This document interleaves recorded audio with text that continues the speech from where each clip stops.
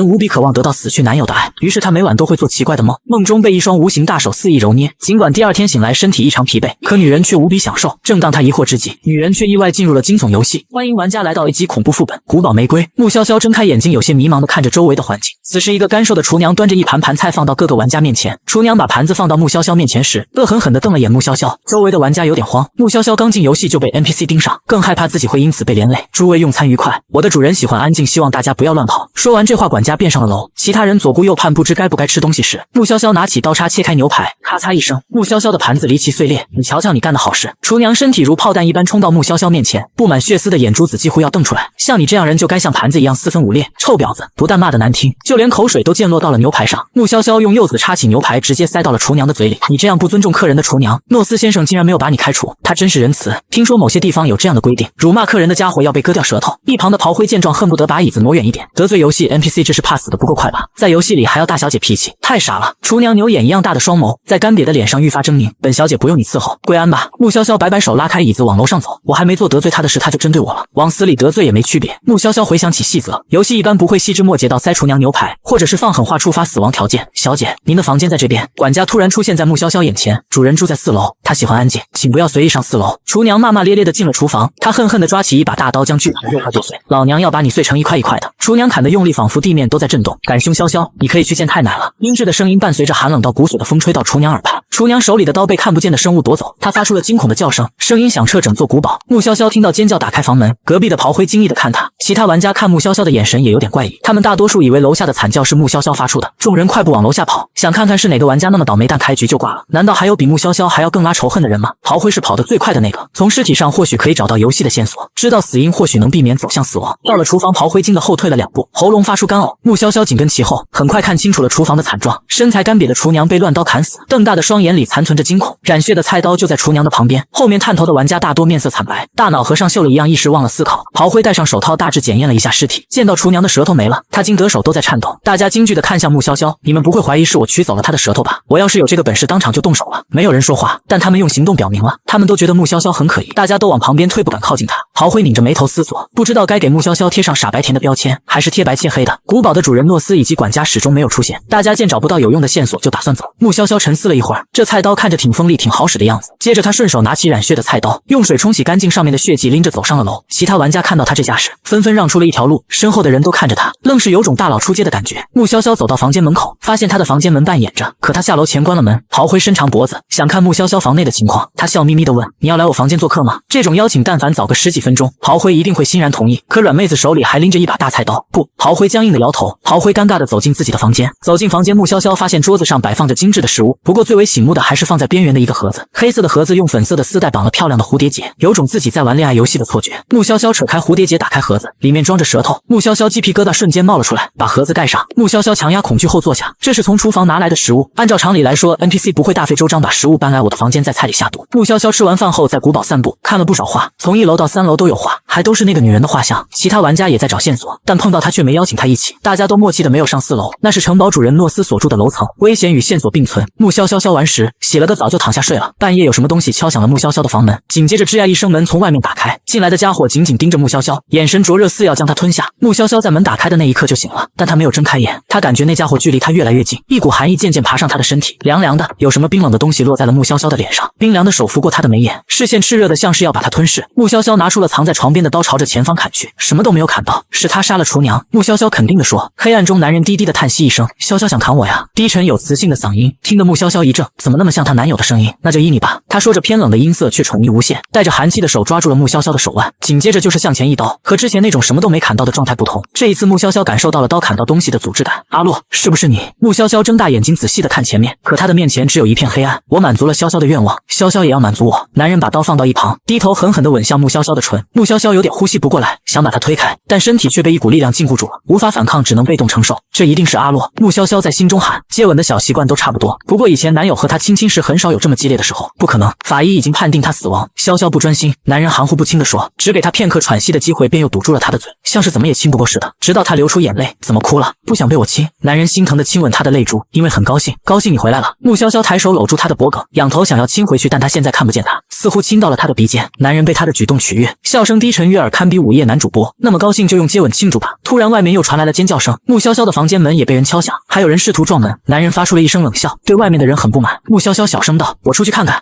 男人不太满意的应了一声，再亲一下。穆潇潇撅了撅嘴，甜甜的朝着他笑。以前他很少哄男友，都是男友哄他。他虽然从小习惯确定对方就是他的男友，可他现在的状态似乎不怎么对劲。男人碰了一下他的唇，开心的身上的温度都升高了一些。厨娘是你杀的？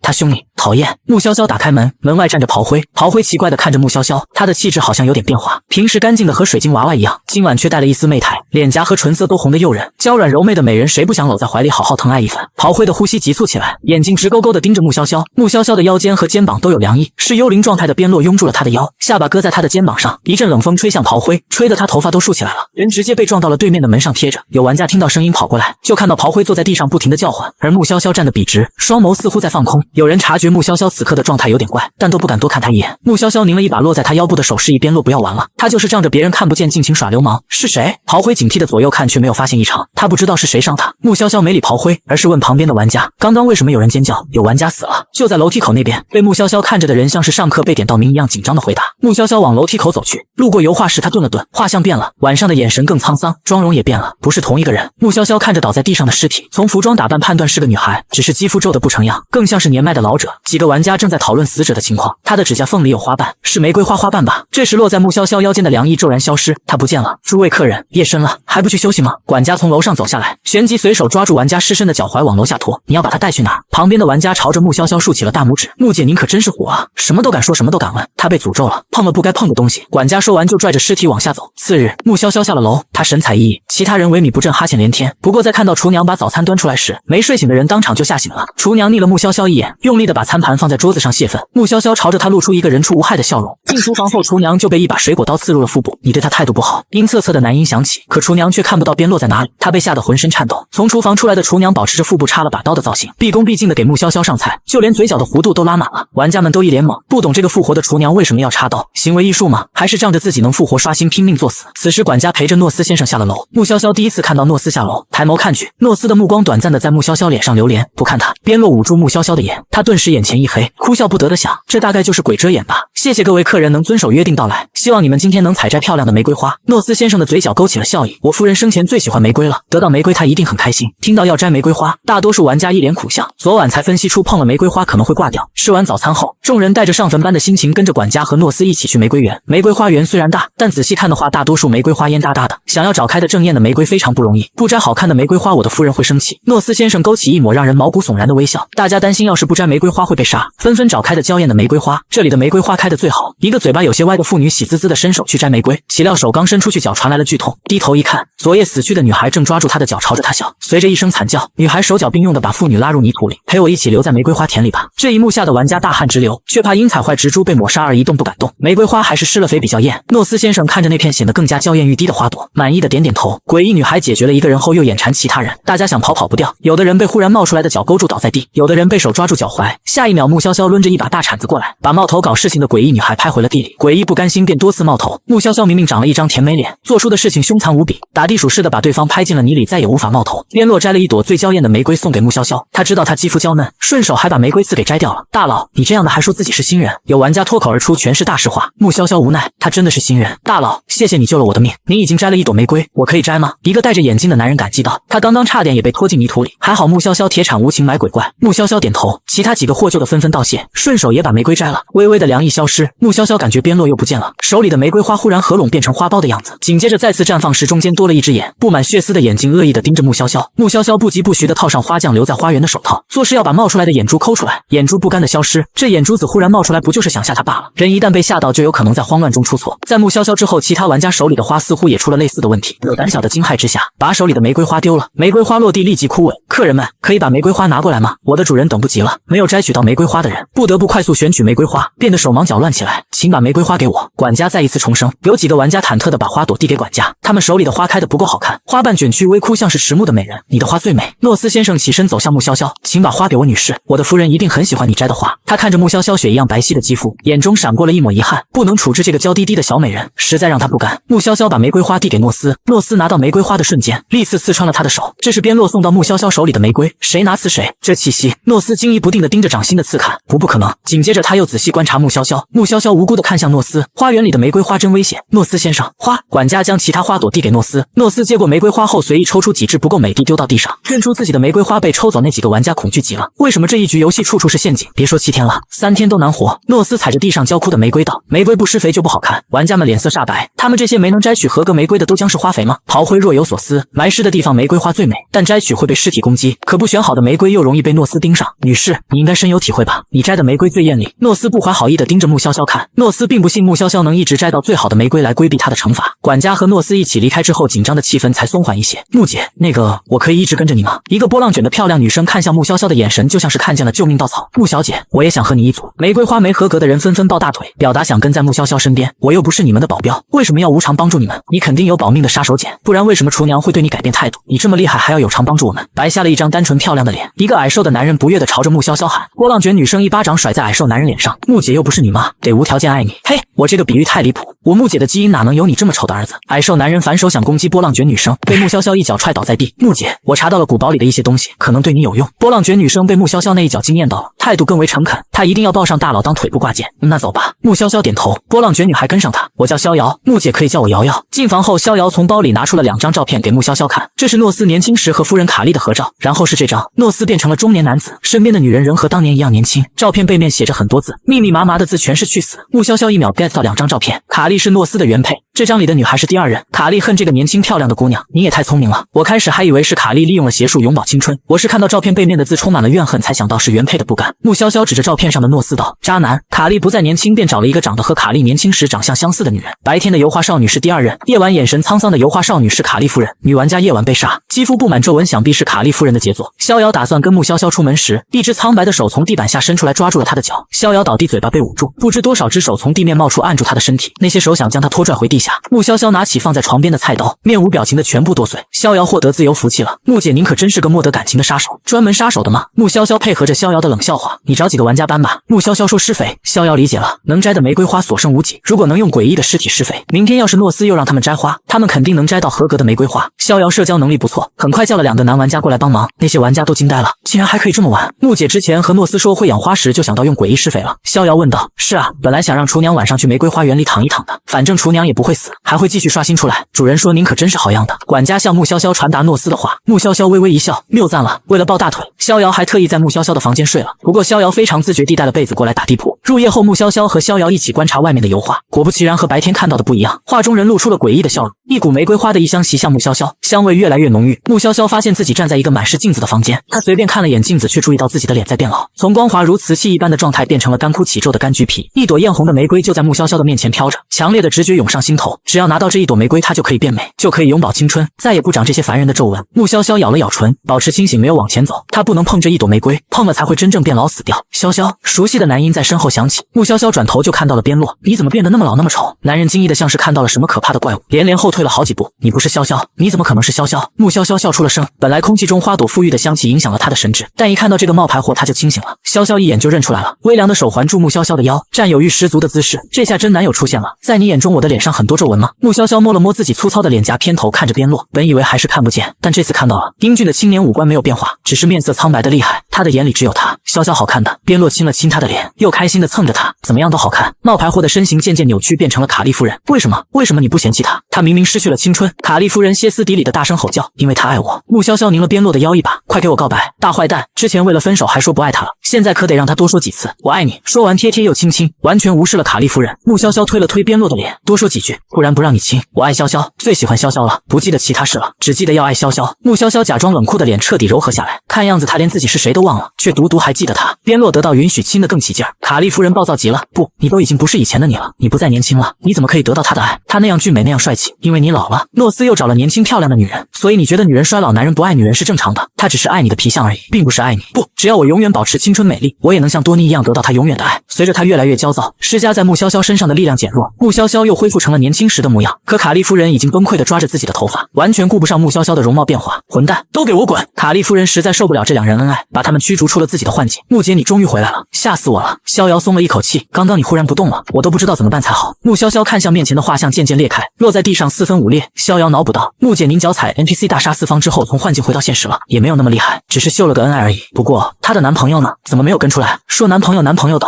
低沉好听的声音就在耳畔响起。边洛站在她的后面，环住了她的腰肢。穆潇潇眼尾的余光能看到边洛过分苍白的面部肌肤。穆潇潇有些紧张地看向逍遥，她现在是不是也看得到边洛？可能在您眼里是正常操作，在我心目中这可了不得。逍遥的面色无异常，眼里满是对穆潇潇的崇拜。对了，穆姐，幻境里有什么？穆潇潇刚想说话，嘴就被边洛亲住了。逍遥只觉她的唇瓣变得更加红润动人了。穆潇潇整个人都不好了，她假装淡定的偏头避开边洛的亲吻。幻境里会变老，不怕变老，或许有一线生机。路过的袁汉义看着穆潇潇的唇咽了咽口水，要不是记得这是在惊悚游戏里，他已经想对穆潇潇当场表白了。他以前可从来没见过这么漂亮的女孩子。这个男人，边洛冷飕飕的视线刀子一样飞向袁汉义。袁汉义缩了缩脖子，只觉浑身冰冷，他好像被恐怖的 NPC 盯上了。困了，回去睡觉。穆潇潇快步往房间走去，逍遥跟在穆潇潇身后，保持着3步左右的距离。不是他不想跟在旁边，主要是靠近穆姐2步内，就会觉得寒意从脚底板升到天灵盖。他觊觎潇潇，想杀了他。潇潇不想杀他吗？穆潇潇低声道：不能杀，他不坏，他的外貌招人，有人想要追求他，他不会接受，但也不至于有人对他心生好感就要干掉对方。他以前可没看出边洛醋劲那么大，如果他刚刚走得慢一点，袁汉义即便不身首异处，也该被折磨的只剩半条命了。穆姐，您在说什么？逍遥听到穆潇潇说话，但没听清楚。其实我有双重人格，我正在和我的另外一重人格交流。哇塞，大佬不愧是大佬，就连得的病也这么酷。潇潇已经有了我，还想要他吗？边洛气闷地说。逍遥摸了摸胳膊，鸡皮疙瘩都被冷得冒出来了。他惊恐地左右看，难道是古堡里的幽灵怪物出来了吗？穆潇潇眼中带着无限的深情，我的眼里只有你。逍遥听着穆潇潇还在低声说话，提醒穆姐，好像有什么鬼怪又要冒出来了。没事。穆潇潇走进房间，待会儿我和我的人格可能要打个架，动静可能有点大，你不用管啊。多重人格还会自己和自己打架的吗？这属实罕见啊。穆潇潇把华丽的蚊帐放下，逍遥躺在地板上，竟然看到了2个影子，还好逍遥捂住了嘴，不然就要惊呼出声了。他分明看到在上方的那个修长的人影是个短发男人。穆姐的另一重人格是个大帅比吗？不等逍遥的大脑处理好刚得到的信息，就看到上头那个大帅比低下头朝着穆姐亲去。这是我不付费就能看的吗？逍遥激动的想叫妈妈，紧接着穆姐反攻翻身做主，只见穆姐的手拽着对方的衣领狠狠亲过去，霸气了我的穆姐。逍遥在心里为穆潇潇打 call， 细碎破乱的呼吸声从帐内传出，看着他们你来我往，又狠又野又狂的亲亲，逍遥的嘴角流下了感动的泪水。这么刺激的内容他竟然有幸在场，虽然只是看他们亲亲的影子，但已经足够他给穆潇潇脑补一篇子孙满堂的完结文了。潇潇，边洛把穆潇潇搂在怀中呢喃着。穆潇潇气息不稳道：好人不能乱杀，他不希望边洛神志清醒的时候会因为滥杀而有心理负担。听你的。边洛的手指描摹着他饱满的唇瓣，被他这么热情的对待，他高兴了那就听潇潇的。在醒来的时候他又没有看到边洛的身影，虽然已经猜出来了会是如此，但还是有点小失落。逍遥顶着一个大黑眼圈和穆潇潇打招呼：穆姐早上好。他昨晚激动到根本睡不着。穆姐，虽然你们的感情惊世骇俗了一些，但我绝对举双手双脚支持，你们一定可以走到最后，永远幸福。穆潇潇一听便笑了，谢谢。逍遥被穆潇潇的笑美到哭，在心里暗想着大佬的恋情果然与众不同，除了大佬本人，还有谁配得上大佬？穆潇潇和逍遥照例下楼吃早餐。陶辉问厨娘：今天只有面包吗？这面包又硬又干，狗都能砸得死，怎么吃？厨娘冷笑，一脸不屑的拽紧模样。他的2位主人可被气得不轻，就让他在吃食方面苛刻这群人。见穆潇潇走过来，厨娘畏惧的咽了咽口水，当场变成怂包。厨娘战战兢兢端来了精致的早餐，咧嘴朝着穆潇潇露出讨好的笑。见穆潇潇没有别的吩咐，厨娘飞快的溜了。我的老天鹅，这面包能把我的牙齿磕了。逍遥尝试着咬了口面包，真的很硬，不但费牙，还伤喉咙。厨房应该还有。穆潇潇站起身，逍遥感激涕零，跟着穆潇潇一起走。厨娘不知去了哪里。穆潇潇挑拣了一些可以吃的给逍遥，其他人想跟进厨房里捡漏，但能得到的食物不多。管家鬼魅一样忽然出现在众人眼前，各位，你们该去摘玫瑰了。这一次诺斯先生没有出现，因为昨晚施肥施够了，开放的花朵数量足够，大家都注意着穆潇潇的动向，随时准备捡漏。穆潇潇坐在木椅上看着花园，像贵族千金在赏花。如果忽略他手里拿着的铲子的话，确实挺千金。陶辉问道：边小姐，你怎么不动手？穆潇潇把发斯撩到耳后道：“我先动手，好让某些人不劳而获。肥可是我们市的，你们不自己打怪摘花，还想捡便宜？”管家很乐意如此，你可以晚点摘，没关系。至于其他人，请快一点。知道没办法捡漏，其他人只好各自拿着武器去摘花。穆潇潇见大家都动起来了，才走向玫瑰花丛。逍遥没有要依赖穆潇潇的意思，挥舞着刀杀怪。穆潇潇走的地方，地下的手似在避让。他去摘玫瑰，无数的手猛然冒出来，想要阻止穆潇潇的动作。怎么忽然那么多？逍遥这边轻松多了，大概都集中攻击穆潇潇了。他快步上前帮忙。紧接着，矮瘦的男人猛然从地下钻出，牙齿尖利如鲨鱼，朝着穆潇潇咬去。这家伙果然被当花肥了，现在还想报复穆潇潇，再死一次吧！穆潇潇铁铲无情送他上路。这次摘玫瑰还是很顺利，玩家们摘的玫瑰都开得很好。诺斯先生说了，不会再给你们送花肥。穆潇潇想起忽然不见人影的厨娘，视线落在管家身上。管家感受到了压迫感。管家捧着花离开后，很多玩家都慌了，没有花肥他们要怎么办？边小姐，您看要怎么办？有玩家用充满希冀的眸光看穆潇潇。穆潇潇冷声道：“剁了 boss。”问话的玩家当即不出声了。关卡 boss 哪里是那么容易弄死的？大家只能寄希望于在古堡里找线索了。要是能有锦鲤般的好运，说不定能找到 boss 的弱点。夜幕降临之时，4楼传来了剧烈的响声，那声音就和拆房子一样，古堡都震了起来。玩家们从房间里跑出来，这是地震了吗？是4楼，过去看看，好像是诺斯在和人打架，该不会是木姐在单挑 boss 吧？大家都堵在楼梯口往4楼那边看，却没一个人敢往前走。是谁在和 boss 打？逍遥偏头一看，穆潇潇就站在自己的旁边。大家纳闷了，难不成是游戏里的 boss 起内讧了吗？轰隆一声，不知道是哪一堵墙又碎裂了，烟尘飞散的到处都是。穆潇潇的瞳孔瑟缩了一下，他看到边洛在和诺斯打架，而且看样子边洛处于下风。或许因为诺斯是这个关卡的大 boss， 关卡的力量更为偏爱诺斯。诺斯身上的伤痕在快速复原，得到你我的力量会更强。诺斯贪婪道：“那样我就可以复活多妮了。”边洛对诺斯不在意，他因为穆潇潇转身就走。潇潇就这么走了。系统用积分兑换东西给阿洛治疗。穆潇潇看着诺斯的伤势复原就很不爽。诺斯有这个关卡的关爱，但阿洛有他。宿主需要兑换护盾之类的一次性道具用在他身上吗？系统1314询问。商城里的东西琳琅满目，我看看，这个，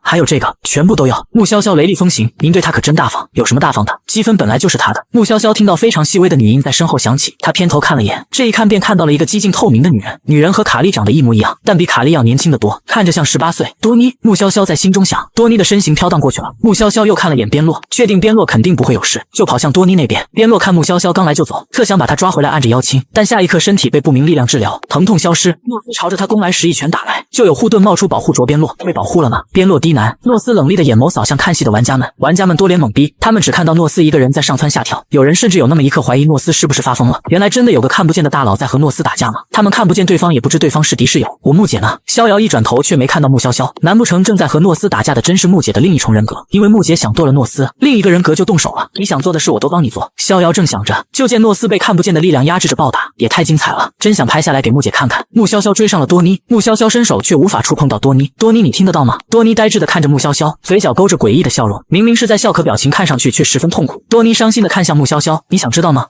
穆潇潇说想。对方的话虽然简短，但他听懂了。多妮在问他想不想知道自己的故事，搞清楚关卡剧情的来龙去脉，可以加积分，也有可能探索出杀 BOSS 的方法。穆潇潇的眼前一花，看到了多妮在草地上骑马的样子。少女拉着缰绳停下的那一刻，畅快地笑着，阳光都在偏爱着她的美丽，在她的身上镀上了一层金边。一辆马车停在不远处的小道上，诺斯正坐在马车里，看着多妮。看穿着这只是一个再普通不过的女孩，但她青春阳光，充满了魅力，不像他的妻子卡莉，岁月在她的身上划下了一道道痕迹。俊美绅士的诺斯很快得到了多妮的芳心。涉世未深的小姑娘哪里是老谋深算的诺斯的对手？多妮不知道卡莉的存在，就嫁给了诺斯。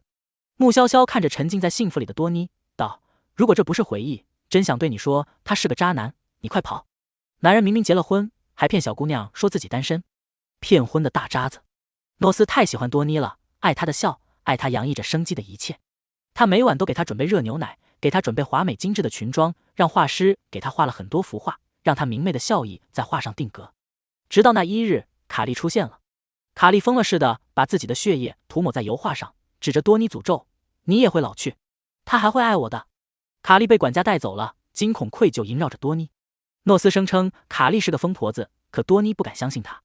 多妮还是想和诺斯聊聊，就去找诺斯，却看到诺斯在往牛奶里加血。被发现了吧？穆潇潇道。果不其然，多妮发出了声响，被诺斯发现。多妮不肯喝，诺斯就灌多妮牛奶。新鲜的血液，你必须喝掉。诺斯露出了狰狞的模样。厨娘在给多妮送餐时，还特意告诉多妮，昨晚喝的血是卡莉的。这个时候，用血液、骨粉、头发治病的扭曲奇怪风潮盛行。也不知是谁先传出来的，服用刚死之人的血液能够美容养颜，延长寿命。见多妮露出了更加恐慌的神情，厨娘笑着离开了。看来厨娘看不惯我，是因为我和多妮一样，是个年轻漂亮的小姑娘。穆潇潇像是看电影一样，很有闲情逸致地分析着。宿主，您自己说这话不别扭吗？不别扭。穆潇潇道，你要是看了我阿洛写给我的情书，会发现我太谦虚了。这种回忆看似简单，但也许存在危险。宿主，请小心系统1314提醒。穆潇潇说，我知道，但危险还没来，就暂时放轻松。一直紧绷着，能紧张死。多妮郁郁寡欢，愁容满面，日渐消瘦。你变了，你也会变成卡莉那样吗？你也会老。诺斯发现，不管自己用什么邪门的方法，似乎都无法保持多妮年轻的容颜。诺斯像是一头发怒的狂兽，怒吼：我不允许！你不能变老！你算老几？你说不能老就不能老，你自己都老了，还要求别人？没看到你眉心的川字纹都能夹死苍蝇吗？穆潇潇对诺斯的嫌弃溢于言表。古往今来的渣男都差不多，自己先变心，却怪女人美貌不在，指责女性身材变形有妊娠纹，人老珠黄之前，至少也该照镜子看看自己的模样。男人要是啤酒肚、地中海，又有什么资格怪罪女性的身材和外貌不好？穆潇潇刚嫌弃完诺斯，就发现诺斯放大变形的脸近在眼前。你死了就能永远保持美丽了吧？穆潇潇的手脚被束缚住，难以动弹，冷漠地盯着诺斯看。当然不能，死后肉体会腐烂，最后变成一具骷髅。诺斯站直身体，一手捧着蜂蜜，另外一只手拿着刷子。真美。诺斯看着穆潇潇的脚说，嫩白如雪的脚背上面毫无瑕疵，就连脚趾头都粉如樱花瓣，脚底有刚刚涂抹上的金色蜂蜜缓慢往下流动。穆潇潇不动声色地解着手上的绳子，蜂蜜粘在脚上，不怎么舒服。这也是幻境，但或许因为是多妮曾经遭遇过的事，显得非常逼真。咩！一只山羊陡然出现在诺斯的身边，山羊被香甜的蜂蜜吸引，舔着他的脚。羊的舌头上有倒刺，被其舔吮会觉得很痒。穆潇潇忍着笑，脸很快因为忍笑而变红。宿主知道这是在干什么吗？穆潇潇回道，笑刑。因为利用了山羊，也叫山羊刑，在人的脚底或者是身上其余敏感的部位涂抹甜的东西，或者是食盐，吸引山羊舔舐，让人不断发笑。笑刑是一种让人十分痛苦的刑罚，连续的大笑无法停止，身心受到折磨崩溃，最后因为长时间大笑缺氧窒息而亡。看来多妮就是被诺斯用笑刑折磨致死。你怎么不笑呢？你应该笑的，快笑啊！诺斯歇斯底里的吼完，又换上了哄骗小姑娘的温柔语调。亲爱的，即便送你去死，我也会选让你最为体面的死法，最大程度保留你的美貌。你死了也会带着微笑死去。穆潇潇忍出了泪意，长睫微颤，杏眼里闪动着潋滟水光。光从外貌看，真是娇弱得很，轻而易举勾起人旖旎的心思，让人想听她哭喊着求饶。这世上不知多少人会羡慕这只羊。诺斯看着她好看的脚，双眼冒出金光，舔了舔唇，不如我来试试。穆潇潇，这个变态！他知道这个诺斯是假的，但幻境里的一切应该是基于诺斯的性格发展的。换句话说，真正的诺斯遇到这种情况也会做同样的选择。果真就是个看到美色就见异思迁的混蛋渣男。诺斯把羊推开，单膝跪在穆潇潇跟前，脸越靠越近。穆潇潇被男人痴汉般的神情恶心到，他终于把绳结解开，双手得到了自由。双脚虽然还绑着，但好歹手能动了。去死吧！穆潇潇明明躺着，可她纤细的腰肢却和有弹簧一样，极具柔韧性，顷刻间便弹坐起来。紧接着拿绑他手的绳子勒住了诺斯的脖子。你敢这样对我？诺斯抓着绳子，声音嘶哑，被勒得脸红脖子粗。为什么不敢？你嫌弃卡利人老珠黄，喜新厌旧，该死！他抓着绳子努力使劲儿。他又道，你欺骗多妮，有家室还装单身，该死！你剥夺了多妮活下去的权利，该死！诺斯的呼吸越来越急促，穆潇潇的手都被绳子勒得疼了。眼看着诺斯的挣扎变弱了，哪知绳子就这么断了。穆潇潇无语了，在幻境里，假的诺斯都能受到关卡的偏爱吗？掐死你！诺斯红着眼吼着，双手要往穆潇潇的脖子上掐，但他没能碰到穆潇潇，就被突然出现的边洛拽住了。阿洛！穆潇潇惊喜地看着边洛。边洛道：潇潇，闭眼。他对诺斯的怒火高涨，这玩意儿竟然把他的潇潇吓哭了。欺负潇潇的都要打死！诺斯的身形像是融化的冰块一样，身体渐渐消散。穆潇潇没闭上眼，看着幻境里的诺斯消失，而那山羊也因畏惧边洛身上的阴郁之气，咩咩叫着跑了。潇潇，别怕，边洛一解决诺斯，就到穆潇潇的身边，扯断了绑他脚的绳子。穆潇潇眼泪汪汪的看着诺斯，他不怕，眼里有水汽，都是憋笑憋的。但这种事没解释的必要。抱！她朝着男友伸出手，眼尾和鼻尖都有点红，一看就是委屈巴巴，需要人抱在怀里，轻声细语哄的小娇娇。真的是完全看不出，她刚刚想直接锤爆诺斯狗头的凶残模样。边洛把她抱在怀里，笨拙的哄着：“这是假的，已经被打死了，不怕。”他可变态了，还想舔我的脚。穆潇潇和男友告状，声音软糯的像是小甜糕。系统1314一言难尽，宿主不是双重人格，胜似双重人格。面对敌人时，彪悍的可以抵挡千军万马的凶残模样；面对男友时，娇软的仿佛一阵风就能吹倒。边洛低头看向穆潇潇的脚，像是杨枝高玉上落了粉色的桃花瓣，眼神幽深起来。感受到他那落在脚上灼热的视线，穆潇潇缩了缩脚趾头，捂住了边洛的眼。你怎么也这样？你的眼神也太色了。他小声的抱怨着。因为是男朋友，所以就算是类似的行为，他也不觉得有什么不好，就是有那么一点点羞涩。想亲潇潇，从头亲到脚。边洛坦率又直接，想说什么就说什么。他现在已经不做人了。你现在怎么什么话都说，一点都不害臊？穆潇潇被男人那低沉悦耳的声音弄得心跳加速。多妮出现在二人跟前，道：“二位感情真好。”这会儿绳子、蜂蜜等都消失，穆潇潇的脚上有鞋了。他移开自己的手，边洛不管多妮，就在旁边低头亲了亲穆潇潇的侧脸。潇潇是我的，不用害臊，人家看着呢。看着就看着。边洛的眼里只有穆潇潇，他为他而来，对他来说，其他的东西都不重要。所以，就算他在现实里把诺斯打伤，占据了上风，感觉到这边的异样，还是立马过来了。边洛不在意别人的目光，按着穆潇潇的腰，亲吻她的唇。多妮的心情很复杂。他见边洛专心亲穆潇潇，而穆潇潇已经被亲得气喘吁吁，他就知道他们不会主动搭理他了。他只好说：“你们要是想得到杀死诺斯的宝物，就要帮我把身体带出来。”穆潇潇轻咬了边洛的舌一下，示意他快结束。边洛才恋恋不舍的结束，凉凉的看了眼多妮：“你求人办事，得先把宝物送过来。”穆潇潇赞同男友的话，点了点头。多妮死后都无法逃脱诺斯，想要自由，需要身体才能解脱。你们，多妮快气哭了，在他面前卿卿我，还要反客为主。有一个声音告诉多妮，不该是这样的。他的话应该是一个重大信息，他们应该高兴接受才对。不说我们就走了。边洛道，耽误他和潇潇亲亲抱抱举高高的时间。谈判这种事情，谁要是更想达成协议，更容易被拿捏。多妮被诺斯束缚了那么久，早就受够了。他焦急道：“你们不要走。”宝物。穆潇潇说。多妮道：“你之前还为我勒诺斯的脖子，现在这样对我。”边洛默默地看着穆潇潇，眼眸黑沉沉的，怨念极了。我这样做主要是为了正义感。穆潇潇说：“不管他是多妮还是少妮，看到渣男欺负女孩子，我都会打回去。”边洛被这个理由说服了，视线凉凉的盯着多妮看。宝物，我现在也无法拿来给你们，是一把镶嵌了宝石的匕首。多妮道：“就在我的水晶棺中，用那个可以杀死诺斯。”见穆潇潇露出怀疑的表情，多妮继续说：“匕首本来是为他准备的，他怕死，匕首才成了我的陪葬品。他无法容忍自己变老，但更怕死。”穆潇潇猜测。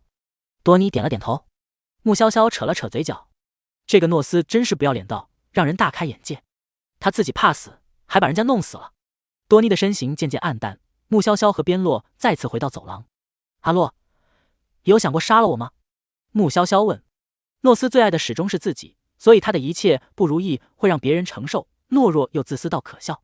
穆潇潇现在忽然想知道，边洛当时得知自己存活下来的几率很低时，在想着什么。没有。边洛拥抱着他，潇潇的怀抱暖暖的，我很喜欢。哪怕你自私一点，把游戏的事告诉我都好，让我自己选要不要来游戏里找你，为什么不提？穆潇潇抬起手，紧紧地抱着他。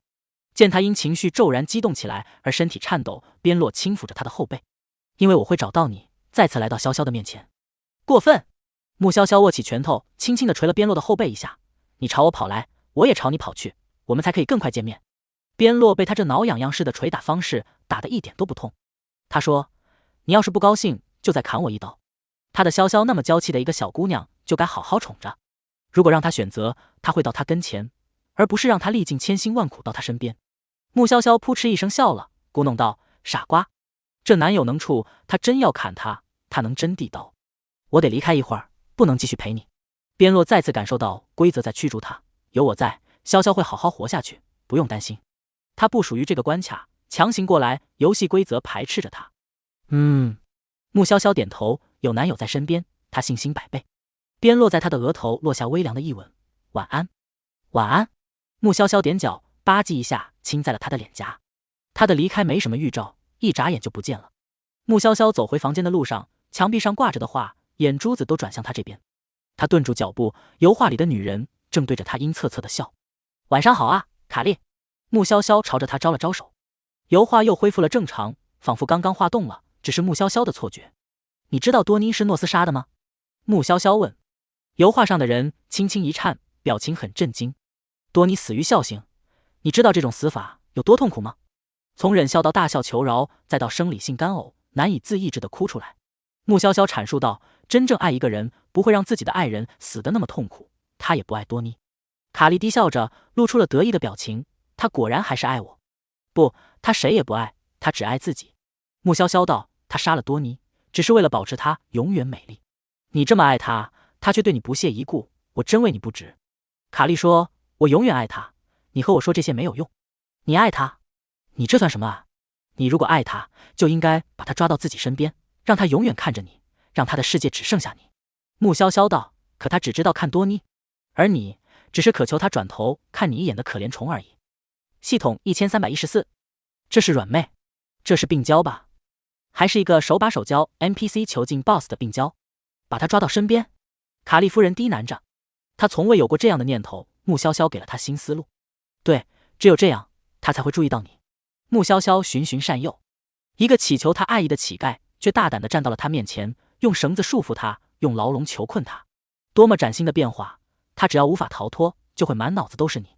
卡莉夫人想到诺斯一直想着自己，露出了痴态，就连画框都跟着震动起来。这就是你让你的恋人无论何时都离不开你的秘诀吗？卡莉夫人问。穆潇潇一本正经忽悠，当然，时间久了，他再也离不开我了。卡莉夫人被诺斯再也无法离开自己的可能性诱惑了，她笑得好大声。整座古堡大半夜出现了一个女人疯狂的笑声，让人头皮发麻。玩家们很担心 NPC 又闹什么幺蛾子，明知道可能有危险，还是结伴跑过来看情况，不然不知道发生了什么，死都不知道怎么死的。你的提议很棒，卡莉夫人说着，油画上有些手臂伸出来，作为奖励，我就杀了你，获取力量吧。四面八方的画中都有血色手臂伸出来，每一条手臂都拿着一朵玫瑰花，瘆人的很。卡莉夫人这是强行让穆潇潇拿玫瑰花，好让穆潇潇触犯规则，死在他手里。你还挺会投机取巧。穆潇潇吐槽着，开启战斗模式。他避开一条血手臂强行送来的花，翻身一踩就站在了血手臂上。众玩家跑过出来，看到的就是穆潇潇在血手臂上跑酷，从这个血手臂跑到另外一条血手臂，一脚踹烂一幅画，画被踹烂后，那幅画就没有血手臂冒出来了。有的血手臂因为穆潇潇刁钻的逃跑路线绞缠在了一起，玫瑰花花瓣到处飞扬，大家都不敢靠近，怕被碰到。这花谁碰谁死。穆潇潇在这种花瓣漫天飞舞的情况下，不但能踢画，还能避开血手臂和花瓣。众玩家崇拜地看着他，这就是大佬的炫技吗？恐怖如斯，跑回腿发软，哆嗦的厉害。还好他喜欢在美人面前装，就算有贼心，也没有对穆潇潇做什么出格的事。穆姐，过来！逍遥飞射出了一把刀，帮穆潇潇解决了一幅画。穆潇潇脚下的血手臂消失，他踩了墙壁一脚，借力跳了过去。地上的玫瑰花瓣消失，血手也不见了。穆姐威武！苏克伦海报室鼓掌。这大场面比投资10几个亿的电影要惊险刺激多了。今天又被穆姐秀了一脸，逍遥服了。他要是知道你让卡莉和诺斯内耗，会被秀得更厉害。穆潇潇微笑，宠辱不惊。管家和诺斯先生脸色阴沉地看着走廊里的情况，画都被破坏了。女士，你有什么解释吗？诺斯问穆潇潇。穆潇潇满脸无辜，是画先动的手。是吗？祝愿你明天摘到最美的玫瑰花。诺斯的话说的一点都不走心，这个话更像是在说，明天穆潇潇肯定摘不到合格的花朵。诺斯先生真客气，我也献上小小的祝福，希望今晚你的妻子会去找你，与你度过愉快的夜晚。穆潇潇恶趣味的想看诺斯和卡莉打起来。你这么病娇，你男友知道吗？穆潇潇告诉系统1314，在他眼里我只有娇没有病。诺斯冷着一张脸，吩咐管家收拾好。好的，先生。管家弯腰行礼，遵从吩咐。大家各回各房，逍遥还是选择在穆潇潇的房间打地铺。你不回房睡吗？穆潇潇问逍遥。在穆姐身边有安全感，苏克伦他们如果不是男生，也会厚着脸皮躺地板。逍遥道：穆姐，你不用理会我，我嘴很严的，你多重人格的事，我一点都不会泄露，所以请不要在意我，放心大胆的和男友亲亲抱抱吧。宿主，如果卡莉没有听你的建议，没和诺斯打起来呢？那只能想办法把他们都干掉了。穆潇潇回答。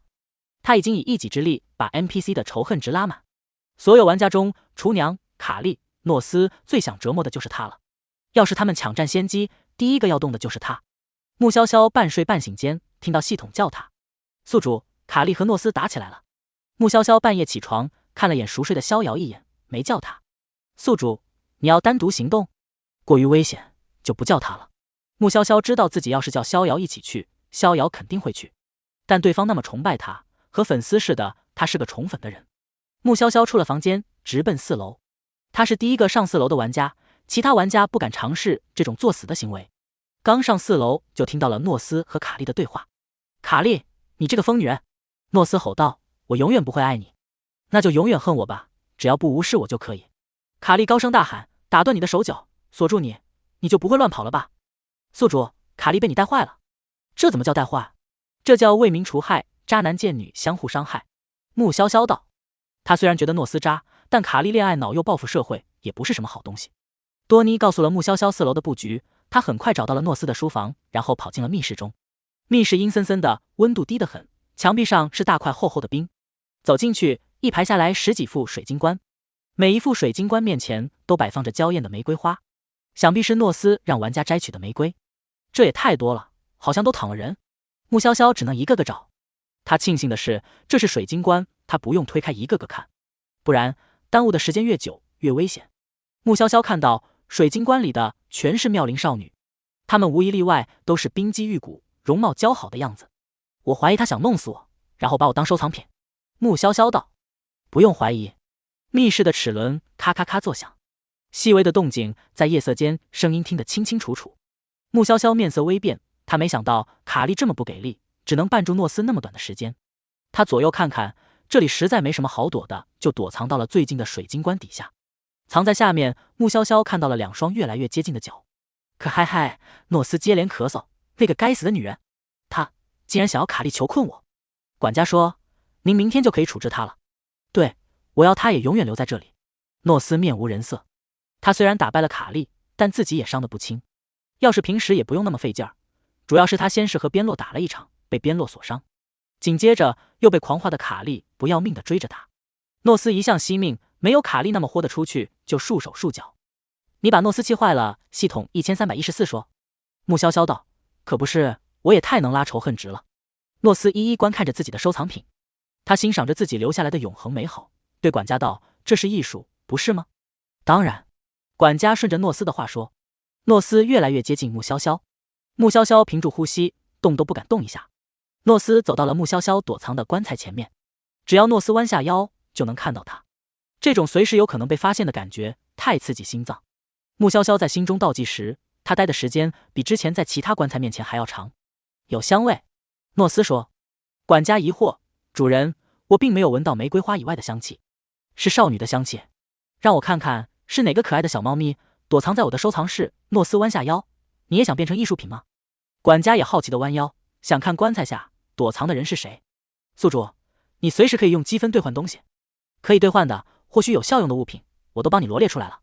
系统1314尽职尽责，赶快提醒。穆潇潇抿着唇，神情凝重起来。诺斯兴奋的双眼冒着渗人的光，他想看到躲藏的小兔子在与他对视时吓得浑身颤抖的可爱模样，惹人怜爱的小美人，眼睛红彤彤水灵灵的。但是意料之外是发生了，穆潇潇手里拿着一把镶嵌了宝石的精致匕首，直接朝着诺斯心脏捅去。他的目光坚毅，带着要将他杀死的势在必得。诺斯紧张的后退，他看到这把匕首就害怕，一直以来他都想销毁这把匕首，却怎么也做不到。管家的手钳子似的要去抓穆潇潇的手，穆潇潇避开管家，如影随形般与诺斯缠斗。这样的近战影响了管家的发挥，管家多次想攻击穆潇潇，却差点碰到诺斯。宿主，你也太勇了！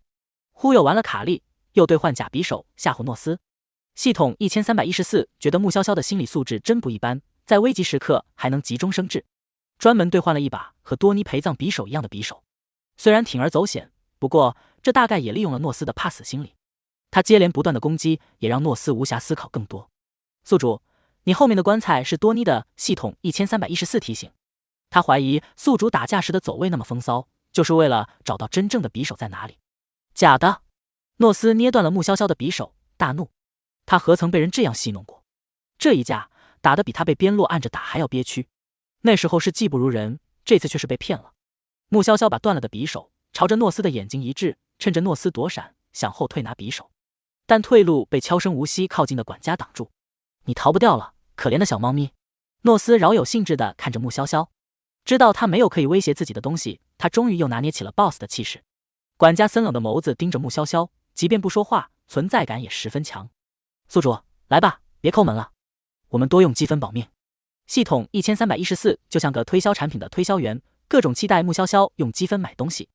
你进来时咳嗽了，卡莉打得你伤上加伤了吧？穆潇潇的脸上挂着人畜无害的笑容。这话但凡换个人来说，可能都是在关心诺斯。可问题是，诺斯听卡莉说了，穆潇潇就是引导他的人。穆潇潇这话多少有猫哭耗子假慈悲那味儿了。论拉 NPC 的仇恨值，真的没有人能比得上你。系统1314对穆潇潇的作死能力叹为观止。他想弄死我，我先气死他。穆潇潇对系统说。诺斯恼道：你不怕死吗？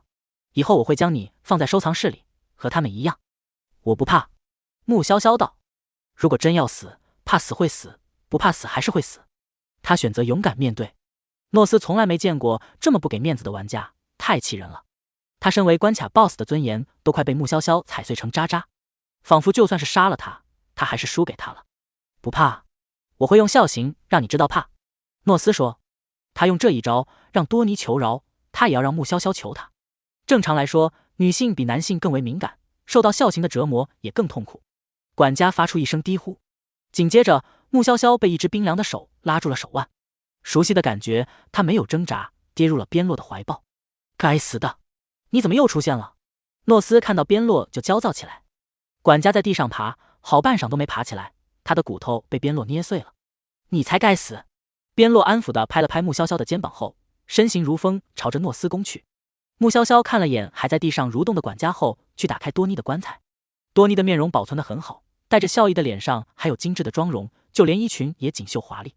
如果是把多妮放在床上，没人看得出她已经不在了，只会以为她在睡觉。得罪了，我用一下匕首。穆潇潇伸手去拿匕首，但是拽不动。多妮的手握得紧紧的，根本无法从他手里把匕首拿走。我帮你杀了诺斯，让你得到自由。穆潇潇说。多妮的手一瞬间就松开了。穆潇潇得到匕首后，在管家身上补了一刀。管家扑街，身影消失。阿洛，让我试试。穆潇潇晃了晃手里的匕首，对着边洛喊。边洛对诺斯的伤害巨大，可诺斯始终有关卡帮助恢复伤势。好，边洛应道，给穆潇潇制造机会。穆潇潇看准机会，刺了诺斯一次。可惜诺斯太敏锐，躲得太快，这一击没能弄死他，伤势没恢复，还挺好用。穆潇潇观察匕首制造出的伤口，确定这匕首真的有效，属于在这个关卡中能够攻克诺斯的法宝。这匕首具有针对性，只能这个关卡用，你离开关卡时就会消失。穆潇潇眼尖，再次抓住机会。这次穆潇潇朝着诺斯的心脏重重捅去。啊！诺斯怒吼着，手被边洛控制住，张口就朝着穆潇潇咬。你逃不掉了，狗东西！穆潇潇面无表情，一手抵住诺斯的下巴，匕首连捅几下。诺斯不动了，死掉了。边洛踹了诺斯一脚，把诺斯踹开。诺斯的身形时隐时现，最后彻底消失。穆潇潇的手掌沾了几滴血，边洛皱了皱眉头，伸手帮他擦了擦。也不知道他是怎么办到的，他手上没有血液的痕迹。棺材盖滑动，掉落在地的声音接连响起。在这阴冷的密室中，对普通人来说还挺恐怖。穆潇潇和边洛面色如常，只是手拉手后退，看着那些女人。她们全部都坐起来了，一睁眼，眼睛血红。忽略她们白得可怕的肌肤和血红的眼睛，她们一个个长得如花似玉，其实很养眼。诺斯这个狗东西真恶心，让那么多美人遭殃受罪。穆潇潇捏紧了匕首，若是他们有神智，或许不会攻击他，但如果他们要攻击他，他也只能动手了。潇潇更美。边洛随意地看了眼他们，由衷地说。大美人们站起身，身形僵硬地走出了棺材。他们动作还算整齐，朝着穆潇潇和边落走。有美人丧尸那味儿了。美人们露出了僵硬的笑容，让人有他们要大开杀戒的错觉。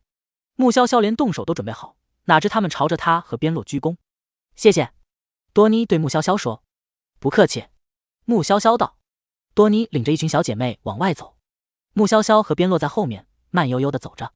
另一边，逍遥站在即将上4楼的楼梯口，压低嗓音：你们要是不上，我自己上了。上去也太危险了。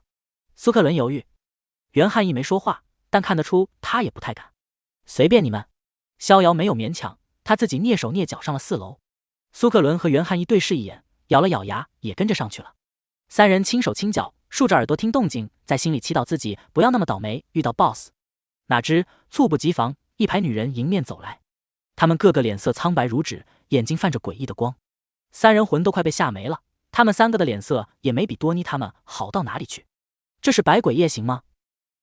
卡利夫人，逍遥的手抖了抖，捏紧了手里的菜刀。苏克伦和袁汉义也纷纷摸了摸自己的武器，寻找安全感。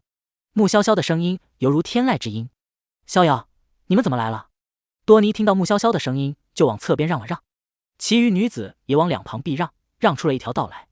穆潇潇淡定地从他们中间走向逍遥等人，这架势大概就是阎王爷走红毯，小鬼开路的场面。要是逍遥他们能看到边落，或许会觉得这是冥王夫妇走红毯现场。逍遥发现你不见了，就让我们一起来找你，还好你没事。苏克伦率先开枪。袁汉义道：我们都特别担心穆姐。逍遥没戳破2个大男人刚刚怯懦的一面，大家萍水相逢，他们最终能选择过来已经很良心了。他道：穆姐，你这是收服卡莉做小弟了？这是多妮。穆潇潇道：我们走吧，别堵在这里，挡着多妮他们的路。苏克伦惴惴不安表示：是啊，得走快点，不然诺斯可能会发现。诺斯和管家都死了，现在应该没什么危险。穆潇潇轻描淡写道。逍遥、苏克伦、袁汉义3脸震惊，那夸张到变形的表情过于相似，连在一起都能玩连连看了。这么说，您半夜起来一趟，把 BOSS 杀了？逍遥震惊了。穆潇潇道：功劳不在我。逍遥懂了，穆姐的男朋友帮的忙，他也想拥有多重人格，最好是分出一个帅气又能帮自己杀怪的男友人格。苏克伦和袁汉义挺想知道功劳在谁，但他们见穆潇潇不想说，就没问。开始分析通关的事，看来杀死诺斯并不能通关，就是不知道还要做什么。苏克伦道。袁汉义说，可能还是要在这里待够时间吧，或者把游戏里的 NPC 全灭。不过诺斯都死了，这个关卡应该会变得轻松一些。这也不一定，游戏狗得很。逍遥没那么乐观。穆潇潇道：先回去睡吧，明天就知道了。回房间后，穆潇潇从衣橱中拿出了替换的衣物。古堡的条件算不错的，自动准备了合适的衣物替换，衣食住这方面都有保障。不像某些关卡，别说衣服了，就算水源和食物这些都得自己寻找。穆姐，你要洗澡吗？逍遥问。穆潇潇点了点头。逍遥乖乖躺下。不过他很好奇，多重人格如果共用一个身体，若是穆姐洗澡的时候转换成另一个人格，岂不是？进了浴室，边落帮穆潇潇把发绳取下，乌黑的发丝浓密粘稠似墨，垂落在肩头，比起扎马尾的青春活力，现在多了几分温婉。边落直勾勾地看着他，滚烫的视线能把人烫坏。明明他现在只是冰冷的鬼物而已，视线却能这么灼热。穆潇潇杏眼里藏着羞赧，你可以出去了。保护潇潇。边落帮他解扣子。穆潇潇按住边落的手，道：出去。潇潇。边落不舍得叫他。他长了一张俊脸，声音还那么好听，实在让人难以拒绝。穆潇潇得亏意志力坚定，才拒绝，不行，不然他真的从头到脚都不放过怎么办？他还不知道明天要面对什么。边落垂着脑袋，乖乖地转身走，像个失宠了的落寞大狗狗。可他却在心里想着，他是不是太听话了？趁我放热水的时候，可以亲一下。穆潇潇勾住边落的小手指，还在他的掌心挠了挠。边落转身抓住他柔软的手，笑了笑，亲一下，只要不停就是一下，水满了就停。穆潇潇偏头看了眼浴缸，边落嫌弃地看了眼浴缸，这浴缸太小了，水恐怕没一会儿就接满了。他将人按在了墙边，一手掐着他纤细到仿佛能掐断的腰，另外一只手则护着他的头部，呼吸间都是他身上清甜的香气。浴缸里的水在增加，细微的水声盖不住他们的急促的呼吸声。氤氲的水汽在浴室中升腾起，模糊他们如画的眉眼。冷与热交缠在一起，水满了，从浴缸里溢出来，但他们都没注意到彼此间只有对方的气息，所有的注意力都在唇部。木姐，水都从门缝流出来了。逍遥喊道。他本来是想忍着不说话的，但是现在这场面真不能不说，再不说这房间要变成鱼塘了。穆潇潇声音不稳地应了一声，他美眸含雾地睨了边洛一眼。边洛道：“我们只是亲了一下而已，只怪浴缸太小，能装的水太少。你出去吧。”穆潇潇摸了摸自己的脸颊，热热的，也不知逍遥会怎么想。逍遥在外头拿布擦地，不然水太多路滑。木姐从浴室出来，要是不小心可能会滑倒。边洛倚靠在墙边，百无聊赖地看着逍遥擦地。逍遥有种被大佬死亡凝视的恐惧，他哆嗦了一下，道：“那个，我不是故意的，其实我真的非常支持您和木姐，你们是天生一对。”边洛收回视线，逍遥身上的冷意才减轻了。穆潇潇洗着洗着澡，浴缸里的水变红了，血似的红。穆潇潇在浴缸中就像是泡在了血水里一样，不过她没有嗅到血腥味，就很镇定地继续洗。洗着洗着，水又变成了正常的模样，她的身上也干干净净，白皙透亮，没有沾染一丁点红。小把戏。穆潇潇撇撇嘴，发生了什么？你现在什么都看不到是吧？玩家有隐私保护，我当然看不见。你男友洗澡的时候我都看不到，更不要说你了。没什么，浴缸里的水变成了血水而已，只是幻觉，还不怎么拟真，气味都没有模拟出来。穆潇潇轻描淡写地说。系统1314觉得听到这句话的鬼怪要哭了，没奏效就算了，还被穆潇潇鄙视。穆潇潇穿好睡衣之后，一边用毛巾擦着头发，一边打开浴室门。她刚刚洗过热水澡，清透的肌肤水嫩动人，脸颊被热水熏红，像是诱人的樱桃，等待着人来采撷。边洛站在她面前，自然地从她手里接过毛巾，手指在她的发丝间穿插而过。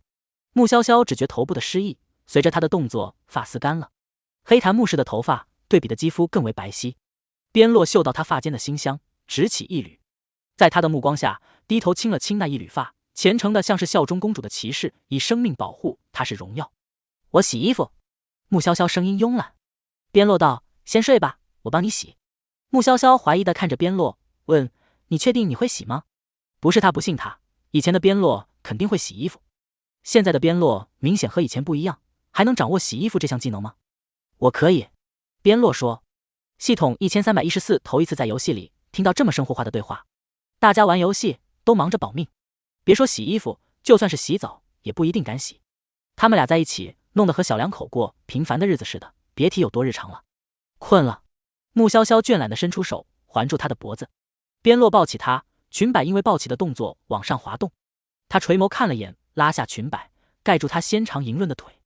逍遥已经熟睡，能听到他平稳的呼吸声。晚安。边洛放穆潇潇到床上躺着，亲了亲他的额头，知道他是真的困了，他便不闹他了。穆潇潇没一会儿就睡着了，边洛却根本不需要睡觉，他时不时轻轻地亲他一下，抱着女朋友规规矩矩，什么都不做，明显不现实。但他现在睡着了，他也不可能弄什么大动静，就只能亲亲他。这种方式治标不治本，与饮鸩止渴没什么两样。穆潇潇做了一个很蹊跷的梦，梦里他养了一只冰雕的大狗狗，大狗狗挺好撸，就是体温比较低，特别亲近它，各种喜欢抱抱蹭蹭，要它亲亲。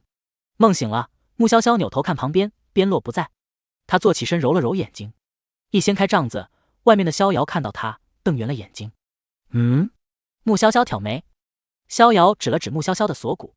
穆潇潇低头看了眼，合着边洛昨晚当了一回果农，忙着种水果呢，花似的红开在了雪白之处，很恩爱。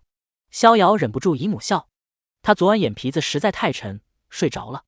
穆潇潇点头，打算去拿昨晚换下来的衣服，结果没看到昨晚那一套，看到的是另一套新衣服。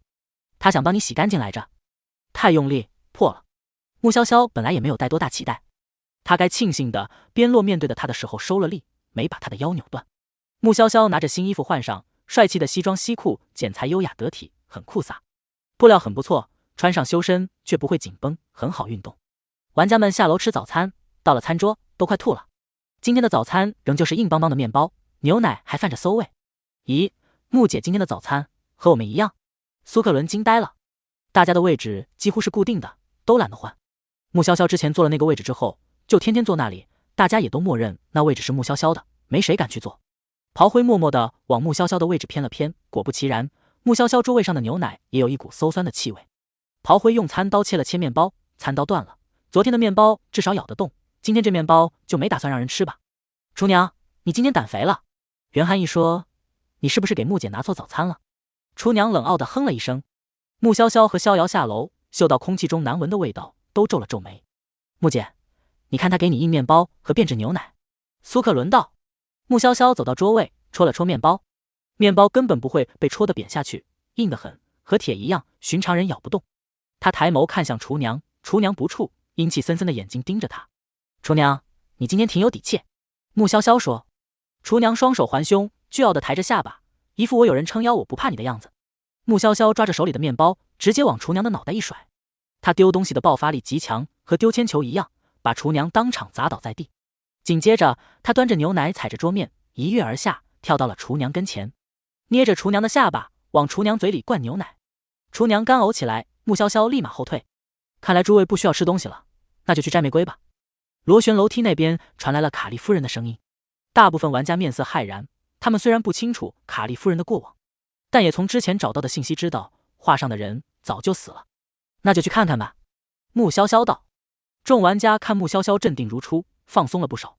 大佬还那么镇定，还有活路。卡利夫人愤恨地盯着穆潇潇道：“今天就是你的死期。”哦。穆潇潇懒洋洋地应了声。一般反派放狠话，十有八九不成功。玫瑰花园死气沉沉，所有花都凋零了，一眼看过去只能看到茎干。落在地面上的花瓣颜色枯黄，毫无生机。绝望吗？我要你们一朵花都摘不到。卡利夫人笑声刺耳，哈哈哈哈！你以为我多想摘花给你？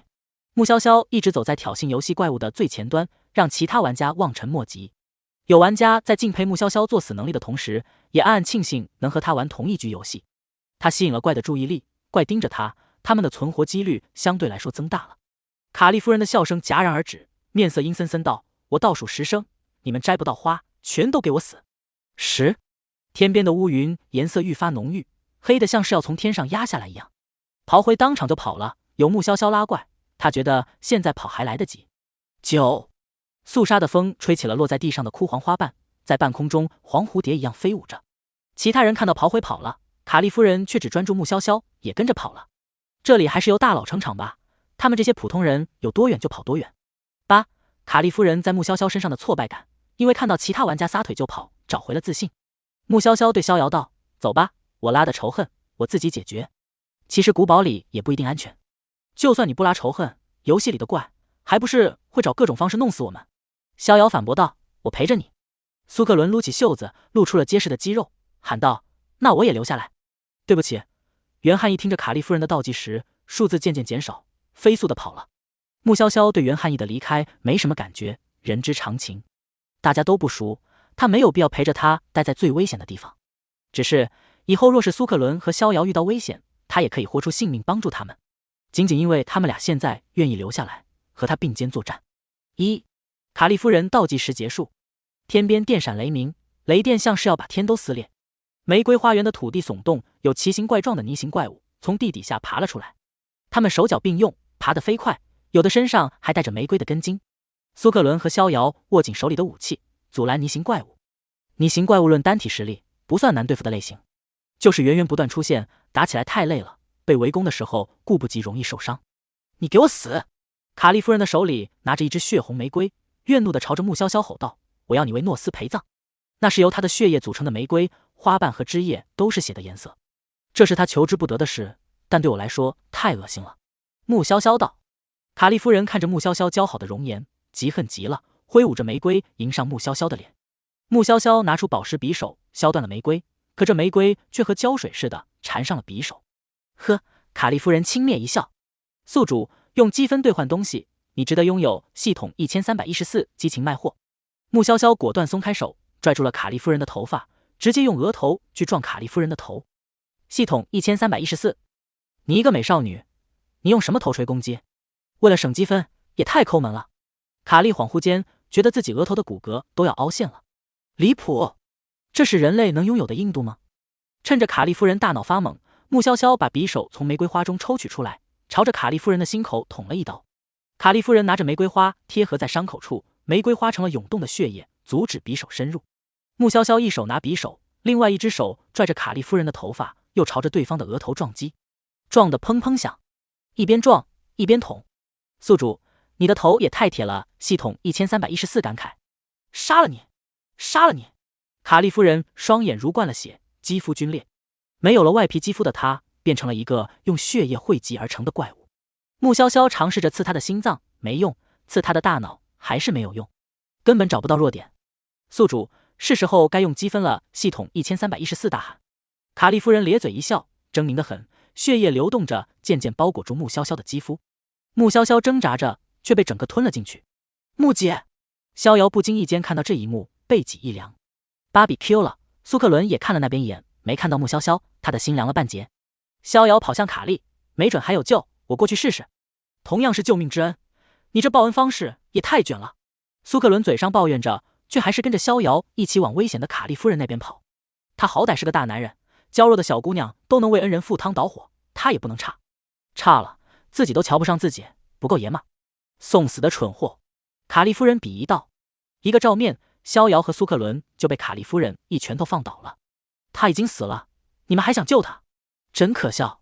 卡莉夫人不喜欢一直保持怪物的样子，表面渐渐生出了肌肤，越来越像人。你怪涌过来，围住了逍遥和苏克伦。泥土飞扬，二人在中间视力和呼吸都受到了影响。一把尖锐的匕首从卡莉夫人的心口处捅了出来，开出一道口子。穆潇潇从里面走出来，手里捏着一枚红宝石戒指，红宝石里像是有血液在流动。大抵因为有红宝石戒指在手，他身上没沾染一滴血。卡莉的肌肤溅湿水分，暴跳如雷，还给我！穆潇潇避开卡莉夫人，没让她碰。这是诺斯送我的。卡莉夫人已经站不住了，她摔倒在地，伸出手，给我！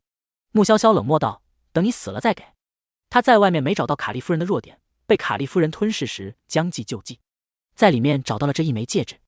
穆潇潇拿着匕首冲进了泥怪群，解救苏克伦和逍遥。呜，穆姐，太好了，你还活着！逍遥喜极而泣。苏克伦死里逃生，虎目含泪。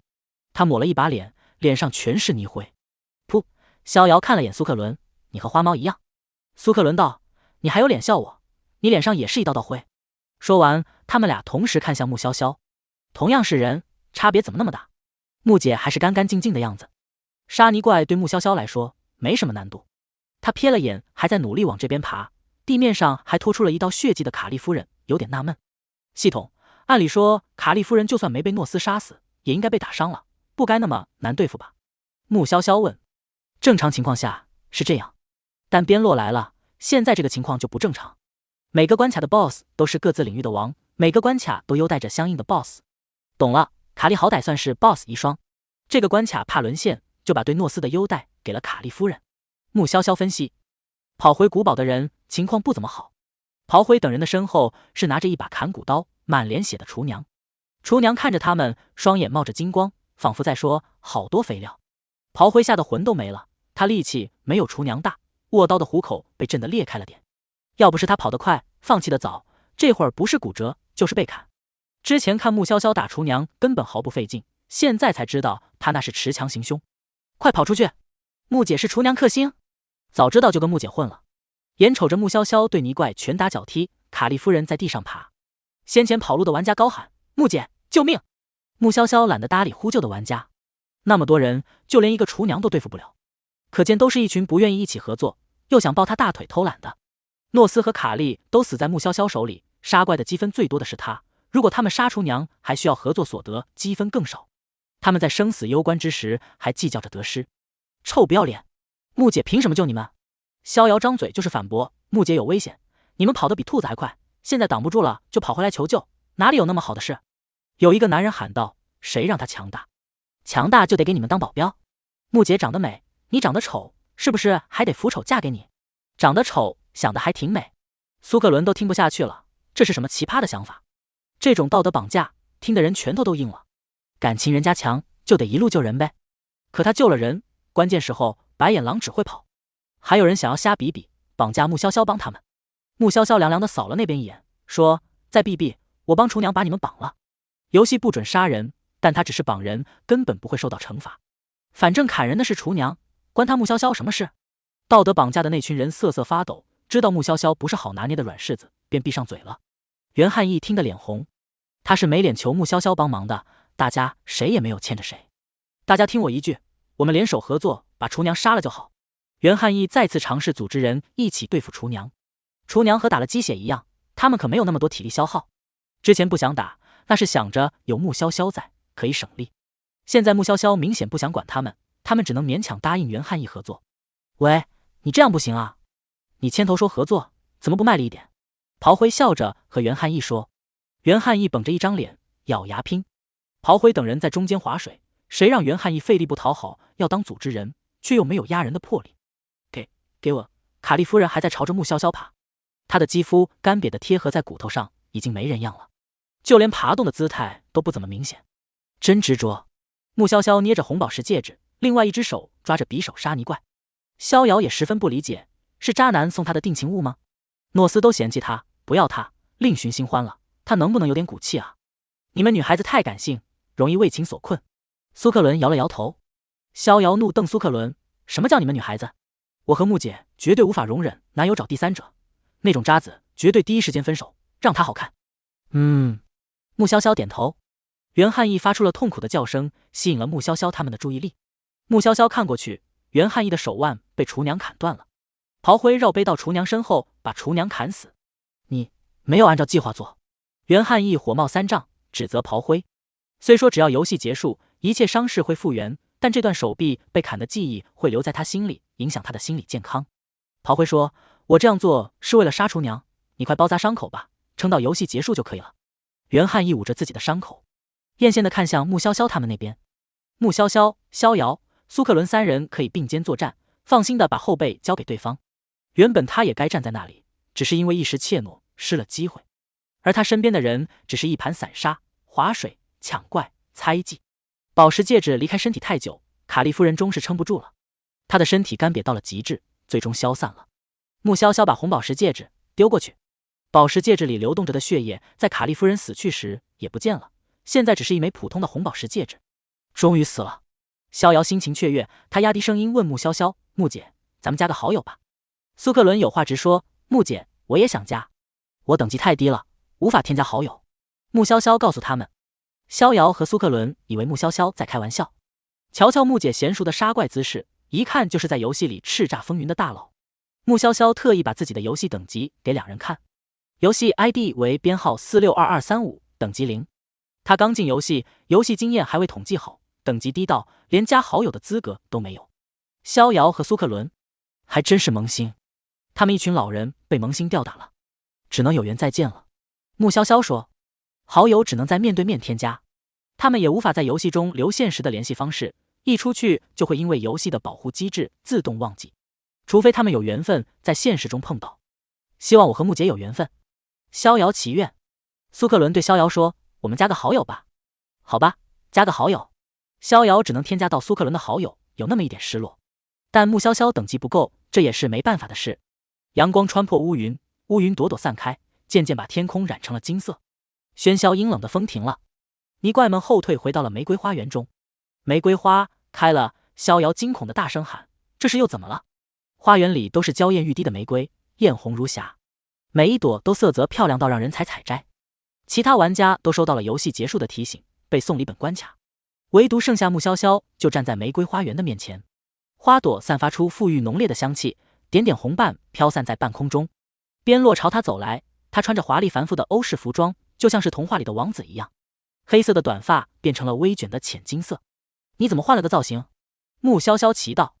边洛却没有回答，而是越走越快，最后抱住了他。潇潇，记起来了？穆潇潇问。边洛道，现在这个关卡是我的了。穆潇潇任由他抱了自己好一会儿，才板着脸推开他，抱够了吧？现在轮到我算账了。你什么都不告诉我，你太坏了。握起拳头就往他身上打，没多用力，结果还被他衣服上的装饰硌着了手。穆潇潇看着手背的红印，更不高兴。你这什么破衣服，还缀有精致饰品？那我脱了给你打。边洛摸了摸他的手，帮他把手背的红印消除了。脱衣服？你又耍流氓！边洛想起之前失忆，自己半夜做的那些事，他的脸微热。要不然你再砍我一刀。说好了给我砍，你现在给我闭眼。穆潇潇气呼呼。边洛闭上眼，只要潇潇能消气，他做什么都可以。唇瓣感受到了一片温软，他诧异睁眼，却见到他弯成月牙的笑颜，凶巴巴地说要砍他，最后却亲了他。这一刻，甜丝丝的感觉在他心里肆意流动。宿主，你要离开这个关卡了。系统1314提醒。潇潇，以后你进游戏，我都会陪着你。边洛说。说好了。边洛拥着穆潇潇，怀里的人就这样消失了。最终他爆了个空。穆潇潇获得了玫瑰古堡，有史以来最高的经验值和积分。他一出玫瑰古堡这个关卡，立马成了积分榜的榜一。你成积分榜榜一了，要改游戏名吗？要花积分吗？穆潇潇打量着周围，他现在所在的空间笼罩着一片茫茫大雾。免费。他的游戏名叫什么？长江。穆潇潇说：哦，那我改成滚滚，也算是情侣游戏名了。玫瑰古堡的 BOSS 赠送你一次抽奖的机会。阿洛送的。穆潇潇眼眸带笑。这种一般只有感化 BOSS 完成其重大心愿才能得到的机会非常难得。他这是成了关卡 BOSS 后给你走后门了。这种抽奖 99% 都是好东西。不断滚动的礼物盒出现在穆潇潇的眼前，各种颜色看得人眼花缭乱。穆潇潇伸手随便抓了一个礼物盒，他打开礼物盒，得到提示：恭喜您积分+1。我这也太飞了吧！穆潇潇扶额。系统1314觉得安慰都是对他的打击，这手气不是一般的差。99%的好东西，偏偏就选中了没什么用的。你现在是1级新人，可以用的东西多了点，我再帮你强化身体。谢了。你要谢我，就多用积分。你要不要花积分上游戏论坛看看？在游戏论坛发帖需要积分，看帖也需要积分。有的游戏玩家为了获得积分，专门费时费力写科普贴，就是为了更多人花积分看他的帖子内容。不花，谢谢。穆潇潇说。现在整个论坛都在问滚滚是谁，好奇的是他们，又不是我。穆潇潇不在意论坛里的讨论，反正别人一时半会儿也不知道滚滚就是他，即便猜出来了，也不一定能在游戏里匹配到他。系统1314想到边洛把游戏规则都写给他看了，他确实不用像其他玩家那样无头苍蝇似的在论坛里问人。况且论坛里龙蛇混杂，什么人都有，有的消息并不准确。宿主要回到现实吗？穆潇潇问。游戏和现实流速一样吗？游戏里1天，现实1分钟。你放心，你出去后会发现只过了几分钟而已。游戏也会自动修正现实的一切，普通人不会发现你消失几分钟又忽然出现。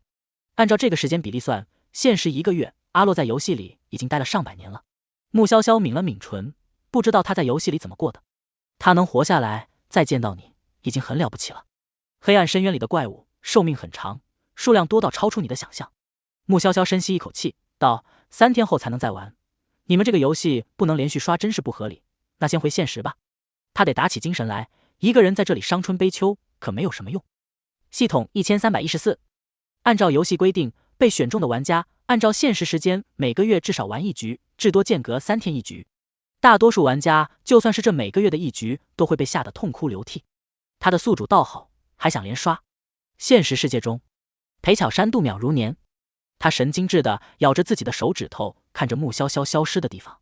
他希望下一秒看到穆潇潇出现，立刻死掉，否则穆潇潇活下来了，不会放过他。你死了，不怪我，要怪只能怪你倒霉。裴巧珊颠三倒四地说着，对，不是我的错，我要是进游戏，死的就是我了，我不能死。裴巧珊说着说着发出了笑声，只要他还活着就可以了。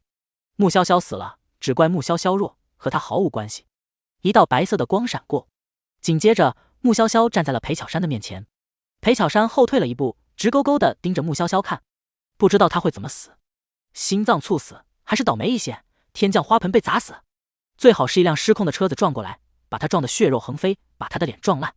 裴巧珊一直觉得穆潇潇只是命好，人长得好看，家世好，才得到了边洛的青睐。如果穆潇潇没有这些优势，边洛该是她的男朋友。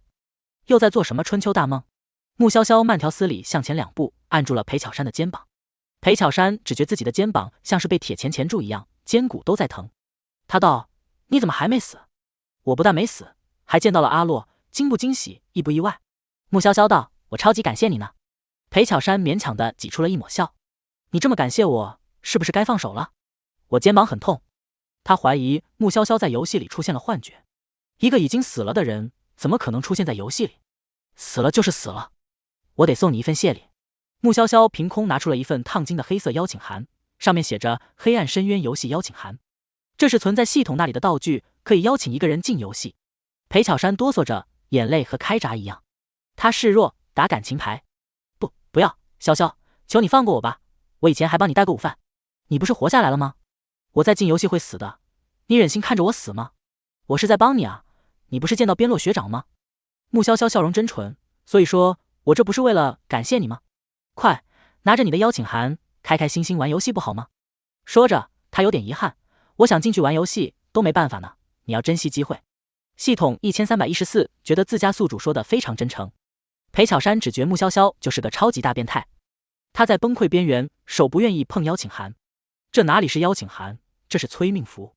穆潇潇动作优雅，将邀请函送到裴巧珊的手里。邀请函触碰到裴巧珊的手，就融进了裴巧珊的手心。你把我送进去，你就是杀人犯，你不会不安吗？你的良心呢？裴巧珊撕心裂肺的大声吼。穆潇潇说：“我只是以牙还牙而已。他又不是圣母，裴巧珊害他在先，他当然要报复回去。”裴巧珊扑向穆潇潇，想挠穆潇潇的脸。穆潇潇一把将裴巧珊推倒在地上，他居高临下的看着裴巧珊：“我积分多，杀死你，毁灭证据，易如反掌。”他只是不想毫无底线随便杀人，不是做不到。裴巧珊坐在地上缩成一团，汗毛倒竖。他觉得穆潇潇现在冷漠的眼神，比他遇到过的游戏 BOSS 还要可怕，阴冷又杀气十足。穆父穆母有早起晨练的习惯，他们一起床就听到管家说：“大小姐天还没亮，就在院子里练武。”他发泄一下也好。穆父叹了一口气，穆母神色悲伤，他道：“潇潇已经很久不练武了，女儿小时候差点被绑架，他们就让女儿学一些防身术，哪知道不管是跆拳道还是武术、拳击，女儿都能玩得转。后来女儿几乎不碰这些，都是因为边洛把她当成娇滴滴的小姑娘宠着，她不想暴露粗鲁的一面。”“爸妈，跑步吗？”穆潇潇活力满满的问两人，笑容灿烂如晨光。穆父穆母神色古怪的看着他，特别想让女儿再去看看心理医生，太不正常了。穆潇潇看懂了父母在想什么，但他并不想演哀伤的样子。在家晨练结束后，吃了早餐，他就去实习了。实习的工作并不难，办公室的前辈对他都很照顾，并没有刁难他这个实习的小新人。公司到点下班，从不搞内卷。穆潇潇下班后专门约了人对练。小姑娘细胳膊细腿的，容易受伤，穿防护。对练大哥嘴里叼着一根烟，上下打量穆潇潇。他不是瞧不起女孩子，只是依照他的经验看，这个小姑娘过于纤弱，手上没什么茧，身上的肌肉也不是很明显，是那种身材和颜值都很能打，武力值不太行的漂亮女孩子。穆潇潇说：“不用，来吧。”“行吧。”对练大哥挺乐意划水赚钱。他年轻的时候在武术方面拿过不少荣誉，一个小姑娘不值当他动真格。结果刚动手，他就被小姑娘撂翻在地上。对练的房间地面铺了软垫，有一点疼，不容易受伤。你这力量和速度不一般啊。对练大哥收起了吊儿郎当的表情，认真起来。穆潇潇弯了弯唇，他的身体在速度、力量、强度等各方面数据都被系统用特殊道具往上调了。打完一架，出了对练房间。对练大哥气喘吁吁，丢了一瓶水给穆潇潇：“小姑娘，你这是要拿全国冠军吗？练那么狠，这么有天赋又漂亮的小姑娘，她怎么没听说过？不是专业的，我就随便练练。”穆潇潇拧开瓶盖，喝了口水：“您能帮我约到更强的人吗？”对练大哥快自闭了，他道：“我已经很强了。”“是啊，您是我能约到的人当中最强的。”对练大哥一瓶矿泉水往头上浇，打得贼热。“因为选不到更好的，所以勉强拿我练手吗？”“谢谢您，我回去了。”穆潇潇说。“路上小心，最近有一个神秘杀人案，不过一般人的杀人犯也打不过你。”对练大哥看穆潇潇对这事没有好奇心，就没多说。穆潇潇每天除了上班就是锻炼身体，抓紧时间变得更强。第3天，穆潇潇和对练大哥打了一场后，打了一辆车回家。司机是个长得挺憨厚的男人，看到穆潇潇咧嘴一笑。穆潇潇的手机响了，是方新月打来的电话。“新月。”穆潇潇道。“潇潇，你听说了莫红雨莫学姐的事情吗？”穆潇潇听方新月的声音有点慌，奇怪，她怎么了？莫红雨和边洛同届，不同系，据说还是系花。他之所以知道莫红雨这个人，是因为莫红雨曾经追求过边洛。“我听说啊，前几天他被人分尸塞进麻袋里，丢在了警局门口。奇怪的是，当时是大白天，附近有行人，忽然就看到了那个麻袋，监控也没拍到，就像突然变出来一样。据他的同事说，他那天打车回家，天气和今天一样，也是雷雨夜，凶手很有可能是那个调查不到任何痕迹的司机。天边闪电划破天际，轰隆一声惊雷。”穆潇潇抬眸，看到镜子里司机的脸带了些诡异的神色。他偏头看了眼外面，是回家的路。年纪轻轻，香消玉殒，学姐她可惜了，凶手一定不会有好下场。穆潇潇说。方新月道：“谁说不是呢？你现在在哪儿呢？你那边的雷声怎么那么响？”出租车上。咱俩一直打着电话吧，你别挂电话。刚刚说了莫宏宇的事情，方新月心里还有点慌，担心穆潇潇出事。穆潇潇看了眼窗外熟悉的建筑，笑了笑道：“已经到家了，再见。”哦，那就好。方新月舒了一口气，是他想太多，怎么可能那么巧呢？穆潇潇挂断电话，看了眼时间，眉头微皱。司机咧嘴，眼里满是恶意：“雨很大，小美女快回家吧。”穆潇潇转头看了眼窗外，窗外没有任何建筑物，是一片密林，和停车之前看到的景色完全不同。之前他看到了他的家，雨夜，大风刮动树叶，飘摇的枝叶像是索人性命的鬼爪。你就是杀了莫学姐的凶手？穆潇潇问。司机拿起一把锃亮的刀，变态地舔了舔刀面。如果是前几天的杀人分尸案，那确实是老子做的。小姑娘，我给你10分钟逃跑的时间，你跑吧。穆潇潇嫌弃地看了眼外面的泥泞小路，皱眉：“不要，太脏了。要跑，你跑，我可以给你20分钟。跑出去会淋雨，鞋底还会踩上一层厚厚的泥巴。”司机明显一怔，他被穆潇潇不按照套路出牌弄懵了。这种情况下，正常人谁不跑？他妈的，你也瞧不起老子是不是？司机一个反身就拿着刀往穆潇潇身上砍。穆潇潇攥住司机的手腕，从他手里夺过刀：“对啊，我就是瞧不起你，专门挑小姑娘下手的老阴笔。这种家伙无非是享受凌虐的快感，却又欺软怕硬，才专门挑身材娇小的女孩下手。”哼，司机不慌不忙，拽气冲天：“你只是一个普通人类而已，抓不住神。宿主，你应该猜出来了，他也是游戏玩家，所以刚开始你看窗外景色被幻觉所骗，才没判断出他改了路线。他兑换的应该是催眠类的东西，我建议你兑换清醒剂系统1314，亲情推荐。这次宿主总该用积分了吧？”“我没有被骗。”穆潇潇说。“啊？”穆潇潇说：“我真的很讨厌这种满是破绽的幻觉，用车速和时间计算，和窗外幻象的风景差太多了。按照原定计划，我10分钟前就该坐车回到家，要是玩游戏速度快，没准都玩完一局了。结果被杀人犯绊住脚步，浪费了时间，实在令人不爽。不过为民除害也是一件好事。他之前就猜测，如果有反社会人格进了游戏，在现实中利用积分犯罪，警方很难抓到这些人。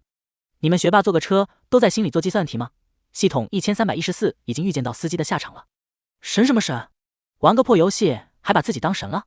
穆潇潇道：“和我进游戏吧你。”他用了一张绑定关卡的卡，把司机拖进了和他相同的关卡。幸好这类卡对使用该卡的玩家等级没有限制，大概是巴不得多拉一些人进去送人头。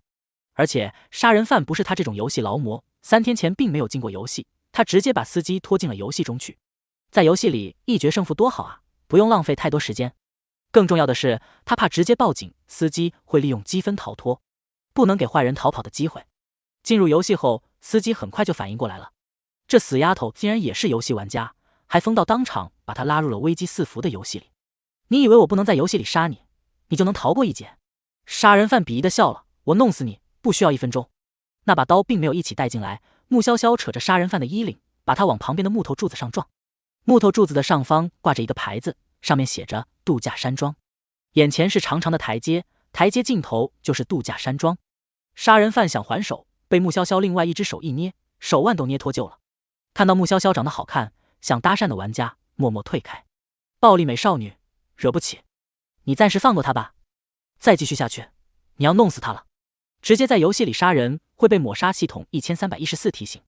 穆潇潇松了手，杀人犯满脸血，头昏脑胀，瘫软在地上。没用的东西。穆潇潇踩了脚他的肚子，又踹了他的腿几脚。杀人犯疼得在地上抽搐。这女的比杀人犯还要变态。杀人犯看了他都瑟瑟发抖。穆潇潇不搭理杀人犯，打量着周围的环境。山庄古香古色，和周围的自然风景融合在一起，如同一幅优美的画。这里环境清幽，空气清新，景色宜人。你怎么可以打人呢？你也太暴力了，大家进入游戏应该相互帮助才是。一个扎着双马尾的女孩指责穆潇潇。穆潇潇道：“他是杀人犯，你去帮助他吧，多帮他杀几个人。”什么啊？我又不知道他是杀人犯，你说话也太冲了。双马尾不悦：“不知道就闭嘴，多说话显得就你有舌头，能当圣母似的。”穆潇潇对双马尾毫不客气，开口就对回去。说到底也是个伪善的人，他揍杀人犯时，双马尾要是真圣母，早就上前阻止了，偏偏等完事了才乖开口。一个穿着旗袍的女人从度假山庄中走出来，她盘着头发，身材窈窕，穿着米色高跟鞋。明明还隔着石头阶梯，可她随意走了几步就到了他们面前。知道这肯定是 NPC， 玩家们都收敛了散漫，聚精会神地看着旗袍美人。我是度假山庄的经理，最近客流量上涨，所以要招你们这些临时工，来不及培训了，能不能活下来看你们的机灵劲儿吧，跟我来吧。旗袍美人道。杀人犯歪歪扭扭地站起身，大概是用了积分治疗伤势，走路走得挺好。大家跟着经理走上阶梯，生怕掉队，杀人犯亦是如此。但当杀人犯登上最高阶梯时，被穆潇潇一脚踹了下去。靠！杀人犯惊呼。他摔下楼梯，有积分治疗伤势不会死，但掉队了，跟不上给任务的 NPC 可能会死的。经理转头看了眼穆潇潇，神色如常，继续走。经理带着他们去领取山庄统一的服装，女生都是米色绣花旗袍，颜色素雅，男性都是穿青色长衫。大家各自换好衣服后，男玩家们看穆潇潇的眼睛都直了。旗袍将她的身材很好的勾勒出来，行走间风姿绰约，端庄又清雅，纤腰不盈一握，是能杀人的美人腰。就连部分女玩家都羡慕的多看了几眼美女。要是得一直穿旗袍和高跟鞋，跑路的时候不好跑啊。有女玩家说，男生穿平底鞋就方便多了，万一脱了会被怪物攻击呢，还是忍着吧。经理把标有编号的员工工牌给他们，让他们别在胸前，然后分配他们工作。其他人有的被分配到厨房，有的被分配到客房，有的被分配到茶室，但基本上都是2个人被分配到同一个地方。只有穆潇潇一个人被分到了 VIP 浴室。穆潇潇按照指示牌走向 VIP 浴室。哈哈哈哈，你可真惨。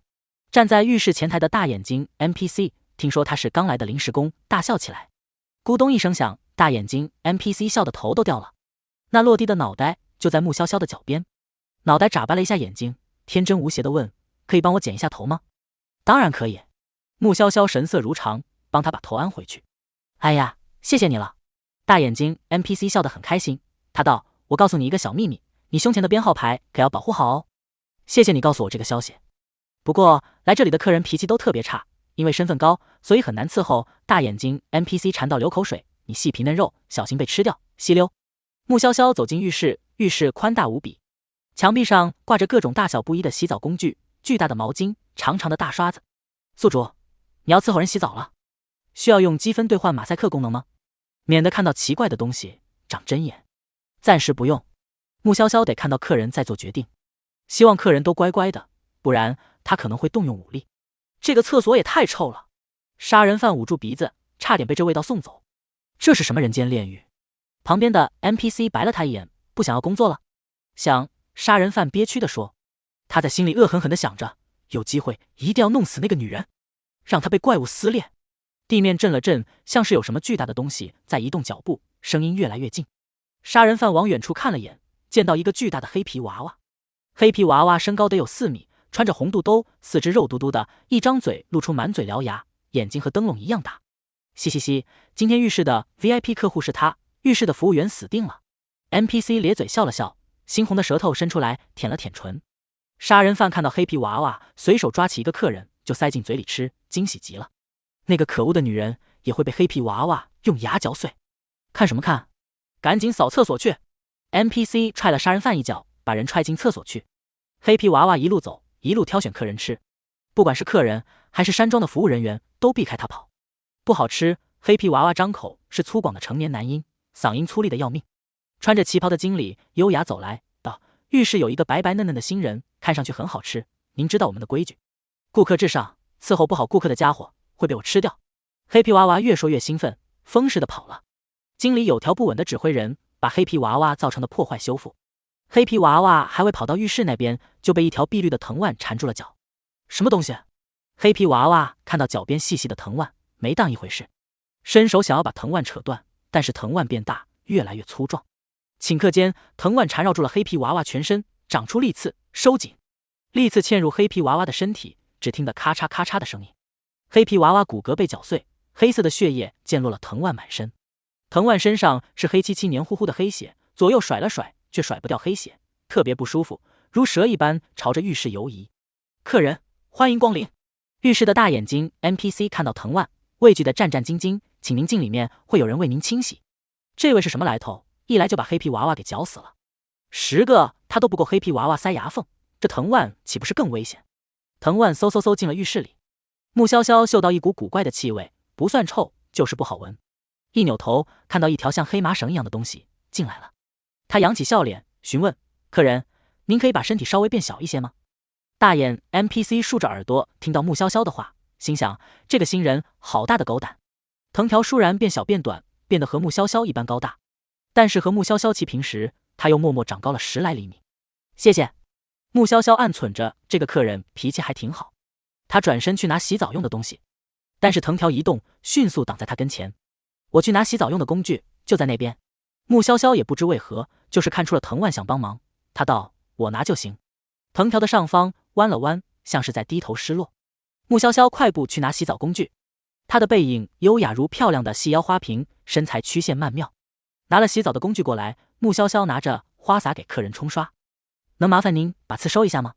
您身上的黑色液体直接用水冲不干净。他用水冲刷利刺凸起的地方，水一时半会儿冲不到。冲了水之后，部分黑色液体被冲刷掉，露出了斑驳的绿色，但大多数黑色液体还黏糊糊的贴在藤条身上。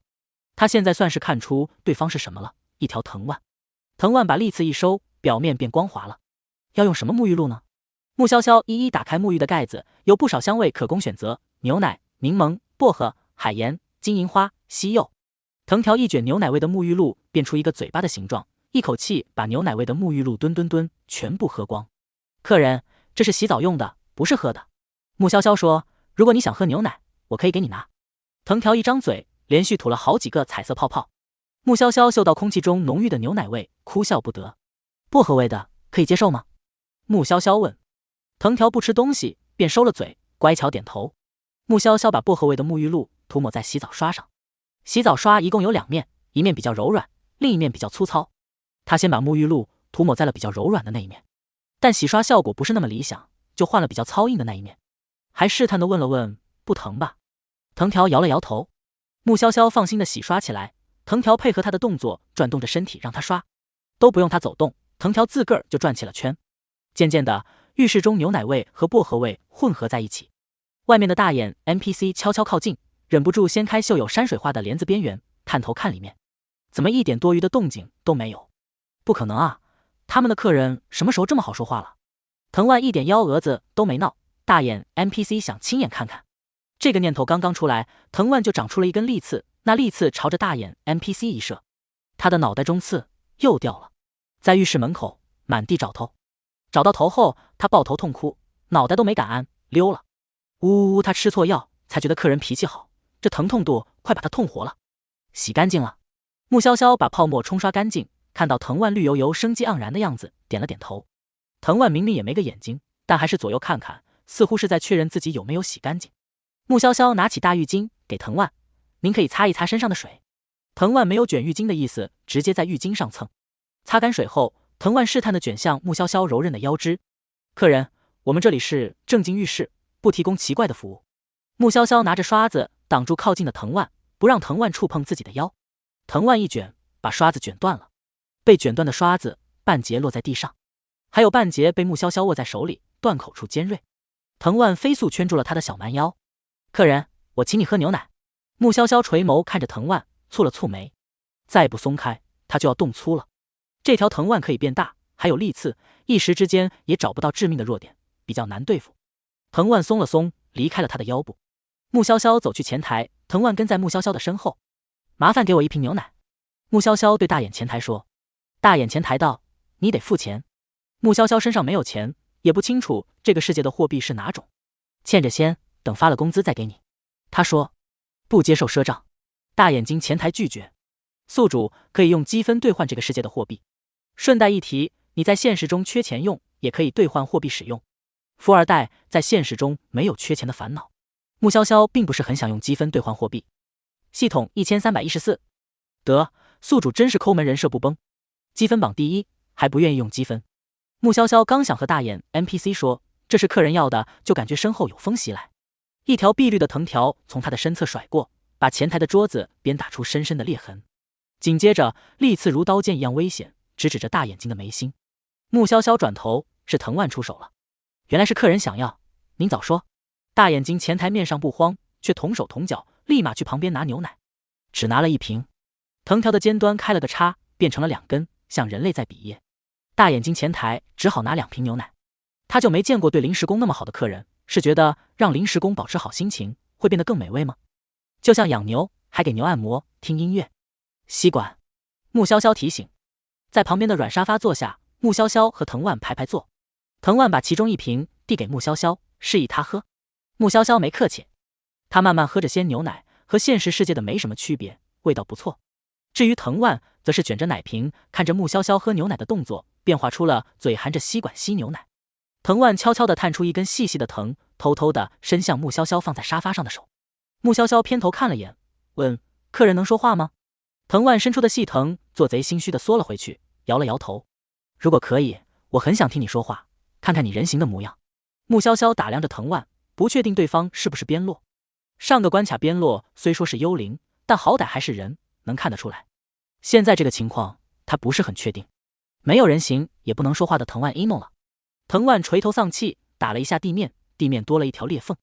藤万的身体变得细长，钻进了裂缝里去。客人，欢迎下次再来。穆潇潇莞尔，朝着裂缝喊道：“这就是传说中的修到恨不得找一条裂缝钻进去吗？”大眼睛 NPC 道：“你可以下班了。”只有1位客人。VIP 浴室每天只招待1位客人。大眼睛 NPC 道：“况且这些客人身份高贵，从来不会委屈自己变小。如果藤万没有变小，穆潇潇现在还在浴室里洗刷刷呢，怎么可能那么早下班？”穆潇潇走出澡堂，在度假山庄散步，研究山庄布局。吧嗒，一滩水落在了穆潇潇的身侧，他转头看过去，高大的雕像，脖子伸长，头就在他的上方。那一滩啪嗒落下的可疑水迹是雕像的口水，雕像的嘴角又有口水要流下来了。回去，穆潇潇飞脚踹向雕像的额头，雕像的脖子缩回，再次变成正常的样子。只是雕像额头多了高跟鞋的鞋印，印记清晰可见。鼓掌声响起，站在路边剃了墨西干发型的男人问：“朋友要结盟吗？”习惯单人行动，穆潇潇说：“好吧。”墨西干发型的男人没有强求，反而为了卖好，告诉他：“你说的杀人犯在打扫厕所，可以趁早解决他。”穆潇潇路过厕所的时候看了眼，在厕所里憋得难受的杀人犯，他正想出去吸收新鲜空气，看到穆潇潇又躲回了厕所。那个女魔头应该不敢追来男厕吧？喂，帮我擦。一个刚刚上完大号的客人对杀人犯说。杀人犯想骂鬼，自己不长手吗？你们这些非人类吃的什么玩意儿？寻死人！杀人犯试图解释，我只是打扫厕所的员工，不。忤逆客人，结，客人怪笑，伸出舌头舔了舔杀人犯的脸，粗糙带刺的舌头一刷，杀人犯当场毁容。这个工作挺适合他。听得里面的惨叫，屏住呼吸的穆潇潇快步离开。现在就让杀人犯死掉，反而是便宜杀人犯了。就让他在那臭气熏天的地方继续受罪吧。穆潇潇刚把度假山庄大致逛了一圈，弄清楚各个布局，就被经理拦住了。刚刚厨房死了个临时工，正好你闲着，去那边帮忙。经理说。穆潇潇皱眉，他在现实中都没遇到过这种周扒皮上司。不想工作，可以。经理伸手，声音冰冷，把你胸前别着的员工牌摘下来给我。失去工作，可能被鬼怪攻击，也有可能直接被淘汰出局，闯关失败。穆潇潇微笑道：“好的呢，我现在就去厨房帮忙。”后厨的门关着，他敲了敲，门没开。在后厨的玩家小刘看向那边，想去开门。如果无法从这扇门进入，就只能从餐厅走进后厨。餐厅各种奇形怪状的食客会盯着玩家，危险性巨大。你敢开门试试看？长了4只手的主厨警告。小刘畏惧地咽了口唾沫，头皮发麻地低下头。他能活下来挺不容易，本事不够没办法帮别人。外面的临时工，我给你30秒的时间，进不来就把你当食材。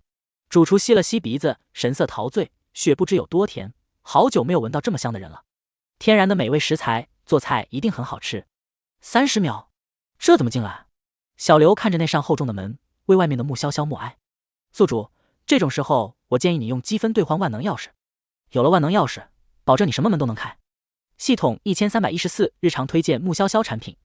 穆潇潇垂眸盯着锁孔，一如既往不采纳系统的建议。锁的位置吐出了一截舌头，开口嘲讽：“你进不去，略。”穆潇潇抬腿就是一脚，高跟鞋的鞋跟直接在舌头上戳了一个洞，舌头缩回去，门咔嚓一下开了。穆潇潇走进去，还不忘随手关门。小刘震惊地看着穆潇潇，这个小姐姐也太猛了，这么快就进来了。主厨的6只手都挺忙，有的掂着锅，有的在拿盘子，有的在放调味料。他板着脸吩咐：“你把食材九眼蛙杀了。”在这里，小刘指了指一个透明的箱子，告诉穆潇潇：“你小心点，之前的玩家就是被九眼蛙用舌头缠住吞了，可能是为了应景。”九眼蛙呱一声，从嘴里吐出了一枚戒指。穆潇潇皱了皱眉头，他记得这是某个玩家的戒指。新来的，快上菜！主厨把菜盘子递到小刘面前。小刘端着菜，语速极快地和穆潇潇说了句：“加油！”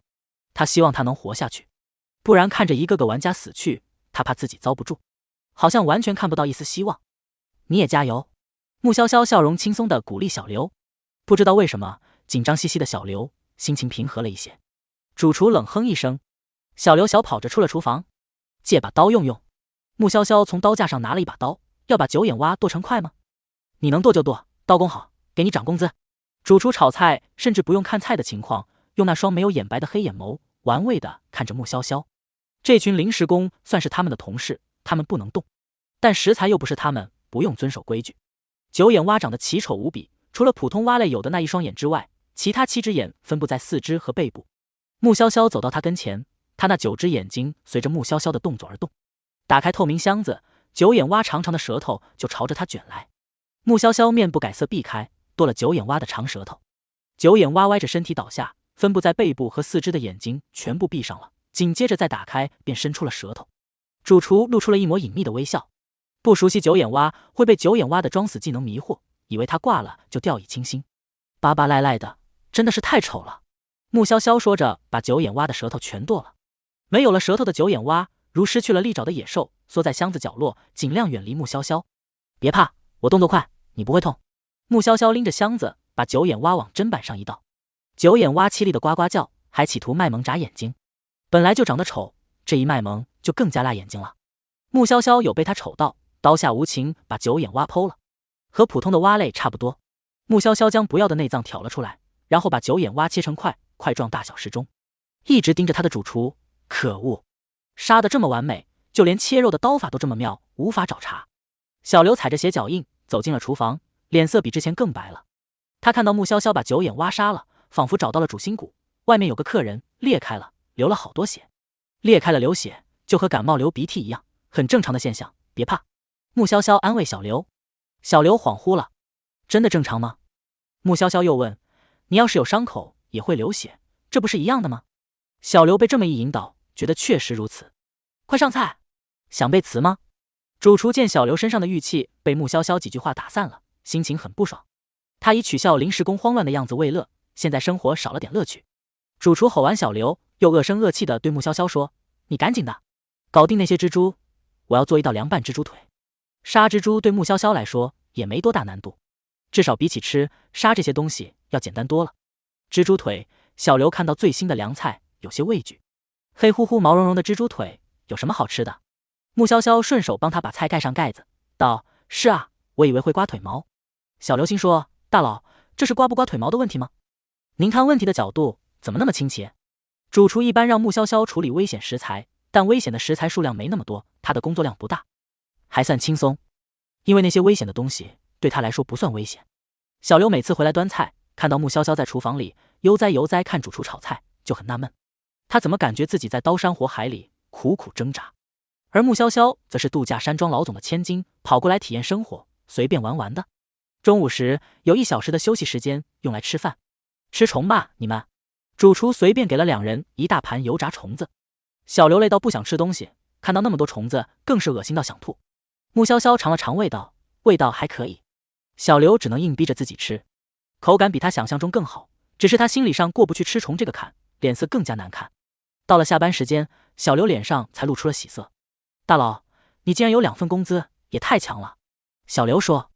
穆潇潇因为去了 VIP 浴室那边工作，又在后厨帮忙，都是高危职业，得到的收入可观，2份工资加起来直逼正式员工。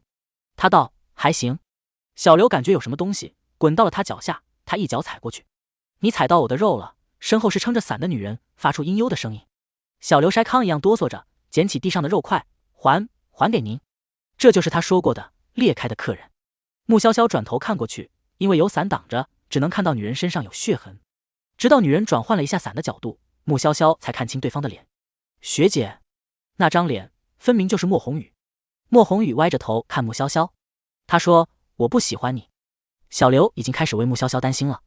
游戏里的鬼怪好感度越低，越有可能搞事情，玩家的危险度就越高。同性相斥，美女看到美女的第一眼，好感度都不会太高。穆潇潇微微一笑道。莫宏宇指了指自己：“你觉得我美？”当然。穆潇潇一直觉得莫宏宇长得挺好看，即便现在莫宏宇的美因为曾被大卸八块过，显得有些惊悚。莫宏宇摸了摸自己的脸，但他碎了，狰狞的裂口就在脸上，他都不想照镜子。缝起来？穆潇潇试探地问。莫宏宇道：“你帮我缝，缝不好不怪你。”他隐约觉得自己应该认识穆潇潇，但脑海里并没有关于穆潇潇的记忆。那个，要是天黑之后还是不回房间，会有危险。小刘提醒穆潇潇。他怕穆潇潇在莫宏宇身上耽误时间。莫宏宇说：“我会送他回房。”小刘忧心极了，眼神示意穆潇潇别答应。鬼怪鬼话连篇，万一被骗了怎么办？穆潇潇却对他道：“你先回去吧，我陪你一起去吧，有个照应。”小刘记着穆潇潇的恩情，希望能有帮到他的地方。莫宏宇带着他们到了山庄的美容院。小华，他要帮我缝脸，你帮忙准备一下工具。莫宏宇对站在前台的一个女人说道。那女人低着头，听到莫宏宇的话抬头，小刘差点尖叫出声。这个女人没有五官，画皮鬼手里拿着一支画笔，在嘴的部位先画了一张嘴，道：“烈姐，您等等，我先把鼻子眼睛画出来。”紧接着，画皮鬼飞速画出了自己的五官，动作娴熟得很。真好看，莫宏宇羡慕地说。都是假的，你们才好看。画皮鬼垂涎地看向穆潇潇的肌肤，你是新来的临时工吧？如果遇到危险，可以来找我，我帮你，只需要你用你的皮交换。穆潇潇只是笑了笑。画皮鬼很快准备好了工具，穆潇潇用美容线把莫宏宇脸上的裂口缝了起来，他的动作耐心又认真。等缝好后，莫宏宇照了照镜子，说：“我发现我忽然有点喜欢你了。”他脸上明显的裂口没了，虽说能看到缝制的细线，但比起之前好了些。我再帮你上个妆试试。穆潇潇又道。画皮鬼特别感兴趣，他在化妆界是翘楚，便认真地看着穆潇潇化妆，想挑出一些毛病来。穆潇潇化妆手法娴熟，他一边给莫宏宇遮挡脸上的线，一边对画皮鬼道：“这粉底液上妆效果真好，轻薄服帖，遮瑕效果好。”那当然，这可是我亲自研究出来的。画皮鬼因他的化妆技术好，而有了继续聊下去的念头。他从粉底液开始聊到自己研究的各种彩妆以及对彩妆的看法。穆潇潇一边动手一边聊，莫宏宇偶尔也插一两句。小刘、地铁爷爷看手机的表情，萌。女人的化妆世界，他完全听不懂，完全看不出了，这是魔法吧？小刘不经意瞥了眼莫宏宇，赞叹极了。难怪有人说，化妆技巧好的人化起妆来堪比整容。如果没看过莫宏宇之前的样子，他会以为他是人类，甚至多看两眼还会有点心动。单身久了，真的是看个鬼都想追，真的完全看不出了。莫宏宇照镜子，喜滋滋地看着自己的脸。画皮鬼对穆潇潇道：“你来我这里工作吧。”我已经在 VIP 浴室和厨房工作了，实在没办法身兼数职。穆潇潇委婉道：“我去要人。”画皮鬼说：“你技术精湛，留在这里可惜了。”雷厉风行的画皮鬼当场就去打电话了。莫宏宇给了穆潇潇钱，他道：“你要多攒点钱，攒钱很重要。有个扫厕所的临时工，你可以关注一下。”穆潇潇思索着莫宏宇的话，或许离开这个关卡和收入有关。小刘听说杀人犯去扫厕所了，他想到穆潇潇一进游戏就暴打杀人犯，穆潇潇还叫身体分裂的鬼学姐。这么说，那杀人犯杀的就是这个鬼。我会关注那个临时工，我送你们回去。莫宏宇道。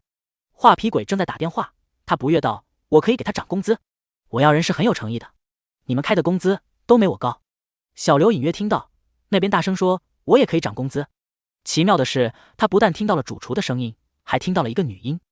三方都在提加工资的事。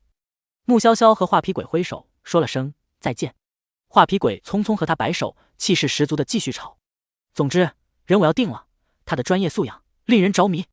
大佬，您就是内卷之王吧？小刘流下了羡慕的眼泪。在别人如履薄冰，只求活下去的时候，穆潇潇已经在度假山庄不同区域被领导们争抢了，还要给他加工资，这哪算是内卷？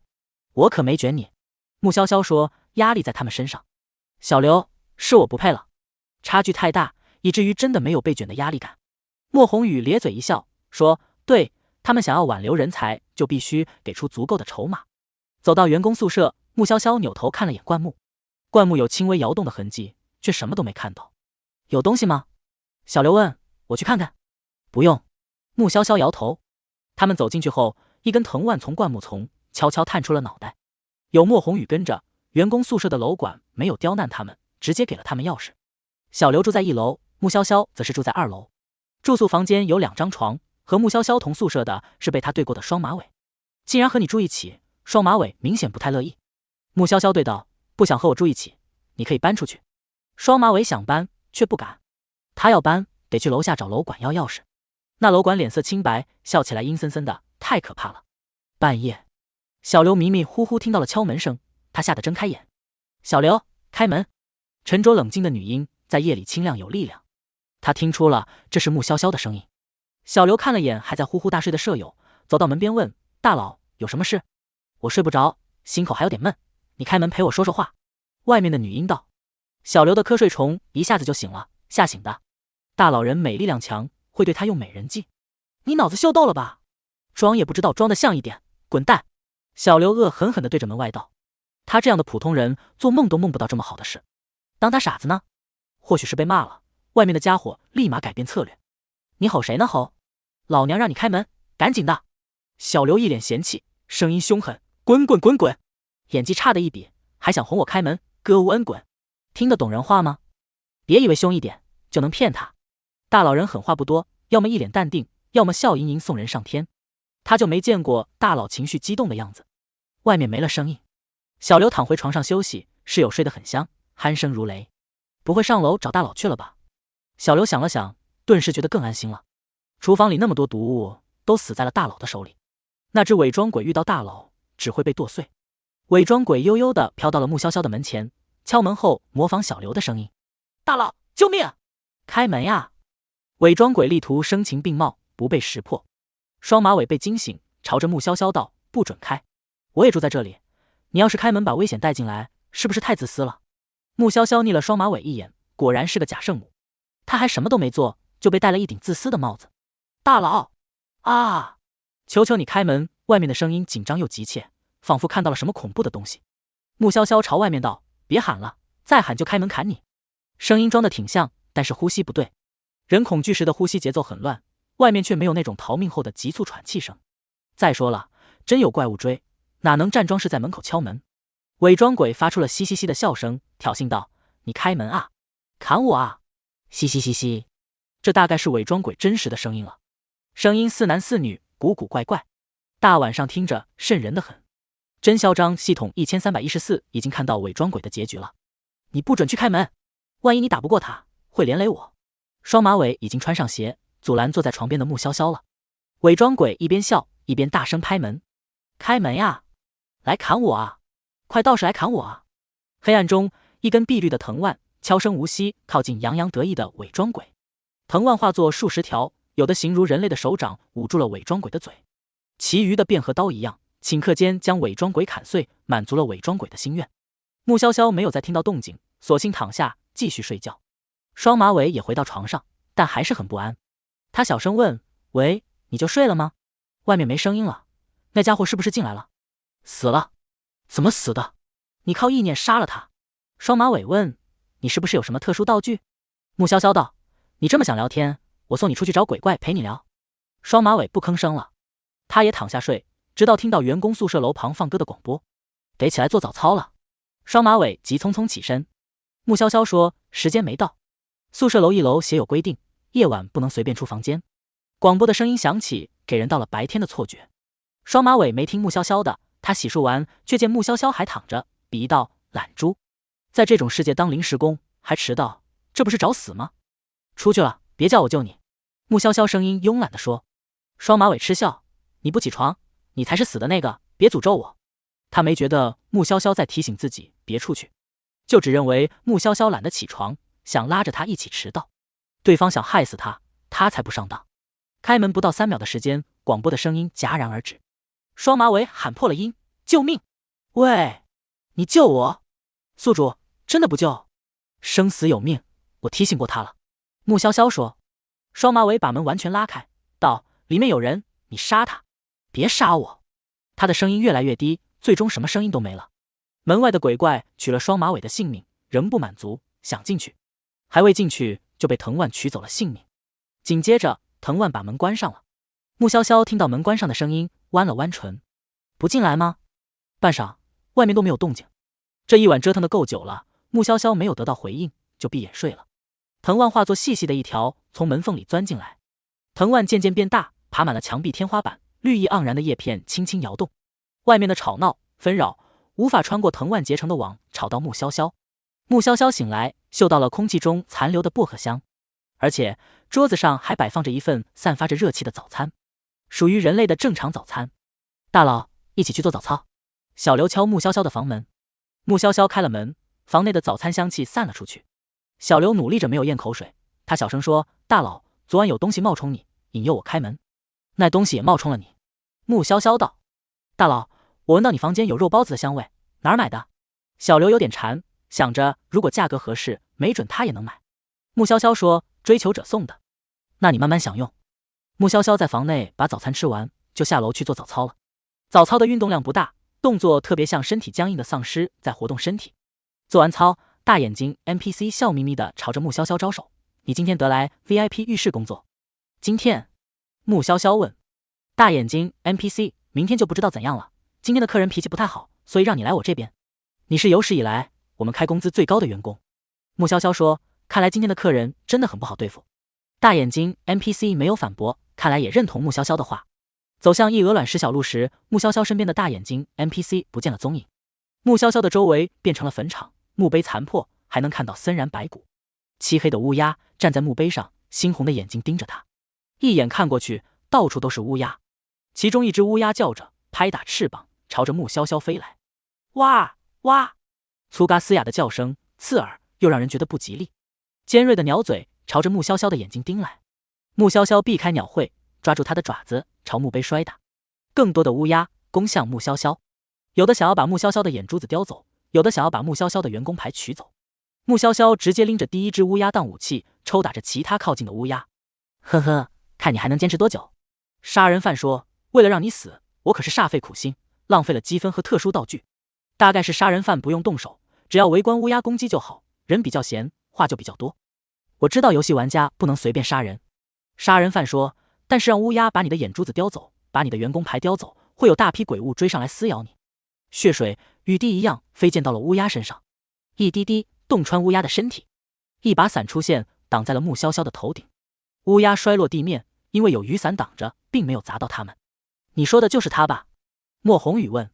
他看到他就有种无来由的愤怒。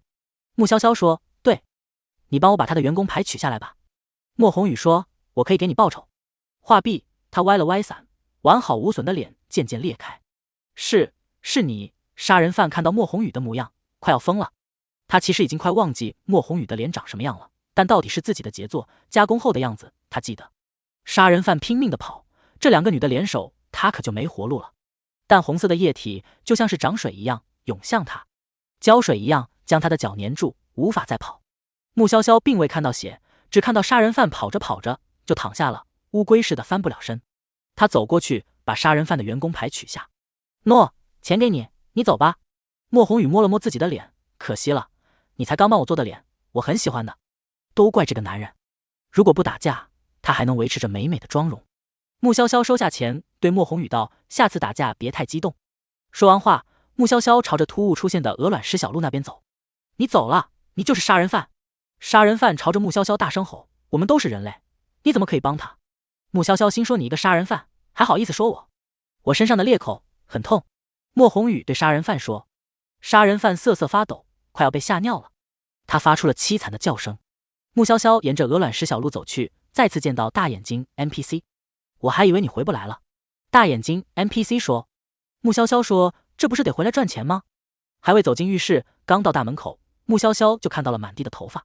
大眼睛 NPC 说：“这位客人来从来只洗头发，不过他的头发不洗也会脱发，洗了掉的更厉害。谁害他掉头发，谁死。”穆潇潇，这都掉一地了，不用人碰就会自然脱落吧？你们怎么这么慢？脱发鬼问。脱发鬼因为老掉头发，头发比较稀疏。穆潇潇说，因为在思考如何帮助客人洗头，想出办法了。脱发鬼瞥了眼穆潇潇乌黑浓密的头发，你要是想不出办法，我就把你的头发全部拔光，一根都不剩。他不允许有人头发那么黑那么亮，和段子一样。先试试吧。穆潇潇说，你今天要是弄掉我10根以上的头发，就等死吧。脱发鬼恶狠狠地说。穆潇潇无语，从门口到这里几米的距离都有上百根头发了，帮脱发鬼洗头发不是一般的困难。大眼睛 NPC 目送穆潇潇和客人走进去，他道，不知道这个员工能不能活下去。我要躺着洗。脱发鬼指着洗头床说。穆潇潇说，那么客人躺下吧。脱发鬼躺下后随意地动了动脑袋，他伸手一摸，我又掉头发了11根。穆潇潇已经有了要被碰瓷的不好预感。是你让我躺下的。脱发鬼开启无理取闹控诉模式，你害我掉了11根头发。你知道我的头发有多珍贵吗？别说躺着了，就算是脱发鬼站着也没少掉头发。这摆明了就是自己脱发不爽，想要找个人泄愤。我帮你把头发缝上吧。穆潇潇说。脱发鬼冷笑，你以为你是谁？美容院那边的临时工才有这个手艺，猎鬼那稀巴烂的脸，那个临时工都能缝得天衣无缝。你有这手艺，你还用伺候人洗头洗澡？客人口中的那个临时工就是我。脱发鬼被噎住，脸色讪讪的，又提出了新要求，你把你头发剃了，全部给我，我要你的头发。也不知道对方的头发怎么保养的，不像他，不但脱发，发尾还开叉枯黄。不，穆潇潇拒绝。哼！脱发鬼的手陡然伸长，朝着穆潇潇的头发抓去。穆潇潇岿然不动，镇定道，顾客可以选择员工，员工也可以罢工。我死了，你的头发也会掉光。脱发鬼的手僵在半空，他昨晚遇到了猎鬼，猎鬼那张脸变漂亮了很多。之前他也去过美容院，但画皮鬼对他的脱发问题也毫无办法。你要是能缝好，我可以给你打赏。脱发鬼傲慢极了，不太缺钱。穆潇潇脸上没有半点惊喜的神色，做得好有打赏，做得不好肯定会有惩罚。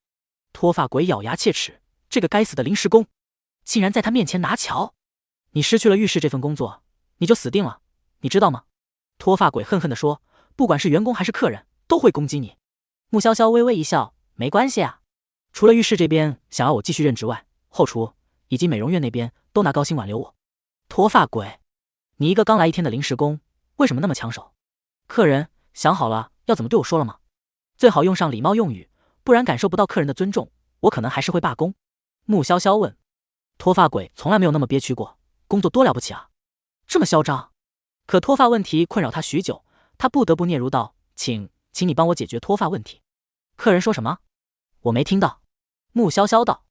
脱发鬼气得当场头发又掉了，可是现在他却不敢耀武扬威。每个人或者怪在乎的东西不同，画皮鬼在乎自己的脸，脱发鬼则是在乎自己的头发。脱发鬼经常做自己头发掉光变成光头的噩梦。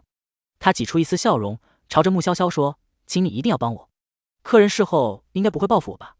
穆潇潇说，我一点都不想树敌。脱发鬼就算有这样的念头也不能说出口。他道，当然不会，只要你做得好，我动你我就变成秃头。这还是有个前提条件，需要穆潇潇帮他弄头发，让他满意，不然他还是会发怒。好的，客人自己洗头发吧。穆潇潇说，你已经是成熟的客人了，可以自己洗头。脱发鬼深吸一口气，最后还是为了自己的头发没有发飙，他要忍。你这么得罪他真的好吗？鬼怪都是很记仇的。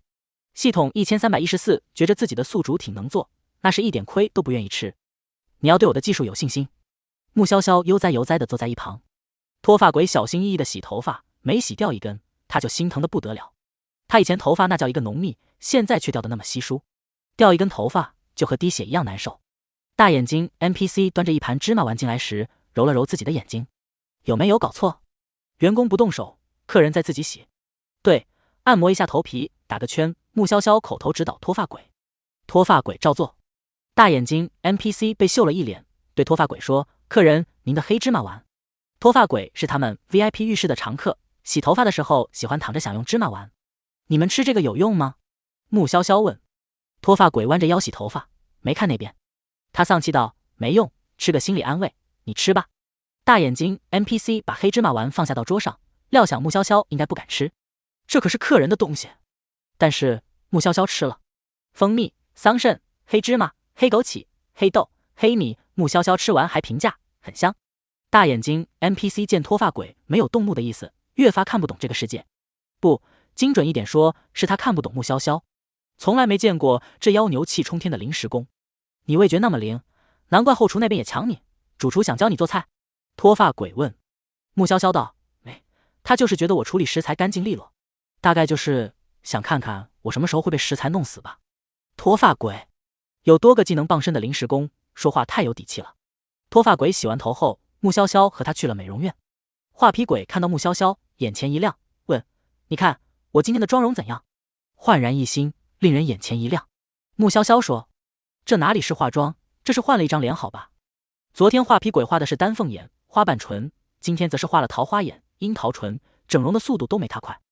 你这小嘴真甜，我都想取下来收藏了。画皮鬼认真的说。穆潇潇道：我记得昨天您说收藏了不少头发。是啊，我可以给你们看看我的藏品。画皮鬼带着穆潇潇和脱发鬼往里走。走进内室，穆潇潇看到了很多泡在液体里的五官，有眼珠子，也有嘴唇，还有耳朵。可见画皮鬼说的想收藏穆潇潇的嘴并不是玩笑话。画皮鬼还坏心眼的看向穆潇潇：你看我这里的嘴都没你的好看，你的唇色红得和上了胭脂一样。华老板过誉了。穆潇潇不慌不忙地说。画皮鬼撇撇嘴：没被吓到，胆子太大了。要是穆潇潇被吓到，打破了他的藏品，他就可以把人强留在自己的店里了。逆了穆潇潇的手艺后，还可以把穆潇潇的五官拆下来收藏。都是真发，好漂亮。脱发鬼上前摸那些头发，羡慕嫉妒恨，这一顶头发最好看了。客人可以和华老板交涉，我帮你把这头发移到你头上。穆潇潇说。脱发鬼皱了皱眉头，那岂不是要把原来的头发剃掉？你确定你可以弄得和真发一样，让人看不出来吗？客人害怕也可以不尝试，等到你头发掉光那一天再试试也可以。穆潇潇暗忖着，等到那一天，说不定他已经脱离游戏了。脱发鬼捂住头，不，我做，我现在就做。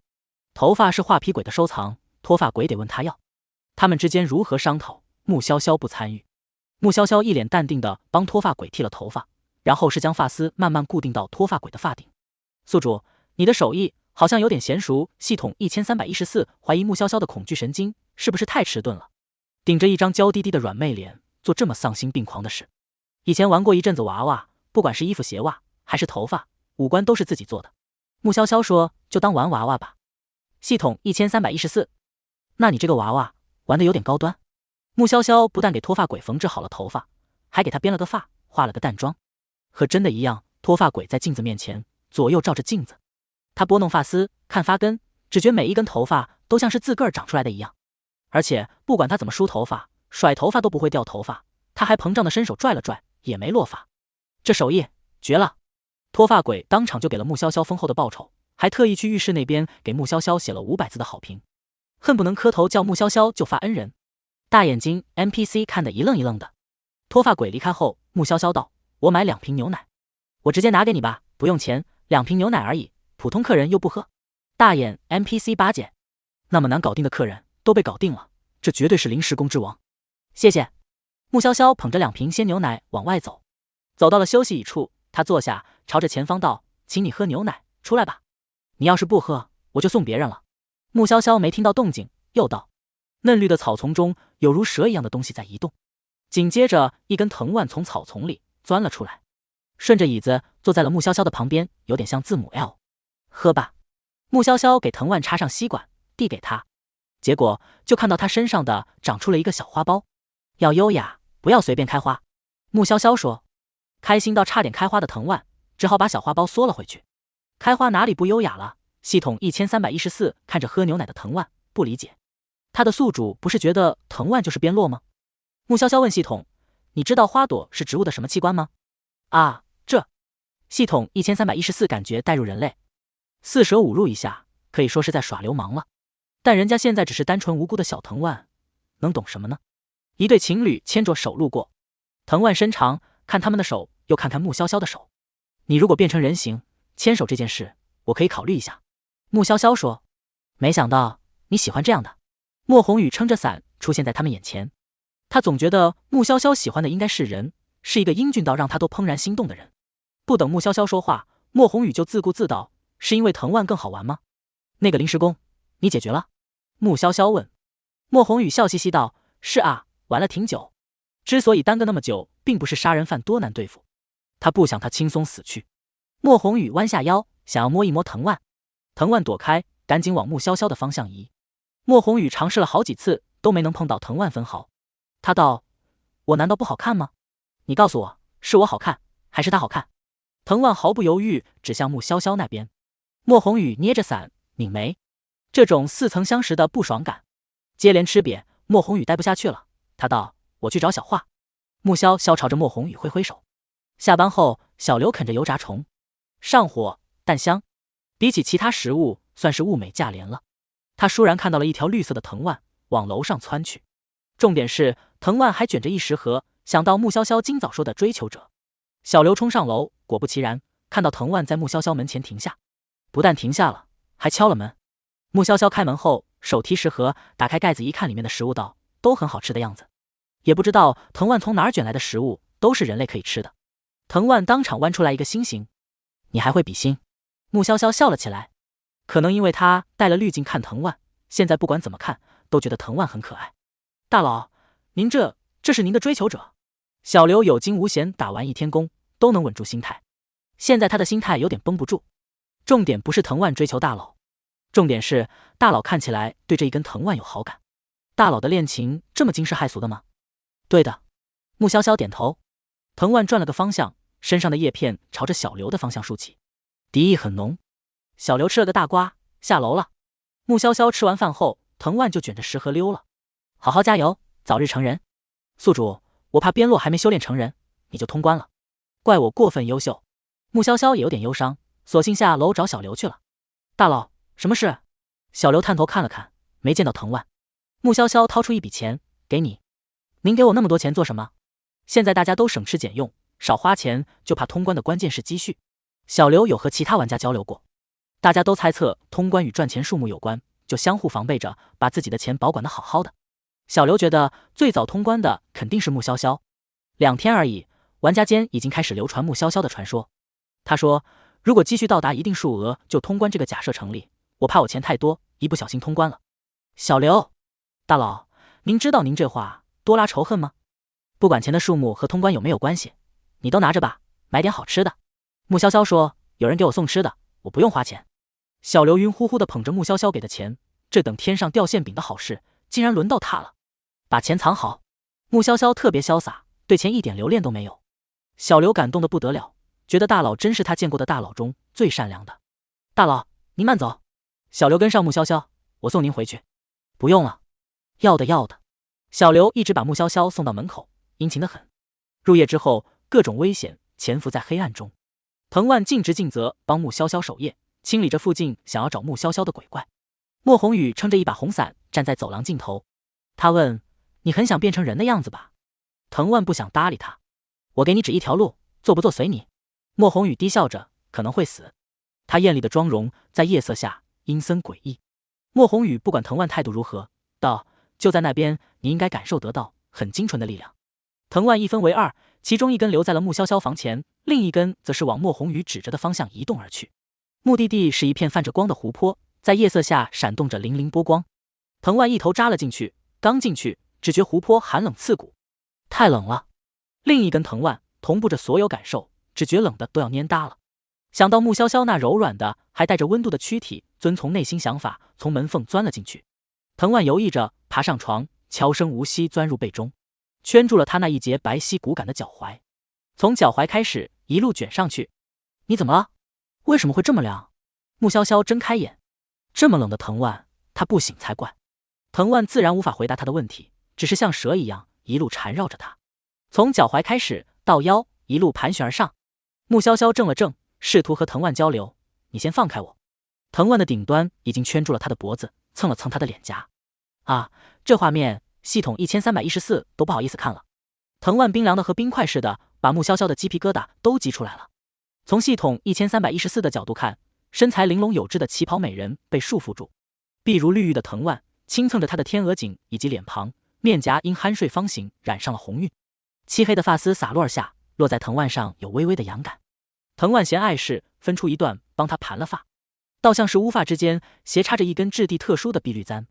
在湖水那边的藤蔓不断往下潜，越是潜的深，便越觉寒冷，以至于在穆潇潇旁边的藤蔓已经附上了冰霜。藤蔓想从领口探入，奈何旗袍的领口太小，无法完成这个动作。宿主，你可以用积分兑换暖贴，一贴见效。换吧。穆潇潇道，用在阿洛身上。但穆潇潇只觉自己的腰部一暖，像是多了什么，那一股暖意在全身散开。藤蔓一如冬眠的蛇，发现穆潇潇的腰最暖，索性缩短，蛇似的盘在了他的腰部。他穿的这一身旗袍虽说很修身，却不是特别紧身那种，看着能勾勒出窈窕的身线，但其实还有空余。藤蔓一收紧，束了腰带一样，把他的小蛮腰彻底勾勒出。这只能用在你身上，效果是一样的，你用它可以蹭。怎么那么凉呢？穆潇潇摸了摸藤蔓，藤蔓懒洋洋地缠在他的腰部，勾了勾他的掌心，似乎是在让他别担心。应该好受多了吧？穆潇潇抚着藤蔓，藤蔓对他比了一个心。这个时候还有心情比心？穆潇潇哭笑不得，你好好歇着吧。冰冷的湖水中，藤蔓终于潜入了最底下。湖底有一块钻石似的发光物体，藤蔓知道吃下那东西，自己就可以变成人了，当即一口吞下。与此同时，穆潇潇有种冷到骨子的感觉，用系统兑换的暖贴都没能缓解那种冷意。藤蔓直接冻成了冰坨子，房间的温度也跟着降低。大抵是察觉自己太冷了，已经超出了人类可以抵御的范畴。藤蔓一开，远离穆潇潇。会好的。穆潇潇把藤蔓抱在怀里，亲了亲藤蔓的顶端。他猜想，若是藤蔓现在变成人类，他亲的应该是额头部位。藤蔓开出了结出了一个又一个花苞，那花朵骤然间就开放了，一朵朵金灿灿的花朵。开心可以，不能开车。穆潇潇屈指弹了弹藤蔓，开那么多花，这是多想结果啊！喜欢，潇潇。藤蔓发出了声音，紧接着就缠到了他纤细的手腕上。碧绿的藤椒缠，还有金色的花朵点缀其间，自然质朴。这是在沉睡修炼吗？穆潇潇感觉房间的温度又自然了，缠绕在他手腕的藤蔓和用普通的藤编织成的手镯没什么区别。应该是，可能下次再见，你就能看到人形的边落了。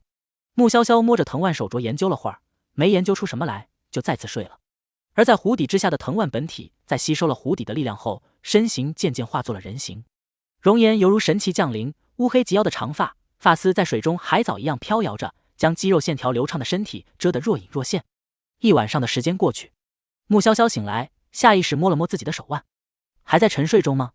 他问。藤蔓手镯没有应答。穆潇潇洗漱后道：没有人给我送早餐了，你给钱的时候太大方了，应该给自己多留一点。现在要怎样？省吃俭用，还是用积分换吃的？系统1314已经渐渐放弃了让他花积分的想法，随他去了。先去做早操。穆潇潇跟着员工们一起做了早操。广播有多响，他们做早操就有多划水。做完操，穆潇潇发现几个玩家发生了冲突。曾想与他组队的墨西干发型的男生拦住了一个女人：小莲，我的钱是不是你偷了？小莲冷嘲道：我哪知道你的钱怎么丢的？你怎么能怀疑我？钱是通关关键，肯定会设有偷钱的鬼物。我好心帮你，你却恩将仇报。墨西干发型的男生怒道。他不该一时心软，想到自己的妹妹和小莲年纪一般大，若是妹妹不幸被拉入游戏中被鬼物追杀，就动恻隐之心。小莲当即躲到另一个玩家身边，喊道：霸哥，他想欺负我。霸哥身边还跟着一群小弟，握了握拳头说：小子，别不识抬举，赶紧滚。他们一群人站在一起，挺占位置。穆潇潇今天被通知得去后厨帮忙，他和小刘同路，路却被霸哥等人挡住了。让，别挡道。穆潇潇懒得绕路。小刘拧着眉头，觉得墨西干发型男被小莲欺骗，小莲和霸哥等人实在可恶，但他没有足够的能力支持自己多管闲事，他只是眼神示意墨西干趁现在快点溜，留得青山再不愁没柴烧。墨西干发型男没离开的意思。霸哥忌惮地看了眼穆潇潇，在犹豫着要怎么做。他听说了穆潇潇的事，知道他有2把刷子，和玩家起冲突没什么必要，但他收的小弟们看着呢，就这么让开，是不是显得太没面子？小莲火上浇油：霸哥，这女的眼高于顶，她是不是瞧不起你？哪能当着那么多人的面让你让开？你就让开，你又不是她的手下。他看不惯穆潇潇过得那么滋润，他累死累活讨好了墨西干发型男，又讨好霸哥，才能苟命。霸哥的小弟们纷纷开枪：是啊，霸哥，咱们不能让，这女的摆明是在挑衅您，您不能轻易放过她。她以为在这里工作风生水起，就能不把您放在眼里了？她赚了那么多，竟然都没孝敬过您。他们这些小弟都给霸哥交了钱，霸哥被众人这么一撺掇，故作轻松的调戏。这样吧，我从不喜欢为难小美人，你叫我一声好哥哥，我就让开。小刘惊呆了，敢调戏大佬，大兄弟，你路走窄了。独生女，没哥。穆潇潇说：“滚远点，少来碰瓷。”霸哥冷笑道：“看来有心连香西域也不成，只能辣手摧花了。”他练拳击的，拳速很快。莫西干发型的男人提醒他，站到了穆潇潇的旁边，想着若是霸哥的小弟们动手，他也跟着动。穆潇潇平静地应了声：“哦。”霸哥摆摆手，示意小弟和小莲等人离自己远点，免得伤到自己人。穆潇潇走向霸哥，清纯娇美的脸上没什么表情。她穿着素雅的米色旗袍，身材玲珑有致，发丝用碧绿的藤蔓簪盘好，手腕上还有同款的藤蔓手镯，哪里像是会打架的样子，分明是那种隐居山林、饮晨露、奏古琴的小仙女。小刘这会儿才注意到藤蔓手镯和藤蔓簪子，嘀咕道：“这旷世奇恋。”霸哥拳头带风，迅疾如电，没往穆潇潇的脸上砸，他舍不得，只想着把小姑娘打得哭唧唧，求饶叫他好哥哥就成。再嘴硬的小美人被打一顿，总能服帖。穆潇潇握住了霸哥的拳头，捏紧，咔咔咔，霸哥听到自己骨头碎裂的声音。我认输。霸哥当场就怂怂地说：“女性的力量哪能大到这个程度？肯定是他运气好，得到了可以分配身体属性点的道具，增强了身体力量。这场比斗对他不利，不能继续下去。”穆潇潇松开手，扭头对小莲道：“把钱交出来。”小刘对莫西干南道：“兄弟，你怎么会被那白莲花骗？看看，连言连语，故意在霸哥旁边上眼药，让霸哥和大佬起冲突。作死吧！”莫西干南叹气，都怪他一时脑子进水。他长得有点像我妹，谁知金玉其外，败絮其中。我都交给霸哥了。小莲哆哆嗦嗦指着霸哥，他那点小聪明，在穆潇潇的绝对实力之下，根本不够看。霸哥被小莲指着，心情不爽。要不是他多嘴，他至于和穆潇潇发生正面冲突吗？死八婆！霸哥踹了小莲一脚，直接将人踹飞了。小莲撞到了路边的裂口鬼。你竟然敢撞客人！裂口鬼的嘴巴越来越大，裂开到了耳后根，张口咬了小莲的脸一下。这一口下去，小莲那半边脸烂了，根本不能看。莫哥救我！小莲也知道霸哥不靠谱，便哭着朝莫西干南喊。小莫移开了视线，没管他。小莲被裂口男拖着带走了，虽说他现在还活着，但大家都知道他死定了。霸哥更是看得清清楚楚，裂口男故意碰瓷，出现在小莲落地的位置，不然裂口男也不会只找小莲麻烦，不找霸哥的茬。我身上只有那么多，霸哥单手拿了一笔钱。穆潇潇眼神看向小莫：“不够吧？”“不够。”小莫说。“快凑钱！”穆潇潇双手环胸，没什么耐心地说：“霸哥吼小弟，你们快把身上的钱拿给我，等回去我再给你们。”小弟们不情不愿交了钱。穆潇潇拿着一沓钱，给了小莫一个眼神，让他跟上。小莫和小刘跟在他身后。霸哥和小弟们让开路，给他们3个走过去。穆潇潇那背影愣是走出了大姐大出街的气势。霸哥垂下眼，掩饰着眼里的愤怒。走远了，穆潇潇懒懒地把钱塞进了小莫手里：“拿着吧，这部分给您。”小莫分了一半钱，打算给穆潇潇。如果没有他无法轻松拿回钱。“拿着吧，我买早餐，你付钱就好。”穆潇潇说。小刘道：“大佬，我给您付钱。”“你谢谢吧，大佬让我付钱。”小莫争着抢着付钱，他不想欠他恩情。像他这种喜欢独来独往的大佬，以后不知道还能不能遇到。组队的建议被拒绝，他就没想过要加他好友抱大腿。大佬的好友位置哪里是那么好得到的？穆潇潇点了一个烧饼，一杯豆浆。小莫付钱速度贼快，生怕小刘抢。“大佬，您要不要再来一点？”小刘真的很想为穆潇潇花钱，他给他太多了。平时有藤蔓送吃的，他不知道什么时候能遇到这种献殷勤的机会，想花钱都花不出去，真是太难了。“不用，穆潇潇现在不怎么饿。”小莫在度假山庄开车载客，和穆潇潇他们工作的位置不一样。在穆潇潇吃完早餐后，小莫就和他们分道扬镳了。进了后厨，穆潇潇发现今天多了很多食材。主厨看见他就笑了：“这些食材，你要是都能处理得让我满意，我可以教你厨艺。”“不太想学。”穆潇潇说。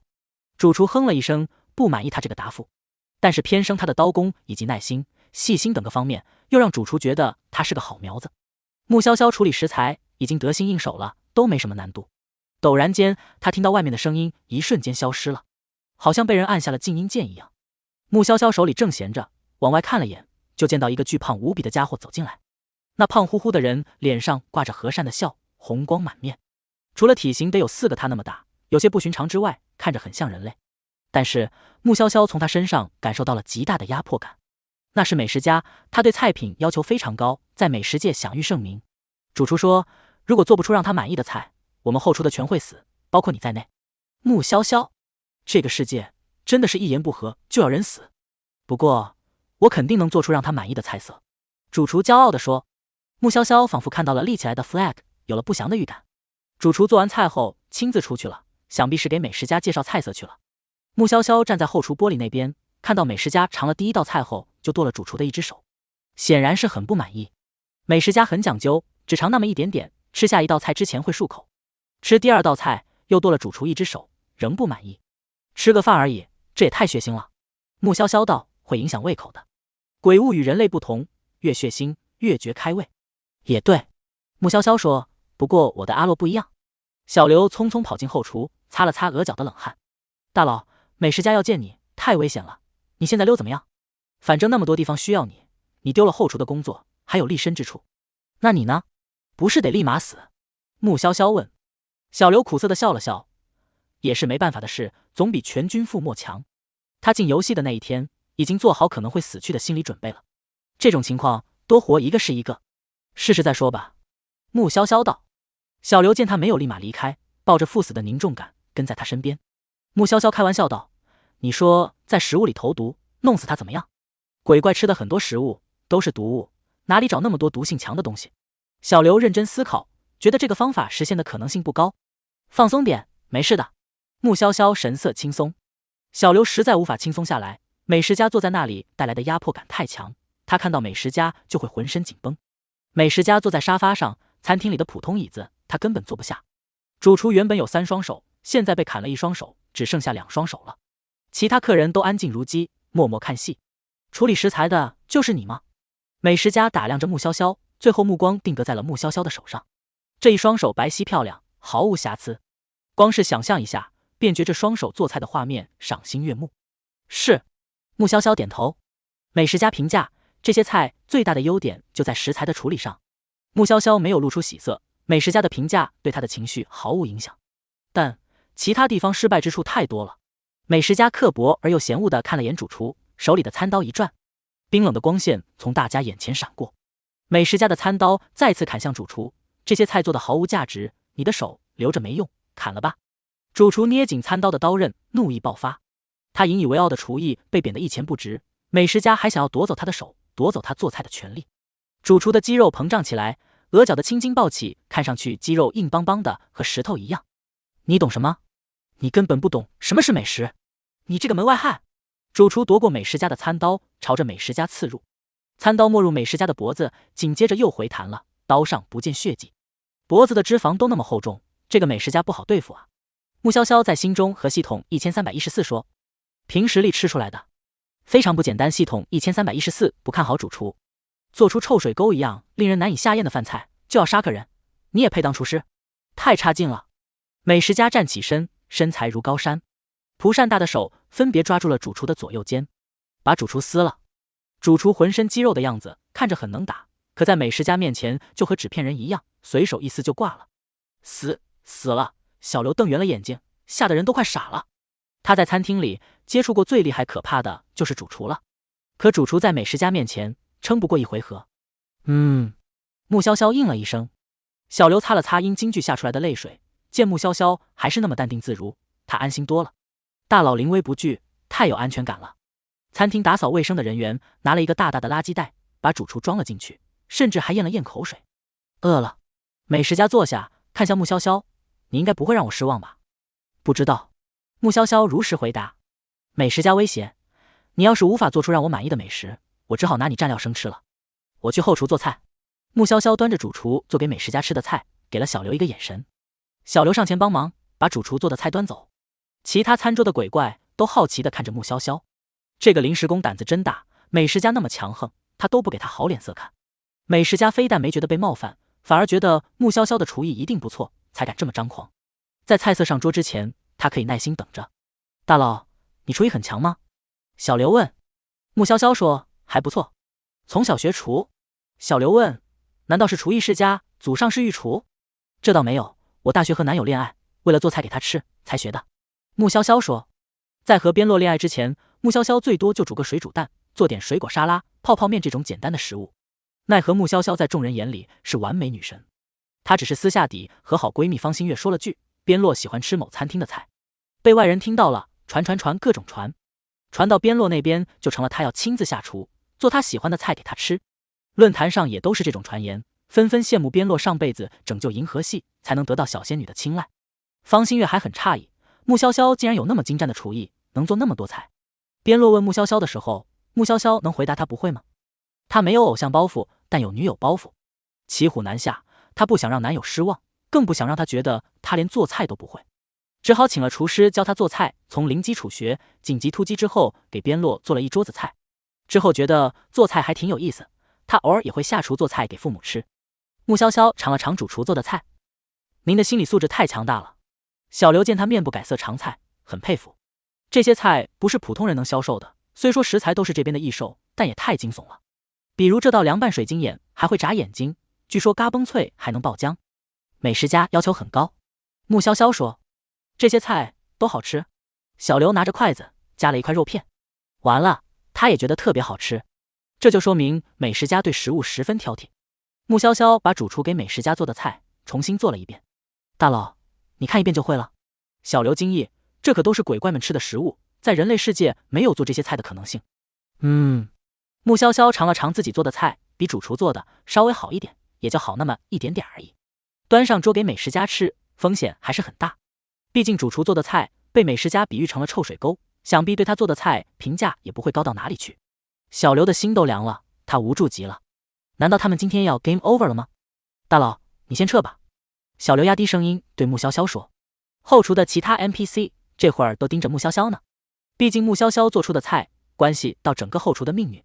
主厨都被美食家手撕了，其他厨师可不敢托大，希望穆潇潇能做出让美食家满意的菜色。穆潇潇轻轻摇头，否决了小刘的意见。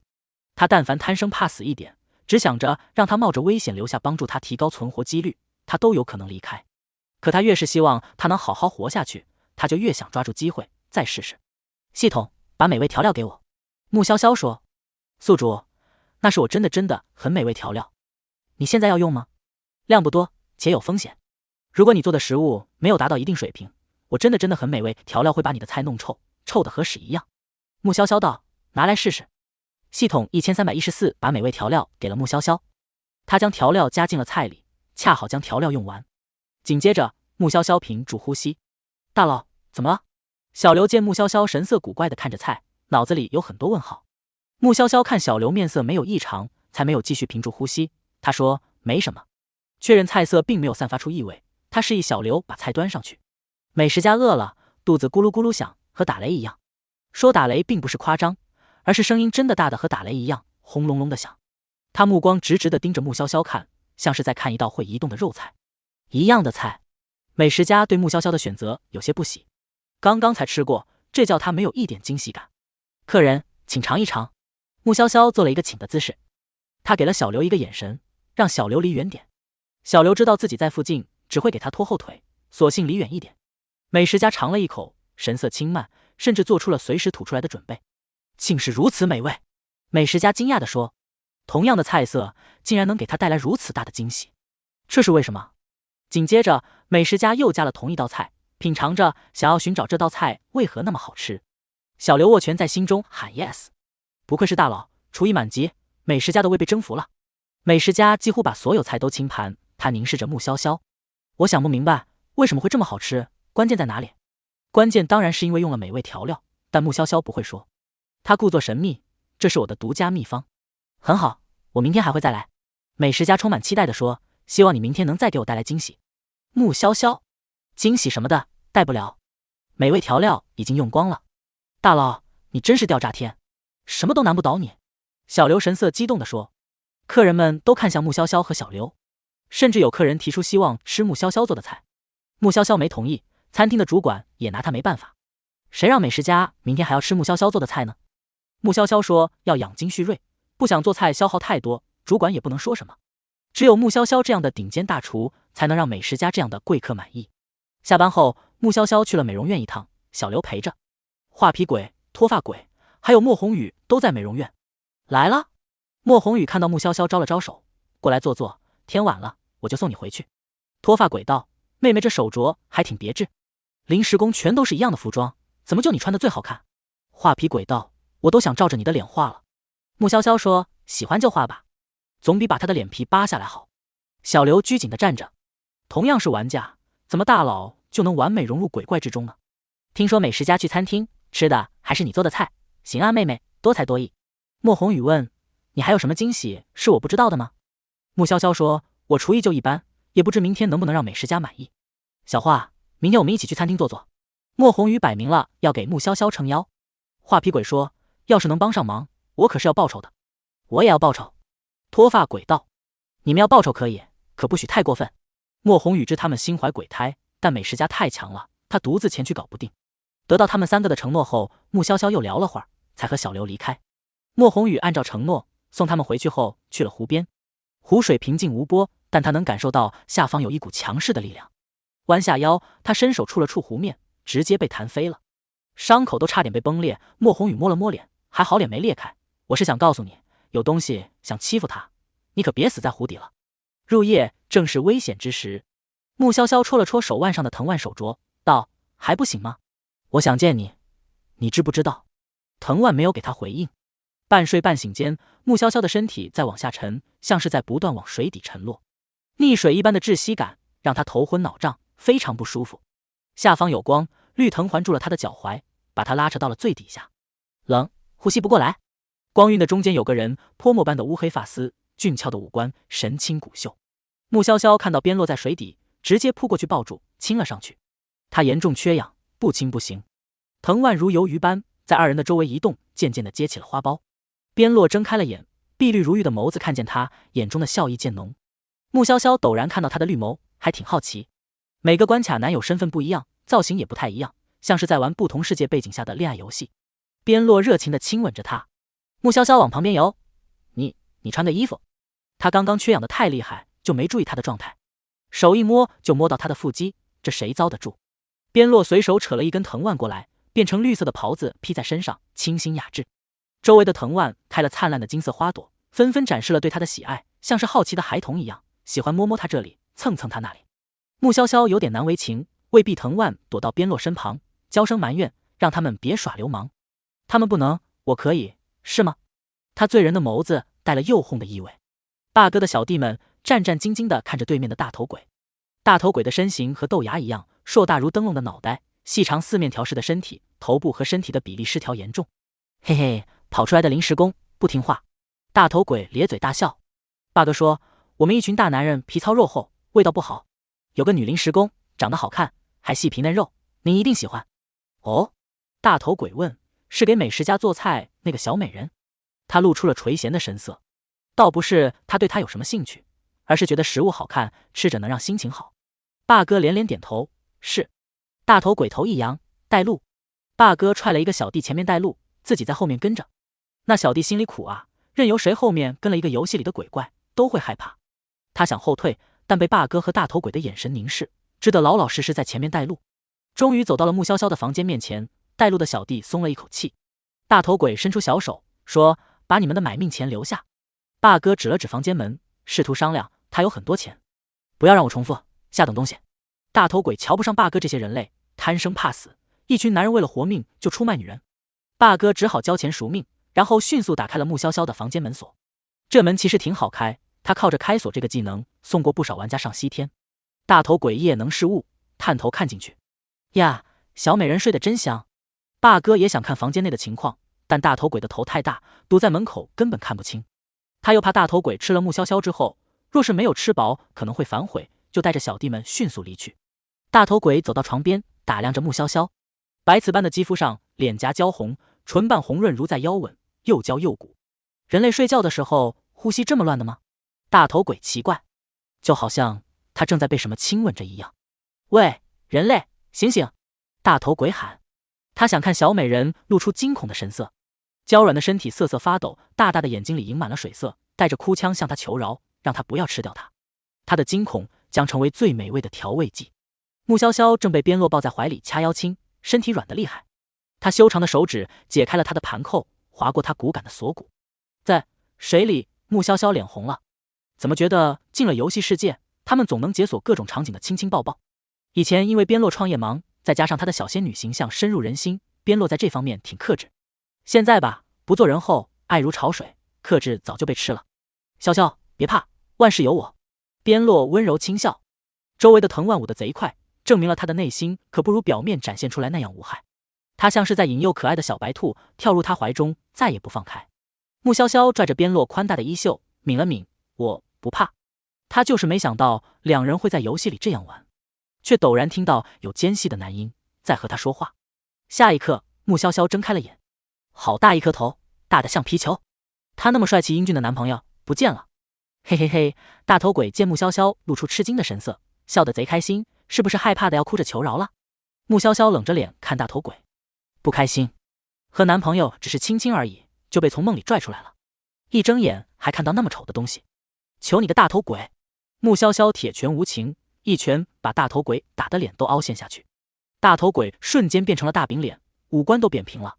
人类，杀了你！大头鬼把自己塌陷下去的鼻子捏起来，缠在穆潇潇手腕的藤蔓手镯啊，好生气！就是因为这个东西叫醒了潇潇，本体才没能继续和潇潇亲亲。藤蔓手镯瞬间变大，卷起了大头鬼。怕吓着娇弱可爱的爱人，藤蔓还特意把大头鬼包得密不透风。紧接着去了浴室，藤蔓用力一勒，大头鬼哼叫的声音都没能发出就没了。嫌弃身上沾染了大头鬼的污血，藤蔓甚至自己拧开水龙头冲了冲，然后才再次回到穆潇潇身边，盘在了他的手腕上，开心地蹭了蹭他的手腕。不能说话吗？穆潇潇问。藤蔓摇了摇头，本体是变态来的，就算他是他力量分出来的一部分，现在也不允许他和潇潇过分亲近了。穆潇潇摸了摸小藤蔓，走到半掩的门边，门边站着一个脸色清白的小孩。你要进来吗？穆潇潇问小孩。敢进来就打死。小孩敏锐地感受到穆潇潇身上的杀意，再加上他看到大头鬼进去后就没出来，怕得朝穆潇潇喊：你别过来！穆潇潇往前一步，我……哇！小孩哭着想跑，人类太可怕了，他只是一个弱小可怜无助的小鬼而已啊！藤蔓一卷，把小孩拉了回来。小孩原地跑着，哭着，鬼声绝望。我第一次见玩家把鬼怪吓哭，这小孩很凶的。我只是想问他，有没有看到是谁开我的房间门？穆潇潇莫名其妙，他又没有凶他。除了她男友这种特殊情况，其他鬼怪不可能随便开玩家的门。不过也挺好猜，肯定是王八哥那群人。穆潇潇说，他不是霸哥吗？他配吗？他只能当王八。那家伙欺软怕硬，穆潇潇不屑极了。穆潇潇问小鬼，谁开的门？小鬼形容一番，果真是霸哥等人祸水东引，想弄死他。穆潇潇放了小鬼，就去找霸哥。既然都醒了，这仇也就别隔夜了报了，今夜了结吧。走廊的天花板有一长蛇，忽然落下，想要舔穆潇潇的脸。藤蔓飞出一根刺，把长蛇钉在天花板。他都不能舔，这玩意儿滚！为保护穆潇潇，藤蔓一路杀怪。穆潇潇对藤蔓道：别全搞死了，不然待会儿没鬼怪帮我对付王八哥。系统1314，我的宿主是第一个担心把鬼怪全弄死的玩家，太秀了。顿时不知该怜悯这些鬼怪，还是怜悯王八哥。藤蔓帮穆潇潇敲了门，屋内霸哥和小弟们都屏住呼吸，看向门口那边，敲门声接连不断。拆门吧，穆潇潇说。门都给他们拆了，看他们往哪儿跑。藤蔓化作巨大的绿色斧头，把门劈开。穆潇潇随意踹一脚，门板整块倒地。你没死？霸哥的小弟脱口而出。霸哥给了小弟一脚，说这种话是嫌他们死得不够快吗？不但没死，还惦记着你们，大晚上想给你们送点本地的土特产呢。穆潇潇微笑，怕隔夜仇会馊，他还专程大晚上过来，真的很有诚意了。霸哥很担心穆潇潇进来把他们拆了，脑子飞快运转，他道：大佬客气了，送什么土特产？我……穆潇潇却转身走了，旗袍勾勒出他窈窕多姿的背影，撩人心动。可霸哥他们已经没心思看美女了，一堆鬼怪从门口挤进来。霸哥看到各种奇形怪状受了伤的鬼怪，终于明白过来，穆潇潇说的土特产是鬼怪。游戏里最多的又是本地的土特产，可不就是鬼怪？霸哥等人的惨叫传入穆潇潇耳中，他不疾不徐地走回房，步伐优雅，似任何污浊都与他无关。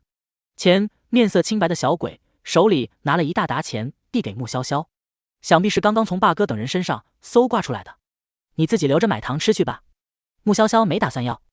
小鬼一乐，觉得自己之前误会穆潇潇了，这是个好人，虽然可怕且能打，但他真的很好。穆潇潇回房睡觉去了，小鬼就站在门口龇牙咧嘴地盯着其他靠近的鬼怪。那些鬼怪看到他露出的獠牙，欺软怕硬地跑了。藤万感受到门外发生的一切，有点不乐意。一直以来都是他在守护潇潇，臭小鬼抢他工作。翌日，穆潇潇在房间吃了藤万送来的早餐，开门后看到门口有不少糖，肯定是昨晚那小鬼送来的。穆潇潇从袋子里拿了一盒薄荷糖，只拿了薄荷糖吃，袋子拎回房间去了。去做早餐，穆潇潇给小刘、小莫他们分糖，竟然还有薄荷糖卖，小莫都没见到，虽说看到了他也不会买。小刘道：“大佬，又是你的追求者送的吗？”“不是，一个小鬼送的。”穆潇潇说。小刘和小莫对视一眼，面色惊愕，不会是他们想的那个意思吧？就是你们想的那个意思。穆潇潇仿佛一瞬间掌握了读心术，完美的回答了他们的问题。小莫，真是见了鬼了，还有鬼怪给大佬送礼，他们遇到的鬼怪只会追杀他们。大佬的基本操作，大佬都能和鬼怪打成一片，让鬼怪保护他了。小刘小声和小莫嘀咕：“小莫，羡慕我已经说厌了，大佬的世界遥不可及。”到餐厅工作，不出意外，穆潇潇和小刘看到了外面坐着的脱发鬼莫宏宇、画皮鬼。大佬，你可真有面子。小刘与有容焉，此生有幸他才能亲眼见证大佬的神操作。脱发鬼和画皮鬼可不是看在我的面子过来的，只是因为想从我这里得好处。鬼怪们现实得很。穆潇潇说。小刘说：“那也很了不起了，像他们这样的普通玩家，就连和鬼怪们谈判的资格都没有。”穆潇潇做菜时，美食家到后厨参观了。脱发鬼莫宏宇、画皮鬼为防不测，也跟着进来。看来你还是让我失望了。美食家看完穆潇潇做菜，你根本无法复制昨天的奇迹，你做的菜根本不好吃。说着话，美食家陡然一吸气，锅碗瓢盆都被他这一吸给弄得咣当响。穆潇潇躲得快，不然被美食家这么一吸，只怕要被吸进他嘴里。而他手腕处的藤蔓手镯飞快过去，把他做的菜一口吞了。潇潇做的菜绝不能浪费，吃东西一点都不讲究，你怎么好意思自称美食家？穆潇潇见美食家直接动手，吐槽。美食家呵呵一笑，对脱发鬼他们说：“我那里有红丸，你们还要帮他？红丸能提升鬼的力量，十分珍贵，他们不会帮你了。”系统1314科普。意料之中，穆潇潇本就不信任脱发鬼和画皮鬼，只是试试罢了。果然，脱发鬼和画皮鬼一秒都没挣扎，就异口同声：“我们不插手。”你呢？美食家问莫宏宇。莫宏宇捏着伞道：“我选择插手。”他虽说已经忘记了前尘往事，但总觉得把杀人犯干掉是他的心愿，而穆潇潇帮他完成了这个心愿，他不能见死不救。画皮鬼和脱发鬼退了出去。美食家仗着身体圆润，身体如轮子一样朝着穆潇潇滚来。穆潇潇闪避着，拿厨房的长刀砍美食家，却砍不进去。美食家的身体太有弹性了。莫宏宇以伞为武器，伞头尖锐，却也难以刺伤美食家。藤蔓捆住美食家，用力勒紧，利刺长出来，都把美食家捆成了粽子，却还是扎不破这家伙的外皮。眼睛，穆潇潇对藤蔓说，其他地方有脂肪护着，眼睛没有。藤蔓勒紧美食家的脖子，小刘努力去薅美食家的头发，想把他的头拽起来，免得美食家一直低着头，把脸埋在胸前，让人无法攻击他的五官。美食家没想到这看上去不起眼的藤蔓拥有这么大的力量，他的身形渐渐变大，越来越大，想将藤蔓崩断。后厨的屋顶都被美食家硕大的身形顶破了。休想闭眼！小刘拿厨房勾肉的大钩子勾住美食家的眼皮。穆潇潇和莫宏宇的武器分别刺入了美食家的左右眼，却在这时藤蔓被美食家强行扯断了。糟了！小刘一想到藤蔓是大佬的对象，整个人就不好了。藤蔓断裂，枯萎了。穆潇潇知道这不是边落的本体，本体应该还在水底修炼，所以并不担心。得到了自由，美食家抬脚落脚，我要把你们踩成肉饼。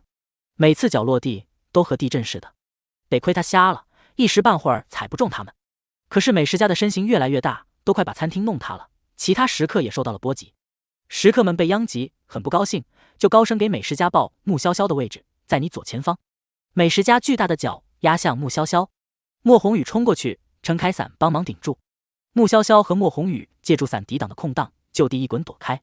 莫宏宇的伞骨都被踩变形了，他咬牙发了狠，脸上身上的裂口再次冒出。那边有一片湖泊，朝那跑。他把穆潇潇一推，就独自拿着变形的伞迎上美食家。大佬，快走！小刘喊，咱们不能全军覆没。他左右手各自拿着铁钩，打算和莫宏宇一起拼命阻拦美食家。能活到现在，他已经很赚了，不能把大佬也搭进来。烦人的苍蝇！美食家听着其他食客的说的位置，十分不耐烦。他想把小刘和莫宏宇抓住，然后再收拾穆潇潇。穆潇潇道：系统给我潜力丸。使用潜力丸，各方面能力会成倍提升，但会有虚弱时间，时间不定。激发出来的潜力越强，虚弱时间越长。给你。系统1314把潜力丸给了穆潇潇。穆潇潇吞服下潜力丸，药丸入口即化，只觉一股暖流在经脉中流动着。捏死你们！美食家左手抓住莫宏宇，右手抓着小刘，用力收紧。小刘痛得直嚎，忒疼了，骨头要断了。这种死法太痛苦了。莫宏宇的身体裂开，从美食家的手掌心溜了出去。穆潇潇一跃而起，刀光一闪，剁下了美食家的右手。他弹跳力、力量、速度皆是大幅度提升，砍下美食家的手比他想象中还要轻松。右手从高处落下，小刘就在里头，却没有因衰落而受伤。小刘第一次感受到了美食家脂肪多的好处，躺在其手掌心能缓冲力量，不那么疼。人类，死，去死！美食家左手挥舞着，胡乱拍打。穆潇潇顺着美食家的左手助跑几下，便跳到了美食家的肩膀上，挥刀砍其脖颈。长相娇滴滴的旗袍美人站在巨大狰狞的美食家前，本该惹人怜爱，偏偏他一刀下去，把美食家的半边脖子砍了。美食家朝着肩膀抓去，穆潇潇躲避着，跳到了他另一边肩膀，又是一刀，旋即一脚把美食家的脑袋踢飞。美食家巨大的身体直挺挺地往后倒去，穆潇潇顺着他倒下的身体，如跑下坡一般跑了一段路后，完美跳回地面，站姿潇洒，这也太优雅了。小刘掰开美食家的手指头，从其手指的桎梏中爬出来，双眼一直看着穆潇潇。他的表现过于夺目，他移不开眼，就是那种看到游戏里的战斗角色来到3次元的感觉，又狠又美又端庄。美食家巨大的身躯倒地，把本来就残破不堪的餐厅彻底压成了废墟。还好吗？莫宏宇走到穆潇潇旁边，他脸上的裂纹又出现了，但他现在顾不上自己的情况，因为穆潇潇这大爆发不太寻常。还行，穆潇潇已经精疲力尽，但还得继续撑着。周围的食客紧盯着他们，思考着要不要趁现在吃口肉。你们报坐标报的挺开心。穆潇潇手握长刀，这大长刀平日用来处理坚硬异兽，砍美食家砍了很多次，活口了，却因为他凛然的神色，威慑力十足。报坐标的鬼怪跑得比玩家被鬼追还快，美食家都被他砍掉了脑袋，他们也怕掉脑袋。穆潇潇灿然一笑，眸光扫过附近的鬼怪，把心怀鬼胎的众鬼吓得不敢轻举妄动。他朝着湖边走，他在梦里时与边落在水里相见，刚刚莫宏宇又让他往湖边走，他想边落应该就在那片湖中。这么强的人类第一次见。脱发鬼忌惮地看着穆潇潇的背影，咱们临时反悔，不会被记恨上吧？我总觉得他刚刚在用眼神弯我。画皮鬼拿着小镜子补脸上的妆，道：是你心虚才觉得他弯你，他是聪明人，只要我们井水不犯河水，就会相安无事。打起来对谁都没好处。小刘快速跟上穆潇潇和莫宏宇的脚步，他心想，终于又逃过一劫，能活下来谁都不愿意去死。穆潇潇每迈出一步都觉得很困难，全身就像是灌了铅一样，很沉重。潜力丸爆发力很强，虚弱效果来得太快了。莫宏宇也好不到哪里去，身上脸上的裂口又冒出了血。经理带着大批正式员工挡在了穆潇潇他们面前。正式员工都是非人类，一个个平时装得挺像人，真面目吓人的很。小刘之前意外看到一个正式员工换衣服，那家伙脱衣服，一个不小心把皮都脱下来了。你比我想象中更能惹事。经理今日换了一身黑旗袍，旗袍上绣着大片红色的牡丹花，手里的小黑扇同样绣着牡丹花。穆潇潇微微一笑，道：经理，有人要杀我，我不能坐着等死吧？比起你的命，当然是度假山庄的利益更重要。因为你失职，山庄生意最好的餐馆被毁，你该受罚。经理冷酷地说：我要收回你的员工牌。其他临时工最多是得罪客人，穆潇潇倒好，直接害得餐馆被拆了。穆潇潇垂眸看了眼员工牌，他的员工牌上有数字编号，还标有职位。每次他的职位有变动，员工牌上的小字也会跟着变化。现在那些字在消失，字迹没了之后，员工牌也没了。他交给你们了。经理对正式员工们说。正式员工们垂涎地看着穆潇潇，脸上有着过年杀猪分肉时的喜庆。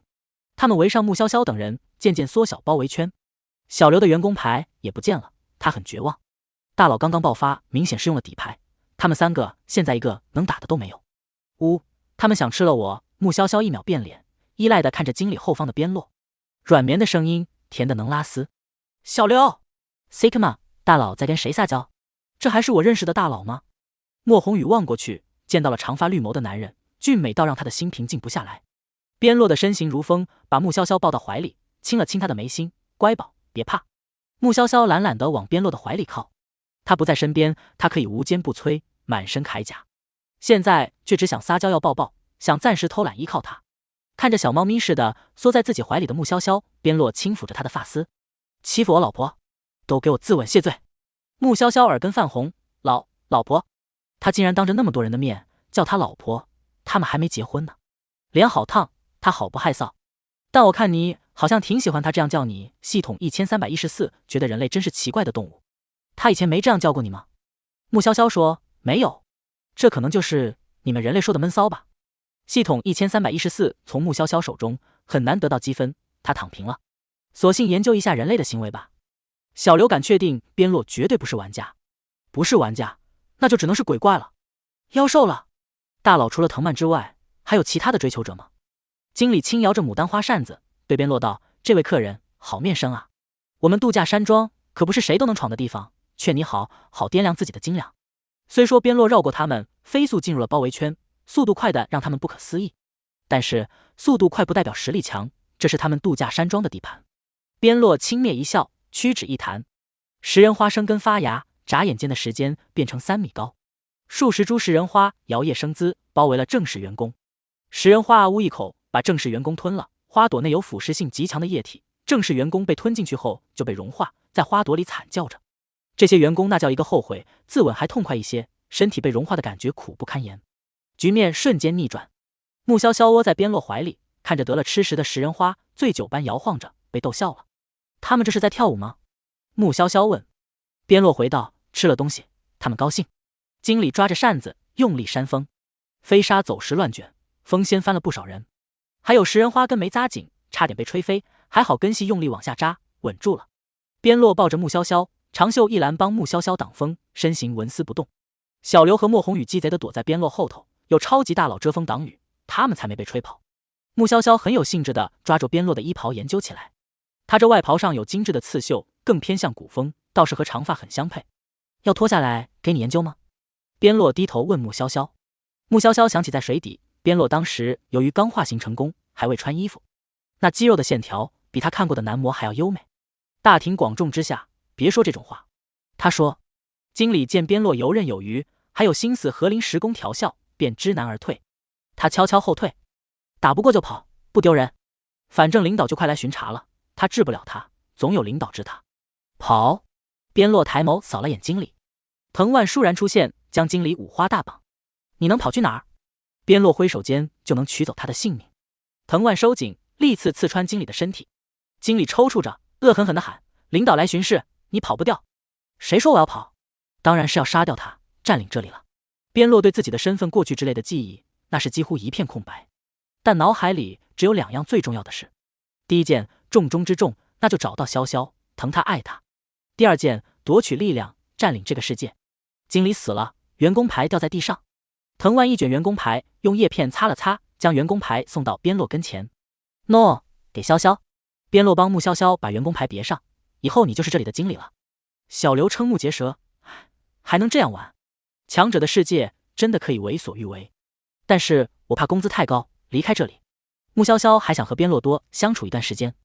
小刘深刻体会到了大佬不想离开的心情，酸成了柠檬精。他看到藤蔓的那一刻，明白了边落和藤蔓是同一个，大佬和藤蔓大佬是真爱，可以留一段时间。边落说，他在湖底获得了强大的力量，可以延迟穆潇潇离开的时间。太好了！穆潇潇吧唧一下亲在了边落的脸颊，不管和他黏在一起多久，他都永远不会腻。莫宏宇指了指自己的脸，道：姐妹，能不能给我缝一下？哦，好的。穆潇潇说。小刘讪讪地指着自己，问穆潇潇：大佬，您看看您能不能给我一个员工牌？躲藏起来的鬼怪对他虎视眈眈，想要冲出来撕咬他。穆潇潇试了试，真给了小刘一个新的员工牌。我现在是经理助理了。小刘没想到自己在这里竟然还能升职。目前他们在度假山庄中看过的职位最高之人就是经理。虽说那经理死之前曾经说过还会有领导过来，但现在来说，大佬是这里职位最高的，他也算是一人之下万人之上了。穆潇潇得去美容院拿工具给莫宏宇缝脸。一行人去了美容院，画皮鬼仿佛忘了自己之前的行为，对穆潇潇等人颇为热情。你在外面等等，我弄完了就出来。穆潇潇用眼神示意边洛放他下来。边洛这一路都抱着他，和抱着宝藏一样，压根不愿意松手。乖一点好不好？穆潇潇捧着边洛的脸去亲他，本来只想浅尝辄止，奈何边洛不满足，没放过他。穆潇潇推搡着边洛：救命！我的男朋友怎么那么不害臊，当着别人的面就要这样亲他？小刘过分了！在惊悚逃生游戏里，你们还给我撒狗粮！活久见！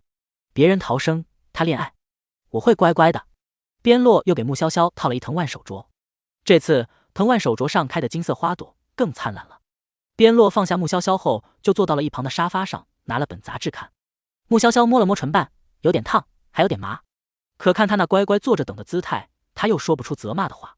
毕竟他失忆了，也还是过来找到他。为了见到他，他在黑暗深渊努力了上百年。老婆，你是还想亲吗？边洛注意到他的目光，抬眸看他，就不能找个安静没人的地方亲吗？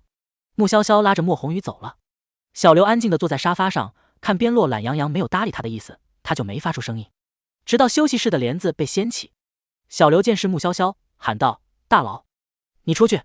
他说。小刘老老实实走出去。他没看到莫宏宇，好奇这次他的脸裂得那么厉害，大佬是否还能做到天衣无缝，看不出任何痕迹。大佬还没弄完。门开着，小刘走到门口，就看到穆潇潇还在帮莫宏宇处理脸部问题。穆潇潇疑惑，刚刚有个和你长得一模一样的人去找你老公了。小刘语速飞快，说明了情况。小刘还不知道边洛叫什么，总觉得叫藤蔓大佬怪怪的，索性边洛叫穆潇潇老婆。他说边洛是穆潇潇的老公，这没什么毛病。穆潇潇的脸色瞬间变红，他是我男朋友，还没结婚，婚都没有求，才不是老公。求婚答应就是老公了吧？系统1314觉得边洛要是知道这件事，会直接原地求婚。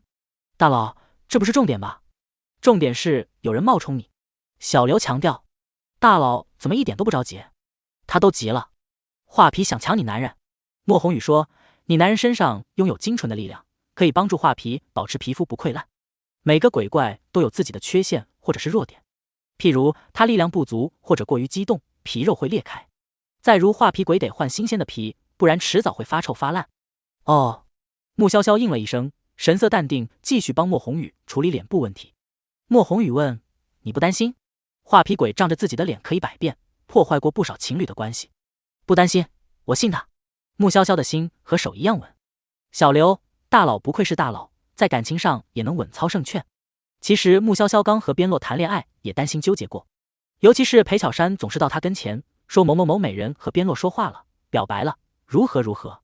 穆潇潇觉得自己的男友像蜂蜜，忒会招蜂引蝶了。裴巧珊为了让穆潇潇不舒服，还特意在论坛里盖楼，猜测他们俩什么时候分手，还发起了投票，看谁能从穆潇潇手里撬走边洛。边洛找人把帖子删除后，为避免不必要的误会，他特意和穆潇潇解释清楚，有部分是子虚乌有的谣言，有部分是真的。有人想和他暧昧，他会离得远远的，不给对方机会；有人表白，他会直接拒绝。从此以后，边洛就养成了凡事给穆潇潇报备的习惯。他要是不听他行踪，他还不乐意，问他是不是嫌他烦，不爱他了。穆潇潇那时才明白，刚恋爱他和边洛都没有安全感，于是他试着习惯没有他在的时候独当一面，有他在的时候依赖他，免得他觉得他不能为他做什么。好了，穆潇潇缝好莫宏宇的脸后，洗干净手。莫宏宇照了照镜子，道：还是美的。走，我们去看看画皮在搞什么。就是不知我们得撕一个还是撕两个了。一个。穆潇潇态度坚决，表明自己100%信任边洛。失忆了都知道黏着他，他没有理由怀疑他。小刘酸了，怨天底下的好男人都遇到像大佬这样的贴心好女友。他的上一任对象特爱怀疑他，譬如一次他和同部门的同事聚餐，去得晚了没位置选，坐女同事旁边要被前女友对。他说他们全程无交流，人家那是2个孩子的妈了，他不可能那么丧心病狂。前女友就杠说无交流是不是心虚，是不是对方没生孩子他就有想法？无交流那是因为女同事在和另一个女同事聊母婴问题，他一个未婚男性掺和进去做什么？但女友总有她自己的想法和逻辑，很难沟通。回想起往事，小刘觉得分手了挺好。两人一鬼怪一起去休息室，掀开帘子，一眼便瞧见了4只被钉在墙壁上的画皮。画皮鬼的身上统共5根钉子，额头1根，双手双脚各2根，而且画皮的五官已经没了，脸上被画了一个飞镖盘，中间红色的靶心被插了数十根细针，那针细如牛毛。边落懒散地靠坐在沙发上，拿着1根针，随手一飞，又正中靶心。潇潇，我有乖乖等你，只是那边那家伙不太乖，我就让他老实一点。边落见穆潇潇进来，绿色的眸子碧透，如一泓清泉。莫宏宇低声道：“这是魔鬼吧？”小刘何尝不是被边落优秀的操作，闪了腰。就画皮鬼这下场，以后谁还敢色诱大佬的男友？不愧是大佬的男友，太绝了。穆潇潇坐到边落的旁边，搂住他的脖子，软声道：“这么乖，想要什么？”边落说：“今晚一起去泡温泉。”好啊。穆潇潇和边落计划过温泉旅游，只是还没有去就发生了这些事。现在在游戏里完成也不错。边落问莫宏宇和小刘：“你们要玩飞针吗？”小刘和莫宏宇连连拒绝，害怕。好吧。边落有点遗憾，他拉着穆潇潇走：“我们去泡温泉。”边落和穆潇潇走后，小刘和莫宏宇亲眼见到画皮在腐烂，从靶心被细针触碰的位置为中心，融化的雪糕一样吧嗒落到地面。还好我坚守住了。莫宏宇见画皮的下场，庆幸自己没有犯糊涂。他看到边落人形的时候，有了想恋爱的感觉，但他就什么都没做。他要是做了，现在也成一滩烂泥了吧？穆潇潇和边落手牵手走向温泉区，有玩家看到了，简直惊呆了。不是吧，不是吧？美女玩家为了活命和鬼怪谈恋爱？大佬，上车！小莫开的车子到了穆潇潇和边落的面前，他小心地瞄着边落。餐馆那边的事他已经听说了，但还是被人类和鬼怪恋爱的画面冲击的脑子宕机。画皮的化妆技术精湛，如果你没有给我戴藤蔓手镯，可以分辨出来吗？穆潇潇看着边落碧绿的眸子问。边落道：“你亲亲我，我就告诉你答案。”并没有很想听。可以分辨出来，潇潇是不一样的。边落回答完，自己领取了奖励。他亲了亲穆潇潇的脸颊。穆潇潇懒洋洋地躺在他的大腿上，看着他绿色的眸子：“你这个眸色也挺好看。”车内长出了藤蔓，藤蔓上朵朵金花绽开。收回去。穆潇潇抓着他的手捏了捏。他没做什么就这样，要是真去泡温泉了，还得了。这花多好看，你不喜欢吗？边落低头用脸蹭了蹭他。穆潇潇脸颊微红，好看是好看，但他一高兴到开花，这里就荡漾着春天的气息，代表他此刻有了比较超过的想法。收回去。穆潇潇拉着边落的手晃了晃。边落听着他甜软的嗓音，这么小的要求哪能不答应，当场就把藤蔓收走。小莫见两人上车开始就各种黏黏腻腻。穆潇潇和平时的画风完全不一样，他特想说：“大佬被绑架了，你就眨眨眼。”你们很熟？边落漫不经心地问。小莫僵了僵，脖子有点凉。穆潇潇说：“不熟，和你更熟。”那他老看你。边落对小莫的视线颇为不满，因为我从来没见过大佬这个样子。小莫和穆潇潇的交集不多，但每次见到穆潇潇，他都能slay全场，典型的软妹脸大佬灵魂，以至于他撒娇的样子过于甜美可爱，他都没有任何多余的心思。那当然，她是我老婆，又不是你的。边落骄傲地说。小莫收回目光，不再看穆潇潇。大佬真是随心所欲，和鬼怪恋爱就变成甜妹。穆潇潇见他骄傲的尾巴都要翘上天了，捏了捏他的脸：“怎么又叫老婆？不准叫！”又害羞了，别担心，他看不见也听不见。边落抬手一挥，细细的藤蔓编织成了帘子，遮挡住前方小莫的视线。小莫纵然不知后面发生了什么，也结结实实被喂了一把狗粮。穆潇潇河边落到了温泉区，温泉区的主事亲自出来迎接，讨好的说：“二位跟我来，已经为你们准备好池子了。”小莫坐在车上，看到主事殷勤的样子，感慨不已。艰苦求生和大佬从来不挨边，大佬现在已经从过关斩将变成了和男友旅游的轻松状态。这个温泉池最适合人类。主事说还有些水果、小零食已经摆放好了，也都是适合人类的吃食。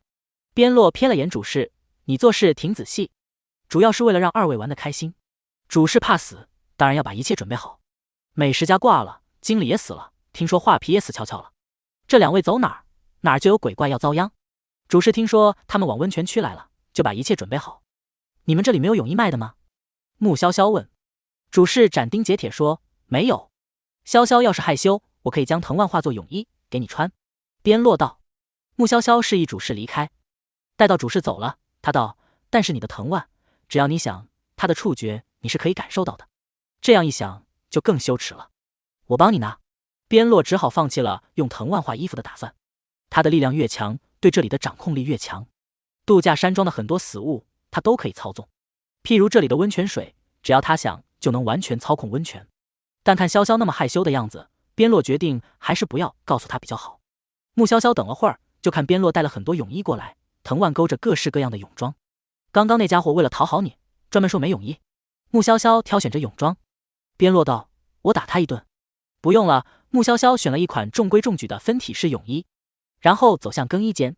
更衣间外面有一面镜子，穆潇潇正欲开门进去，一只手从镜子里伸出，想抓他的手。他缩回手，看向镜子，镜子映出了一张男人的脸。嘿嘿，小美人想要用镜子，就把我搬进去。男人看着穆潇潇的脸，笑得见牙不见眼。你爬出来，把镜子搬进去。穆潇潇说。男人见他这么镇定，愣了愣，然后就从镜子里爬出来。他道，我还可以帮你穿。穆潇潇有被恶心到，抄起旁边的板凳就朝着猥琐男砸去。这游戏里的鬼怪真是丰富多彩，有撬墙角的画皮鬼，也有躲藏在镜子里想看玩家换衣服的猥琐鬼。哎呦！猥琐鬼忙不迭往镜子跑。穆潇潇哪能让他如意，举着凳子就把猥琐鬼击出窗外。这家伙躲在镜子里想偷窥。穆潇潇朝着外头喊。边落听到玻璃破碎的声音，瞬间赶到窗外。你的胆子很大。边落控制着藤蔓拎起猥琐鬼，眼珠子别要了。穆潇潇进更衣间，他戳了戳藤蔓手镯。你也不许乱看。边落没有凝神在那段藤蔓上，就不会知道穆潇潇那边发生了什么。他在外面道，我不看，只听声音，免得你遇到危险。遇到鬼怪，危险的不是他，是鬼怪吧？系统1314觉边落的担心多余了，那猥琐鬼的脑袋都被他用板凳抡扁了。只听声音啊，穆潇潇还是觉得有点怪怪的。要是听声音，那换衣服的窸窸窣窣的声音岂不是会传到他耳里？怪难为情。他索性一边哼歌一边换衣服。泳衣的材质是他在现实世界没见过的，穿上特别舒服。出去前他在外头披上了浴袍。边落穿着泳裤，外头也披了一件浴袍，浴袍松松垮垮的系着，能大概看到他身上的肌肉线条，那双结实有力的大长腿看着如同猎豹一般。潇潇可以把我的浴袍脱掉。察觉到他的目光，边落无所谓地说。穆潇潇走上前帮他拢了拢浴袍，系上带子。他说，男孩子也要保护好自己，这一片有猥琐男鬼，说不定也有猥琐女鬼。边落轻笑着点了点他泛红的脸颊。怎么那么容易害羞？那么可爱。穆潇潇只觉他的笑声酥得不得了，被他柔情缱绻地看着，有点把持不住。他绕到他身后说，你现在是长发，我帮你用簪子固定一下。边落变化出了一个藤蔓簪，递给穆潇潇。你们不是恋爱好几年了吗？宿主，你别怂，拿出你打怪的勇气来。我这是怂吗？我怕我太外放吓着他。穆潇潇帮边落将发丝盘于发顶，是古装剧里那种比较常见的发型。也对，你打怪的架势太狂放。系统1314脑补穆潇潇压着边落的画面，实在无法想象下去。边落摸了摸头顶的发髻，好奇地动了动脑袋。很方便，头发不会散。到了温泉池旁，边落率先脱下了浴衣。穆潇潇站在他后面，看着他那公狗腰，将手当扇子在脸庞直扇。这身材也太玉了吧，不管看多少遍都会脸红心跳。潇潇，下来。边落进入温泉，转身朝着他伸出手。穆潇潇将浴袍脱了，放在一旁的架子上。纵然穿着最简单的分体式泳装，没有什么花样，也因为他的好身材，显得这泳装都变得好看起来。冷白的肌肤沐浴在月光下，拥有瓷器一般的白釉光泽，潋滟着水光的杏眼不大好意思地躲闪着，漂亮的唇瓣如开得娇艳的石榴花，纤细的腰肢不盈一握，好似稍稍用力就能掐断。边落的视线坦然直白地看着他，眼神撩人。他便觉他的视线像火焰一样，在他的身上掠过，能留下烙印。白皙的肌肤上泛起了桃花粉，轻而易举勾起人的欲。穆潇潇抓住他的手，快速下了水，赶忙泡在水里。刚进温泉，脸就红扑扑的，很可口的样子。边落偏头轻咬了一下他的脸颊，不痛，就是有点痒。配上他威哑的嗓音，足以让人耳朵怀孕，还是一胎三宝那种。吃东西吧。穆潇潇指了指旁边摆放着的食物，水果、小零食、饮料，挺多吃的。潇潇想吃什么？我喂你。边洛问。穆潇潇现在已经分不清，她是被男友的荷尔蒙给刺激的脸红心跳，还是因为这温泉太热了给泡出来的。怎么有种缺氧的感觉？一定是因为周围热气蒸腾，水雾迷蒙，才会有这种缺氧的感觉。就温泉蛋吧。穆潇潇垂下眼睫，浓密的睫毛微颤。因为是在温泉里的缘故吗？为什么有种初次约会的羞赧？边洛没自己动手，而是变化出藤蔓包蛋壳，蛋包到一半便拿到手里喂穆潇潇。穆潇潇吃了一半，蹙了蹙眉头，有点噎。这里的温泉蛋用的不是鸡蛋，而是异兽蛋，一个是普通鸡蛋的2、3倍大。边洛凑近舔了舔他的唇，你怎么和狗似的？穆潇潇没反应过来，他为什么突然舔他的唇？边洛一脸无辜，唇边沾了蛋黄。星号 Omega 反斜杠星号，穆潇潇捂脸，没脸见他了。他的形象，为什么蛋黄会沾到嘴唇？一点都不优雅。系统1314默默地看着，感觉像是在看恋爱小电影，还是男主心机，女主傻白甜那种。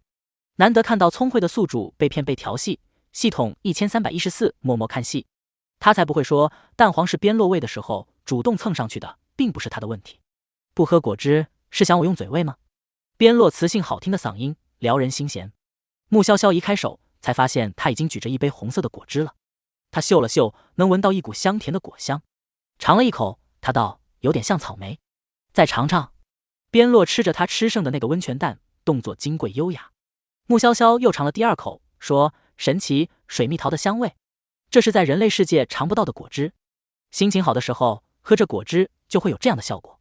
如果不够快乐，不够幸福，从头到尾只能尝出苦味。”边洛说：“这种果汁，即便是在这个游戏关卡，也难得一见。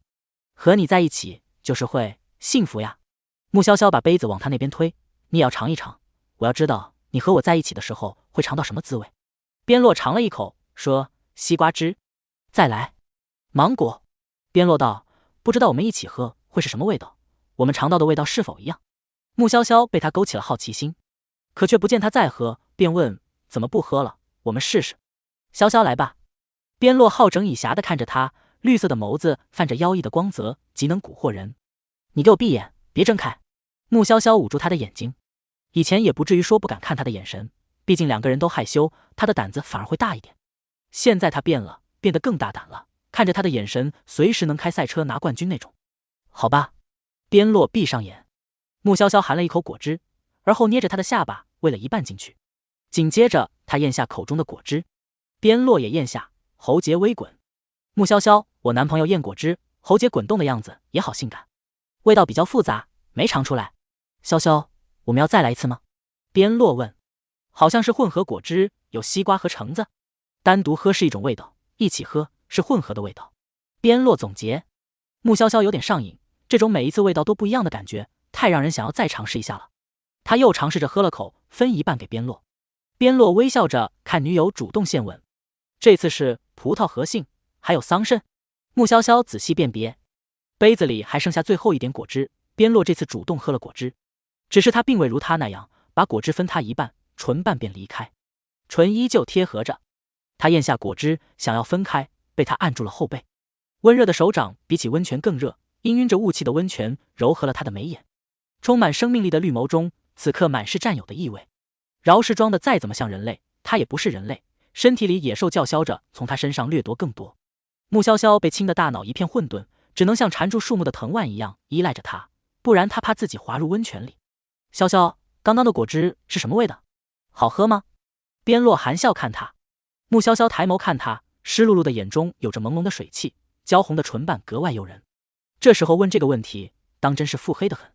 他都被他亲得七荤八素了，哪里有空去思考果汁是什么味？能记得的只有他凌厉强势的攻势。你说呢？他反问。边洛亲昵地搂着他的腰，让他坐到了自己的怀里。他的后背靠着他的胸膛，他的下巴搁在他的肩窝。好听的声音在他耳畔响起。喝了那么多果汁，但还是潇潇最甜，只记住了潇潇的味道。Omega， 穆潇潇从脸颊红到了耳根，只怪他过分撩人。他舔吮着他的玛瑙似的耳垂，轻声细语诱哄：潇潇，我贪心的想要更多，可以吗？你要怎样都可以，你是我男朋友吗？藤蔓爬满了整栋楼，利刺如同利剑朝着外面，而散发着芬芳的金色花朵开得奔放热烈。温泉区的主事默默地看着那栋楼，他庆幸道：还好给那位安排了小别墅住，不然其他客人恐怕出不去。藤蔓所圈之处是那位的领地，闯入其中是生是死，全在那位的一念之间。您这样，要是董事长来了，会惩罚您吧？他的心腹问。主事头疼地揉了揉额头，道：能苟一时是一时，两边都不好伺候。他现在只能祈求最后赢家是边洛，不然依照董事长那斤斤计较的性格，不会给他好果子吃。他只是想活下去，他有什么错呢？心腹瑟瑟发抖，董事长可不好对付。日升月落，度假山庄天亮了。虽说是天亮，但这里的太阳总是柔柔的，从不刺眼。临时工们照例起床做早操。听说了吗？那个女玩家为了活命给 boss 当老婆，这个招数另辟蹊径啊，太有创意，也太有勇气了。这真是为了活命不要脸了。这里的鬼怪长得那么丑，也下得去口？不是，那男的很帅气。假的，都是假的，本体不知道多丑陋，别被骗了。那女的是缺男人吗？得多缺爱才找鬼怪。玩家们议论纷纷。小刘和小莫听着不舒服。闭嘴！小刘厉声喝道。小莫握了握拳头，再闭闭，打掉你们的牙。知道他们俩和穆潇潇走得近，其他玩家不说话了。另一边，穆潇潇从边洛的怀中醒来，他嗅到了空气中的花香味，抬手嗅了嗅，他身上都是花香味，仿佛喷了这种香味的香水进入胃了一样。系统1314昨晚被迫下线了。他感觉穆潇潇在边洛面前降智的厉害，便问宿主：你没看出来他昨晚一直在套路你吗？你没听过一个词叫将计就计吗？穆潇潇反问。和爱人那样激烈的亲亲抱抱，超刺激的好吗？系统1314沉默着消化着穆潇潇的话。人类真爱玩，也是真的复杂。潇潇，起那么早？边洛勾着他的腰肢，再睡会儿。生物钟，之前做早操习惯了，我们起床去看看。穆潇潇坐起身，他现在睡意全无。边洛抱起他。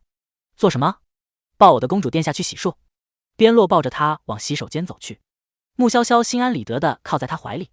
吃了藤万送来的早餐，他和他手牵手走出去。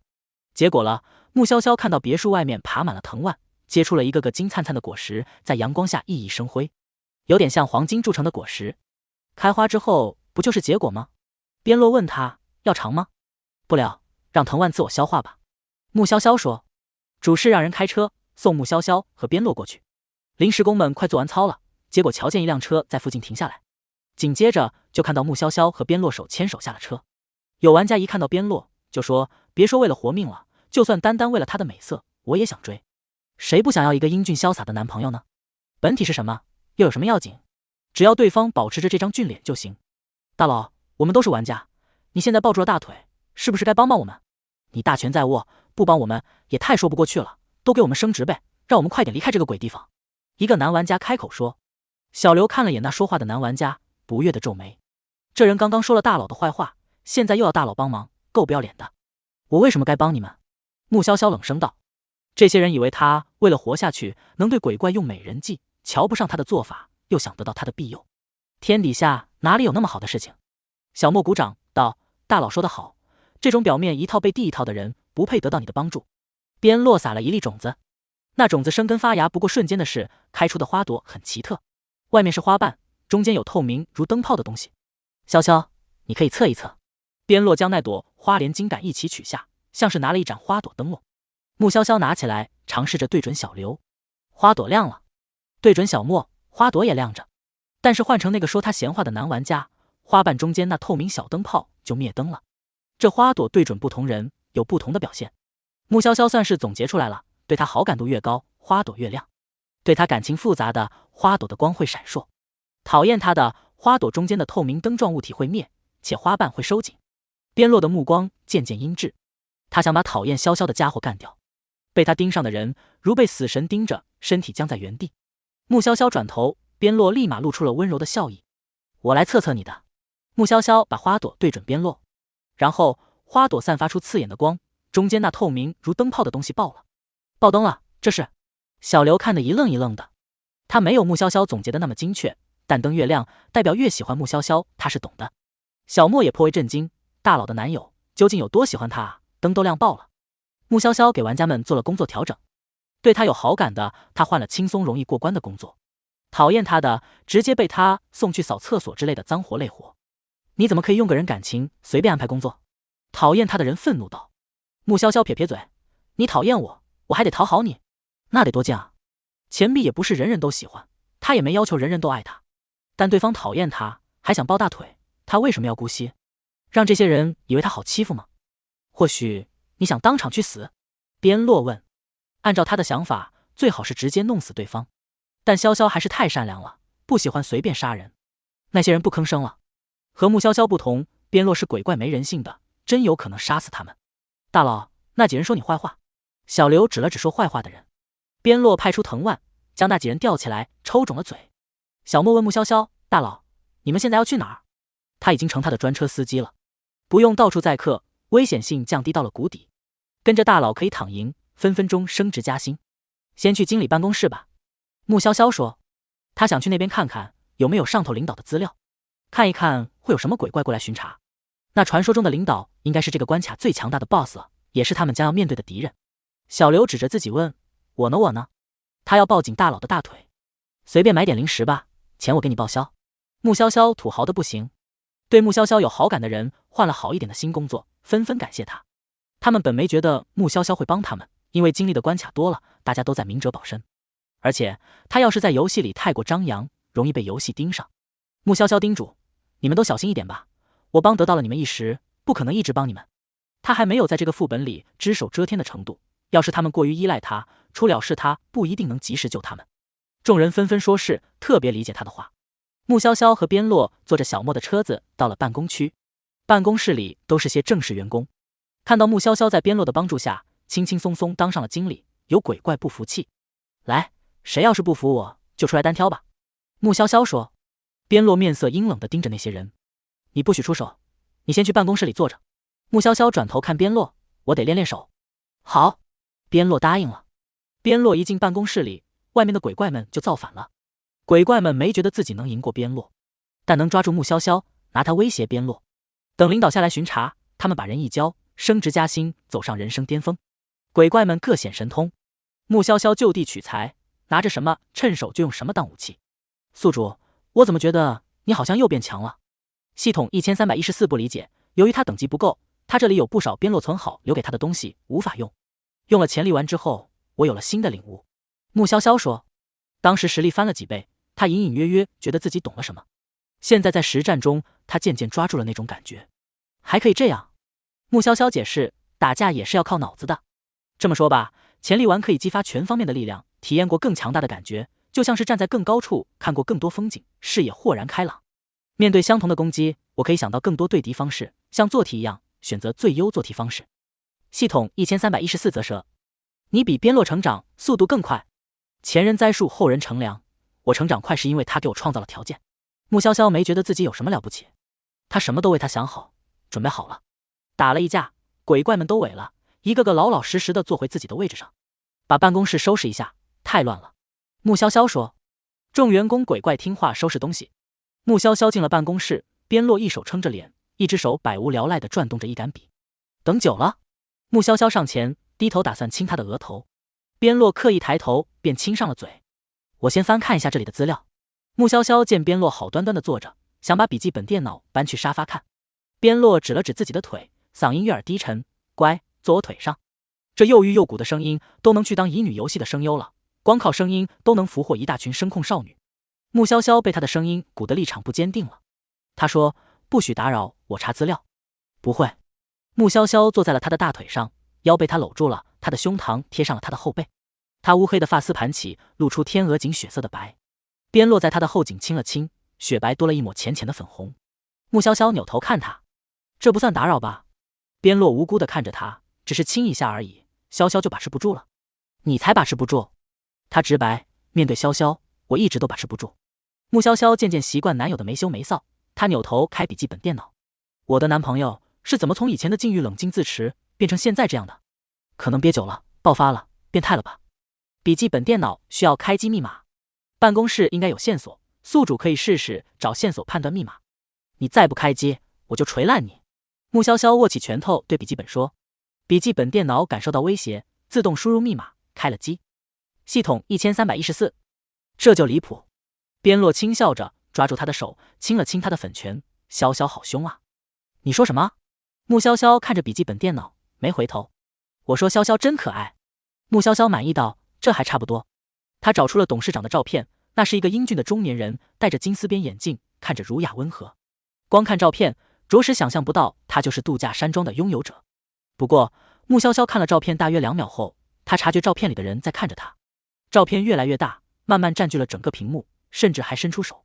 边洛把穆潇潇护在怀里，抓着伸出来的手，用力握了握。咔嚓一声，手缩回去，照片又恢复成了原来的样子。很厉害的样子。穆潇潇说，我就算用潜力玩也打不过他。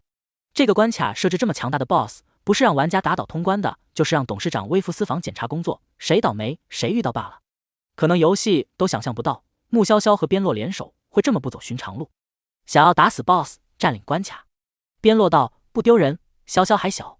穆潇潇觉得好笑的同时又有点心酸。本来他和边洛没差几岁，他和他在一起的时候过于平和甜蜜了，让他时不时会忽略他现在已经比他多了100来岁。他每次都需要在现实生活里待3天才能进游戏，他们之间的时间差会越来越大。穆潇潇握住了边洛的手，对笔记本电脑，你帮我查资料，自动翻页，语音朗读。笔记本电脑快气炸了，他为了和对象牵手就这么使唤他。为了保命，笔记本电脑乖乖查资料，慢慢翻页，速度可以再加快点。穆潇潇对笔记本电脑说。笔记本电脑毫无感情地念着资料，看他们俩牵牵手，贴贴脸，亲亲嘴。他从来没有见过这么秀的临时工，谋夺经理之位就算了，还威胁电脑，对电脑撒狗粮，这是人干事，鬼怪都做不出来。他好委屈，但他不能说。小刘买好零食走进办公区，电梯晃悠的厉害，上上下下晃动了好几次，最后还卡在了楼层中间。这是经理要的零食，你拦着我，想挨削吗？小刘在电梯内大声喊。电梯鬼哭唧唧，求你别告状，我现在就送你上去。刚刚有几个员工坐电梯，那脸老惨了，就是被新上任的经理揍的。小刘惊了，大佬的名头这么好用，他也就试试罢了。叮，电梯门打开了。您请。电梯鬼恭恭敬敬道。小刘昂首挺胸走出去，狐假虎威的感觉爽爆了，这可能是他的人生巅峰了。真是此关无悔抱大腿，下关还想继续抱。敲办公室的门，没听到回应，小刘耐心地等着。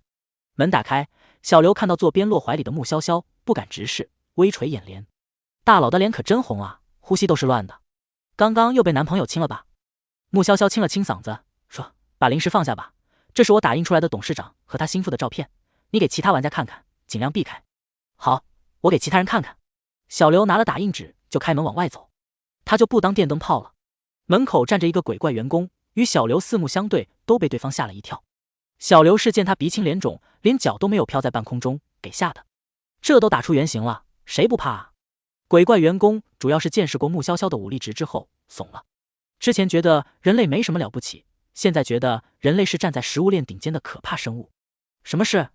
穆潇潇问。鬼怪员工小心翼翼飘进来，对穆潇潇道：“关于餐厅重建的事，若是不能尽快建好餐厅，影响盈利。”小事。边洛说。鬼怪员工试探地问：“7天内能建好吗？”能。边洛说。穆潇潇挺好奇边洛要怎么重建餐馆，就和他一起去餐厅那边了。餐厅此刻还是一片废墟，只见边洛丢了数十粒种子，餐厅就只长出了参天大树。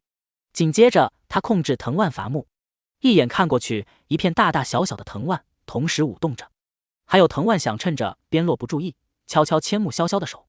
那小小的软软的藤蔓勾了勾他的手心。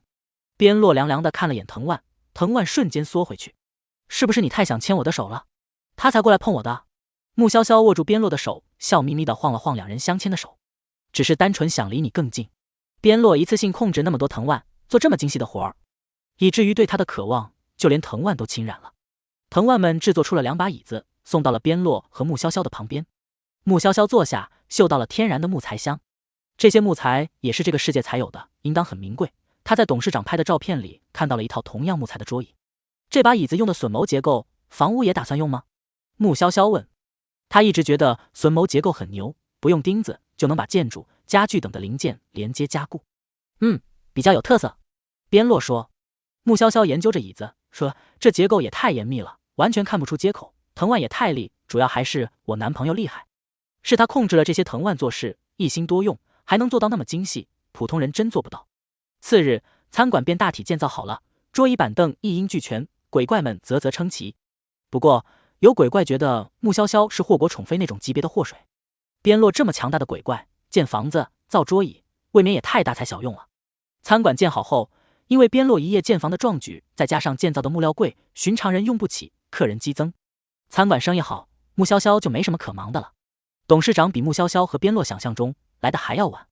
穆潇潇当经理还算悠闲，带着员工们准时上下班，从不内卷，好好打卡。社畜鬼都要哭了，觉得新经理比以前的好。大家终于不用继续卷了。小刘听说鬼怪员工们之前还得天天加班，不由得同情，这是死了也要加班啊，也太惨了。还是大佬厉害，解救他们于水火中。小刘的日常工作也简单，买好吃的给大佬和男友吃，吃狗粮，看大佬和男友每天如何打发时间。经理的工作量不大，主要是穆潇潇和边洛都能用武力解决问题。闹事的客人打，不听话的员工打，搞事情的多半是欠揍，打一顿不行就打2顿。今天的度假山庄也是一片平和。穆潇潇悠闲到什么程度呢？和边洛玩双人跳绳，藤蔓自个儿把2端固定在墙壁，再甩大绳，穆潇潇和边洛一起跳。送零食来的小刘，大佬今天打发时间的消遣活动有点别致。边洛跳起的一瞬间，亲了亲穆潇潇，每跳过一次绳，边洛就亲亲他，浑然不在意进来的小刘。小刘面不改色，早有预料，果然狗粮永远不会缺席。下班时间，穆潇潇照例给各个员工发工资。小刘接到工资那一刻，身形渐淡。大佬，我好像通关了。小刘说。小莫拿到钱了，也是如此。他道，有通关提醒。恭喜，再见。穆潇潇对他们挥了挥手。大佬，以后要是能再见面，我一定还要当你的小弟。小刘大声喊。小莫道，我也是。玩家们一个个攒够钱，通关了，只有穆潇潇每天肆意花钱，争取多留一段时间。有个女玩家临走前以手做喇叭状大声道，大佬，你们一定要幸福啊！大佬太苦了，喜欢上本关卡的鬼怪，人妖殊途，人鬼殊途，这段恋情不知道有没有结果。跨越物种都要相爱，真是感天动地的爱情。当然，穆潇潇说，不论是他持续闯关，把他从游戏里带出来，还是他从深渊离开游戏到现实中找他，最终他们都会在一起。接连几天，穆潇潇不断看着玩家们积攒够钱，得以顺利通关。潇潇也想走吗？边洛问。现在只剩下他一个玩家了，他不想放他走，想他多留一段时日。不想走，我想多陪陪你。穆潇潇摇头。他一离开，他又得一个人孤零零待在这个世界。没过2天，董事长带着人来了。董事长走在最前头，身后还跟了6个人，一行人走来走路带风。没人知道他们从哪儿走来，但他们一来，空气中都多了肃杀的气息。穆潇潇和边洛听说他们来了，倒是十分淡定地坐在办公室中喝茶，反而是办公区的员工们都和热锅上的蚂蚁一样害怕。说实话，现在这种轻松反内卷的企业文化，他们很喜欢。穆潇潇已经深得鬼心，可要是穆潇潇这一方被打败，他们又得卷了。经理办公室内，边洛给穆潇潇倒了一杯茶，门被粗暴地踹倒，门外的董事长等人气势迫人。穆潇潇看了眼门外，就继续品尝茶。董事长身后的鬼怪都用看勇士的眼神看穆潇潇和边洛，头一次见到有人鸠占鹊巢，还这么胆大。度假山庄的主人来了，穆潇潇和边洛还有心情喝茶，但他们也不得不感慨，这一幕当真赏心悦目。从容貌上来说，2人郎才女貌，自然不用多说。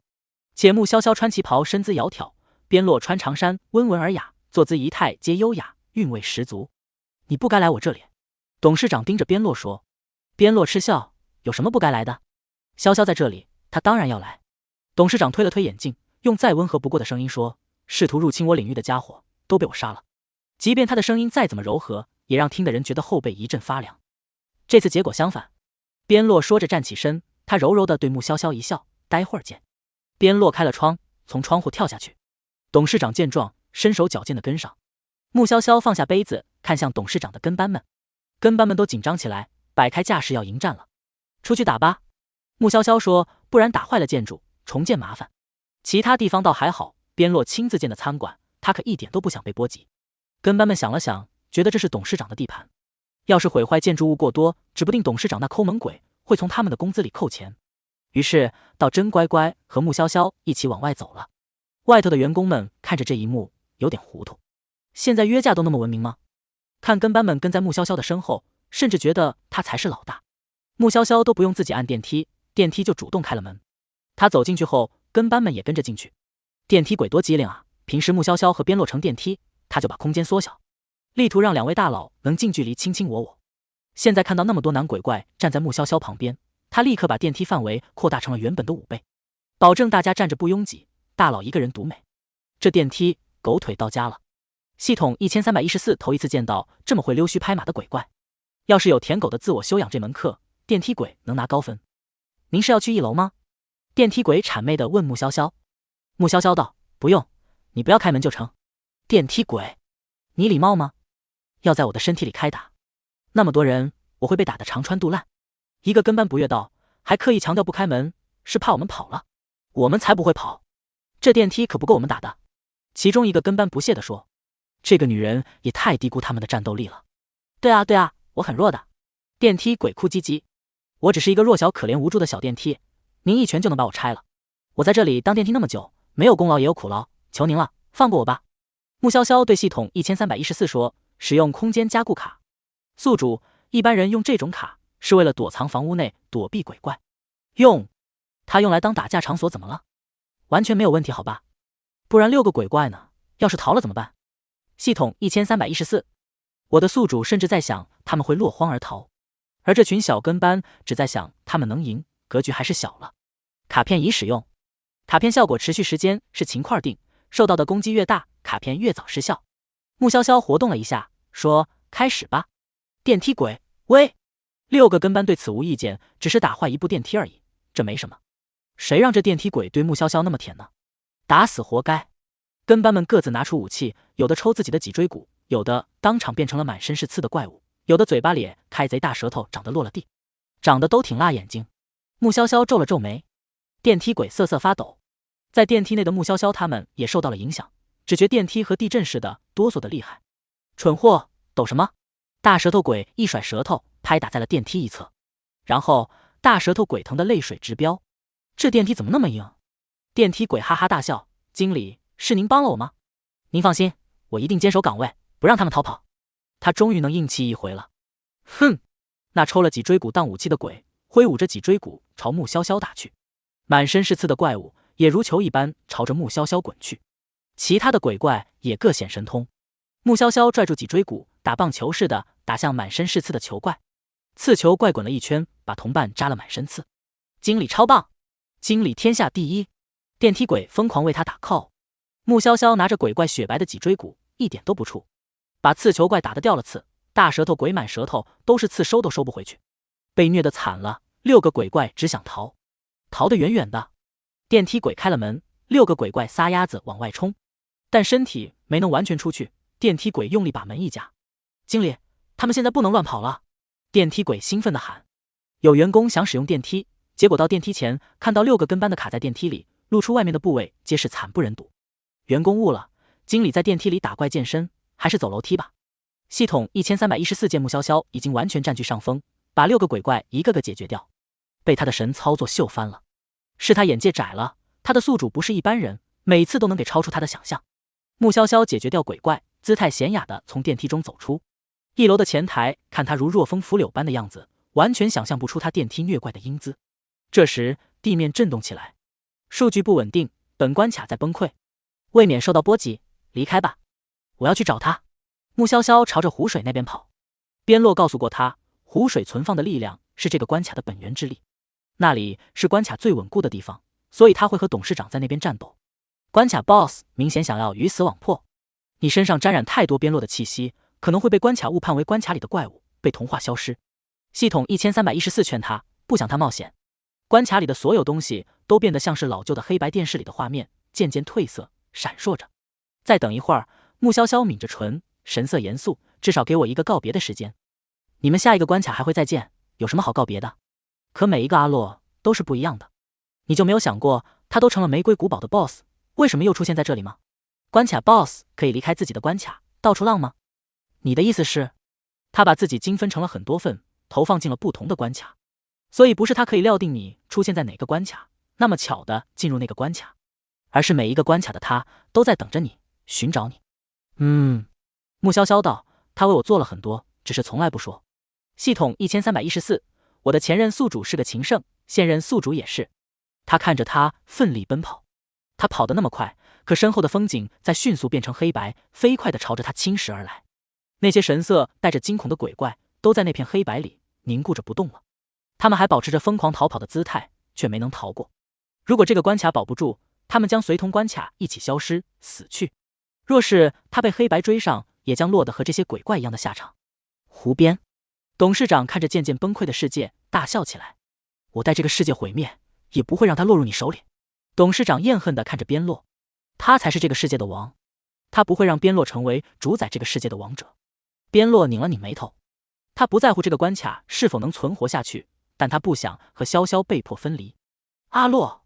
边洛听到了他的声音，回头看了眼他。董事长脸上露出了扭曲的笑意，可笑，竟然喜欢上人类。那么，我就让这个人类死在这里吧。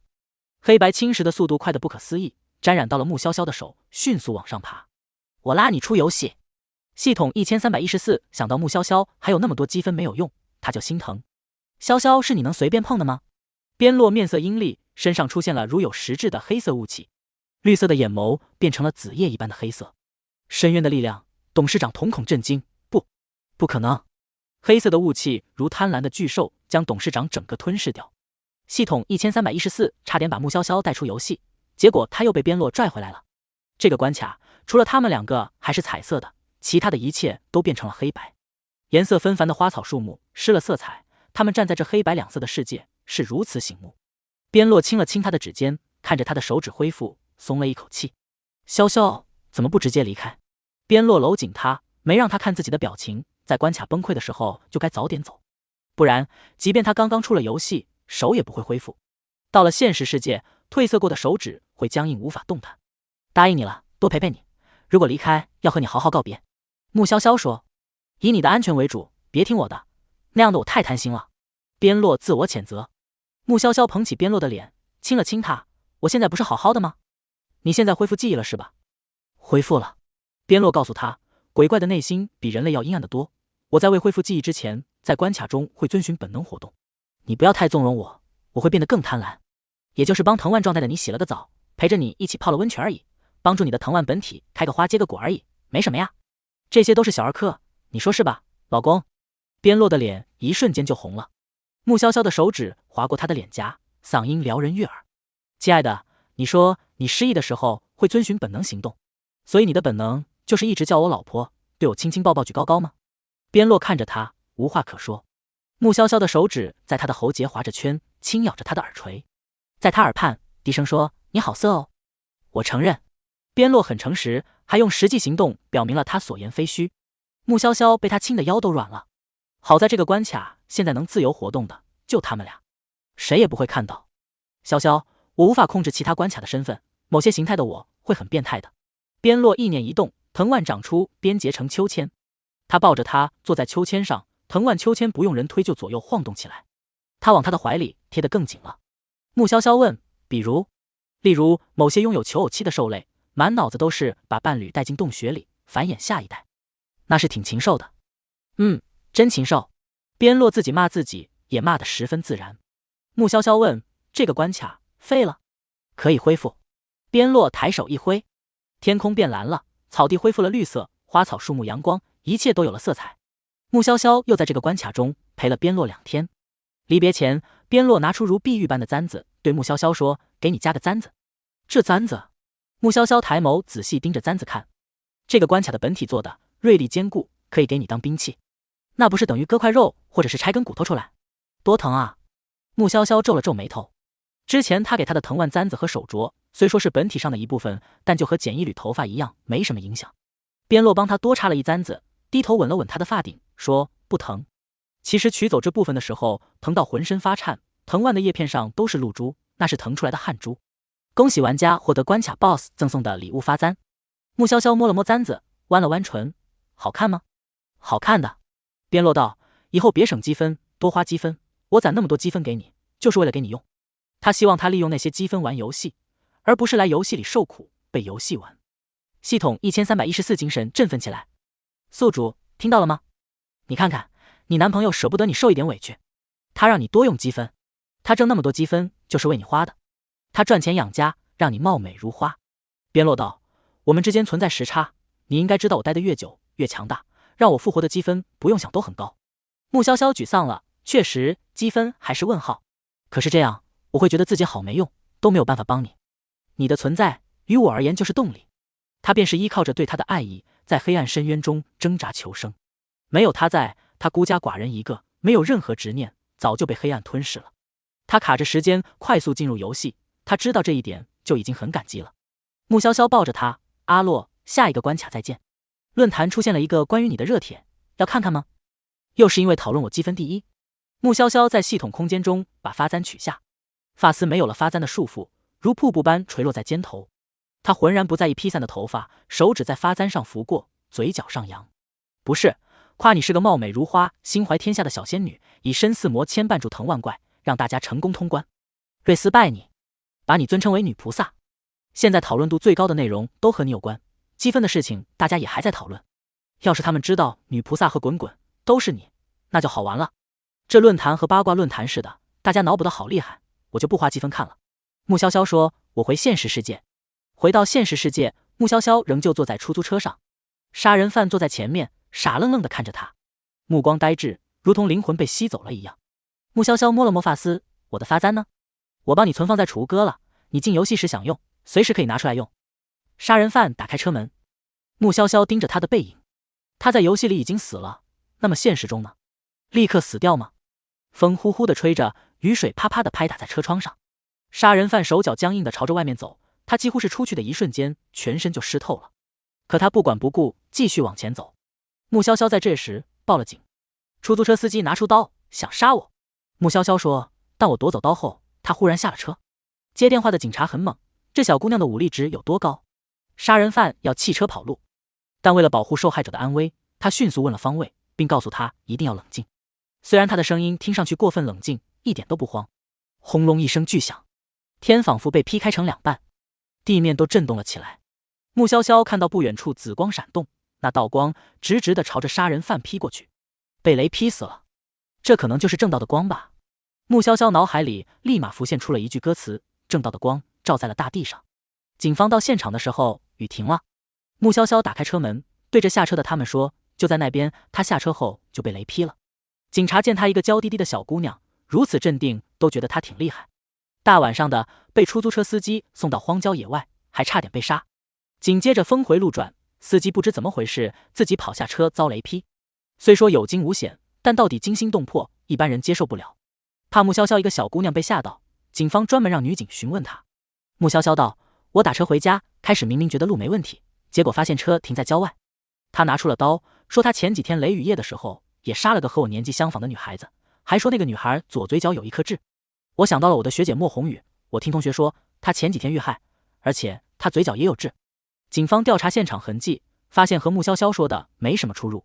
他们迅速调查出杀人犯的身份，而且也找到了他杀死莫红雨的线索。这有点奇怪，明明在这之前他们死活查不到一丁点莫红雨案件的线索。更奇怪的是，穆潇潇只是抢走了刀，如何能吓走凶残的杀人犯？那杀人犯把车开到荒郊野外，大风大雨的，他靠一双腿能往哪里跑？这不符合常理。虽说这件事疑点重重，但穆潇潇显然是无辜的。他配合调查之后，警方便派人送他回家了。穆潇潇怕父母担心，便没有把这件事告诉他们。在进入游戏的前3天，穆潇潇按照之前的计划，每天下班后还是找陪练大哥练武。陪练大哥被打击的不行，我们只是一晚上没见，你怎么突飞猛进成这样？太伤人自尊了。我有特殊的训练方式。什么方式？陪练大哥好奇极了。穆潇潇弯了弯唇，极限训练方式会死人的。陪练大哥不好奇了，他可不是他这种武学奇才，不会冒着生命危险追求强大。他如闲聊八卦似的道，你看新闻了吗？那雨夜杀人犯昨夜再次出手，结果反被受害者夺刀，最终他慌乱逃跑，被雷劈死了。穆潇潇指了指自己，我就是那个受害者。陪练大哥，那杀人犯点也太背了，找他下手，这不是找死吗？出游戏第3天中午，方新月要到穆潇潇实习的公司附近办事，两人约一起吃饭。吃着饭，方新月陡然看到裴巧珊趴在窗户外面，直勾勾地看他们，吓了方新月一跳。实在是裴巧珊现在的模样过于可怕，黑眼圈很重，脸色很白。他该不会吸毒了吧？方新月小声嘀咕。穆潇潇道，不知道。两人走出去就被裴巧珊拦住了。方新月伸手往穆潇潇身前一挡，怕裴巧珊要伤害穆潇潇。哪知道裴巧珊跪下了，他道：“潇潇，你放过我吧，你有病就去治病，潇潇哪里有空理你？”方新月怀疑裴巧珊得了精神病。新月，你是潇潇最好的朋友，你和他说说，让他放了我。方新月翻了个白眼，不是你阴魂不散，一个劲儿找茬吗？潇潇对你做什么了？他对我，裴巧珊无法对非玩家提起游戏的事情，他一个劲儿的哭，希望用眼泪打动他们。面对裴巧珊的纠缠，方新月佯装打电话报警。裴巧珊怕被人当疯子，跑了。跑之前，他怨毒地看了眼穆潇潇，他那眼神也太恐怖了，他有毛病吧？方新月皱着眉头，潇潇，这几天我接你下班吧，免得他闹事。你跑来跑去太麻烦了，我会让司机来接我的。穆潇潇平时不爱开车，也不喜欢叫家里的司机接，不然家里的豪车容易让人有距离感。这次穆潇潇没遇到突发状况，时间一到，他准时进入游戏。刚进入游戏，不等穆潇潇观察周围环境，就听到了裴巧珊的声音：“你竟然也在，这么快就再次进游戏，你遭报应了吧？”尖利的声音里藏着阴暗的兴奋。这倒没有，我主动进的游戏。穆潇潇平静地说。裴巧珊狰狞的笑容怔住，他没想到还有这个操作，正常人会做这种事吗？主动进这个会要人命的游戏。周围其他玩家都用看大佬的眼神看着穆潇潇，不管进游戏是为了达成对权力、金钱等各方面的欲望，还是为了找刺激，能主动进来的都是大佬，普通人只会拖拉到进游戏的最后一秒。穆潇潇打量着周围的环境，他们应该处在实验室中，桌面上摆放着显微镜、试管等器材。你为了救他？裴巧珊略一思考，想明白了，你救不了，你会死在游戏里。穆潇潇一把薅起裴巧珊的马尾，抓起桌上的试管，在桌面一摔，试管尖锐的部分抵住了裴巧珊的脸，划出了一道血痕。试图在我雷区蹦迪的人不会有好下场，你再蹦一下试试。裴巧珊感觉脸部一阵刺痛，哆嗦着。穆潇潇松了手之后，裴巧珊躲远了，其他人也默默地移动，离穆潇潇远一些。他冷下脸的模样太有压迫感了。门被打开，一个戴着眼镜的男人走进来。你们叫我雷叶吧，现在我来分配大家的工作。男人手里拿着纸张，发给众玩家，除了给实验品喂食之外，你们还需要填写好表格。穆潇潇看了眼自己的表格，表格上的实验品编号都是单数，他负责编号为3、5、7、9、11这5个实验品。需要填写的内容是实验品的攻击力、特殊能力、智力等等。数字编号越小，实验品攻击力越高。你加油，好好干。雷叶看着穆潇潇，千万要小心，别把实验品放出来。穆潇潇问：1号呢？裴巧珊躲在后面笑，他想着穆潇潇那么倒霉，这一关肯定很难过去。1号由骆博士亲自观察研究。雷叶的脸微低，露出了一个阴森的笑。1号在6楼，见到1号的人，除了骆博士都死了。众人被雷叶制造出来的氛围弄得鸡皮疙瘩都冒出来了。雷叶走后，穆潇潇问其他玩家：我负责3、5、7、9、11这几个实验品，你们负责几号实验品？这不是什么大秘密，如果日常任务是喂养实验品，那是瞒不了的。最先开口的是一个看上去精明强干的女性，她说：我负责13、33、41、67、89，我负责15、37、65、77、91。大家都介绍了一番后，都用微妙的眼神看着穆潇潇。所有人的数字全部都是单数，而且都是跳着来的单数，没有连续。只有穆潇潇一个人占据了前10的单数，还是连续的单数。根据 NPC 雷叶所说，编号越小的实验品越难搞定。他们这些玩家中，穆潇潇手握数字中最大的11，都比别人最小的数字更小。也就是说，全部难度都在他一个人身上。看这些数字乱七八糟的，除了都是单数外，没规律。他们都怀疑穆潇潇水逆，才会恰巧抽到那么危险的数字。这个狗游戏在针对我。穆潇潇对系统说。系统1314疑惑了，边落成为榜一那么久都没有被针对过。每日喂食2次，时间为早上8点左右和晚上8点左右，现在已经7点40了，我们先各自喂食。探索的是在喂食结束后再说。看上去精明强干的女人说，都怕喂食任务完不成会招来杀生之祸。众人匆匆乘坐电梯去实验品所在的楼层，编号大的一般都在低楼层。1号实验品独占6楼，穆潇潇要管理的实验品都在5楼。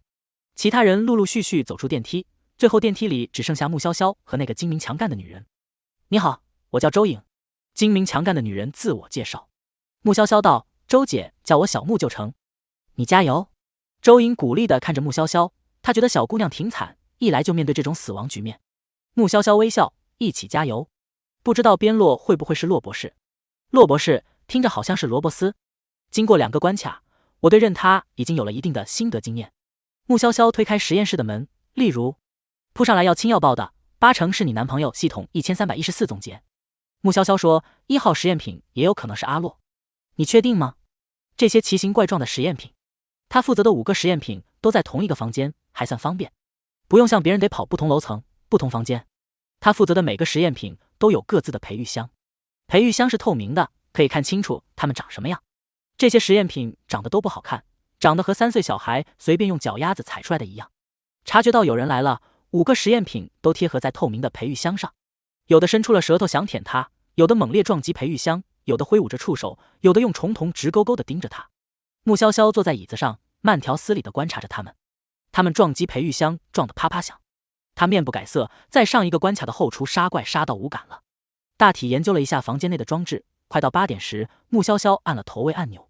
5个实验品的培育箱都有食物滚入，每一个实验品都有半蜘蛛当晚餐。他们进食的样子很野蛮，血沫溅的培育箱到处都是。大抵是半蜘蛛根本不够塞牙缝，他们更加凶狠地撞培育箱，朝着他发出尖锐刺耳的叫声。叫什么叫？再叫杀了你们！穆潇潇从储物格中拿藤蔓簪，握在手中，朝着一旁空着的培育箱刺去。啪啦一声巨响，破了一个洞。实验品们皆是一阵畏惧地看着他。他们天天撞培育箱都没撞破，他却做到了。喂完实验品，穆潇潇乘坐电梯，按了数字6。宿主，你也太刚了，直接到6楼。穆潇潇走出电梯，看到指示牌显示1号的方向，就往左走。你来这里做什么？男音在他身后响起。穆潇潇扭头看到了容貌清俊的男人，他的长相和边洛有7分像。他是边洛，验证真相的时候到了，看他会不会找借口和你亲近。边洛的长相和气质比较有疏离感，不是那么让人容易亲近，但亲近他之后会发现他是外冷内热的人。洛博士不一样，戴着金丝边眼镜显得文雅，嘴角挂着浅浅的笑，让人不自觉对他心生好感。仔细看，能发现洛博士的笑意很不走心，是个外表温和、内心冷淡的人。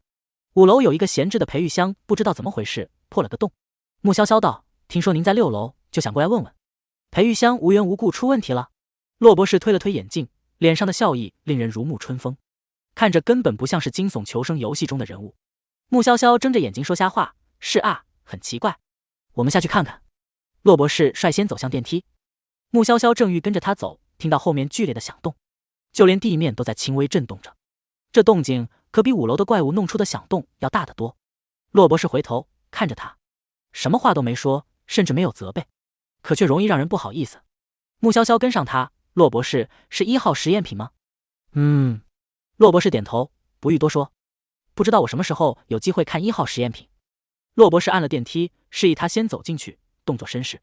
他说：“看到了，你会后悔。”那我可以看吗？穆潇潇扬起了笑脸。漂亮娇软的小姑娘，杏眼里写满了期待，但凡是个颜控都无法拒绝。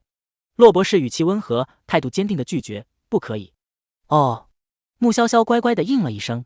才刚刚打开实验室的门，穆潇潇就听到了怪物们闹出的声音，一个个吵得不得了。但当他们看到洛博士之后，都安静如鸡，乖乖地缩在了培育箱的角落。这场面着实有点诡异，他们看穆潇潇的时候都没那么惧怕。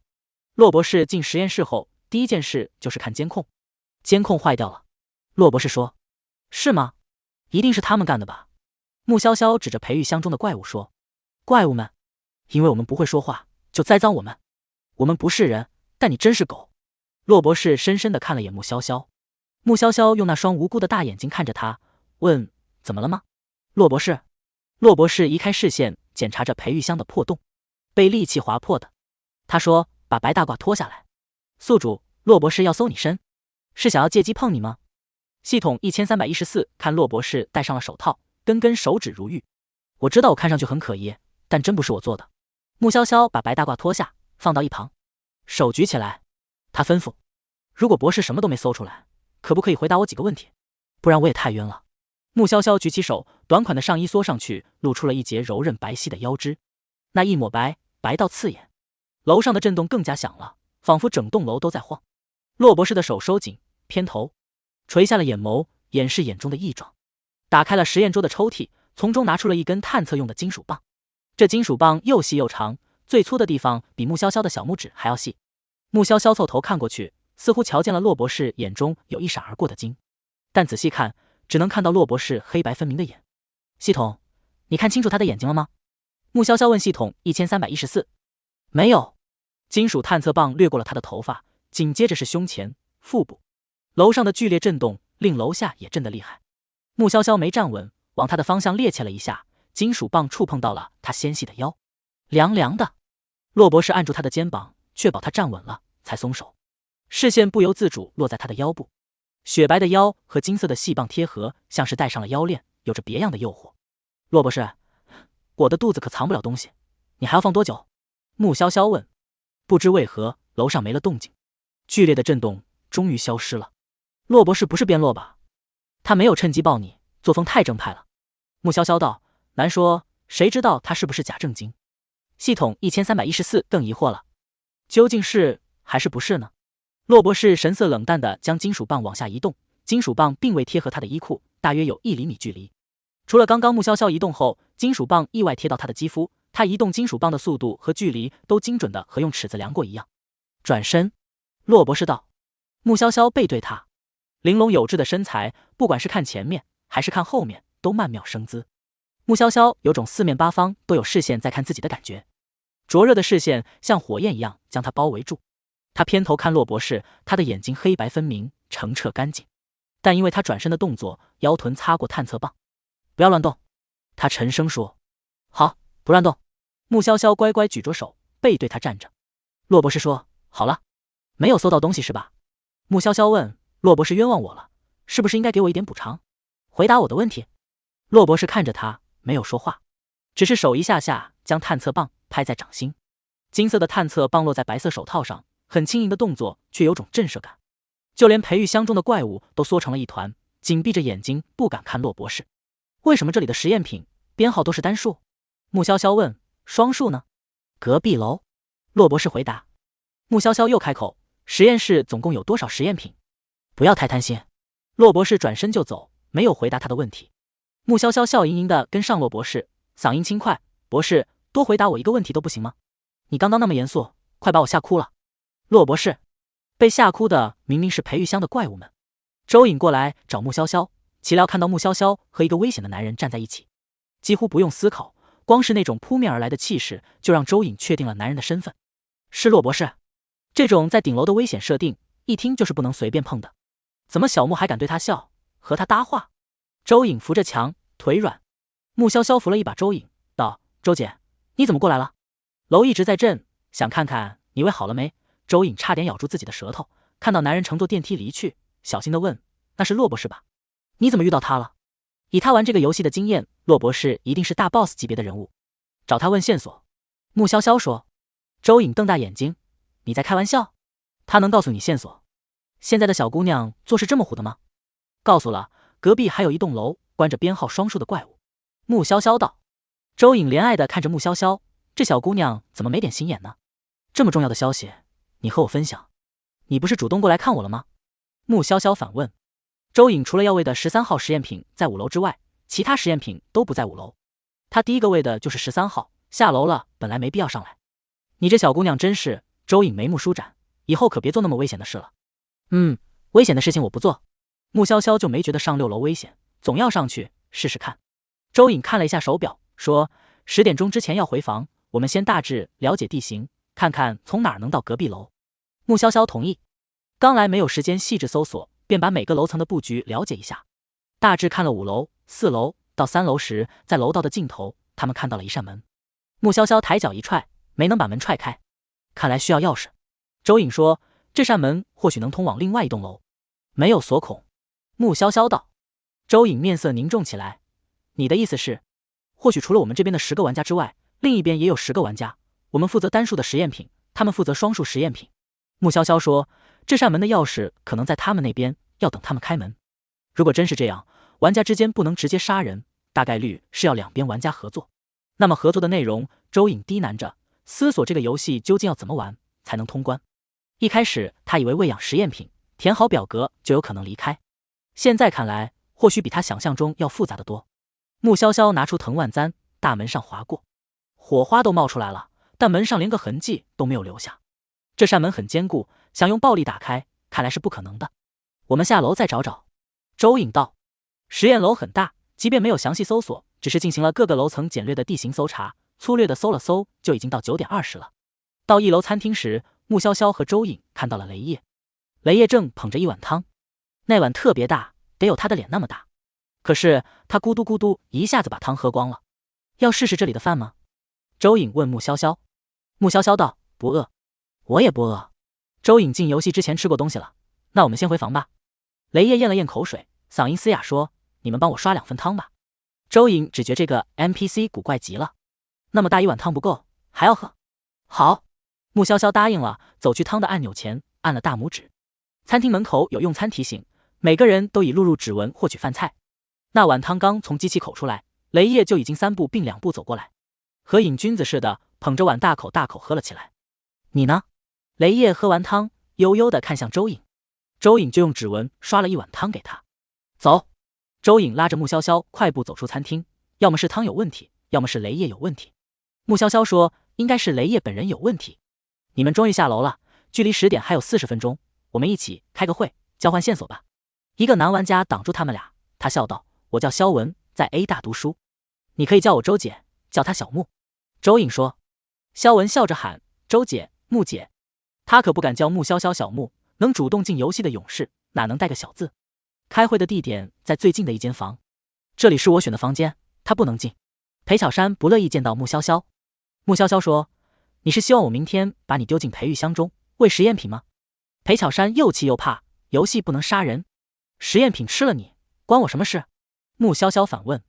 裴巧珊眼睛都被气红了，特别委屈地看向身边肌肉分明的男人：“成哥，你看他好凶啊。”成哥和拍狗似的拍了拍裴巧珊的脑袋：“你别挑衅人家不就行了？”裴巧珊见成哥对穆潇潇笑的牙龈都露出来了，气得很。这个狗男人，牵了他的手，亲了他的脸，看到穆潇潇那张脸就把魂都丢了。众玩家开始讨论，肖文拿出了半张地图，他道：“看地图边缘，明显还有另外半张。看实验室的门牌号，很显然，标注为东楼的就是我们这栋实验楼。”裴巧珊说：“说不定还有西楼。我和小木发现3楼走廊尽头有一扇大门，很有可能是通向另一栋楼的门。”周颖并未提起骆博士，毕竟玩家找 BOSS 问答案这件事透着一点古怪，就像是面试人找面试官要答案一样奇特。几人讨论不到10分钟，房间的灯忽然黑了下去。停电吗？怎么回事？众人惊惧，黑暗加深了他们的恐惧。谁也不知道这个时候停电，黑暗中蛰伏着的危险会不会要了他们的性命。珊珊手电筒呢？你不是拿了一个吗？成哥问裴巧珊。裴巧珊哆哆嗦嗦地找，我在找，看不见，大家的听觉便格外敏锐，都听到了房间门被打开的声音。什么进来了？怪可以随便进房间的吗？不是没有到10点吗？穆潇潇感觉有什么靠近了自己，他抬手想打，岂料黑暗中对方比自己速度更快，他攻击出去的右手被钳制住，紧接着腰被摸了一把，腰侧还被捏了捏。找到了！裴巧珊打开手电筒，照亮了房间。穆潇潇定睛一看，他的旁边哪里有人？只有腰部微微的热感，提醒他刚刚发生的事。周围的人都惊魂未定，眼带惊慌地看向打开的大门。是骆博士吗？明的不来，来暗的，这老色批。不知道，对方应该没戴眼镜。穆潇潇攻击的时候，手几乎碰到对方的鼻尖了，却没触碰到眼镜。不管这个是不是骆博士，反正是边落没跑了。这个游戏是惊悚存活类游戏，又不是什么18禁游戏，里面设定的怪不会故意弄灭灯摸玩家的腰。穆潇潇赞同系统1314的判断，普通的怪只会把玩家拦腰切了，而不是去摸腰。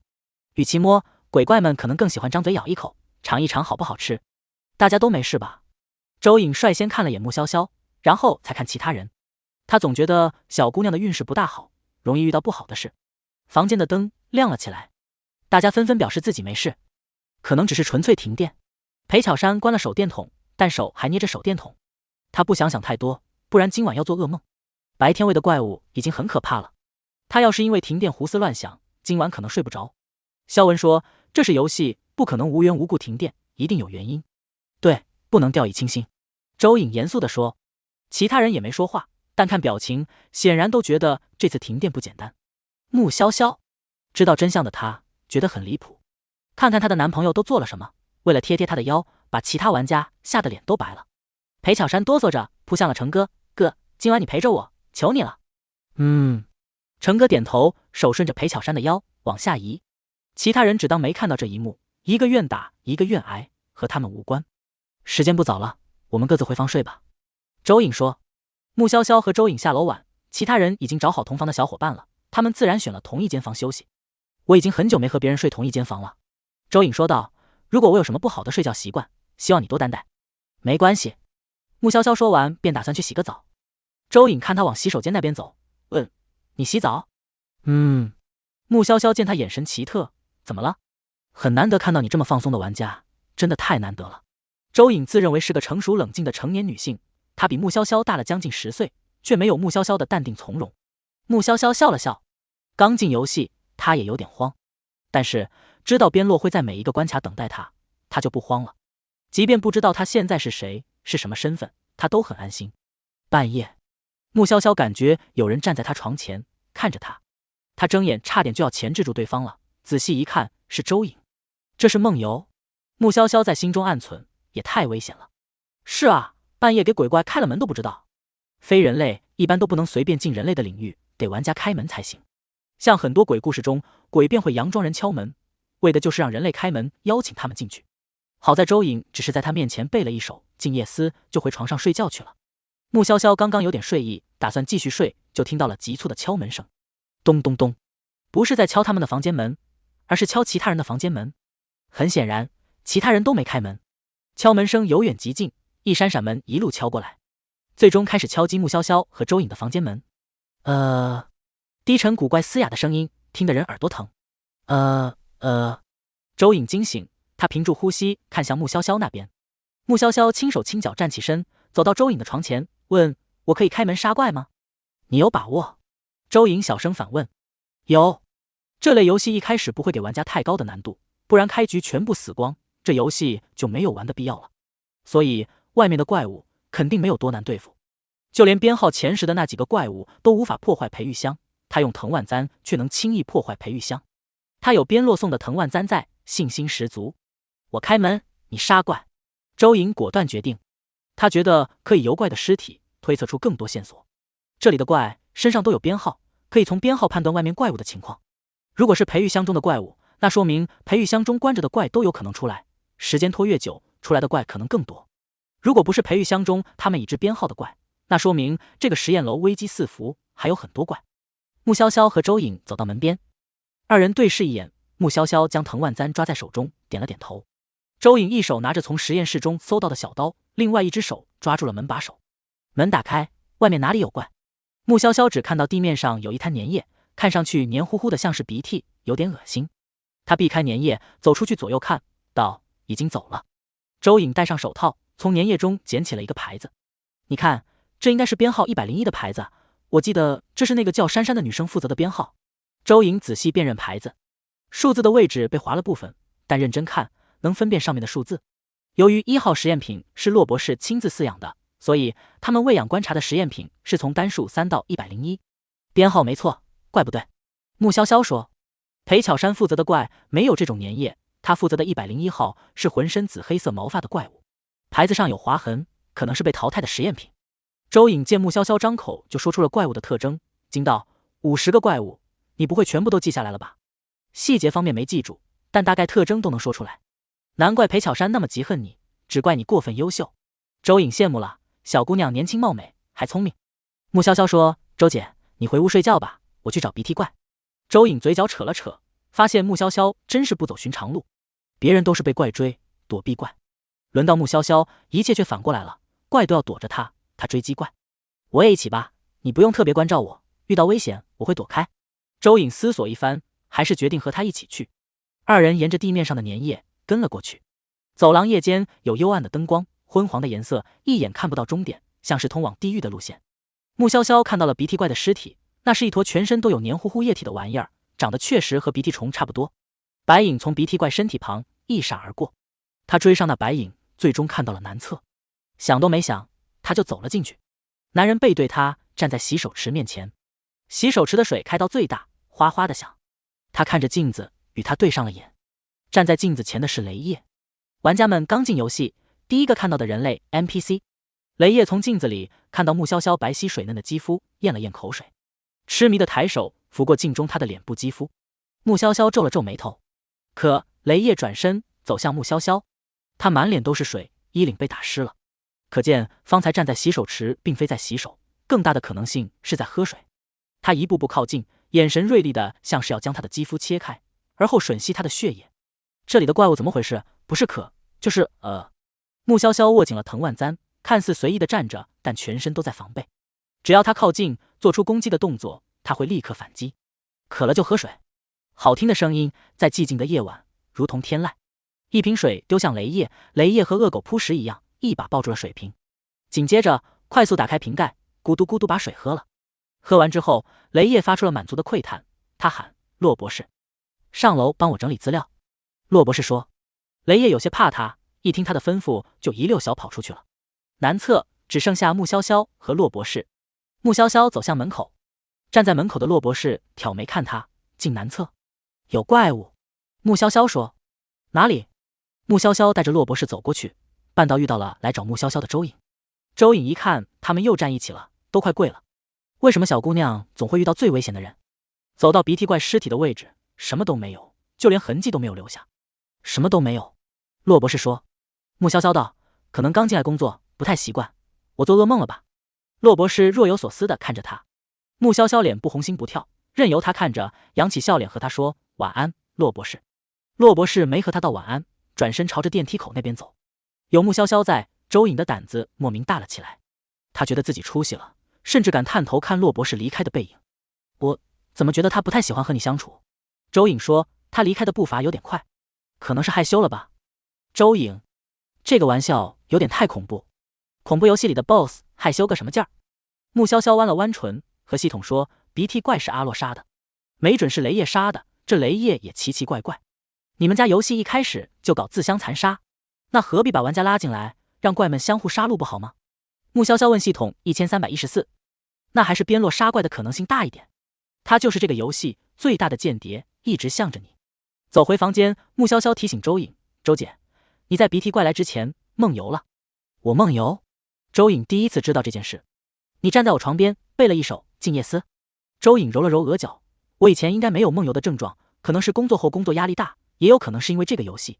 下次我还是把自己绑起来吧，免得半夜开门出去死掉。我在游戏中浅眠，会帮你注意一下。周颖听穆潇潇这么说，就觉得特别有安全感，心情一下子放松了。他毕业后一个人在城市内打拼，父母在乡下，每日里除了工作就是工作。不管做什么，他都习惯自己独立完成，自己撑起一切。岂料会被年龄这么小的姑娘照顾，瞬间觉得有被治愈的感觉。洛博士乘坐的电梯直达6楼，他步伐匆匆地脱下白大褂，丢进垃圾桶中。从白大褂的口袋中露出了手套的一角，手套的指尖有粘液。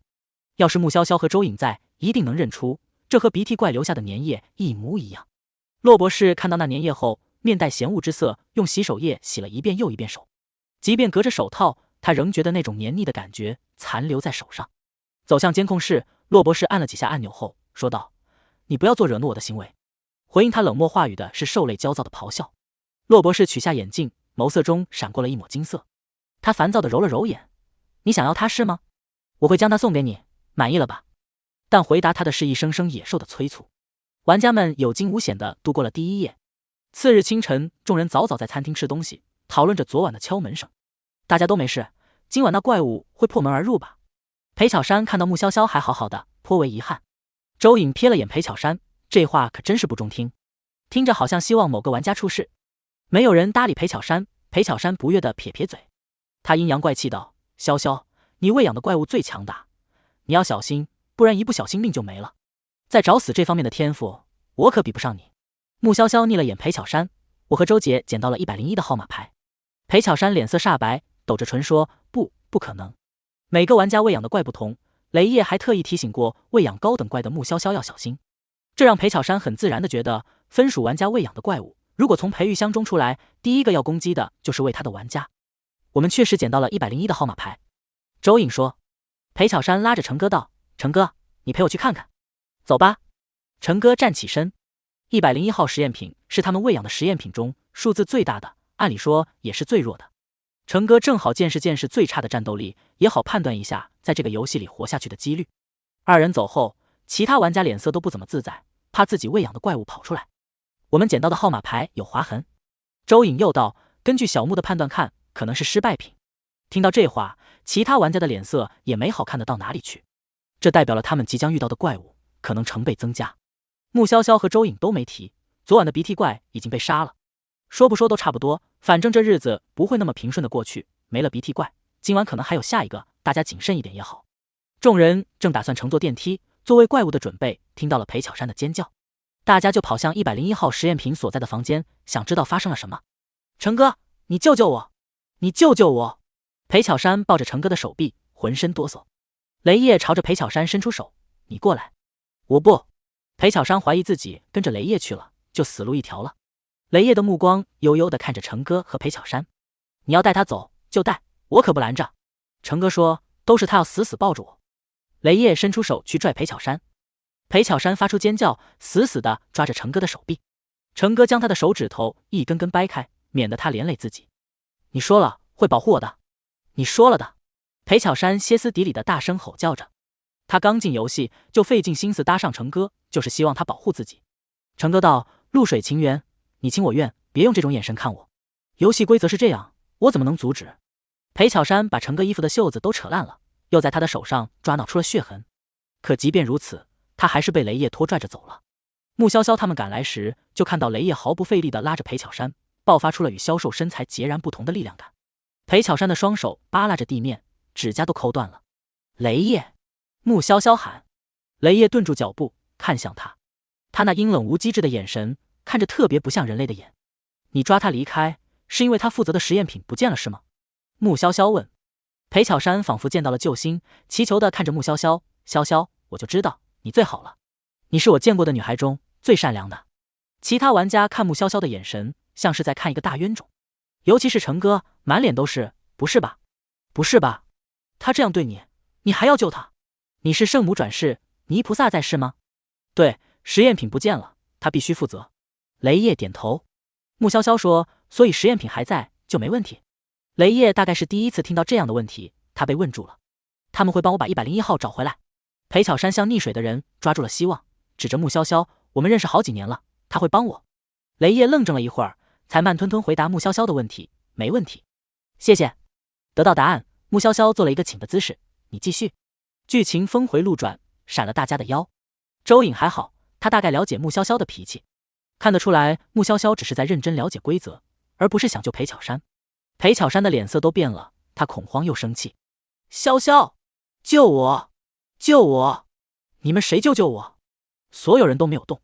要是换一个人，他们或许还有点恻隐之心，但大家都看到了裴巧珊讽刺挑衅穆潇潇，对裴巧珊没什么好感。他们为什么要冒着生命危险救一个杠精？我诅咒你们，你们的怪统统跑掉，你们也会被抓走。裴巧珊指着穆潇潇等人喊破了音。萧文心有余悸，他不会就这么死掉吧？不会。穆潇潇说，如果只是想杀死他，没必要带走。周颖看了眼时间，说，大家先各自去喂实验品，注意一下裴玉香的情况，别让怪跑了。被周颖这么一提醒，人人自危。我这游戏脸那么黑，说不定跑出来的是我的实验品。穆潇潇道。周颖顿时头皮发麻起来，不会的，童言无忌，童言无忌，你乱说话不会成真。穆潇潇点了点头，不会成真。穆姐，大家都希望你的实验品能好好待在裴玉香中。萧文憨笑着说，你管的实验品最强，跑出来了，我们可都没办法抓。一般那么强的怪不会放出来。周颖分析，这些实验品的攻击力都太强了，还有我们不了解的特殊能力。萧文道，穆姐，我一会儿去你那儿看看。他好奇他负责的怪长什么样，其他人也是如此，便纷纷说要看。感觉我像是开了个动物园，那我是不是得收门票？穆潇潇开玩笑。萧文也玩笑道，要不穆姐你收保护费吧，我一般只保护女生。穆潇潇说，真要保护，那几乎需要24小时都在一起。他感觉自己要是和其他男的待太久，失忆的边落会把那男生撕了。大家各自去喂食物。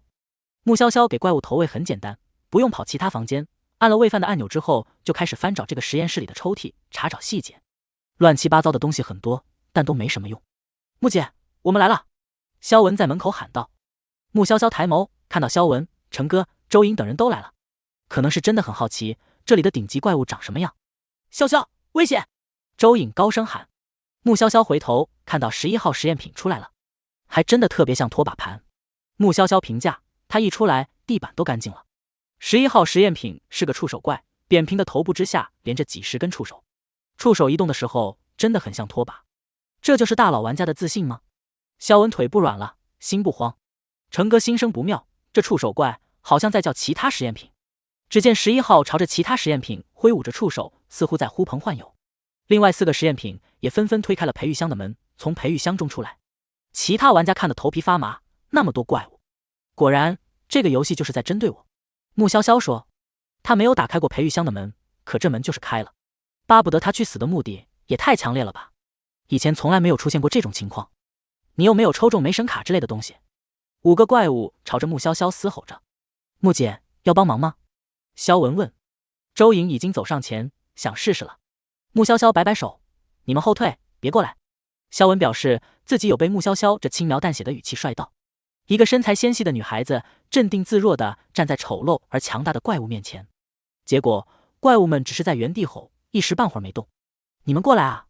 穆潇潇朝着他们勾了勾手指头。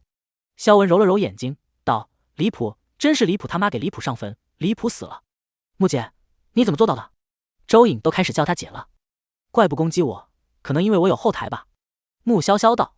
穆潇潇的话大家都没有当真。肖文还道，穆姐真幽默，太有大佬风范了，这个时候还会开玩笑。这个游戏能要人命，他要是有后台就不会被拉进游戏了。5个怪物看着穆潇潇，警惕而凝重。他们的等级高，智商也相对来说高一些，不会像其他怪一样只会攻击，他们知道强弱，知道穆潇潇能打破培育箱，并不好对付。穆潇潇和怪物们对峙着，看他们似乎在思考，饶有兴致地看着。5个怪物仿佛受到某种指示，飞速逃窜。能爬天花板的触手怪一跳跳上了天花板，吸盘吸住，从上头跑。其他的纷纷各显神通，避开穆潇潇所站的位置，朝外头跑。肖文、成哥、周颖看到他们跑来，心慌的厉害。别问，问就是害怕。5个张牙舞爪的怪物越靠近，他们越怂。穆姐，我们先撤了。肖文高喊，和小伙伴们跑路。他们怀疑这些怪物欺软怕硬，知道穆姐不好惹，就挑他们这些软柿子下手。穆潇潇拿着藤蔓簪，率先跳到了大舌头怪的头顶，对着其脑袋便是一刺。大舌头怪惨叫一声，那大舌头一甩地面，甩得啪啪响。紧接着他在大舌头怪的身体上助跑，纵身一跃，刺向了在天花板快速移动的触手怪。触手怪疼得厉害，触手蠕动着，穆潇潇面无表情，刺了又刺。触手怪滚落下地，穆潇潇踩着他，半空中便一个翻身跃至虫童怪的面前。虫童怪怕的眼珠子都不会转了。怪物们的惨叫声一声接着一声。肖文他们跑到电梯口后又跑了回来。凄凄惨惨的怪物们看得周颖张大了嘴巴。穆姐，你打算杀这些怪？周颖问。全都打到残血了，但他们恢复力挺快，还是得杀了以绝后患。穆潇潇说。肖文惊叹道，原来穆姐问那个问题是为了先解决这些怪。雷叶说的是怪不能不见，必须找回来，但也没说怪不能死吧。如果这些怪没自己出来，你也会放他们出来？周颖问穆潇潇。穆潇潇说是有过这样的想法，不然时间越长，出来的怪肯定更多。可问题是，这是个2栋实验楼玩家合作的游戏，没有另一栋楼的玩家开门，他们没办法去另一栋楼。他们快也无法快速结束游戏，还得看隔壁玩家的水准。肖文兴致勃勃，这可太刺激了，穆姐，我们可以一起放怪杀怪，提前杀了怪，就不用担心怪半夜偷袭了。这件事有一定的风险，打伤就够了，不要杀。成哥建议。穆潇潇道，我杀我的，你不想加入可以不加入，你不要自己作死，把游戏难度提升了，连累我们。成哥对穆潇潇的我行我素非常不满，他怕被牵连，更多的是觉得穆潇潇不采纳他的意见，还反驳他是在踩他的脸，不给他面子。你怕就别上。周颖说，穆姐，我可以杀只怪吗？穆潇潇耸肩，你们想杀就杀，不想杀的之后改变主意了也别找我帮忙杀怪，算我一个。肖文举手踊跃参加。成哥蹙着眉头，你们都要跟着他作死吗？这是洛博士研究的实验品，对他来说不知道多么珍贵，杀了怪惹怒他可怎么办？难道等着怪一个个杀出来坐以待毙？这件事风险与机遇并存，你不愿意冒险，那就在旁边看着。周颖声音冷酷地说，反正如果触犯规则，最终死的是我们。周颖和肖文直接拿着武器就上了，游戏中的表现影响到积分生成。穆潇潇把怪杀到残血，让他们最后补刀杀怪，相当于给他们送积分。他们现在不杀怪，之后怪就不会出来杀他们吗？疯了，真是疯了！你们俩就陪着他一起疯吧。成哥吐槽。他的话让本来想参与进去的玩家又犹豫了。残血了也还很难打。萧文躲避着触手怪的触手，左蹦右跳，和只兔子似的。他现在杀怪都那么困难，那穆潇潇杀满血的5个怪，岂不是难于上青天？对穆姐肃然起敬。其他人则是跟在成哥的后面，没有出手。他们都怕出事。3人一起把5只怪杀了。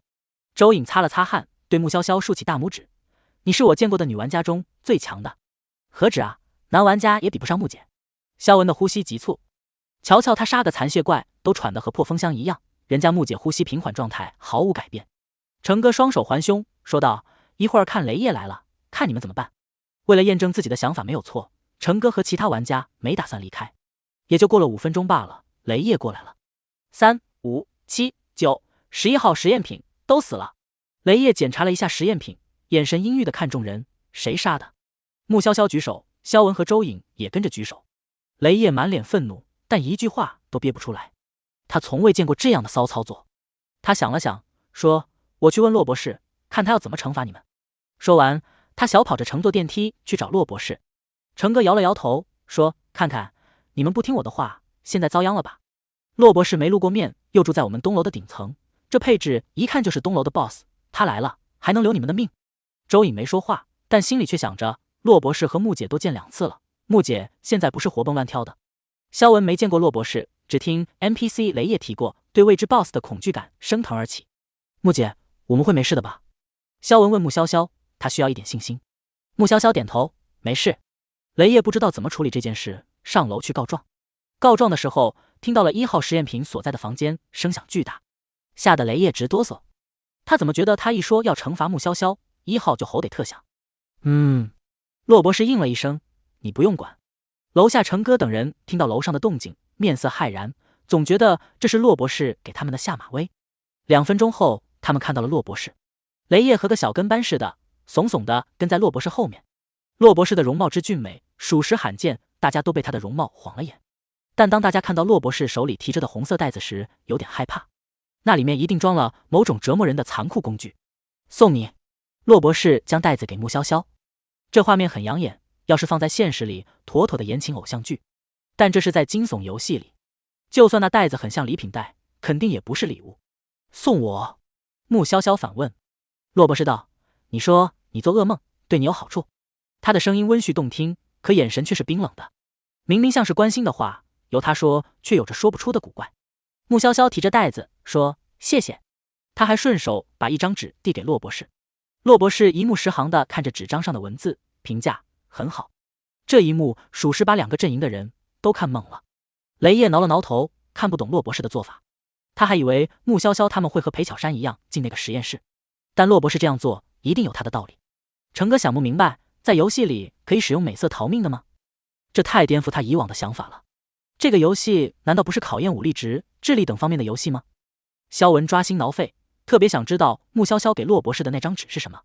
周颖小声告诉萧文，那是填写怪物各项特征的表格，穆姐填满了，看样子没有任何错漏。萧文已经被穆潇潇的操作给秀妈了，怎么感觉他的游戏才刚刚开始，他这边就已经快要通关了呢？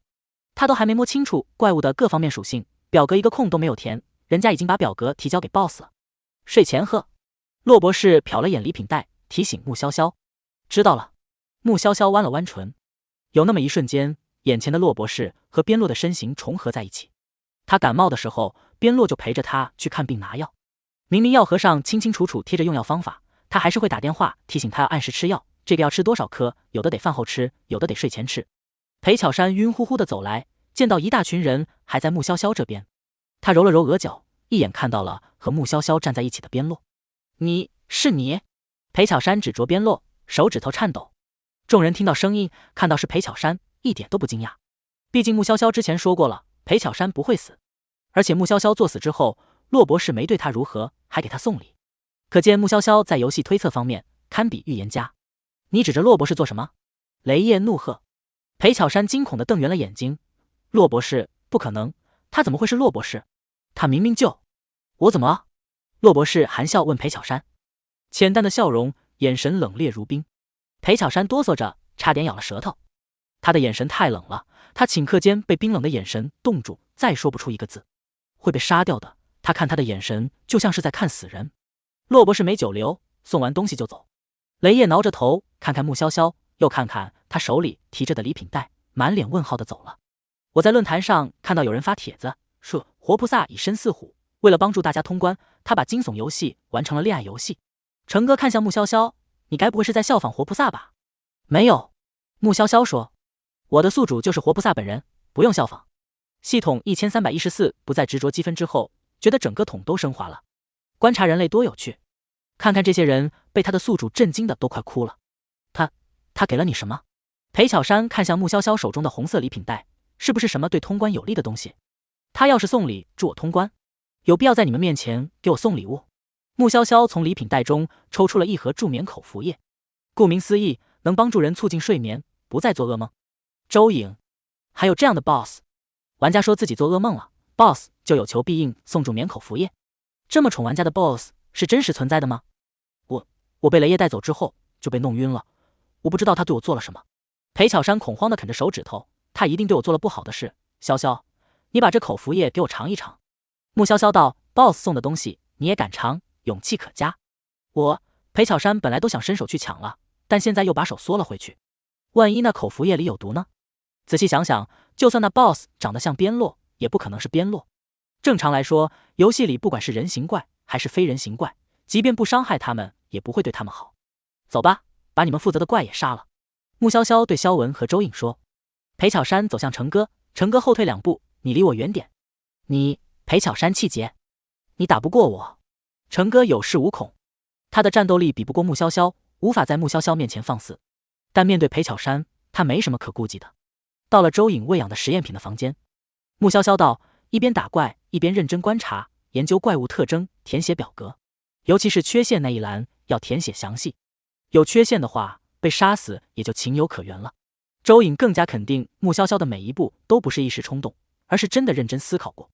他们玩游戏是被动的被游戏牵着走，从头到尾都防备着，不敢轻举妄动。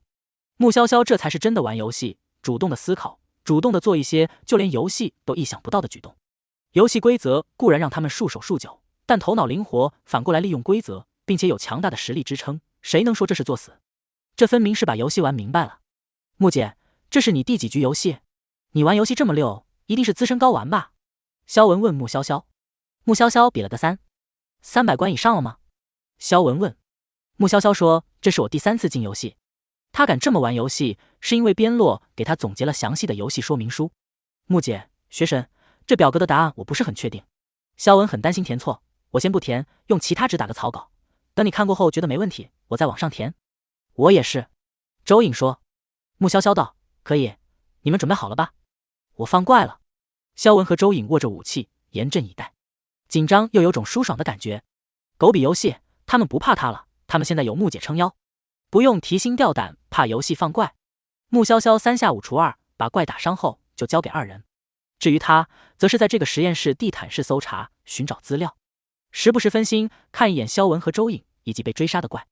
周颖和萧文把怪杀完了，将打的草稿给穆潇潇看。已经入职多年的周颖感觉自己像是第一次递交简历那样紧张。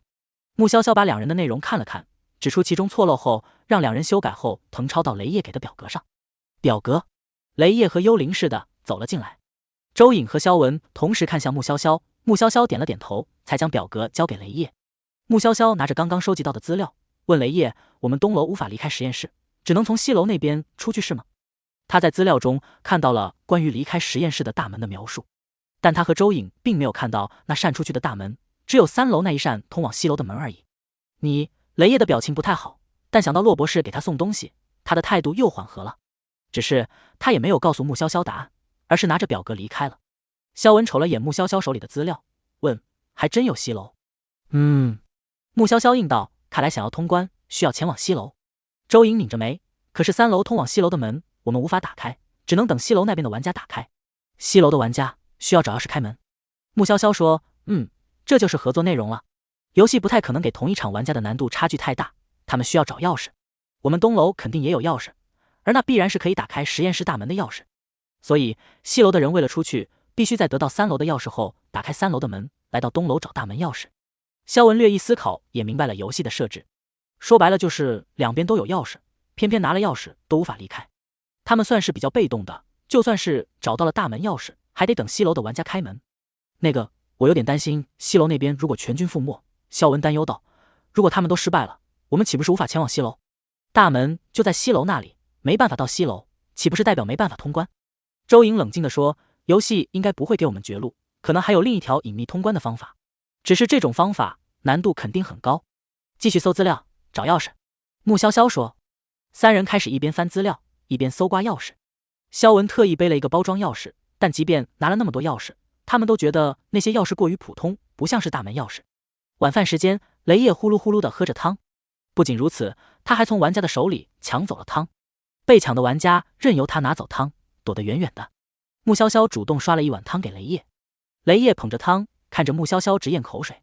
穆潇潇面不改色，晃了晃手里拎着的红色礼品袋。雷夜想到骆博士，惊惧地缩了回去，不敢看穆潇潇。他身上有一股腥臭味。穆潇潇回到位置上后，和周颖、萧文说。萧文说，有点像死鱼的味道。成哥带着人走到穆潇潇的旁边道，我们交换信息。你们包里装着什么？你们在找什么？你先说。穆潇潇道。成哥说，我们这里是东楼，放着单数编号的实验品，有骆博士坐镇。隔壁楼是西楼，放着双数实验品，有水博士坐镇。猜到了。穆潇潇玩的游戏不多，但她男友玩的多。她从男友总结的游戏说明中，早就猜出了隔壁楼肯定也有类似骆博士的人物。毕竟这个游戏相对来说还算公平，不会让同一批玩家的通关难度相差太远。成哥顿时没了底气，他道：“你们不打算共享线索？说出来也没什么。”穆潇潇道。萧文非常有眼色的将东西楼的2扇门以及2把钥匙的事说了。这么说，我们找到钥匙也没用。裴巧珊崩溃的抓着自己的头发，真是见鬼了！这个游戏竟然这么晚！外头传来了惊叫声。穆潇潇等人循声过去，进入女厕，看到了一个女玩家的尸体。尸体的半边已经没了。穆潇潇蹲下，看到了紫黑色毛发。他道：“是101号的毛发。”裴巧珊敏锐地发现大家离他更远了。他道：“你们都躲着我做什么？你们应该躲着他啊！他明明可以把怪都杀了，却不动手，心多黑啊！”周莹冷嘲道：“穆姐又不是杀怪机器，你们之前不信他，现在又想他帮忙。况且他不也在找线索推进度吗？没有他找的线索，大家会知道需要找大门钥匙。”成哥心虚地把目光移开，他是反对声音最大的那个。结果事实证明，穆潇潇有勇有谋，反而显得他胆小平庸。可是他裴巧珊还想再逼逼。穆潇潇听烦了，抬脚一踹，把裴巧珊踹到了厕所单间的门上。门破了大半，裴巧珊卡在门的破洞上，滑稽地挂着。萧文，厉害了，我的穆姐，人狠话不多。怕落单被怪吃掉，大家各自结队，趁着10点没到，找线索找钥匙。睡前，穆潇潇打开助眠口服液，看了又看。透明的玻璃瓶中装着粉色的液体，照着灯光看，泛出粉色的光晕。在地板上打地铺的萧文道：“这粉色还挺好看，很少女心。穆姐，你要喝吗？”“暂时不喝。”穆潇潇说着，把口服液放好。这玩意儿要是真助眠，他睡得太香了，半夜发生什么都不知道。夜半，水声，腥臭的味道散开，水从门缝中涌入。萧文躺在地上，第一个沾到水，他低骂：“我靠，想淹死我们吗？”水越来越多，真有淹房子的感觉。我出去看看。穆潇潇说。萧文和周颖跟着他一起出去。一扇门打开，成哥和裴巧珊从里面跑出来，101号怪物追着他们俩跑。地面上是腥臭的气息，穆潇潇拧了拧眉头，这臭味和雷夜身上的一样。不知道现在的雷夜变成什么样了。穆潇潇顺着腥臭味跑向前，他很不喜欢这种又脏又臭还湿哒哒的感觉。每次跑步都会溅起地面上的水花，像是站在下水道一般。不少灯坏了，今天灯的光线比昨天还要暗。一只手陡然从黑暗中伸出来，抓住了穆潇潇的手腕。穆潇潇下意识握拳锤击对方，岂料另一只手也被抓住了。然后他对上了一双冷峻的兽瞳。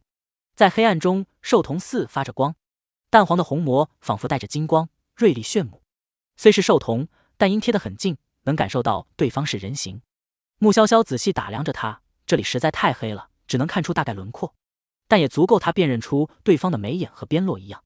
你，穆潇潇刚想说话就被亲了，对方的动作粗暴的不像话，那样急切将他压向他的怀抱，凭着本能像是野兽啃食自己的食物一样，狠狠的舔吮轻咬他的唇瓣。穆潇潇挣扎着，男朋友一上来就这么热情，她 hold 不住。潇潇，她的声音尖涩，给人一种不常说话的感觉，用脸轻蹭着她的颈肩，难受。她的喉咙发出了类似野兽的咕噜声，手搂着她纤细的腰肢。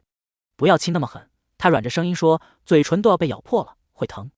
近乎是撒娇的声音，甜软绵密的像是奶油，能让人心都软化，激得她尾巴都出来了。长长的黑色兽尾蹭着她的手腕，微痒。她的吻落在了她的颈部，鼻尖轻嗅着她身上的气息，是她的小雌性，可爱的，娇软的，香香的，好喜欢。要亲亲她，要在她身上浸染她的气息，让这里所有的实验品知道，她是她的，不要招惹她。潇潇，她说，我们一起下一我小幼崽。穆潇潇愣住了，忽然觉得男朋友现在这个状态有点可怕。一窝，这个想法也太危险了，她完全招架不住。她现在很怀疑，上个关卡结束时，男友特意提过的狩猎求偶期什么的，就是为了给她打预防针。下一刻，她不会被他带进准备好的巢穴里，忙着繁衍吧？思绪飘忽的穆潇潇没有察觉到，抱着自己的人动作僵硬了，不再嗅他的气息，也不再亲他。站在他面前的男人如闪电一般迅速消失在黑暗中。喂！穆潇潇追上去，亲完就跑，搞什么？他都还没有跑，他跑什么？穆潇潇没追到人，反而看到了周颖等玩家，他们正在对付浑身散发着鱼腥味的雷叶。这里的谁长得挺高，得有穆潇潇膝盖那么高了。雷叶的脸上长出了灰色的鳞片，脖子两侧打开能看到腮。嗅到穆潇潇身上属于强者的气息，雷叶耸的转身就跑。这一跑激怒了穆潇潇，又一个跑的。他屏住呼吸冲上前，把雷叶踢翻在地，然后把雷叶提溜起来，将他的脑袋摁在墙上问，你见过1号吗？他现在除了1号之外，其他能在东楼排得上号的实验品他都见过了。雷叶没回答他，他的双腿扑腾着，和离开了水的鱼一样，那腮一个劲儿的忽闪着。地面上的积水很多，因他的动作溅了很多水。穆姐，我们去找开关，把水关了。周颖说。穆潇潇说，去吧，这里交给我。这里的光线暗，周颖等人没有穆潇潇的眼力，并没有看出穆潇潇的嘴唇被咬破了。不说是吧？穆潇潇拿出藤蔓簪，在雷叶的脸上划，伴随着嘘嘘嘘的声音，鱼鳞从雷叶的脸上滑落。鱼鳞被刮的雷叶好绝望，没有鱼鳞，让他怎么当鱼？没见过，雷叶只想回水里游泳，这个人类过分可怕了。他的神智本来浑浑噩噩的，不够清醒，但被穆潇潇刮鱼鳞，他的思绪又正常了点。穆潇潇拽着雷叶一路拖向电梯那边，眼看着穆潇潇进了电梯后，把雷叶随手一丢，直接按了6楼的按钮。雷叶缩在电梯地角落，抖得更加厉害了。你想做什么？带你去见洛博士。穆潇潇说。雷叶尖叫，不要，放过我。听你的，不要放过你。你吵到洛博士休息，你也会死的。雷叶肌肤外表的鱼鳞在消退，他的异变愣是被穆潇潇加洛博士的双重叠加吓得暂缓了。穆潇潇弯了弯唇说，看咱俩谁先死。他给我送安眠口服液，你大半夜放水淹宿舍楼吵醒我。雷叶恐惧地捂住自己的脑袋，重复着2个字，死了死了死了。电梯到了6楼，穆潇潇给了雷叶一个眼神，你别逼我动手。雷叶耷拉着脑袋跟在穆潇潇身边一起走出电梯。怎么会有比实验品更加吓人的人类？洛博士的卧室。穆潇潇让雷叶指路，雷叶一边哭一边指路。第一次见这么惨的 NPC 系统1314活久见。穆潇潇问，阿洛没吓哭过 NPC？ 遇见你男友，那些 NPC 哪里有机会哭？当场就挂了。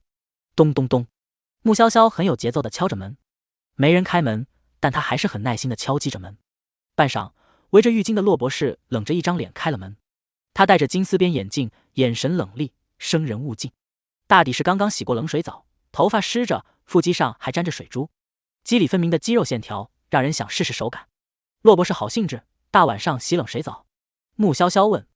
洛博士的眸光飞速扫过他，他的唇瓣娇艳，泛着水光，被咬破的地方红得最厉害，晕染出了一片红，白皙的颈部也残留着红，一看就知道没有被细心温柔的对待。也只有失去理智的野兽才会为了享受这份甜美，急不可耐地伤了这么漂亮的肌肤。你身上很臭，去洗干净。洛博士蹙着眉头，面色冷冷的后退，捂住了自己的鼻子，仿佛穆潇潇身上真的拥有让他难以忍受的臭味。穆潇潇怒瞪洛博士，你才臭，你不臭，你半夜洗什么澡？小仙女不会臭，小仙女身上都是香香的。洛博士说着就要关门，穆潇潇伸出脚卡住，不让他关。出去！骆博士怒斥，但却没有用力关上门。雷叶看两人都没空理会自己，蹑手蹑脚想溜，两个他都惹不起，还是趁早溜吧。我的房间被他放水淹了。穆潇潇指着雷叶说。骆博士朝雷叶道：“滚回来！”雷叶怂怂的又走了回来。他忽然福至心灵，指着穆潇潇的嘴，问骆博士：“您亲的？”雷叶简单的一句话，瞬间让场面尴尬了。骆博士面色冷凝，眼神和刀子一样，令人不寒而栗。穆潇潇全然不受骆博士的影响，视线落在他的脸上，毫不掩饰地打量着他的神情。宿主，是他吗？把你拉进黑暗中，猛兽似的亲你，狗似的贴着你，亲到一半跑了。系统1314再次感慨，人类真是一种复杂的生物。前一秒黏得和狗似的，搂着他不撒手，下一秒就跑了，还大半夜洗冷水澡。普通人真干不出这样的事，你仔细观察就知道了。穆潇潇没有给系统答案，感受到骆博士身上森冷的寒意，雷叶怕得浑身发颤。他只想跳进水里，无忧无虑的游，远离这世间的纷纷扰扰。我胡说的，骆博士，我乱说的，您就当没听到我刚才的话。穆潇潇特别擅长顶着压力，哪壶不开提哪壶。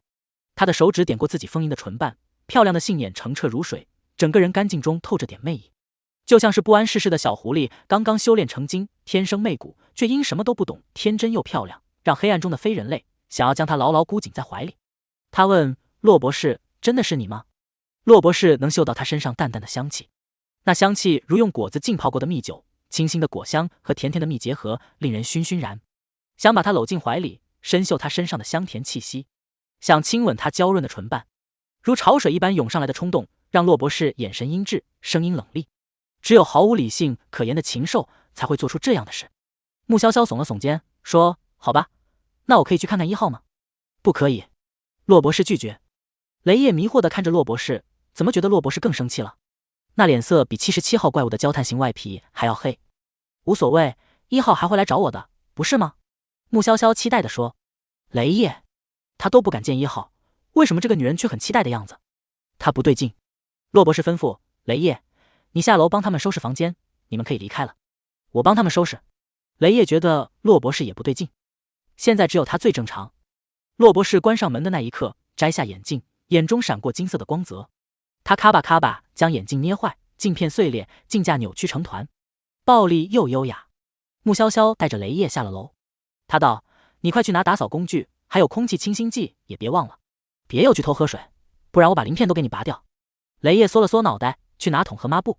穆潇潇走回房间时，在走道上看到了101号的尸体，还瞧见了地上的血迹。“穆姐，我们合力杀死了101号。”成哥对穆潇潇说，带着讨好的意思。他和其他人一起对付了101号之后，发现自己过分天真了。看穆潇潇杀怪很简单，他高估了自己。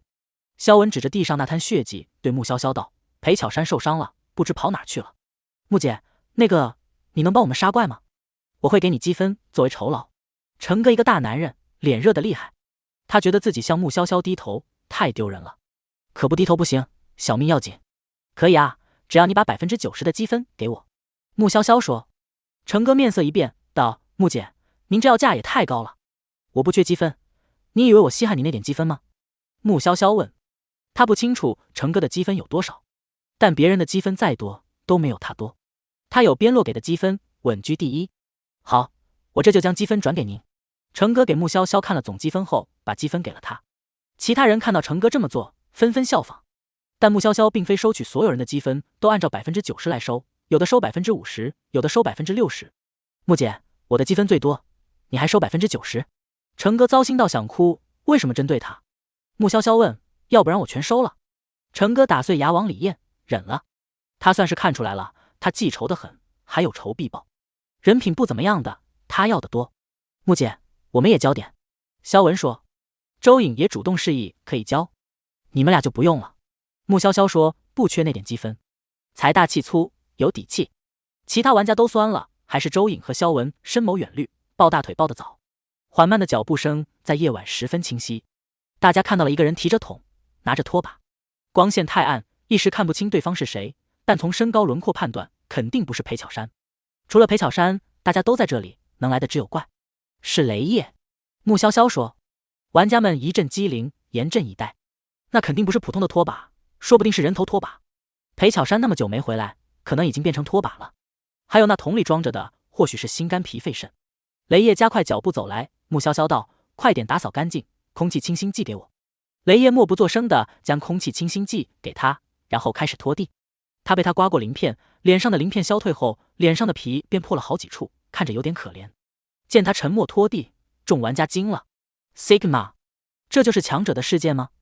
甚至能用武力值镇压怪，让怪帮忙拖地？”我来。周颖拿了雷叶手中的抹布，肖文抢了桶，朝着穆潇潇道：“穆姐，打扫房间有我们呢，您就看心情，随便喷喷空气清新剂就可以了。”其他玩家：“狗腿，太狗腿了！穆姐，这里脏，要不您踩我衣服上？”成哥立马脱了外套，想要铺在地上。穆姐，我学过按摩，我给您按摩一下。在场玩家都为了讨好他，内卷起来。下次吧。穆潇潇一路喷着空气清新剂回了房。成哥手里没拖把，直接用外套擦地。别和我抢！雷叶凶悍地对成哥吼，这可是洛博士吩咐他做的事，绝对不能让别人抢了。穆潇潇没理会两个为了擦地争吵的家伙，随意地看了眼桌面，不见了。周颖跟随他的视线看过去，有些惊讶。桌上原本放了一瓶口服液，现在不见了。其余的口服液，穆潇潇让系统1314收起来了。会不会是裴巧珊偷拿的？周颖觉得作案几率最高的人就是裴巧珊。穆潇潇说：“应该是，不过没关系，不必理会。洛博士送他的东西，裴巧珊都敢拿，这不是作死吗？”周颖看穆潇潇不在意，就加入打扫卫生的行列了。玩家们加上雷叶，奋力打扫房间，犄角旮旯都没放过。这场面要是放游戏论坛上，只怕要被评为年度最神奇的画面。NPC 和玩家们尽费力讨好一个女玩家，空气中弥漫着空气清新剂的气息，房间纤尘不染。而另一边，躲藏在女厕的裴巧珊手里捏着粉色的口服液，一个劲儿在发抖。她瞪大眼睛盯着门，害怕穆潇潇会来找她。她不敢喝口服液，因为不知道这里面放了什么奇怪的东西。腹部被101号利爪划伤的位置又疼又痒。她撩开衣服看了看，伤口发黑肿了起来，而且还长出了和101号一样的紫黑色毛发，恶心又瘆人。我会不会也变成怪物？裴巧珊惊恐万分，迅速把衣服放下。她感觉有什么在眼前晃，抬手一抹，竟是被扎了手。她的额头长出了豪猪一样的刺。裴巧珊感觉自己的意识混沌了，她怕自己完全失去意识，最终变为怪物，再也回不了现实世界。咬了咬牙，裴巧珊趁着自己的意识还清醒，咽下了口服液。喝完口服液之后，她神清气爽，额头的豪猪刺在消失，她摸到了光洁的额头，腹部的毛发也在消失。被弄伤的腹部伤口以肉眼可见的速度愈合。哈哈，太好了！裴巧珊摸了摸自己的腹部，伤口愈合，伤疤都没有留下，让别人看根本看不出伤口。一张半边脸都是灰色鱼鳞的脸陡然出现在了厕所上方。大晚上的，你很吵。雷叶趴在门上，探出脑袋，居高临下的看着裴巧珊。裴巧珊惊恐到失声。雷叶翻身一跳，进了洗手间，把裴巧珊摁在下头，去啃她的脖子。她太渴了。虽然这个人臭臭的，肯定没有木姐香，但他怕碰了木姐被洛博士解剖，只能咬他了。裴巧珊用力将雷叶推开，他没想到自己竟然拥有这样的爆发力，一定是因为那粉色的口服液。可恶，穆潇潇竟然运气那么好。雷叶被裴巧珊打得血肉模糊，在地上扑腾着，最终被打死了。裴巧珊兴奋的直笑，雷叶都被他打死了，还有什么难得倒他？他不用求穆潇潇，也能杀死自己负责的怪。亢奋的裴巧珊半夜去杀了他负责的另外4只怪，然后他进了成哥所在的房间，把成哥暴锤了一顿。要不是游戏不能杀人，他都想把成哥杀了。这个狗男人！裴巧珊最想报复的还是穆潇潇，可他之前进穆潇潇的房间，只看到了那一瓶口服液，没有找到其他口服液。他担心穆潇潇喝过了，便不敢去找穆潇潇。兴奋的裴巧珊一晚上没睡，好不容易熬到了早上，看到穆潇潇在吃早餐，裴巧珊趾高气扬地吩咐成哥：“你给我去打听打听，穆潇潇有没有喝口服液。”“我这就去。”成哥顶着一脸的伤走向穆潇潇。穆潇潇正吃着早餐，猛然看到一个硕大的猪头出现在眼前，他皱眉：“行怪，是我，穆姐。”成哥露出谄媚的笑，样子就更丑了。穆潇潇笑道：“裴巧珊打的，看来他喝了口服液后变得挺强。对，他让我过来打听你是否服用了口服液。”成哥没有绕弯子，直接告诉了穆潇潇。主要是隐瞒没有用，穆潇潇那么快就把他们的任务主线推出来了。他一过来，穆潇潇就猜到是谁打的他。他要是自作聪明，以为能套路他，就是老寿星吃砒霜，活得不耐烦了。我没喝。穆潇潇说。成哥不知穆潇潇这是在给裴巧珊下套，还是大佬光明磊落不怕喝了口服液的裴巧珊。他提醒了一句，穆姐，她变得很强，力量、速度各方面的能力都提升了。难道你觉得我不强？我力量弱，速度慢。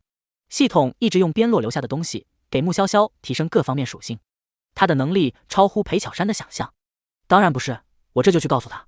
成哥小跑着过去找裴巧珊。管他呢，他觉得裴巧珊肯定又要挨穆姐锤了。他真没喝。裴巧珊听了他的答案，仍确认了一下。成哥道，他怕有副作用，没喝。裴巧珊理了理衣服，昂首挺胸走了进去。他对穆潇潇道，你给我站起来。他极恨穆潇潇到了游戏里仍被众星拱月，所有人的目光还是围着穆潇潇转，他要将属于穆潇潇的一切美好尽数夺过来。周颖、肖文等人用看白痴的眼神看裴巧珊。裴巧珊说，我把我负责的几个怪杀了，还把变异的雷叶也杀了。周围的玩家露出惊异的神情，这大大的满足了裴巧珊的虚荣心。那又怎样？穆潇潇慢条斯理的用纸巾擦了擦嘴。周颖说，昨晚雷叶还争当穆姐的小弟，给穆姐拖地呢。肖文张嘴就夸，可不是，你以为就你能耐？穆姐能杀死3号实验品，杀不死雷叶。真正的高手往往是将怪驯服成狗，让他乖乖听话，而不是杀了他。这一波我穆姐在大气层，你输了。裴巧珊为了震慑众人，一拳砸在桌子上，把桌子都砸裂了。他朝穆潇潇叫板，现在立刻马上站起来，把位置让给我。穆潇潇站起来，朝着裴巧珊就是一拳，将对方打飞出去。我的鼻子，裴巧珊的鼻子被打塌了，疼得泪水流出来。他朝穆潇潇龇着牙，体内的力量随着愤怒值不断上升。他看到众人惊恐害怕的眼神，以为大家在怕自己，发出了得意刺耳的笑声。倏然觉得背后发冷，像是被某种猛兽盯上了，头皮发麻。早上好，骆博士，吃早餐了吗？穆潇潇的视线越过裴巧珊，神色自如地和骆博士打招呼。其他玩家被骆博士身上摄人的气质震得面色惨白。这次骆博士手里没拿礼品袋，不知他屈尊降贵下楼做什么。害怕。骆博士皱了皱眉，屈指一弹裴巧珊的后背。裴巧珊后背被洞穿，落地和球似的滚开。众玩家看到裴巧珊后背的1指宽的血洞，估量着骆博士的战斗力，更害怕了。就1根手指头而已，这非人的战斗力。骆博士看了看自己的手，虽说戴着手套，且只是1根手指头碰了裴巧珊，他还是觉得不舒服。骆博士，要换手套吗？穆潇潇笑问。骆博士还是不理他，他道，来个人给我当解剖助手。所有人后退，只有穆潇潇主动走向骆博士。走吧，骆博士。随着他的靠近，骆博士嗅到了一股馨香，那是他身上的香气。他们要是给你当助手，只怕要抖得和筛糠一样，只能帮倒忙。到时候血滋啦啦落在你的白大褂上，你受得了？穆潇潇问。骆博士一言不发，迈着大长腿转身就走，高冷的可以。穆潇潇跟上。明知山有虎，偏向虎山行。我穆姐，刘毕。萧文满眼敬畏。周颖道，先找钥匙，不能总让穆姐一个人出力。裴巧珊疼得晕倒在角落，但大家都没有管他。玩家们该喂怪的喂怪，打算喂完怪就和周颖会合找钥匙。在电梯中，骆博士默不作声地拉远了和穆潇潇的距离。他的嗅觉过分敏锐，他的气息萦绕着他，但封闭的空间里，他无处可逃。穆潇潇看他都躲到角落去了，道，骆博士，别那么冷漠，理理我吗？你给他喝了。他终于和他说话了。穆潇潇道，他偷走的。你不愿意，他喝不到。骆博士可真是会倒打一耙。穆潇潇脸上的笑意收敛，你给我喝的什么？你自己不清楚吗？这之后，两人都沉默了。穆潇潇板着一张脸，陪着骆博士一起走进了6楼的解剖室。那张白色的床上躺着雷叶的尸体，雷叶的肌肤表面几乎都是灰色的鳞片。骆博士套上了一次性的解剖用防护服，穆潇潇也跟着套一次性防护服，没有交流，便只有套上防护服的窸窸窣窣的声音。你解剖胸腹，一字切开法，懂吗？骆博士问他。他戴了口罩之后，就更让人的注意力集中在他的双眸，那双眼眸暗藏锋芒，似乎是在等待着他求饶。兽类的吼叫声音极响，就连墙壁都在震动。如果你害怕，骆博士话未说完，就看到穆潇潇已经去拿工具了。害怕？不存在的。骆博士静默地看着他干脆利落的动作，他的动作熟稔，像是已经练习过很多次。兽类的吼叫渐渐低了下去，大抵是被他的操作惊到了。明明看着娇娇软软，可能摔个跤膝盖擦破皮就要眼泪汪汪说疼的小姑娘，这会儿再给变异怪物开膛破肚。漂亮的杏眼中只有冷静，手还很稳。看到雷叶腹腔中异化成鱼类的脏器，也能面不改色。骆博士确定自己等不到他服软示弱了，他焦躁地皱了皱眉。你怎么那么熟练？骆博士问。穆潇潇道，之前在后厨做过事，杀过不少鱼。你从业经历挺丰富，以后会更丰富。穆潇潇说着，将雷叶的脏器样样取出来检查。博士，他体内的脏器全部异变了，并未发现异变根源。他的语气淡漠，公事公办。骆博士只觉心里有一把无名怒火在燃烧，不是在生他的气，就是不高兴。果然，待在他身边容易失去理智。需要我开颅吗？穆潇潇询问。骆博士道，我来。相对于胸腹而言，颈部和头部的解剖更难一些。他并非觉得穆潇潇无法胜任这项工作，他只是想做点事，冷静一下。穆潇潇坐在了一旁的椅子上，看着他解剖雷叶的头部。虽说雷叶全身几乎都有鳞片，但头部的鳞片最为坚硬，屈指敲击能听得到如敲铁块的声响。尤其是骆博士在动颅骨时特别麻烦，得清理软组之后再用开颅锯等工具。骆博士在其头部找到了一枚灰扑扑的鱼鳞，那鱼鳞被挑出，便蠕动着想要穿透手套，钻进骆博士的手心。穆潇潇看到手套被鱼鳞刮破，立马站起身，快速拿起镊子将鱼鳞夹住。出血了，你有没有事？穆潇潇皱眉看他的掌心，鱼鳞太锋利，不但划破了手套，还划伤了他的掌心。掌心有鲜艳的红，心中涌动的怒火像是天降甘霖，瞬间浇熄了。骆博士不关心自己的伤口，反而看着穆潇潇皱起来的眉，口罩下唇角勾起了浅浅的笑意。你帮我消毒。骆博士拿了一个瓶子，示意穆潇潇把鱼鳞装进瓶子里。穆潇潇把鱼鳞放进瓶子后，就拿了消毒的工具放到骆博士面前，你自己来。我是你上司，有规定上司受伤一定要为他消毒上药吗？穆潇潇说，没有吧，游戏中确实没有这样的规定。骆博士道，以你的身体素质，可以喝3瓶口服液。穆潇潇暗忖，喝3瓶口服液不会异化到失智吗？只要身体能扛得住，喝了口服液能变强。其他人呢？骆博士晃了晃手，示意他消毒。不要，你太冷淡了，不乐意给你消毒。穆潇潇拒绝。骆博士没有给伤口消毒，脱下一次性防护服后，拎着瓶子走了。鱼鳞被装进去后，在透明的瓶中横冲直撞，发出碎珠相撞的声音。你不担心他了？关心则乱，他是东楼的博士，能出什么事？穆潇潇一边说着，一边取防护服。然后他朝着1号所在的实验室走去，但那边的大门非常难开，只能输入密码进入。他尝试着破译密码，没能成功，用藤蔓簪想暴力打开，也没能打开。他心里有准备，倒不失望。骆博士这么放心他在6楼走动，肯定有不让他见到1号的信心。1号，他敲了敲门，门里没动静。潇潇，我手疼。穆潇潇转头看到了骆博士，刚刚还面无表情的骆博士现在可怜兮兮的，正把手摊开给他看。穆潇潇，你是撒娇精吗？你再来晚一点，伤口都要愈合了。PIU， 骆博士的发顶冒出了一双兽耳，那是黑色的豹耳，还能动那种。紧接着还冒出了黑色的豹尾，本该是犀利冷锐的兽瞳，眼巴巴地看着他，透着一股憨劲儿。就是耙耳朵的雄性觉得雌性不高兴了，祈求小雌性原谅那种。兽尾小心翼翼地伸出去，戳了戳他的手背，在他的掌心挠了挠，有点痒。潇潇，别气，钥匙在70多号的肚子里。为了讨好他，他直接将钥匙的下落告诉他。啊，这公然作弊。70多，具体多少我不记得了。他担心潇潇会嫌他笨，把71、73、75、77、79都杀掉就可以了。我帮你取出来，我的动手能力强，很快的。不用。穆潇潇抓住了豹子尾，动作很轻的捏了捏。漆黑的兽尾毛发乌黑油亮，抚上去的手感很不错，像是得到了可以靠近的信号。他撒欢的跑向他，一把抱住他，蹭脸。1号，穆潇潇喊。潇潇，他亲昵的喊着，好高兴，又可以和潇潇贴贴了。潇潇的身上香香的，好好闻。不是说手疼吗？我看看。穆潇潇问。1号把手给穆潇潇看，说特别疼，要潇潇亲才会好。结果手一伸出去，手掌心白白嫩嫩，哪里看得到伤口？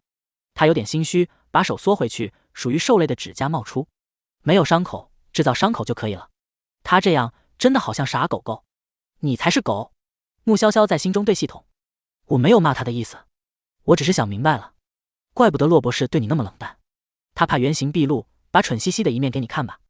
系统1314看得津津有味，甚至想要录下来，以后多看看。遥想当年他刚当边落的系统时，被边落对得那么惨，现在这个形态的边落简直就是黑历史啊！笨蛋！穆潇潇抓住1号想缩回去的手，洗手了吗？他洗了。1号迅速把尖利的指甲收回去，免得划伤他的手。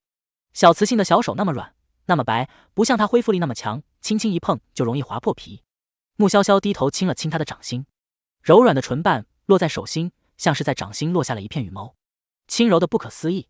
萧萧萧萧，1号抓住他的手，从掌心亲到了手背，每一次轻轻都是漫溢着数不尽的欢喜。穆潇潇的另外一只手被他的兽尾圈住手腕，往上带，触碰到了他的兽耳，软软的豹子耳朵还随着他的动作微动。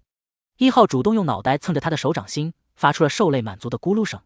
他抱起穆潇潇朝着房间跑，那速度快得和风一样。穆潇潇的刘海都被风吹得扬起。刚进房间，门关上，他便保持着单手抱她的姿势，将她按在门上亲，手都不带抖一下，臂力强得惊人。但他的吻技着实烂，粗暴又急躁。穆潇潇勾着他的脖子回应引导他。1号双眸发亮，他的小雌性好会亲，开心到兽尾都要在后面晃几下。系统1314看着那乱晃的兽尾，心说这还不是狗，哪家豹子开心的时候尾巴摇得那么欢啊？但他不敢说，怕被穆潇潇骂。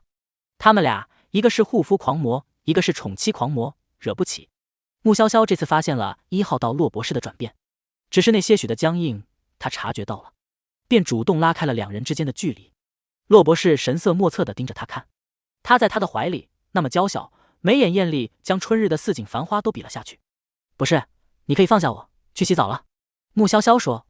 洛博士的手收紧，将他重新拉入怀中，距离近的可以感受到彼此呼出的气息。我很不喜欢你这样对我，是你先这样对我的。穆潇潇不满地说，我和你说早上好，你不理我，你还拿会让我异化的口服液给我喝。他说着说着就委屈了，杏眼里水雾迷蒙，控诉地看着他。洛博士深吸一口气，松开了他，但手却落在他的发顶，温柔地摸了摸他的脑袋。他说，别哭，是我的错，但是我没想让你异化成失智的怪物，人类的体质相对而言太弱，帮你改善体质。穆潇潇扁扁嘴，我才没有哭。洛博士笑了笑说，潇潇没有哭，人类不可能做到无情无欲，只有机器才会冷冰冰的。穆潇潇道，你的另一面也很可爱，你不要排斥1号。野兽凭本能行事会失控，可是你很理智。穆潇潇说。洛博士低头在他的眉心亲了亲道，潇潇下楼找钥匙去吧，我再想想。你们作弊也太光明正大了。系统1314不忍直视，第一次见到这样放水的 boss。 跟了新宿主，他经历的第一次多了很多。这不叫作弊，这叫考前划重点范围。穆潇潇反驳系统。他离开后，洛博士喝了一杯冰水，才觉得彻底冷静下来。他低估了他对他的诱惑有多强，他费尽心思才将1号从体内分离，现在又要将1号收回吗？那个恶心的女人要是知道了，不知会笑得多开心。洛博士的目光仿佛透过墙壁看到了西楼那边的情景。穆潇潇乘坐电梯时听到了杂乱的打斗声，这时又有怪冒出来吗？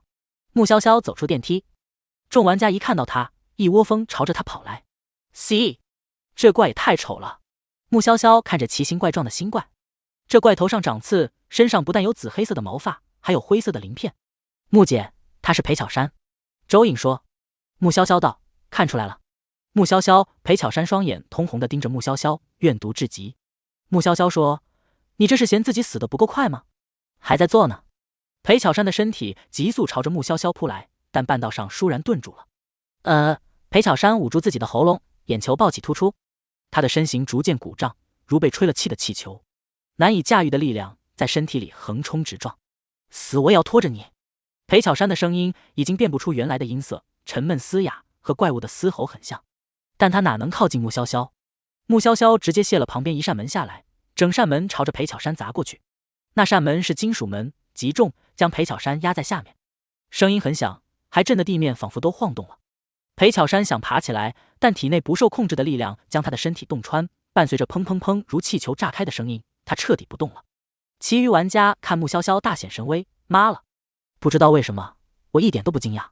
肖文亲眼看到穆潇潇一个娇小美少女卸下金属门，像丢小石子一样丢出去，可他已经渐渐接受了穆姐无所不能的设定。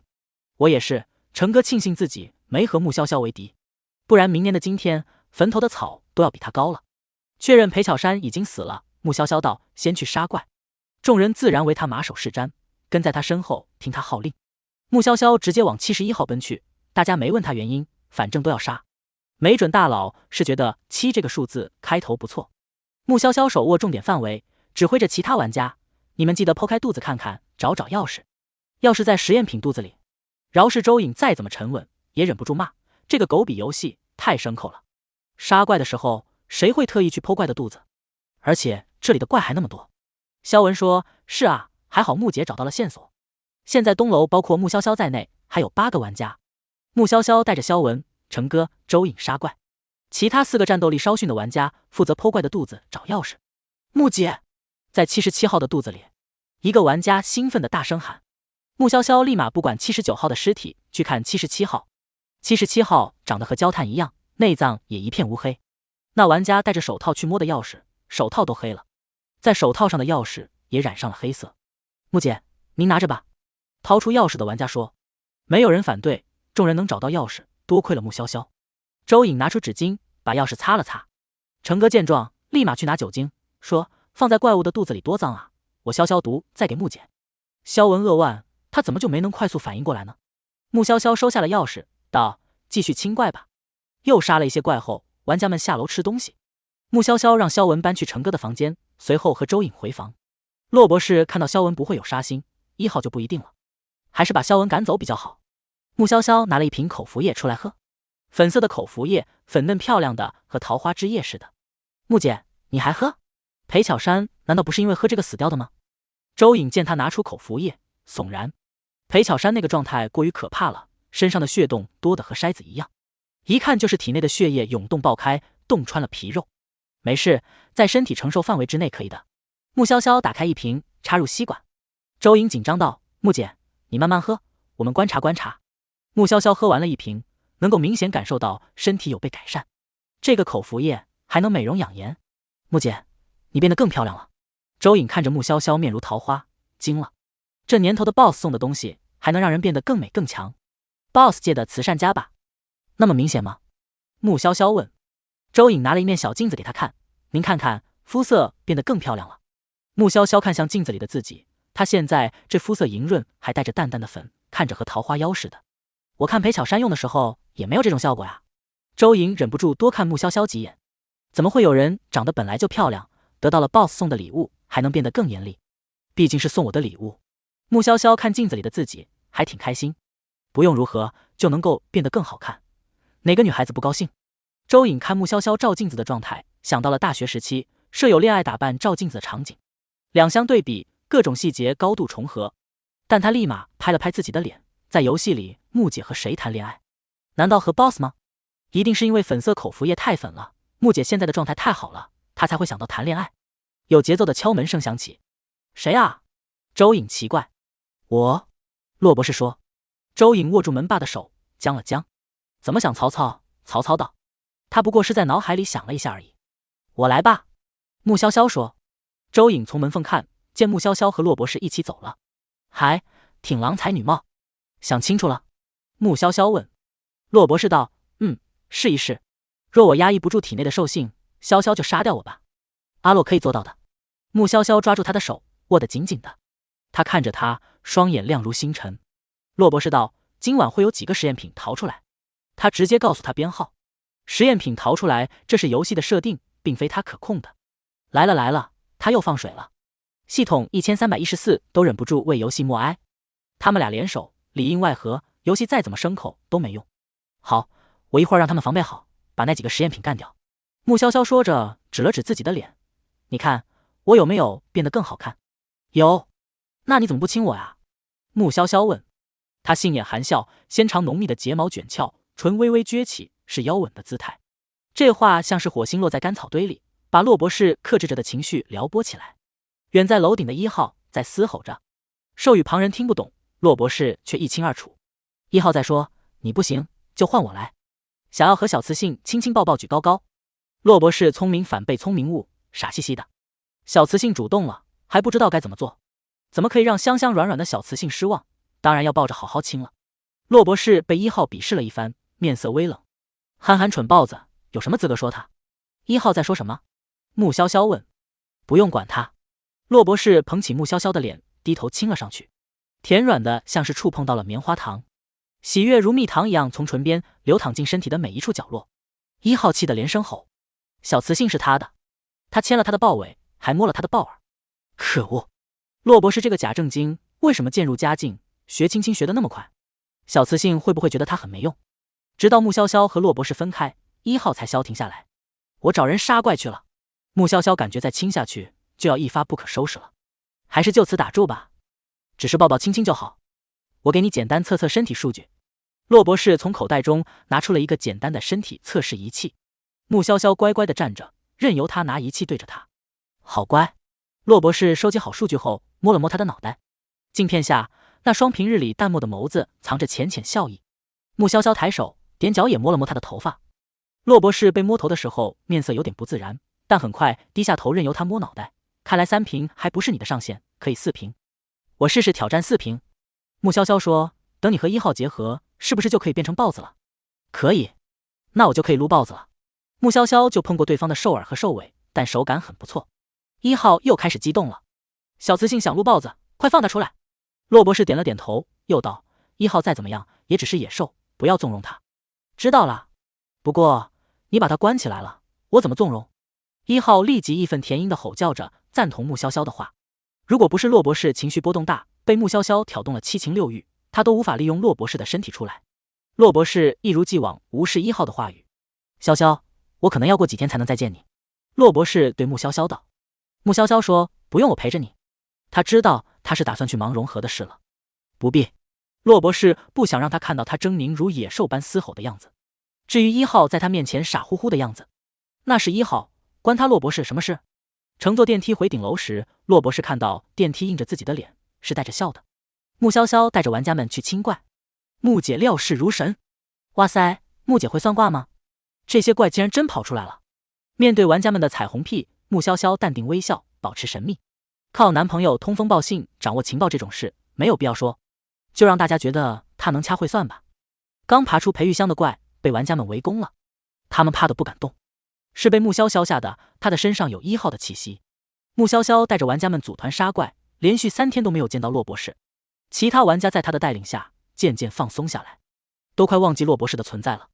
成哥甚至调侃道：“再继续这么杀下去，我们连1号都能清掉。”穆潇潇凉凉地看了眼成哥，成哥冷得哆嗦了一下，他说：“穆姐，我收回刚刚的话。”穆潇潇道：“我去一趟6楼。”面对穆潇潇这种去 BOSS 的楼层就和逛自家后花园一样悠闲随便的状态，其他玩家接受良好。也不知道1号是什么怪，我提一句要杀1号，穆姐那么凶。成哥后怕地摸了摸自己的心脏。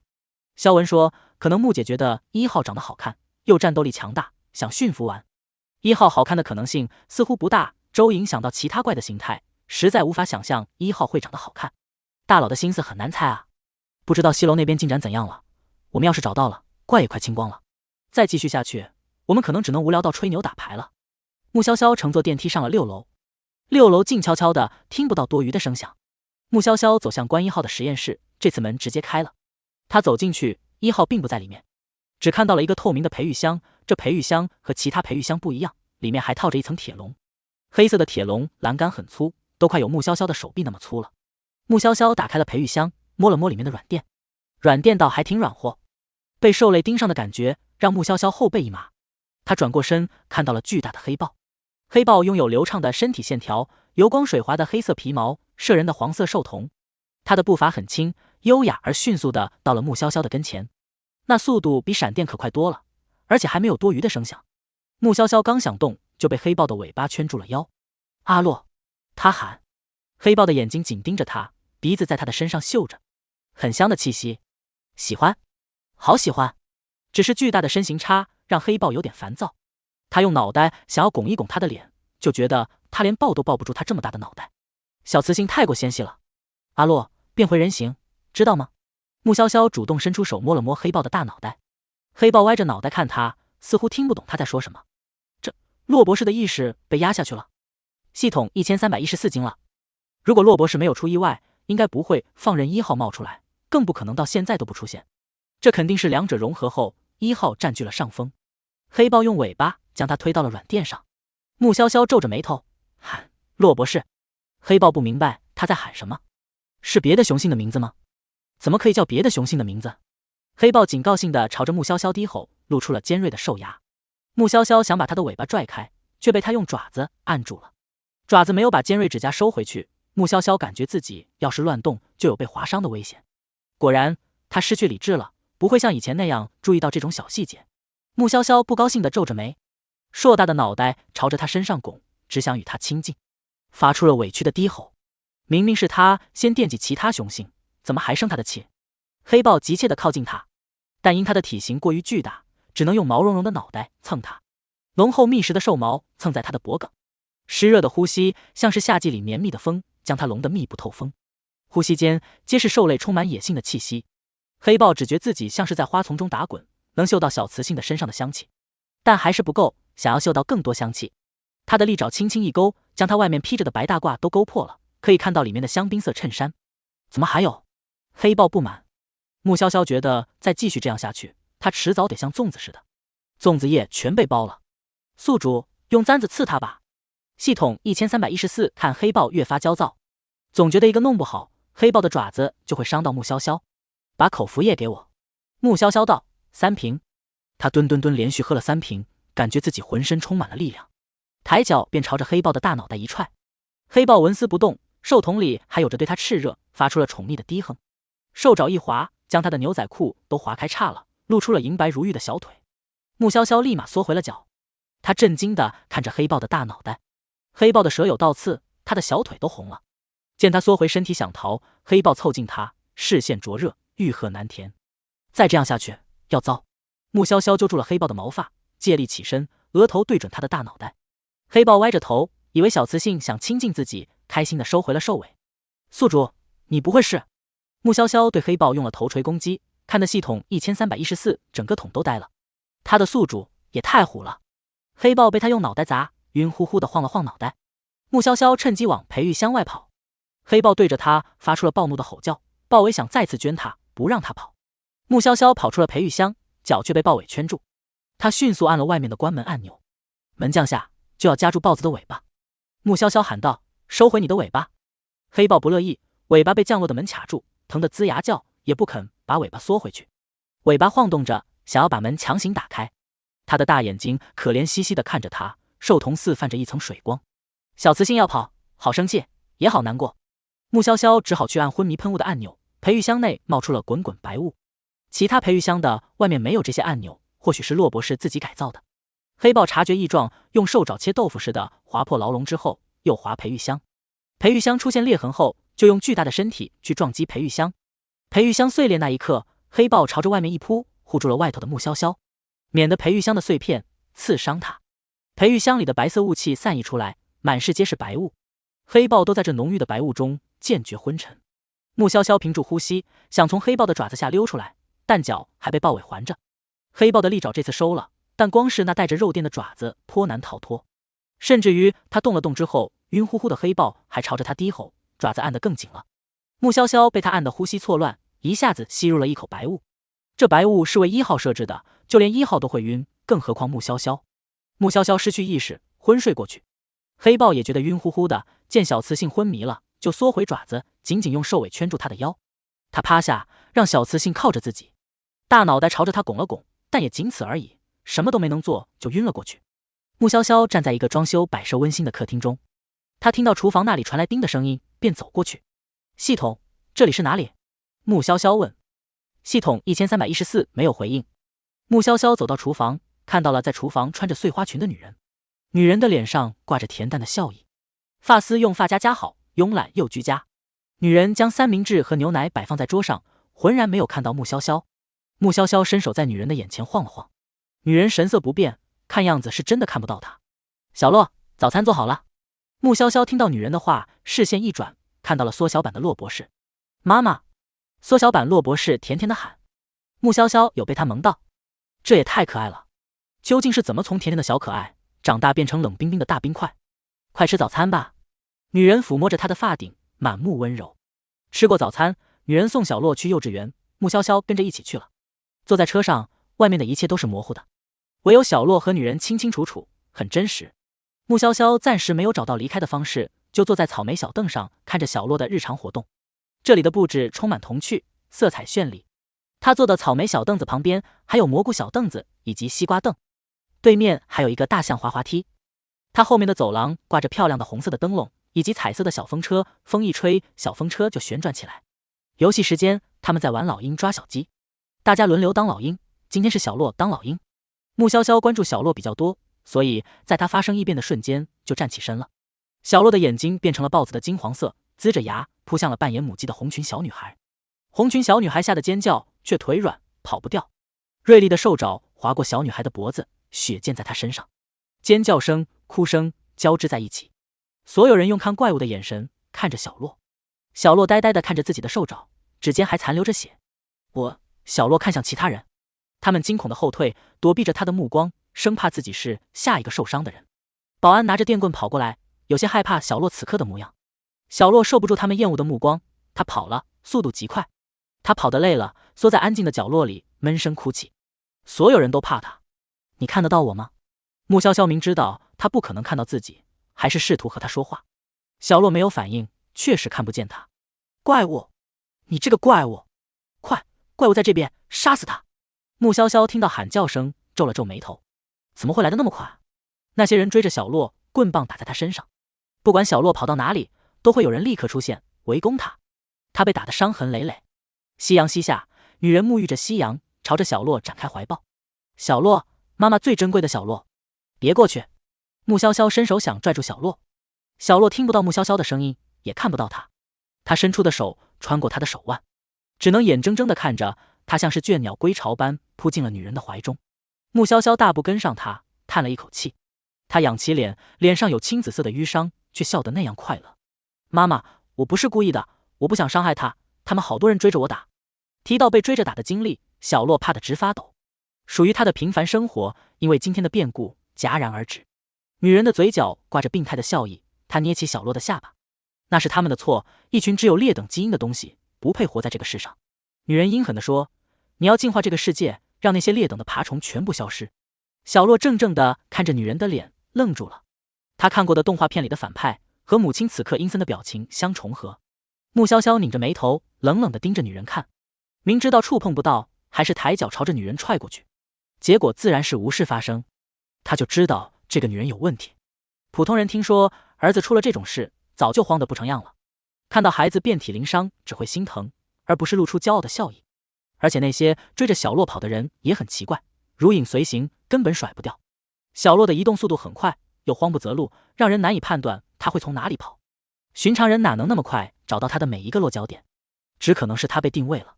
穆潇潇记得他想摸洛博士脑袋时，他有一瞬间的僵硬，有点抗拒。他那时本以为他不习惯，本想放弃了，但他低下了头，任由他摸头。看来他抗拒的是这个女人。乖乖听妈妈的话。女人抚摸着小洛的头发，你可是妈妈最珍爱的作品啊。作品。小洛抗拒的后退，小脸惨白。听话，过来。女人竖起双眉，拔高声音大声喊。小洛被他吓得肩膀一抖，转身就跑。他的世界就此崩塌，唯一可以信赖依靠的人变得面目全非。你以为你跑得掉吗？你跑不掉。女人阴森森地说。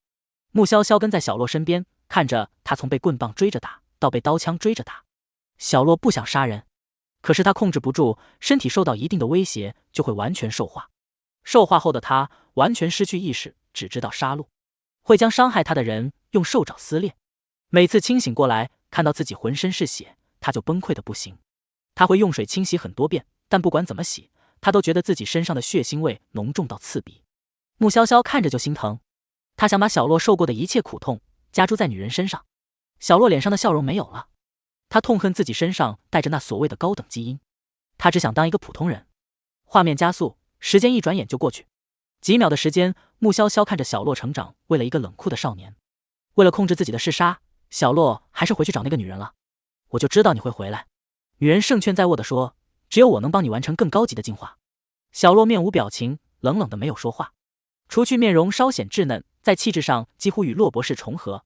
女人很喜欢做各种各样的实验，尤为享受制造出各种怪物的过程。她实验成功时，会兴致勃勃地和小洛分享她的实验品有多好。穿着一身白大褂的少年小洛完全无视她。女人笑道，可不管怎么样，你都是妈妈最爱的宝贝，再也没有比你更完美的了。不要这样自称，令人作呕。小洛目露寒光，你根本不是我的母亲。她和那万千实验品没什么区别。如果她是无法完美融合新基因的失败品，早就被她丢去为成功的实验品了。小洛成长为了洛博士，在实验方面游刃有余。他想分离出体内的兽性，把那个野蛮、愚蠢、粗鲁的坏家伙关起来，那样他就可以不再失控。穆潇潇照例跟在洛博士的身边，看他做实验，记录数据。岂料他忽然化为黑豹，一爪子刺入他的心口。潇潇，他惶急地变成人，用手捂着他的伤口，血液从他的指缝流出。最讨厌血液的洁癖博士，满脑子只有自己伤了他。他会不会也像那些人一样，厌恶恐惧他？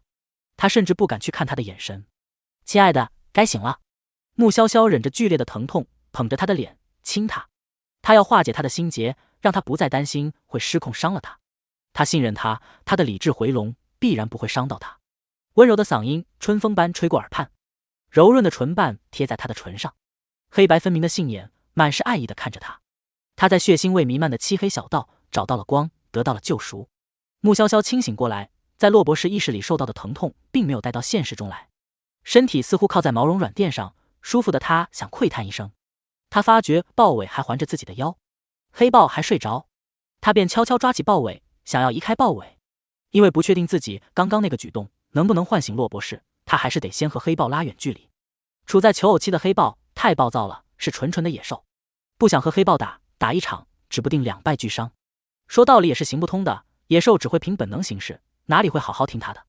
这里都被夹伤了。穆潇潇看到豹尾被门夹出的伤痕，皱了皱眉头。黑豹的恢复力很强，宿主你还是担心自己吧，建议宿主多用积分兑换一些东西保护自己，不然等洛博士清醒，发现自己伤了你，他可能会给自己一刀。是要兑换点东西。穆潇潇终于从兽尾的束缚中解脱出来，然后从豹子的大长腿上一跃而下。真话啊！系统1314已经做好了被拒绝的准备。万万没想到，无心插柳柳成荫，他都放弃了，宿主却答应了。他佛系躺赢。宿主，我推荐你。啊！黑豹睁眼了。系统1314不经意看到黑豹的眼，吓得快乱码了。明知道黑豹肯定看不到他，可那双眼太有穿透力。黑豹目光狂热地看着穆潇潇，火蛇一样的视线凝聚在他身上。黑豹四肢用力起身，他流线型的身形巨大，四肢着地站起来后威风凛凛，给人更大的压迫感。穆潇潇没动，观察着黑豹的动静。现在他也分不清男朋友是什么状态，是洛博士还是1号，又或者理智离家出走的状态。前两种还好，后一种真的遭不住。潇潇，黑豹口吐人言，声音清冷悦耳，好像暂时没办法变成人类的样子。穆潇潇确认了，这是洛博士，或者是在和1号慢慢融合的洛博士。那能变小吗？穆潇潇说，太大了，不太方便。他现在得仰着头看黑豹，老这么说话脖子累。我试试。洛博士已经很久没有试过当豹子的感觉了。当初他兽化的时候，变成黑豹的体型并没有那么大。他把1号从身体里分离出去之后，1号的身形才猛然变大。楼下，穆姐上6楼后那么久都没下来。走，我们现在就上去。周颖催促众人。萧文道，某些人别以为不上去就没事，如果穆姐活不了，你们就算苟着也没用。走吧，都上去看看，能帮忙就帮忙，情况不对我们就跑。成哥也赞同上楼找穆潇潇。众玩家一起上了6楼。6楼很安静，没有特殊的声音，可因为这是 BOSS 所在的楼层，是他们敬而远之的危险地带。光是走出楼梯口，他们就觉得心惊胆战，心慌不已。萧文和周颖走在最前头，两人同时咽了口唾沫，手心都冒出了冷汗。每一层楼的结构其实都差不多，他们很快就找到了关1号的实验室。一眼看去就见到了穆潇潇的背影，以及他面前皮毛泛着光泽的巨大黑豹。玩家们各自握紧武器，穆潇潇的白大褂都被兽类的爪子划破了，可见这大黑豹的厉害。他们推测黑豹就是神秘的1号。黑豹陡然变高变大，都快顶到天花板了。他头下的巨大黑影将穆潇潇完全笼罩在其中。由于实验品的体型大小不一，有的高达4-5米，所以每一层楼都建得格外高，最起码得有6米以上。黑豹只要一张口，就能把它们全都吞了。他们紧张到忘了呼吸，惊出来的冷汗打湿了额发，一缕缕贴合在肌肤上。怎么变大了？要撞到头了。穆潇潇好笑地看着黑豹。众玩家有点懵，这是什么情况？穆姐这个时候还在和豹子聊天，关心豹子会不会撞到头。该关心的是自己的小命吧？关心有可能被顶破的天花板都科学点。骆博士无奈地看着穆潇潇，调整了一番，才变成了普通豹子大小。穆潇潇摸了摸豹子的脑袋，触感软滑。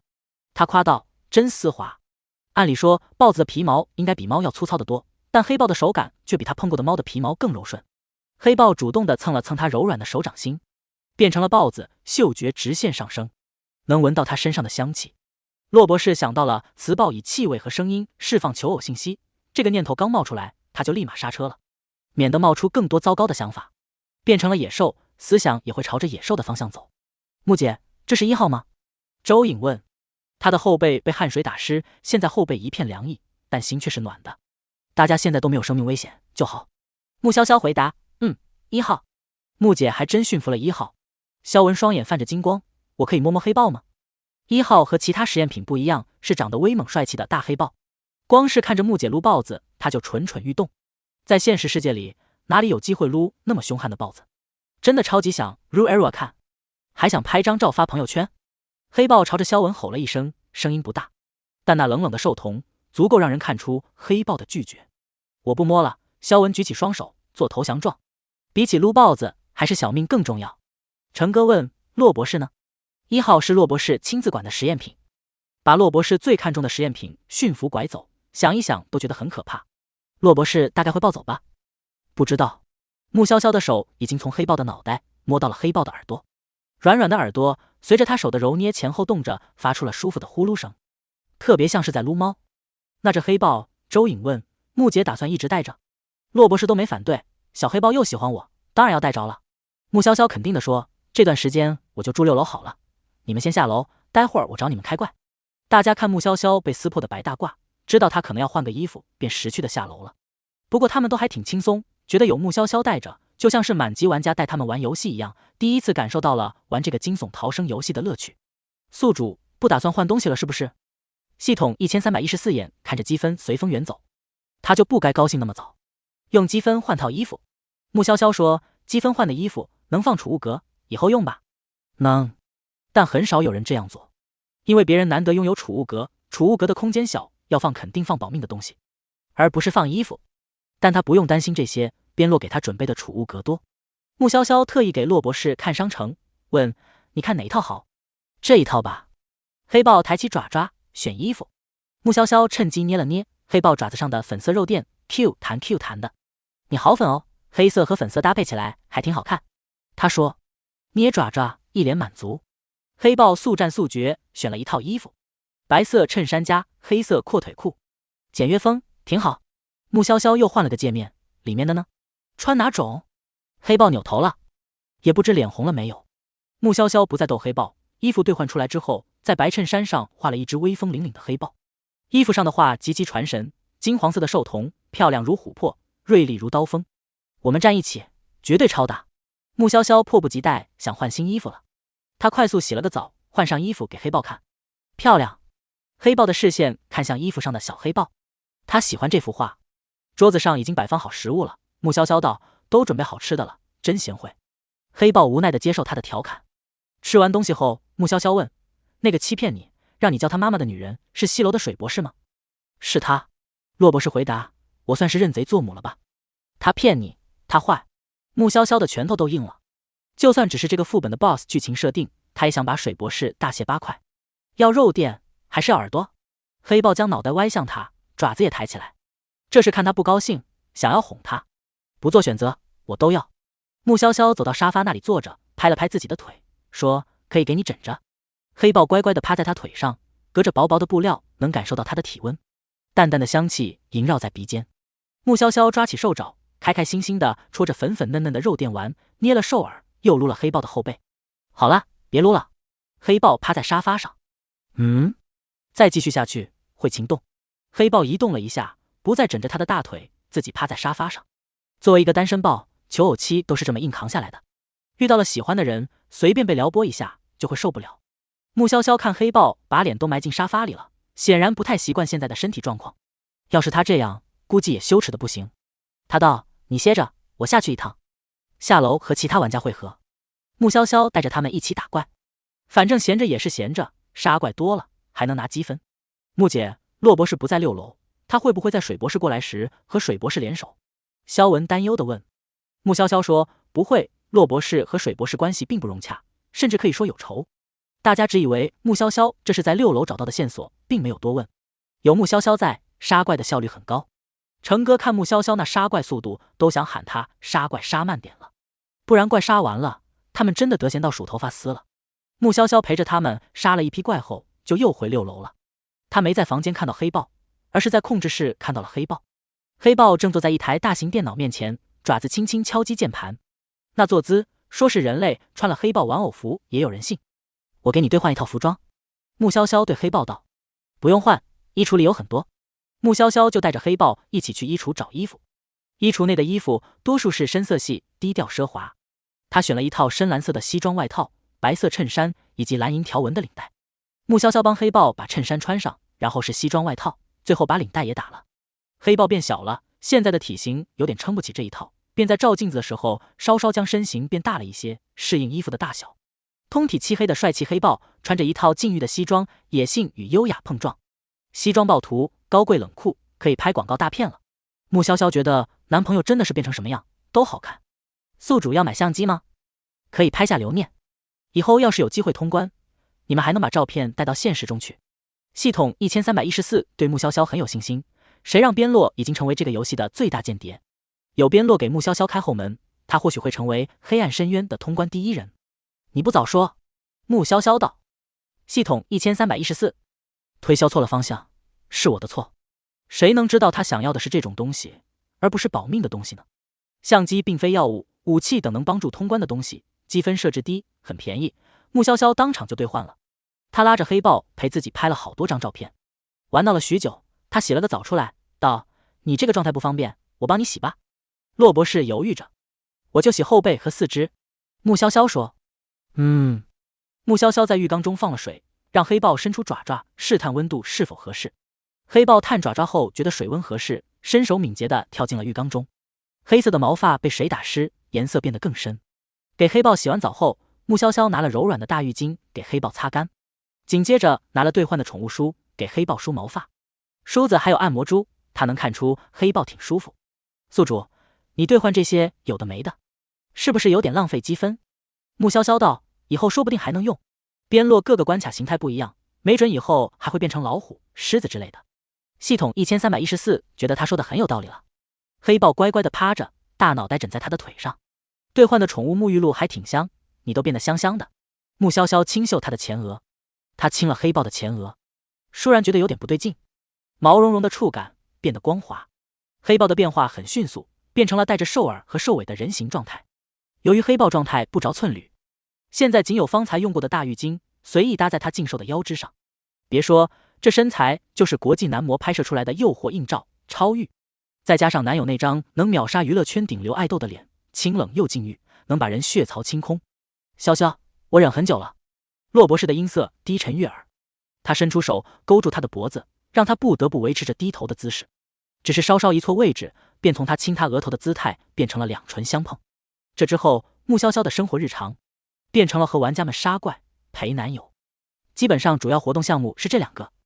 在东楼除1号以外的怪被清光之后，穆潇潇几乎都待在6楼陪男友。就算是一起看基因学方面的学术类专著，他们也能看得津津有味。其他玩家则是轮流观察3楼的情况，期待着西楼的人早点过来把门打开。至于没有轮到班的玩家，因为实在太无聊，已经开始玩各种游戏打发时间，包括掰手腕、斗鸡、摔跤等等。骆博士告诉过穆潇潇，3楼那扇东西楼相连的大门一打开，6楼就会有警报提醒。穆潇潇还是让其他玩家轮流观察3楼的情况，免得他们在怪被清光后失去该有的警惕心。警报声响起，潇潇，3楼的门开了。骆博士略不设，这意味着他很快能离开实验楼。穆潇潇道：我们一起去看看。骆博士变回了黑豹的状态，野兽状态，攻击力和速度更快，更方便战斗。苏明耀是西楼的玩家，他在现实世界是当红歌手，刚进这个副本就十分引人注目。他在西楼的表现最为突出，便成为了西楼的领头羊。此刻他不负众望，带领大家找到了钥匙，准备前往东楼。站在3楼门口，苏明耀有点担心，不知东楼那边是什么情况，有没有找到实验室大楼门口的钥匙。要是东楼的玩家不给力，他们还得在东楼继续找钥匙。他身后的玩家们也在小声议论着。我们的推进速度挺快的，不知道东楼那边怎样。我只求不要被猪队友连累，东楼那边可别不小心把怪放出来。希望能好好的吧。游戏规则能筛选出强者，咱们西楼不是还剩我们5个吗？在这危机四伏的副本里，折损率算低了，不知道东楼那边还剩几个。讨论间，他们都带着隐隐的傲气。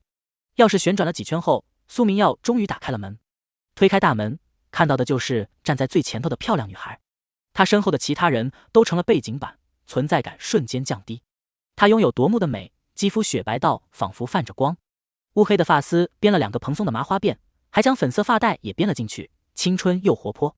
发辫绑得蓬松整齐，刘海都一同编了进去，露出娇美如花的脸庞。睫毛纤长浓密，杏眼中湛黑的瞳孔明澈干净。白色的 V 领上衣露出精致的锁骨，衣服上画了带粉色领结的 Q 版黑豹。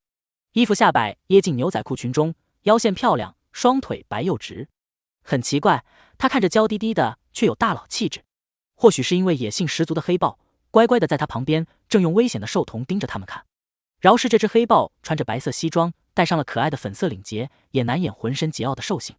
穆潇潇也在看戏楼众人，更准确的说是在看苏明耀。他不追星，但如今的歌手界青黄不接，能起来的新歌手太少，不像10几年前神仙打架，被人戏称为胡弹。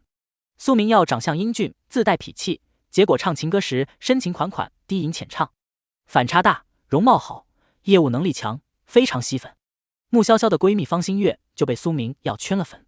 黑豹用脑袋蹭了蹭她的手，她下意识摸了摸黑豹的脑袋，但脑海里却冒出了方心月平时安利自家爱豆的那些话。黑豹见他还在看苏明耀，虽说他视线单纯，但他在苏明耀身上停留的视线明显比看别人更久，多看了2秒，便用兽牙轻轻地咬了咬他的手背。说是咬，其实说用兽牙磨他的手背更合适，有点刺，有点痒，是收了力道的，不会让他受伤，能引起他的注意。男朋友吃醋了。穆潇潇接收到信号，立马收回目光，摸了摸黑豹的下巴。西楼众人被穆潇潇的美貌镇住了，视线都不会移动了，还在看他。洛博士无法容忍，这群家伙目不转睛地盯着穆潇潇看，当即发出了咆哮声。黑豹发飙！别说西楼的玩家了，东楼的玩家脑海里都冒出了危险危险危险的警报声。苏明耀被吓了一跳，道：你们找到钥匙了吗？要不是知道隔壁的洛博士是个男的，他都要以为穆潇潇是洛博士了。实在是穆潇潇这群人过于光鲜亮丽，他甚至还有心情编发。更甚者，他给黑豹的穿搭还和他的穿搭颜色相配。来到游戏中，大家为了活命已经疲于奔命，至于外貌美不美、穿搭之类的，就算是苏明耀这个大明星也没有管过。找到了，等你们很久了。肖文笑得阳光灿烂。成哥努力压下嘴角，不表现出炫耀的架势。他道：木姐超强，她带着我们迅速从怪的肚子里剖出钥匙后，还把这里的怪全清了。这些天我们在玩掰手腕等游戏，担心你们那边的进度，还好你们来。周颖说。西楼众玩家被打击得体无完肤。怪可以全部清光的吗？洛博士呢？1号呢？苏明耀瞬间抓住了关键，他忍不住又看了眼穆潇潇。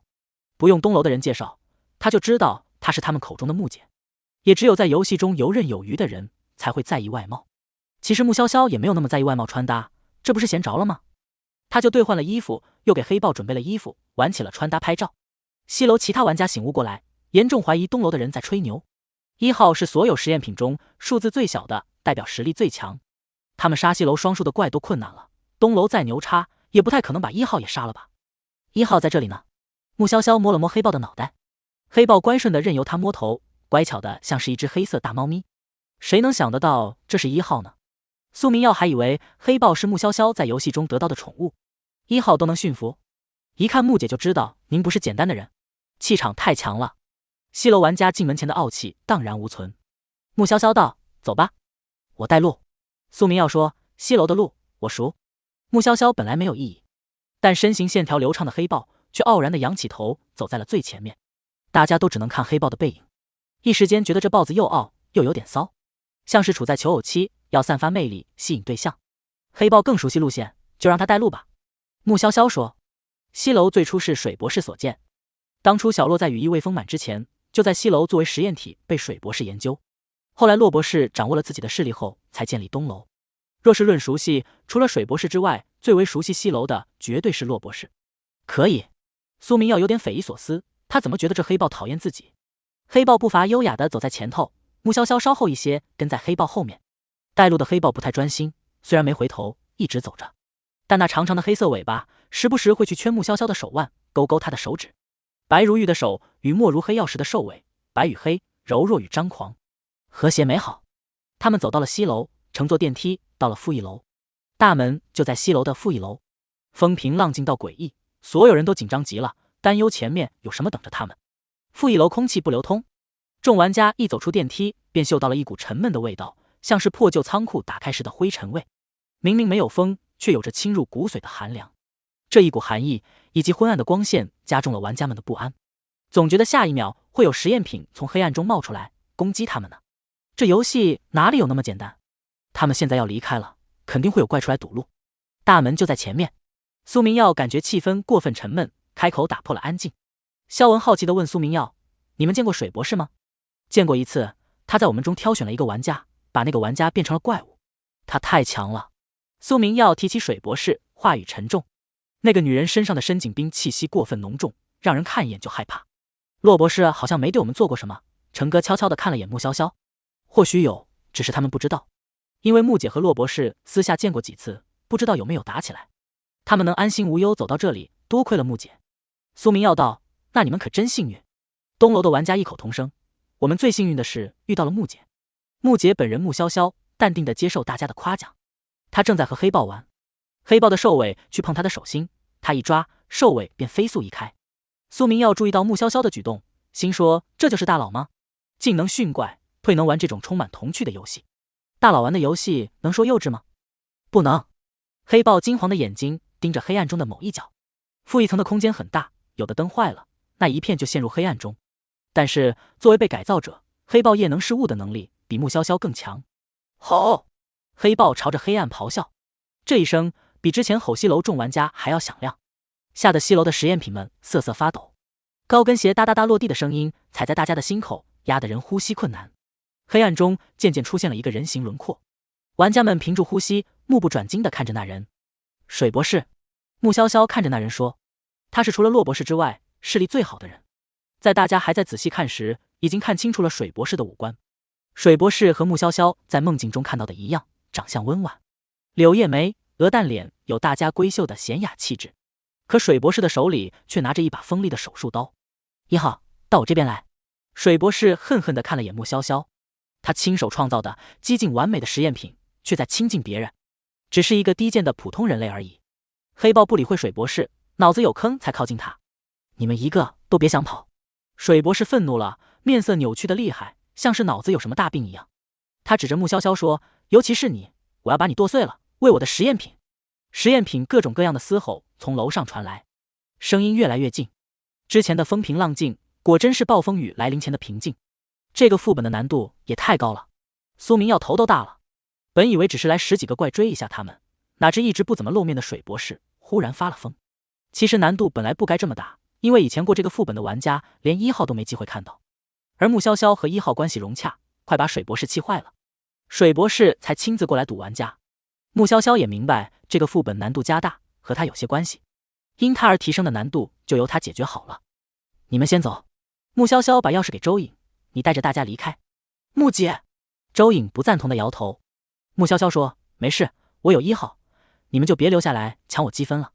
这话就和开关一样，让水博士疯得更厉害了。他挥舞着手术刀，想要把穆潇潇肢解了。1号是我的，我的。1号是我最完美的作品，是我最爱的孩子。黑豹一跃而起，那流畅漂亮的身体线条在半空中拉伸变大，朝着水博士扑去。怪物们挨挨挤挤地从楼上下来了，堵在门口一个个涌进来。我挡着，你们先走。穆潇潇拿出了藤蔓簪，开始杀怪。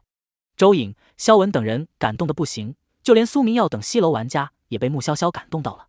这年头太难得看到这样一个纯粹的好人了，简直就像是救世大英雄，以一人之力力挽狂澜。穆潇潇要是知道他们的想法，只怕会哭笑不得。他就是觉得自己拔高的难度自己得承担，而且和男朋友并肩作战，多待一些时间也挺好。虽说穆潇潇强大，但实验品数量太多，有的体型大如象，有的体型小如麻雀，还是有怪跑到了其他人跟前。周颖喊道，走，先把门打开。众人一边杀怪，一边朝着大门的方向移动。到了门边，苏明耀充满敬意地喊：“木姐，我们要开门了，你快过来。”知道了，你们开了门就走，不必管我，我什么时候让你们失望过？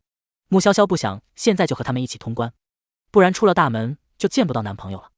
周颖手里拿着钥匙，额头布满了汗水。再负一层并不热，但他紧张。怪物涌进来的速度太快，开门迫在眉睫，得争分夺秒。周围的小伙伴都在战斗，为他争取开门的时间。门开了，快走！周颖拔高声音喊。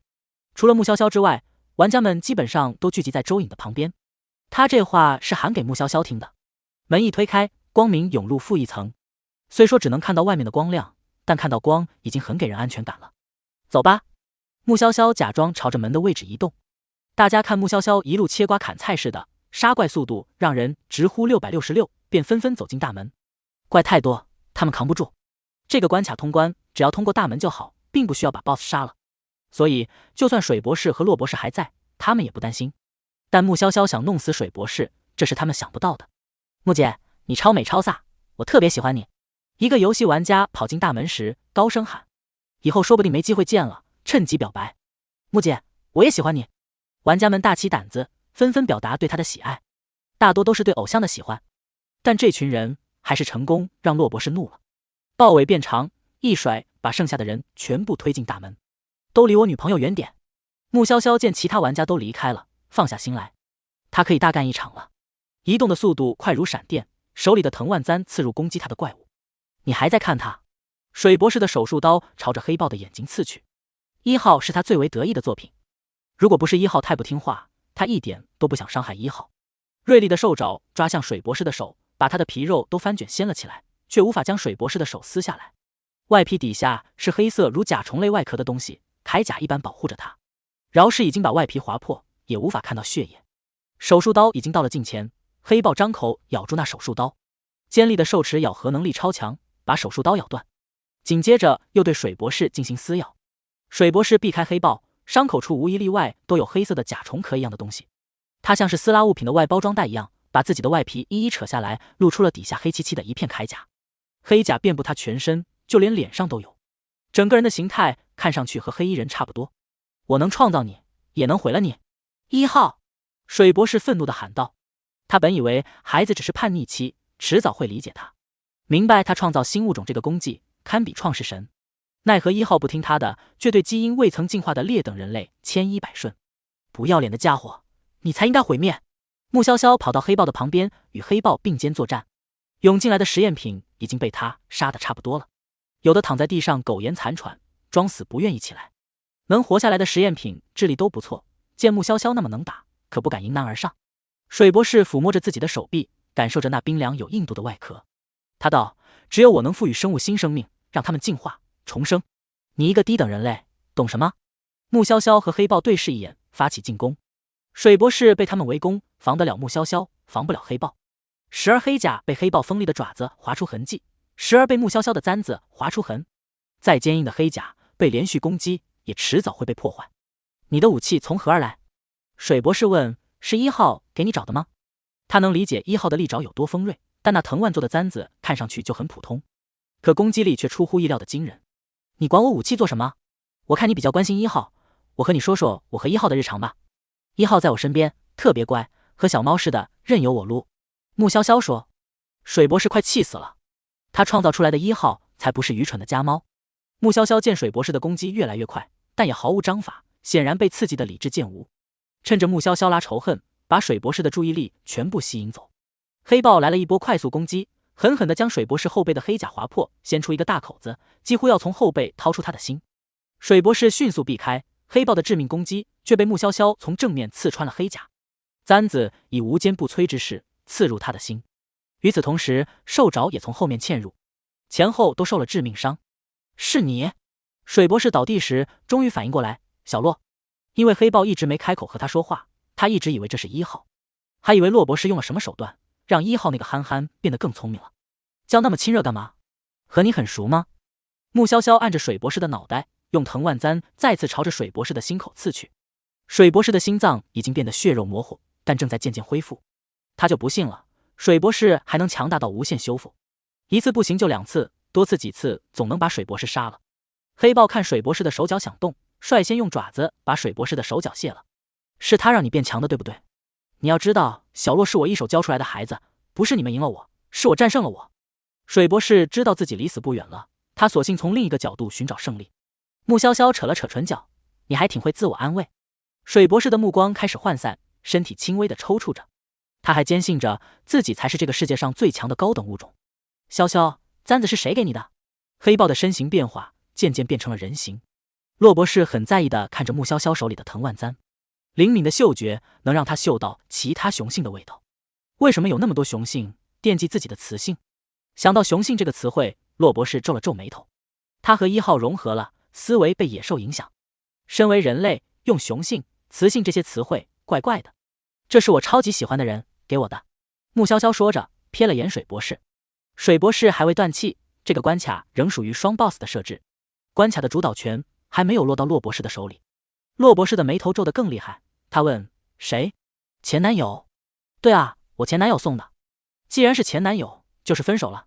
你提的分手。洛博士精准地抓住了重点。过去式而已，现在潇潇的男朋友是他。哪能啊，我那么爱他，怎么可能和他说分手？他提的，他说分手的时候，我差点哭得喘不过气。洛博士心口一滞，他说那个男人不识好歹，该死。他很生气。潇潇的前男友当真身在福中不知福，太作死了。可问题是，对方如果不分手，潇潇可能不会和他在一起。倒也罪不至死，就是太笨了，是个大笨蛋，大笨猪。穆潇潇说。洛博士道，确实愚蠢至极，脑袋空空无物。洛博士表演了一出，自己骂自己。水博士彻底咽了气。洛博士的身体自动吸收了对方残留在空气中的能量，这让洛博士都有些惊讶，不明白自己是怎么做到的。但紧接着记忆滚滚而来，他的表情古怪起来。穆潇潇忍着笑意，调皮。边洛刮了刮穆潇潇的鼻子，引导我自己骂自己。谁让你先和自己吃醋的？还问我这藤蔓簪谁送的？边洛举手投降，我的错。穆潇潇笑靥如花，前男友是你，现男友也是你，初恋还是你，开心不？开心。边洛拥抱他，亲吻他，将思念与幸福揉进了这个灼热的吻里，缠绵悱恻。躺在地上装尸体的实验品悄悄起来，偷偷往楼上溜。大门是专门给玩家准备的，实验品们无法通行。穆潇潇和边洛并非没注意到他们的小动作，但他们每一次相见都会觉得许久未见。实验品又逃不掉，无关紧要。兽耳和尾巴冒出来了，阿洛在轻轻的时候，思想走了多远？穆潇潇捏了捏黑色的兽耳，软软的，特别好撸啊，也就比你远一点。边洛被他取笑，目光掠过他的唇，饱满的唇被亲过后有种艳丽的美。可你兽耳都出来了，我可没有。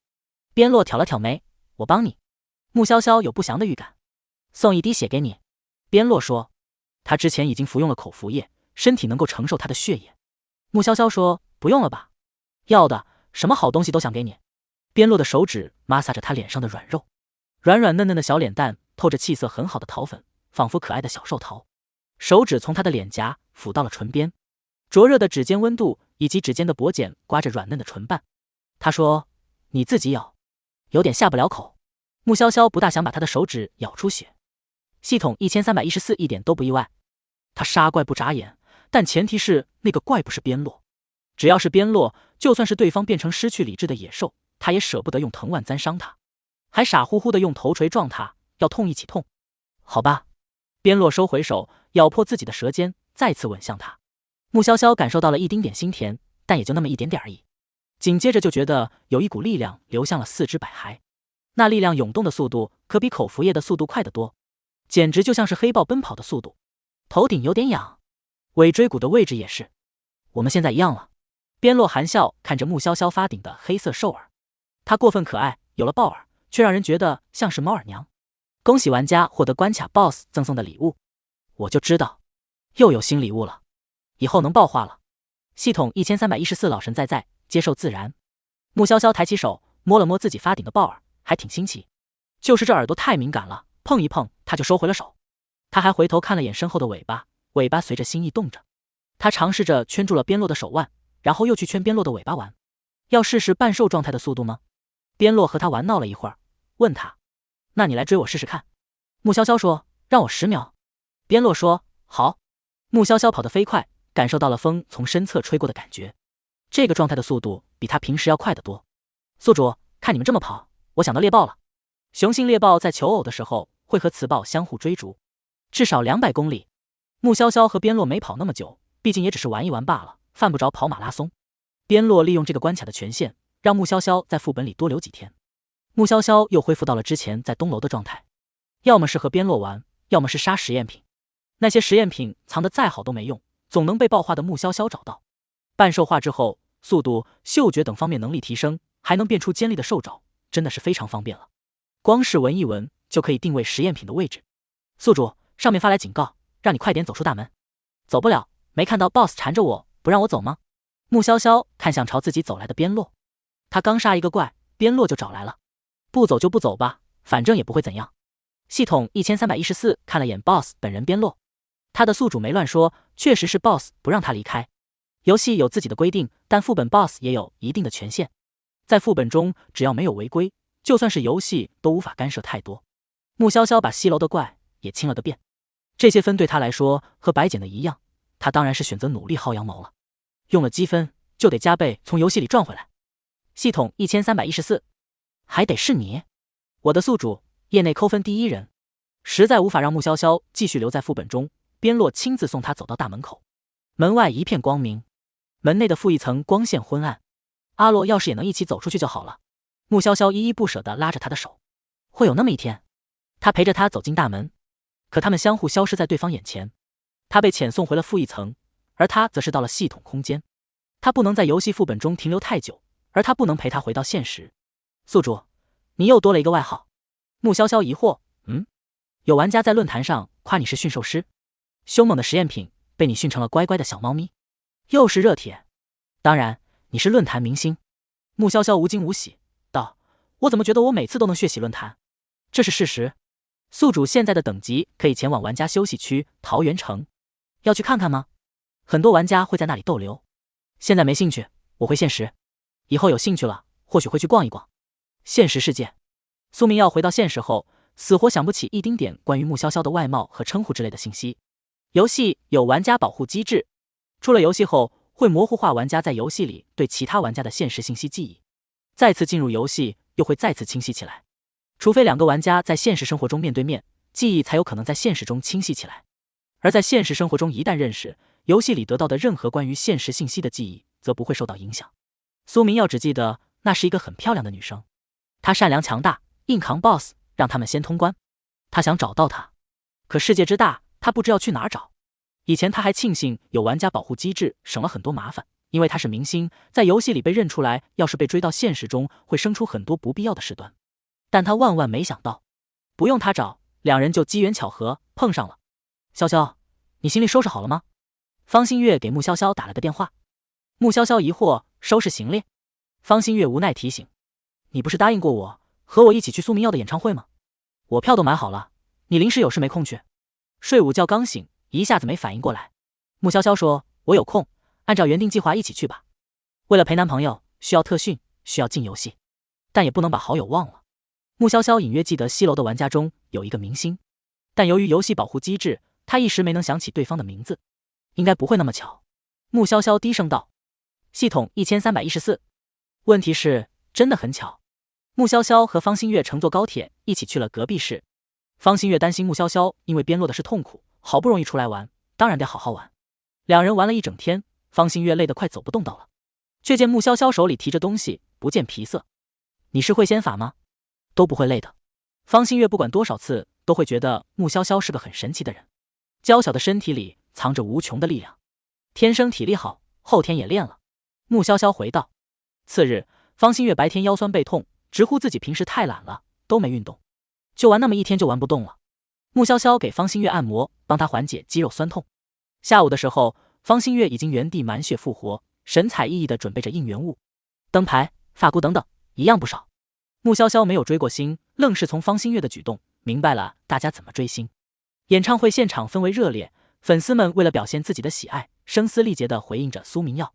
穆潇潇不是粉丝，都觉得这样的氛围很有带动性，会让人心潮澎湃。抽人上去合唱的时候，抽中了方新月，方新月喜的人都傻了。潇潇，是我吗？是我吗？方新月抓着穆潇潇疯狂地问，穆潇潇给他肯定的回答：“是你。”方新月上台与苏明耀合唱，激动的声音发着颤。一场演唱会下来，方新月声音都哑了。直到穆潇潇和他一起坐在宵夜摊，包着小龙虾吃时，方新月仍在诉说着自己的喜悦。潇潇，你知道吗？我们当时那么近。方新月说，我们还拥抱了一下。他和我拥抱的时候也是绅士手，对吧？对，绅士手。他以前和其他女星礼貌性拥抱的时候也被夸绅士手。方新月哑着嗓音，也不妨碍他声音激昂。我去一下洗手间。我陪你去。不用，洗手间很近。大约3分钟后，穆潇潇听到了方新月的喊叫，抓小偷。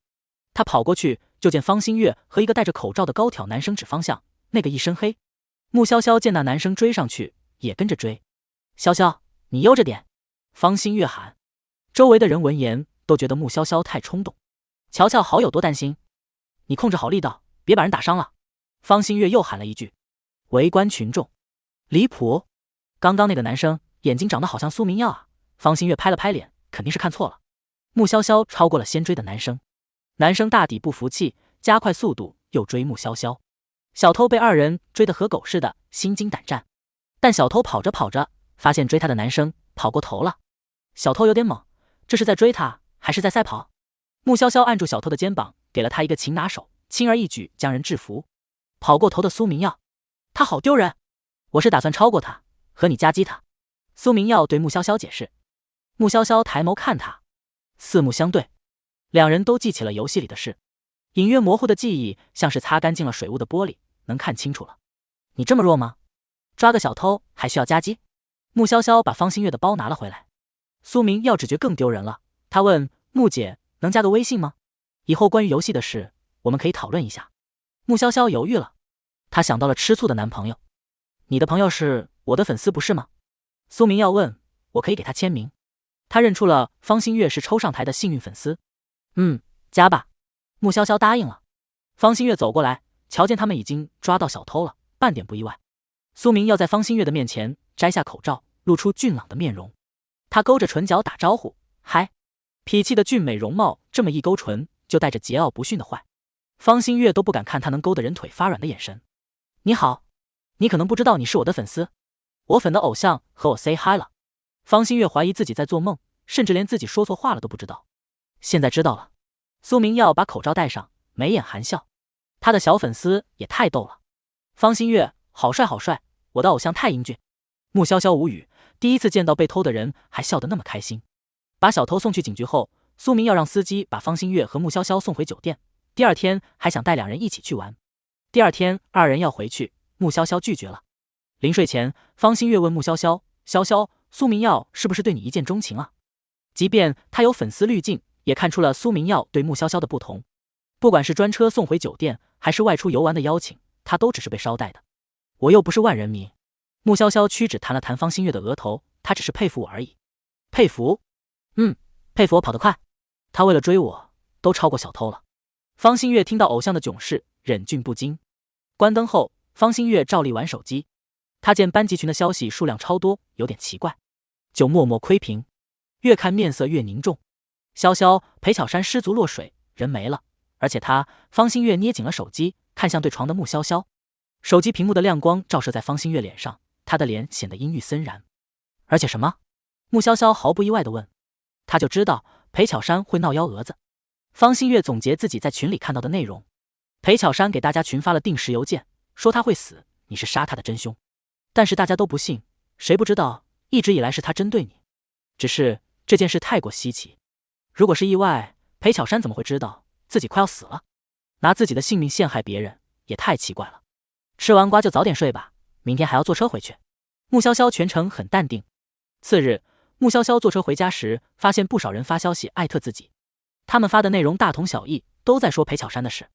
穆潇潇还发现有媒体采访了裴父裴母，裴父裴母对着媒体大吐苦水，说穆家有钱，所以企图利用金钱把事情压下去等等。外人不明所以，自然有被带节奏的，毕竟仇富的人一直不少。裴父裴母两位目不识丁的乡下老人，女儿年纪轻轻就这么没了，遗书还指明了就是穆潇潇所做，不知吸引了多少人同情的目光。潇潇，你暂时不要回家，物业打电话说裴家在门口闹事，穆府给女儿打了个电话，裴家的事情你应该也知道了。他们哪里是想为女儿讨回公道，分明是钻进钱眼里去了，素质极其低。幕府憋了一会儿，到底因为涵养好，没有说三字经。穆潇潇知道父亲的性格，轻易不会这么气愤，可见裴家那边为了钱做了不少恶心事。他说：“我知道了。”回到住宅区门口，就见一群媒体人正堵在大门口，还有裴父裴母在哭着撒纸钱，声泪俱下，希望女儿显灵。潇潇，要不然你今天住我家吧。方新月见裴母那个架势，觉得很难办。他还看到有人凑热闹开了直播，在外人眼里，裴父裴母刚失去女儿，又年纪大了，是弱势群体。穆潇潇正值青春年华，有钱有颜有学历，若是和老人家计较太多，容易被扣上帽子，躲不过的。穆潇潇道：“他们会像牛皮糖一样缠上来。”可你不是答应你爸了吗？我没答应，他只是说他知道了。方新月知道穆潇潇是个外柔内刚的人，而且不会冲动行事。他陪着穆潇潇下了车，二人一下车就被发现了。穆潇潇的长相太有辨识度，他们一眼就看到他了。你还我女儿命来！裴母怒吼着，疯狗一样朝着穆潇潇冲来。穆潇潇对系统道：“兑换真话卡，用他身上。”已兑换，已使用。穆潇潇轻而易举按住了裴母的肩膀，说：“这么激动，因为想从我父亲那里讹钱，没成功。你们家那么有钱，为什么不能给我们一点？”裴母愤愤然：“你爸就你这么一个女儿，你们穆家就是绝户，留那么多钱做什么？还不如给我们，我还有儿子，能把钱给我儿子买房子，帮他娶媳妇。”周围的人诧异极了：“裴母怎么回事？你闭嘴，你乱说什么？”裴父上前想要捂住裴母的手，方新月挡在裴父的面前：“叔叔，你想做什么？阿姨悔悟了，说真话，你还要阻止不成？警方因为穆家有钱，就包庇穆家，没调查？”穆潇潇又问裴母，裴母说：“调查了，说你这2天在外地玩，还看了演唱会，很多人拍到了，河边的监控也很清楚，就是他不小心掉下去的。”裴父很想上前捂住裴母的嘴，但住宅区的保安怕2个小姑娘出意外，紧盯着裴父。看着直播的吃瓜群众哗然，议论纷纷，感情之前说的都是在瞎扯淡，白瞎了他们的同情泪，看来以后吃瓜还是得理智。裴父暴跳如雷，指着穆潇潇的鼻子：“你是不是对我媳妇用了什么迷魂药？她好端端的，怎么会乱说话？”穆潇潇又让系统1314兑换了一张幻觉卡，能让裴父看到恐怖的幻觉。裴父指着穆潇潇的手，忽然颤抖起来：“别找我，我是你老子，你人都死了，就不能为你弟弟着想吗？我们靠你的死赚点钱怎么了？吃人血馒头，你也好意思说出口？”穆潇潇厌恶地皱了皱眉头。裴巧珊固然惹人厌烦，但这对父母也不是什么好东西，真是上梁不正下梁歪。媒体纷纷访问裴父裴母，裴母有问必答，什么都能往外说。裴父现在看谁都是裴巧珊，他心虚又害怕，尖叫着到处跑。裴父裴母自曝，再加上警方辟谣表示并没有不公，且苏明耀在征得穆潇潇同意后，让工作室发了演唱会拍摄截图，其中有一张有穆潇潇的侧影截图，全都表明穆潇潇真的非常无辜。穆潇潇后来听方新月说，裴父裴母回村里大门被泼了粪，说他们又蠢又坏，败坏了村子里的名声。这件事来得快，去得也快，大家直呼穆潇潇实在太惨了，遭遇这样的无妄之灾。知道更多事的警察也觉得穆潇潇挺惨的，相爱的男友过世，坐上杀人犯的出租车被诬赖杀人。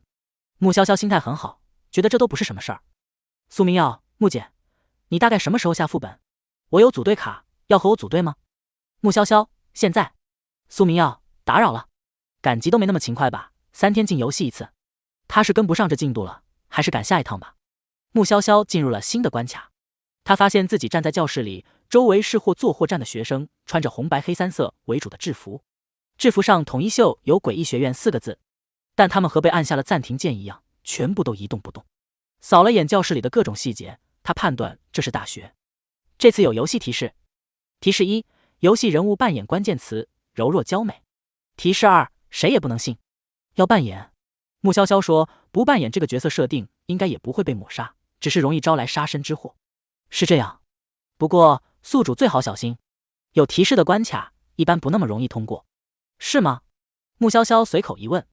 系统1314又不那么确定了，或许你男朋友帮你开了绿灯之后，会从困难模式变成简单模式。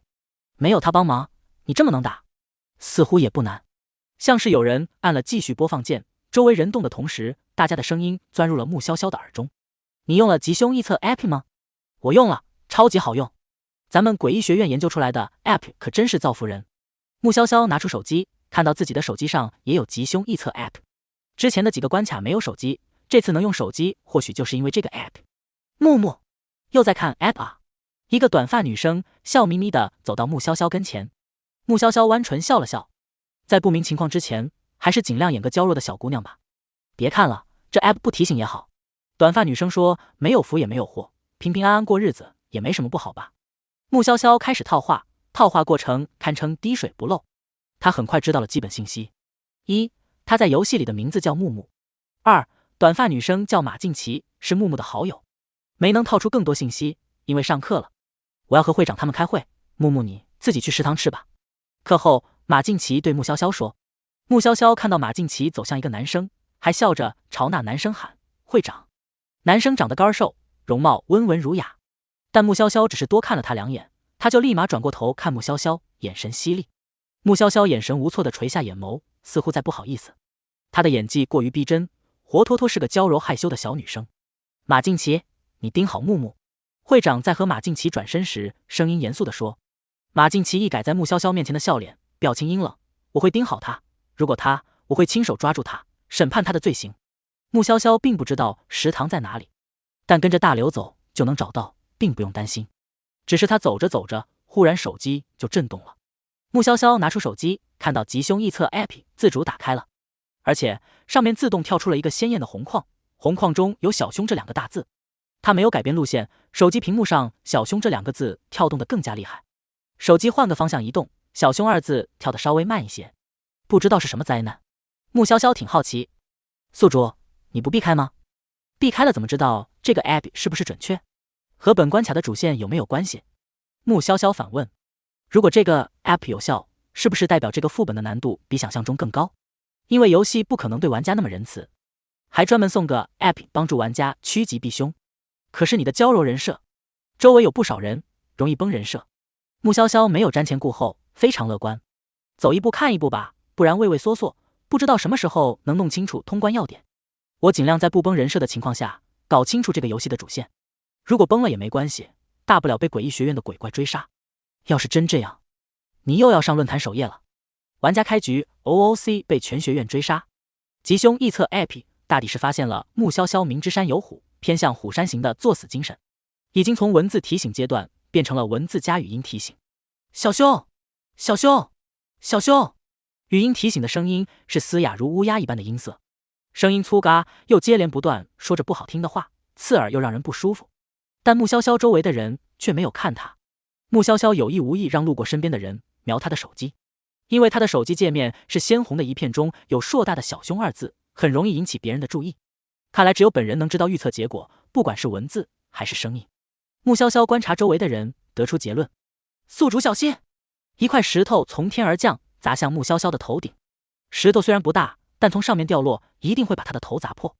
穆潇潇正欲错开步子避开石头，就有一个篮球从不远处飞过来，篮球擦过穆潇潇的发顶，正好把石头直接带走。穆潇潇一动不动，瞪大了漂亮的杏眼，像是被吓坏了一般，眼里蓄起了水光，正看着对面一群人高马大的男生。对面的男生有5个，都穿着运动服，目测最低的都有1.8米。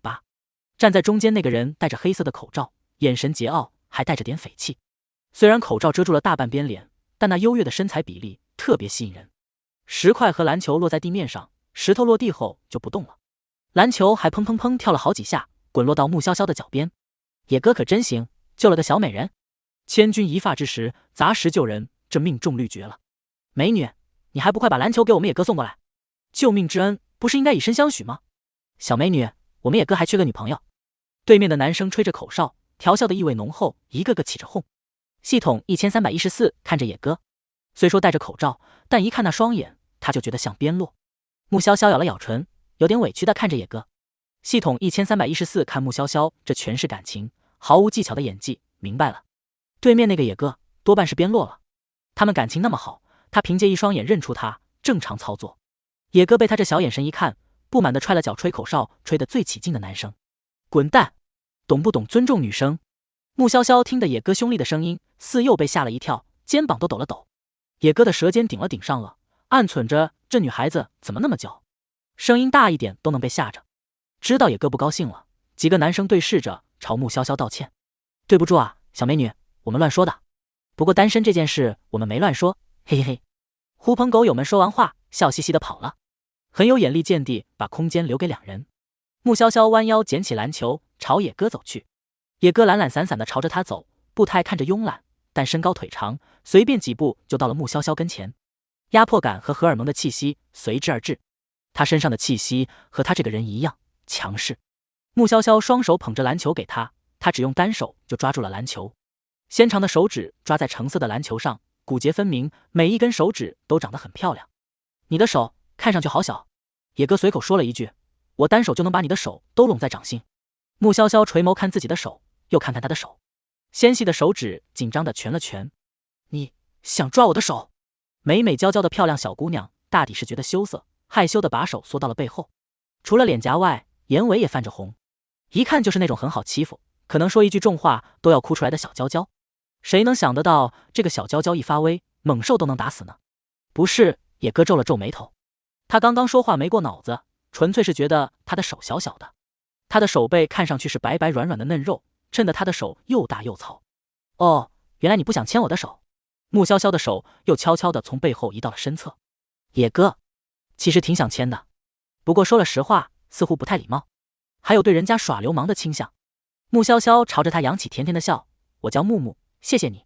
行也。那个，我去食堂吃饭了。穆潇潇的大眼睛看着他，怯生生地问，你要一起去食堂吃饭吗？去。行也平时不在食堂吃饭，但看着他的眼睛，答应的话已经脱口而出。两人不大熟悉，沉默着走一路，挺尴尬。行也主动找话题问，你下来了学院开发的吉凶臆测 APP 吗？下了，不过刚刚没有提醒。穆潇潇心有余悸地说，那玩意儿不一定准。行也对 APP 似乎嗤之以鼻。穆潇潇说，是啊，只是学院要求我们统一下载。我们学院这种神神道道的事情还挺多，就比如……行也忽然顿住，他看了眼穆潇潇那张娇花一样柔弱的小脸。比如什么？穆潇潇求知欲十足地问。行也说，没什么，都是些无稽之谈。小姑娘胆小，学院里那种奇奇怪怪的传闻，还是别说给她听了，免得被吓哭。穆潇潇总觉得错过了重要线索。食堂每个窗口的菜色不一样，穆潇潇和行也想吃的菜不一样，两人排在了不同的窗口，中间隔了一排队伍。行也单手插兜，懒洋洋的。他站在队伍中，因为长得高，鹤立鸡群。他时不时看一眼穆潇潇那边，小姑娘排队的样子乖乖的，学院的女生制服都是衬衫加短裙，可他觉得她穿起来最漂亮。中间队伍的人被行野看得头皮发麻，这位大佬该不会是想打他吧？穆潇潇能感受到行野的目光，但他低着头和乖兔子似的。同学，交个朋友吧。一个高大的身影走到穆潇潇身旁。穆潇潇抬眸一看，是苏克伦。他在第一个关卡中遇到过的玩家。行野的拳头硬了，他都没有冒昧问联系方式，这男的怎么敢？周围议论纷纷起来。伦哥又想找女朋友了，漂亮的女生都被他祸害了。可他长得那么壮，家里还有钱，这女生迟早也要遭毒手。有钱的帅哥是不是私生活都那么乱？谁说的？同样家里有钱人长得帅，野哥就一直单身。苏克伦额角的青筋暴跳，他拿到了一个花心院霸的人设。别说旁观者了，就算是他自己都觉得他像在欺负小女生。他在现实中是健身教练，长得高大健壮，一靠近小姑娘，身上的肌肉就容易给人压迫感。他纤长的大腿看上去似乎都没他的胳膊粗。喂，怎么不说话？碍于人设，苏克伦继续道，人太多了，你跟我出来。妈呀，他真有出息，敢在木姐面前这样说话，10个他都不够木姐打的。行野冷着脸从旁边的队伍走到了穆潇潇的身后，阴沉沉的视线与苏克伦对上。你想对我女朋友做什么？周围的人，伦哥加野哥两大霸王，再加上美貌的小学妹，这场面简直了，电视剧都没那么精彩。穆潇潇忽然有种错觉，他不是在玩惊悚求生游戏，而是在玩乙女攻略游戏。从旁观者的视角，大概觉得2个帅哥都在为他争风吃醋吧。行野站在穆潇潇后面，由于身高优势，他垂眸就能看到穆潇潇的脸。小姑娘没什么表情，可能是没遇见过这种场面，又被吓到了。真的特别像易碎的琉璃娃娃，晶莹剔透又漂亮，就是胆子小，不惊吓。哈，她是你女朋友？那你倒是让我看看，她的好友列表里有没有你？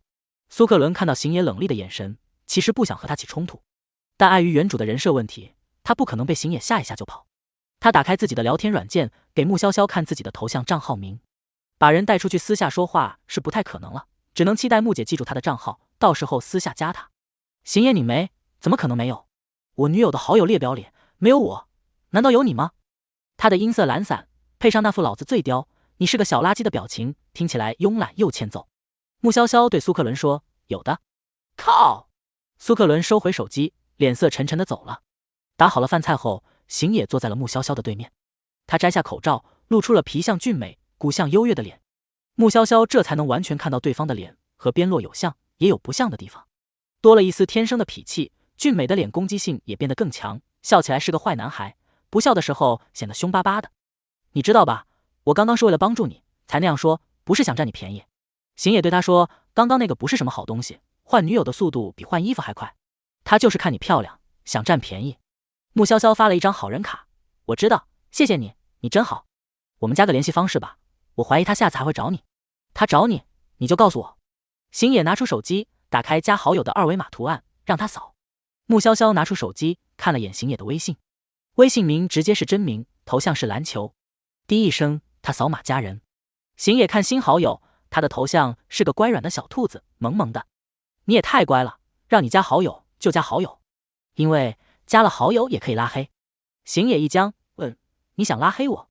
他一瞬间觉得小姑娘是个小腹黑，太能拿捏人了。没有呀，软糯的声音像是甜绵的棉花糖，光是听一听就能把人的心柔化。邢野怀疑小姑娘是个腹黑，是他不对。穆潇潇和邢野分开后，加了苏克伦的微信。苏克伦那边应该是在等他，很快就通过了好友申请。叫老子伦哥，华贵点 JPG。穆姐，我不是有意冒犯。叫老子伦哥，我怕被鬼怪盯上，只好维持系统提示的人设。还有这该死的网名也不是我取的。穆潇潇，我们先见个面吧。食堂和宿舍楼中间路段有一处小树林，他在小树林找了隐秘的位置，可能是怕他久等，苏克伦小跑着过来了。能再遇到穆姐真幸运，等我出游戏给逍遥发信息，他肯定羡慕死我。苏克伦憨厚的笑着，蜜色的肌肤流了汗，他用手当扇子扇了扇风，跑过来有点热。穆潇潇顺着他的话提到了古堡那个关卡的事，苏克伦就跟着他聊起那个关卡的事来。聊着聊着，他感觉有点不对味。穆姐，你怎么开始忆往昔了？穆潇潇明亮的黑眸看着他，苏克伦有点害怕，怕你是假的。穆潇潇说，测试一下。苏克伦咽了咽口水，问，测试通过了？如果不通过，弄死你。穆潇潇果断地说。苏克伦服了，虽说游戏提示有不能相信任何人，但我没有怀疑过你，我真是太不谨慎了。开小号，重新加好友。你要多了解原主的人设，免得露馅。穆潇潇说，以他们俩的人设，不太可能加好友，为保险起见，还是用小号加比较好。二人重新加好友，苏克伦更加紧张起来，有种地下间谍接头的感觉。知道了，我会注意人设细节。苏克伦问，穆姐，你对那个 app 怎么看？不能依赖，保持警惕。我听说吉凶异测 app 是美术学院周副院研究出来的，他一个美院的教授却研发出这么玄的 app， 太古怪了。我是美院的学生，可以先从调查他入手。调查的时候小心一些。穆潇潇看了眼苏克伦结实的手臂肌肉，我还以为以你的身材，游戏会把你安排进体院。我也以为邢野才是体院的。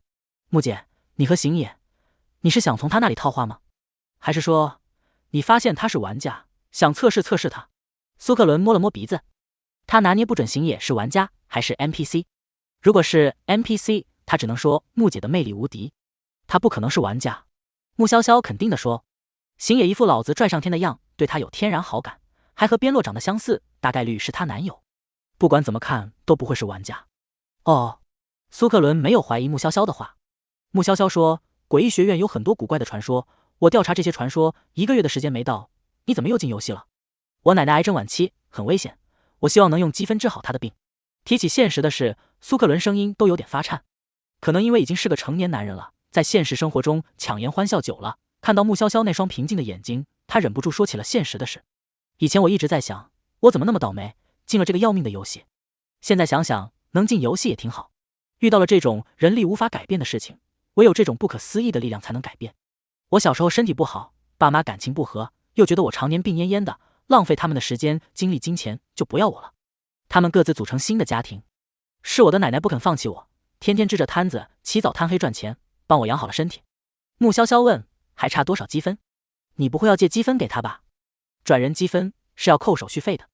系统1314是个财迷，虽说一部分作为手续费的积分也会转到他手里，但游戏得到的更多。100万积分，苏克伦提到这个数字有点崩溃。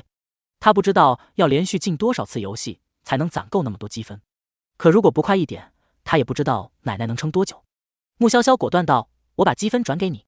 可是，穆姐，你的心愿呢？你也需要用积分兑换心愿吧？”我的心愿不着急。穆潇潇着急也没用，他现在已经是积分榜榜1了，可他还是不知道需要多少积分才能复活边洛。心愿所需积分那里还是几个问号。他和边洛之间存在着时差，他在现实世界里待个3天，游戏里就过了12年。边洛越强，想把他从游戏里带出去，所需积分越多。他攒积分的速度根本赶不上他变强的速度。穆潇潇吩咐系统把积分转过去，1314。系统1314叹着气把积分转了过去。就他这资质，都不知要攒多少年才能攒够积分还你。宿主，我看不懂你，你明明挺抠门，怎么对别人那么大方？穆潇潇回答系统，因为在知道这个游戏前，我也曾在心中祈祷过，希望有人能救活阿洛，将心比心罢了。以后我会还你，穆姐，你太仗义了，谢谢你。今后有什么事，你尽管找我，你说一声，不管做什么，我都帮你。苏克伦偏过头擦了擦眼角的泪水，他这么大个人了，还哭鼻子，太丢人了。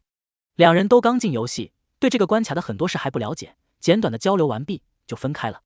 穆潇潇走回女生宿舍楼，好在钥匙上有宿舍楼门牌编号，不然他还得想办法知道自己住哪个宿舍。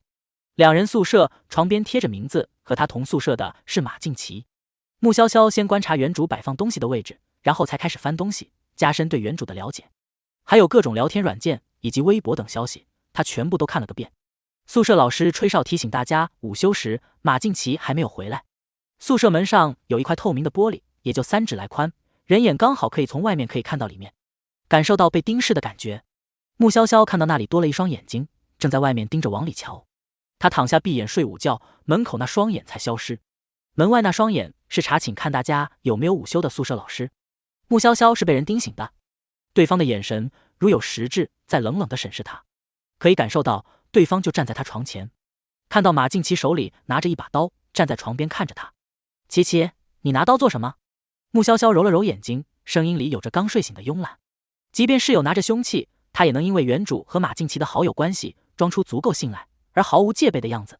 马静琪随手拿起桌上的苹果，说：“削苹果吃，分你一半。”哦。穆潇潇起床刷牙。马静琪看了眼穆潇潇枕头下斜出来的日记本的一角，阴恻恻的笑了。削苹果皮的手法快速，脸色阴鸷的像是在削人皮。木木，借你手机用用，班群里的资料文件，我的号打不开了。马静琪分了一半苹果给穆潇潇，穆潇潇自然接过，把手机递给马静琪，问：“你们开会开那么晚？”“是啊。”马静琪随口一应，并未多提开会的事。他的视线飞快浏览着穆潇潇的手机，但一无所获。午休时间都错过了，也太辛苦了。穆潇潇没问开会内容，因为马静琪看上去对他有点防备。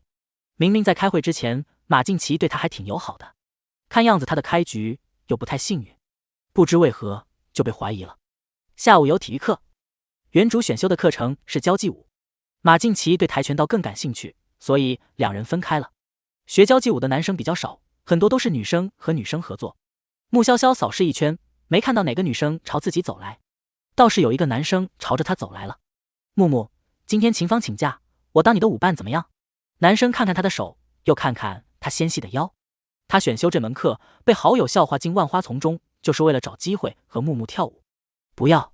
穆潇潇摇头，指着不远处一个其貌不扬的微胖女生，你的舞伴还在那边呢。微胖女生看着他们这边的动静，很生气的样子。任由谁被自己的舞伴抛弃，心情都不会好。音乐声响起，前面的老师已经提醒大家各自找好舞伴，开始练习了。他跳舞不错，男部女部都能跳，他可以找其他女生组合。男生的手强行伸向穆潇潇，他坚持了那么久，不就等着这一天吗？今天还被兄弟们笑话了，说他看得见不敢碰，推怂了。男生的手被苏克伦一巴掌打开，高大威猛的苏克伦和小巨人似的站在男生面前，滚蛋，老子看上的女人你也敢碰，手不想要了。男生像遇见了猫的耗子一样跑得飞快，周围窸窸窣窣发出了议论声。你怎么又来了？穆潇潇低声问。苏克伦来了，她的男朋友还远吗？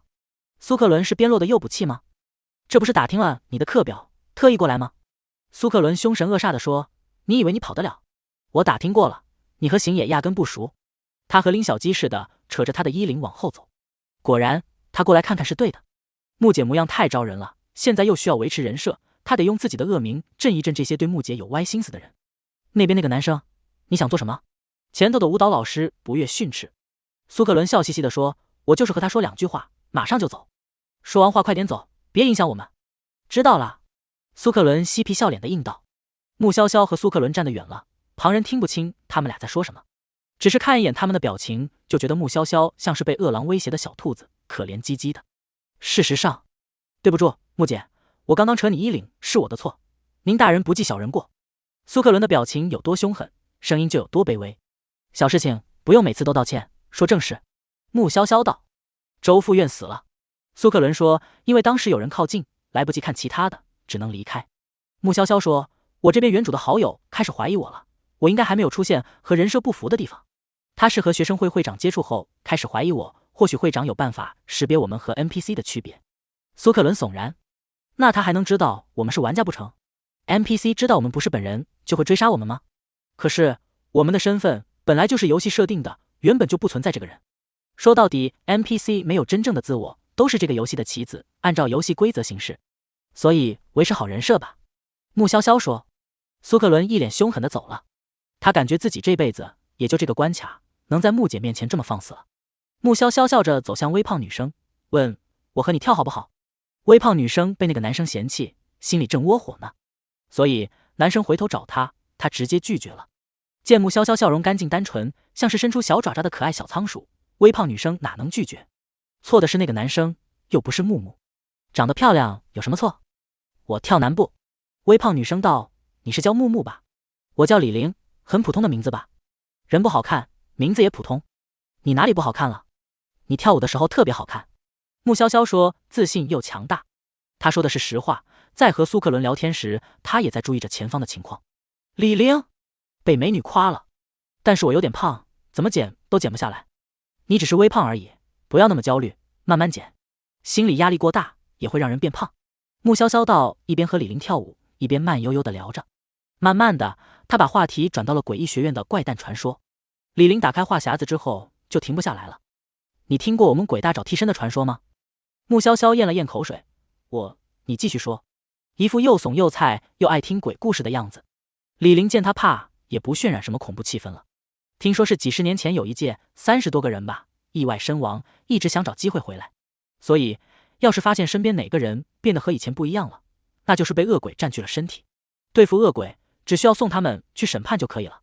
审判？穆潇潇疑惑。李玲道，我也不知道是什么，会长可能知道吧。那些人怎么出的意外？我也不清楚，这只是我们鬼大的传说，说不定就是编故事的人瞎编出来的。李玲显然没把这件事当真。穆潇潇却觉得这一定是线索。在副本中，各种各样的传闻基本上都有原版。传闻或许不是100%的事实，但却是引导玩家调查下去的一个引子。课后，穆潇潇打算去食堂时，瞧见了一个大腹便便的男人。周副院长好。男人见有人和他打招呼，笑得和弥勒佛一样。好，你好。察觉到穆潇潇的目光，男人咧开嘴对着穆潇潇一笑，这位同学找我有事吗？是的，有关于画画方面的知识想向您请教。穆潇潇加快脚步走到男人的身边。苏克伦笃定地和他说，周副院已经死了，他相信苏克伦作为老玩家不至于搞不清副本 NPC 是死是活。那么眼前的周副院是已经被附身的恶鬼吗？这可真不巧，我还有些事情要忙。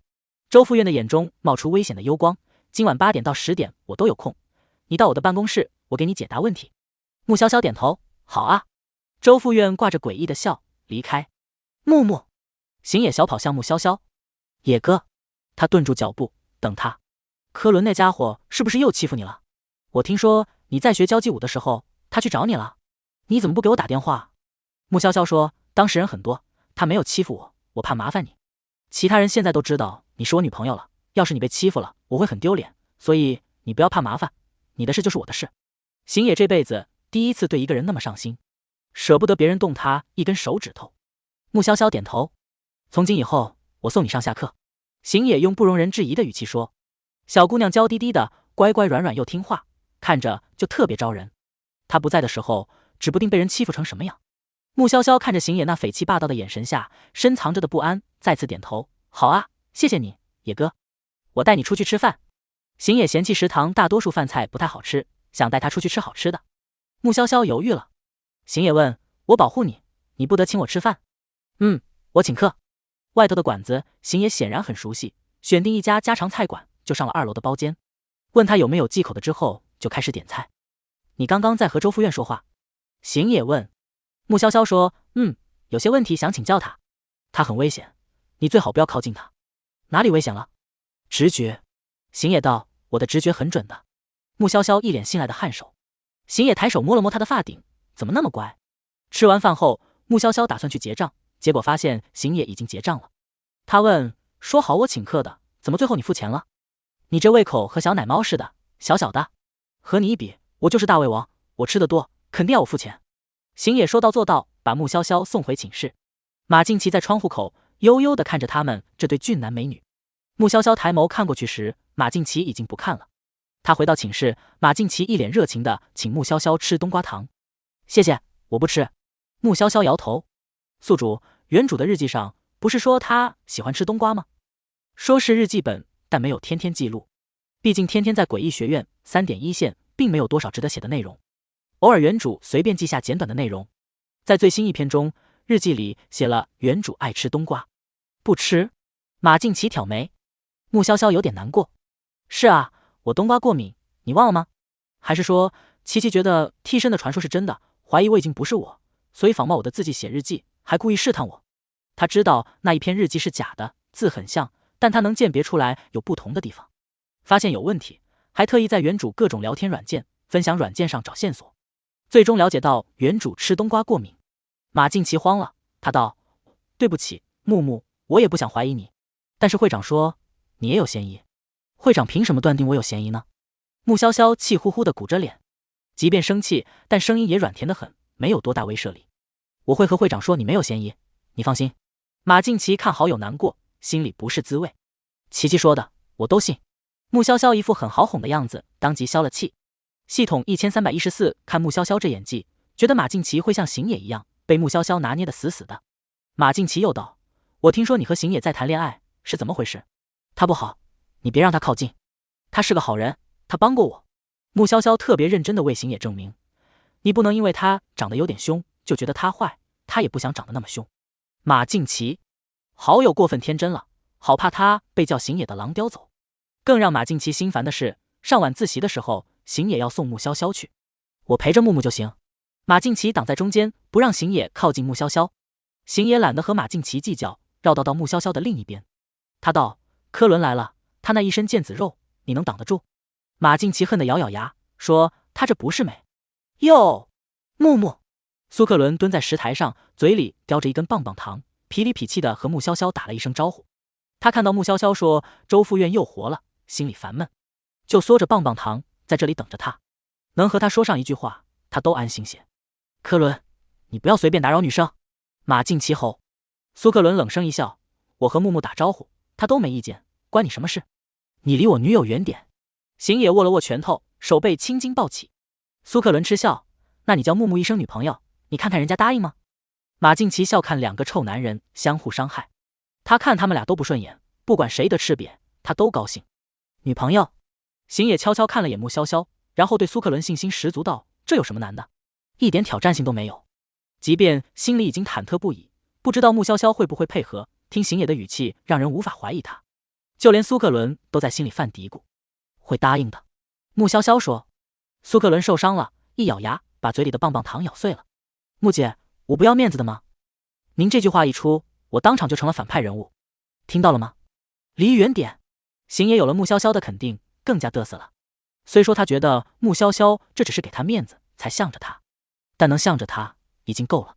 马静琪翻了个白眼，得意什么？苏克伦指着邢野说了一句，转身叼着根棒棒糖棍子走了。邢野忽然觉得苏克伦的存在在某种意义上来说是一件好事，每次都能拉近他和穆潇潇的距离。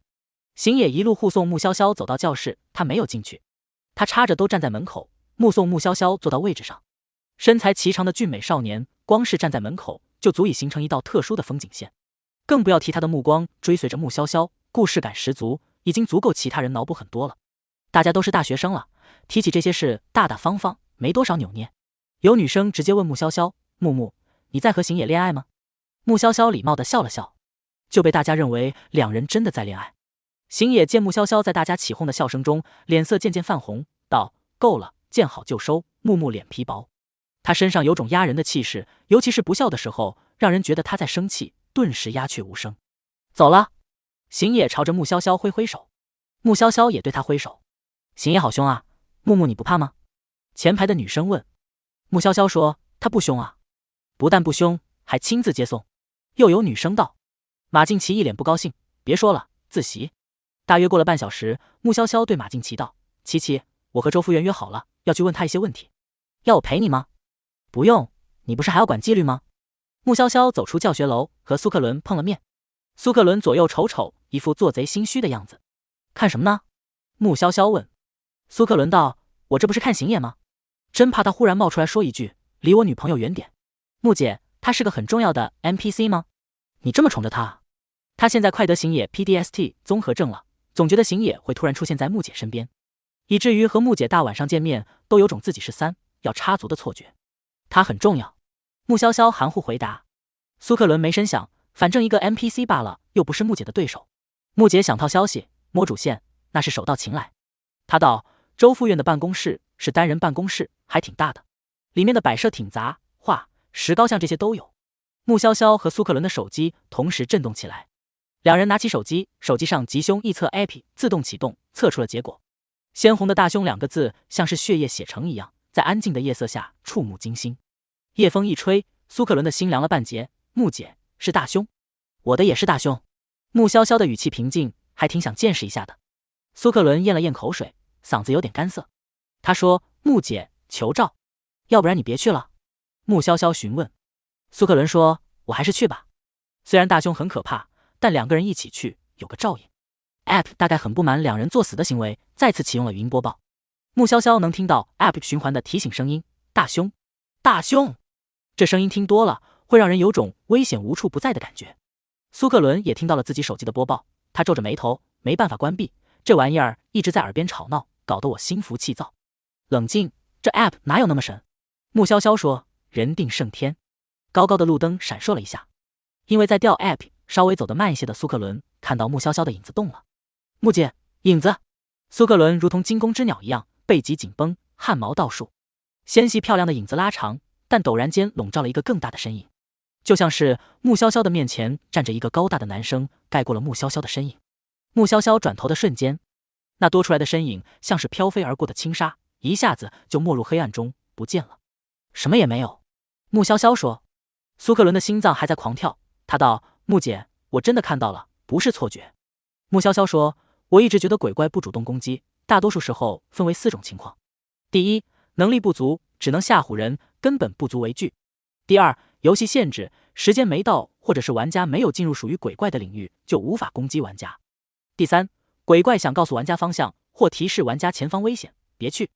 第四，鬼怪恶趣味十足，喜欢看玩家被折磨时惧怕、惊恐的模样，会慢慢将玩家折磨致死。”苏克伦听穆潇潇慢条斯理的分析，有种在听课的感觉。他道：“那就只有2、4比较危险，这应该不是第4种吧？”我一转头就不见了，哪可能是第4种？穆潇潇说：“你不要被大凶这2个字影响了，给自己上心理枷锁。”2人平安走进了办公楼。苏克伦带着穆潇潇走向顶楼的走廊尽头，走廊很暗，前面的灯没开，只有尽头亮着一盏灯。苏克伦还特意打开了手机手电筒照路。这间我敲门了，他说，手刚碰到门，门就从里面打开了，露出周副院那张堆笑的脸。他脸上的肉因为笑堆叠在一起，在半明半暗中阴森可怖。来了2位，他扭头对着后面说，仿佛在和身后的人说话。但当他把门完全打开，穆潇潇和苏克伦一眼就能看到，里面没有其他人。快请进。周副院扬起热情的笑容，把门敞开的大大的。穆潇潇道：“打扰您了。”大凶！大凶！吉凶易测 APP 发出了疯狂的警报声，接连不断，几乎能震破人耳膜。穆潇潇和苏克伦一路走来，已经快习惯这声音了。即便他忽然加大音量，他们还是跨步走进去。不打扰。周副院兴奋地看着他们俩走进来。两人刚刚走进办公室，周副院就已经迅速关上了门，那速度生怕两人跑了一般。大凶！吉凶一侧 IP 的提示音仿佛受到了某种干扰，掺杂着滋啦啦的声音，渐渐的就没了音。穆潇潇环视一周，室内大多是人物画，还有几尊石膏像。画像中的人物有老有少，有多人有单人，有的低垂着脑袋，有的侧着脸，看得出水平不错，应当是一些水准不错的学生的作品。这是我以前画的。穆潇潇打开手机相册，其实我本人十分喜欢绘画，但由于各种原因没有选这方面的专业。这是原主的经历。周副院看了眼照片，说画得不错，您不再详细点评点评？苏克伦心说这点评也太门外汉了吧，像他这种不懂画的也能给出不错这种评价。周副院心虚地搓了搓手，皱着眉头看画，一副在认真思考的样子。穆潇潇和苏克伦对视一眼，这明显是个冒牌货。这幅画对于周副院来说根本不至于那么难点评。倏然被十几种视线盯视的感觉涌上来，穆潇潇和苏克伦看向周围，所有的画中人都朝着他们的方向看来，那么统一，那么诡异。画动了，就连原本斜对着他们的石膏像，此刻也转了身，咧开嘴朝着他们笑。苏克伦的手心发凉，神经紧绷，正欲去看周副院，就听到啪一声，灯灭了，室内陷入一片漆黑，粘稠得看不到任何东西，但那些视线如同肤骨之躯，黏腻在身上，空气变得阴寒刺骨，恐怖感随着黑暗袭来，恐惧成倍增加，心脏猛烈跳动，血液快速流动，苏克伦瞬间惊出了一身冷汗。木姐护体，我不怕。哦！黑暗中传来了一声惊叫，苏克伦看到了一双发亮的兽瞳，在黑暗中冷冽危险。木姐，他反应过来了，尖叫的是周副院，那动手的肯定是木姐，所以兽瞳是木姐用了特殊能力吗？穆潇潇应道：是我。手里拎着的人扭动着肥硕的身体，想要挣脱穆潇潇的钳制。放开我！周副院的声音变了，是更年轻的男人的声音，刮着人的耳膜。你们有多少同党？大本营在哪里？识相的话就说出来。穆潇潇伸出兽爪抵住对方的咽喉，威胁的话张口就说。半兽化后，即便是在黑暗中也丝毫不影响他的视力，能清楚地看到贾周副院瑟瑟发抖的模样。他做梦也想不到自己会被一个娇软的小姑娘当场抓住。苏克伦，瑞斯拜，今天也是木姐碾压鬼怪的一天，竟然和审问犯人似的审问鬼怪。降低的温度回来了，被盯视的感觉渐渐消失。苏克伦打开手机手电筒照过去，周副院的身体瞬间软了下去，软趴趴落了地，一抹白色的影子飘了出来。手机连线，穆潇潇追白影，苏克伦只看到穆潇潇娇小的身影一闪而过，猛地一笔，我看大凶的是木姐吧。苏克伦嗅到周副院身上传来了死人的腐朽气息，只是顷刻间，周副院的肉吧嗒吧嗒落地消融，像是烧化了的蜡烛，最终化作了一具白骨。白骨没什么威胁性，苏克伦见怪不怪，没多害怕。他怕的是那种隐藏的危险，随时有可能要人命。或许被附身过的身体，一旦鬼怪离开后，就会迅速变成白骨，无法再利用。苏克伦没管地上的白骨，而是用抽到的道具清理现场，免得有人来调查时发现他和穆潇潇来过。苏克伦根本找不到穆潇潇往哪儿跑了，他只好给穆潇潇发了条信息，让他有空的时候报个平安。走出教学楼后，苏克伦想了想，走向图书馆。网上找不到诡异学院的资料，可以去图书馆看看。我相信木木，就算名单上有他又怎样？苏克伦听到有人提起穆潇潇在游戏里的角色名，顿住脚步，隐在墙角看去。那不是木木的好朋友马敬奇吗？还有另一个是会长，就因为你们关系好，草率的认为他没有任何嫌疑。会长说行也。科伦突然和他拉近距离，他们都在名单上。苏克伦惊疑不定，什么名单？可能是玩家的名单吗？这时苏克伦的手机响了起来，是有原主的狐朋狗友给他发了视频邀请，他立马挂断关机，真是害死人了。怪他做事还是不够周全，仅仅调了手机静音，忘了手机调的静音是来电、短信静音，其他 app 的是媒体音量。马敬奇和会长不再说话，大步朝着苏克伦走去。苏克伦跑得飞快，这两个 NPC 看上去不是什么好惹的角色，尤其是他听木姐说过，这马敬奇为了试探他，还特意仿造字体写日记。那字迹贼像，游戏没有给他们导入原主的记忆，这要是他就凉了。靠！前面是死路！鞋里伸出一只手，把苏克伦拽了过去。苏克伦一个浑身肌肉的健硕汉子，1米8、70公斤，竟然就这么被扯了过去。他被扯得一屁股坐在了灌木丛上，吓得头皮发麻。结果抬眸一看是行野。苏克伦虽迟淡道：“和木姐见面，行野总是会出现。你们在这里做什么？”马静琪看到2个眼中钉，眼眸冒出金光。行野吊儿郎当，痞里痞气道：“他3番2次和我抢女朋友，我想和他交流交流。”马德，哪有你这种交流方式？苏克伦握拳，一副要揍行野的样子。不知2个 NPC 会不会相信他们的表演？会长道：“在我面前做出格的举动，你们是不是太过分了？您这话说的，您的面子在我这里可不值钱。”行野嗤笑，一副对天对地无所不能的拽样。苏克伦觉得行野肯定不是玩家，不然除了木姐，哪个玩家敢这么拽？对着2个明显不简单的 NPC 呛声。不对，就算是木姐也不会这么张狂嚣张。会长把他们带去，马静琪最后2个字几乎淹没于唇齿间。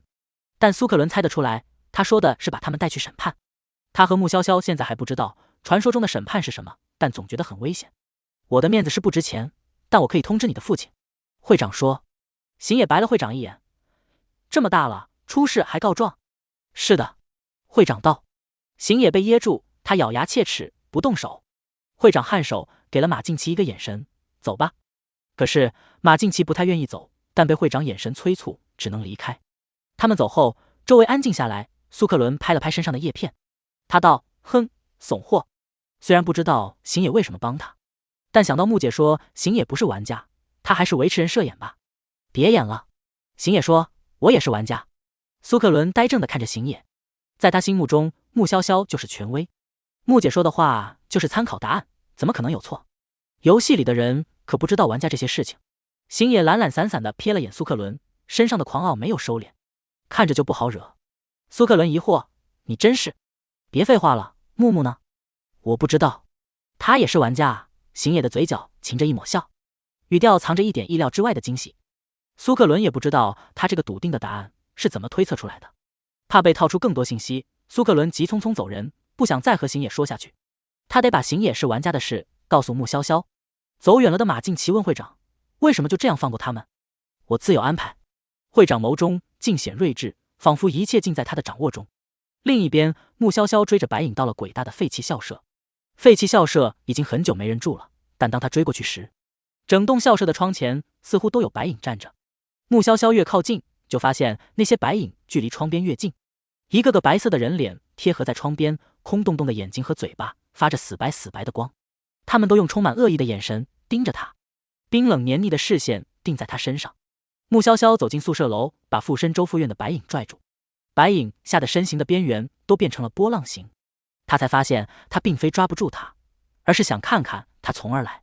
楼里的地面下陷，上方的钢筋水泥往下砸，穆潇潇拽着白影连连后退，闪到了外面。墙壁剧烈震动着，整栋楼摇摇欲坠，像是随时要倒塌。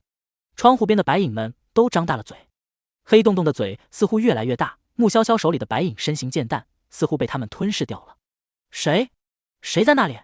晚上巡夜的保安战战兢兢地将手电筒的光打过来。穆潇潇的身形一闪，躲到了附近的树上。保安大概是有点害怕，没有走太近，他只是手电筒在乱晃着，还用传呼机叫人过来看看。来的除了其他保安之外，还有会长和马静琪。穆潇潇见来的人越来越多，隐在一旁放弃了进去的念头。怎么忽然出事了？马静琪说：“应该没人进去吧？”保安说：“没看到。”会长道：“我进去看看，你们在外面等着。”会长，我们一起进去吧，旧校舍太危险了。您忘了那30个人吗？马静琪恐惧地看着旧校舍，高大的建筑物隐藏在黑暗中，像是潜伏着的巨兽，一旦发威，就能把他们全部吞噬掉。穆潇潇想，或许这就是李林口中几十年前30几个学生意外身亡的地方。没关系，会长从包里拿出一本笔记本，抓着笔记本走了进去。穆潇潇将手机调暗，一边看信息，一边注意着马静琪等人。马静琪等人大抵对旧校舍讳莫如深，所以都没说话，没有给穆潇潇提供更多信息。看到苏克伦说行野是玩家这个消息，穆潇潇让苏克伦把当时的细节说清楚，不要遗漏。苏克伦一一说了。穆潇潇，你别管他是不是玩家，你不要太信任他。苏克伦，我只信穆姐。稀奇，你让苏克伦不信你男朋友？因为行野说自己是玩家，你觉得他不是边落，所以不再信任他。我男朋友失忆状态下当然会对我好，但对苏克伦就不一定了。穆潇潇对系统1314说，既然说我们几个都在名单上，会长也太简单就放过行野了，这不对劲，是怕打草惊蛇吗？可能因为行野家有钱有权。你说行野说自己是玩家，是他在骗苏克伦吗？穆潇潇道，有没有一种可能，我男友现在真的觉得自己是玩家这一方的？普通 NPC 最多只能知道我们来自其他地方，无法详细到说我们是玩家，边洛与众不同才能突破这个界限，提到玩家这个词汇。可是边洛怎么会在这个关卡认为自己是玩家？如果他是游戏安排的间谍呢？潜入玩家中，前期帮助玩家，后期恢复关卡设定的记忆，把玩家一网打尽，这个游戏坑挺多。穆潇潇低垂着压黑色的眼睫，这种丝细极恐的结论他却波澜不惊，因为他相信边洛不会伤害他。还有什么坑？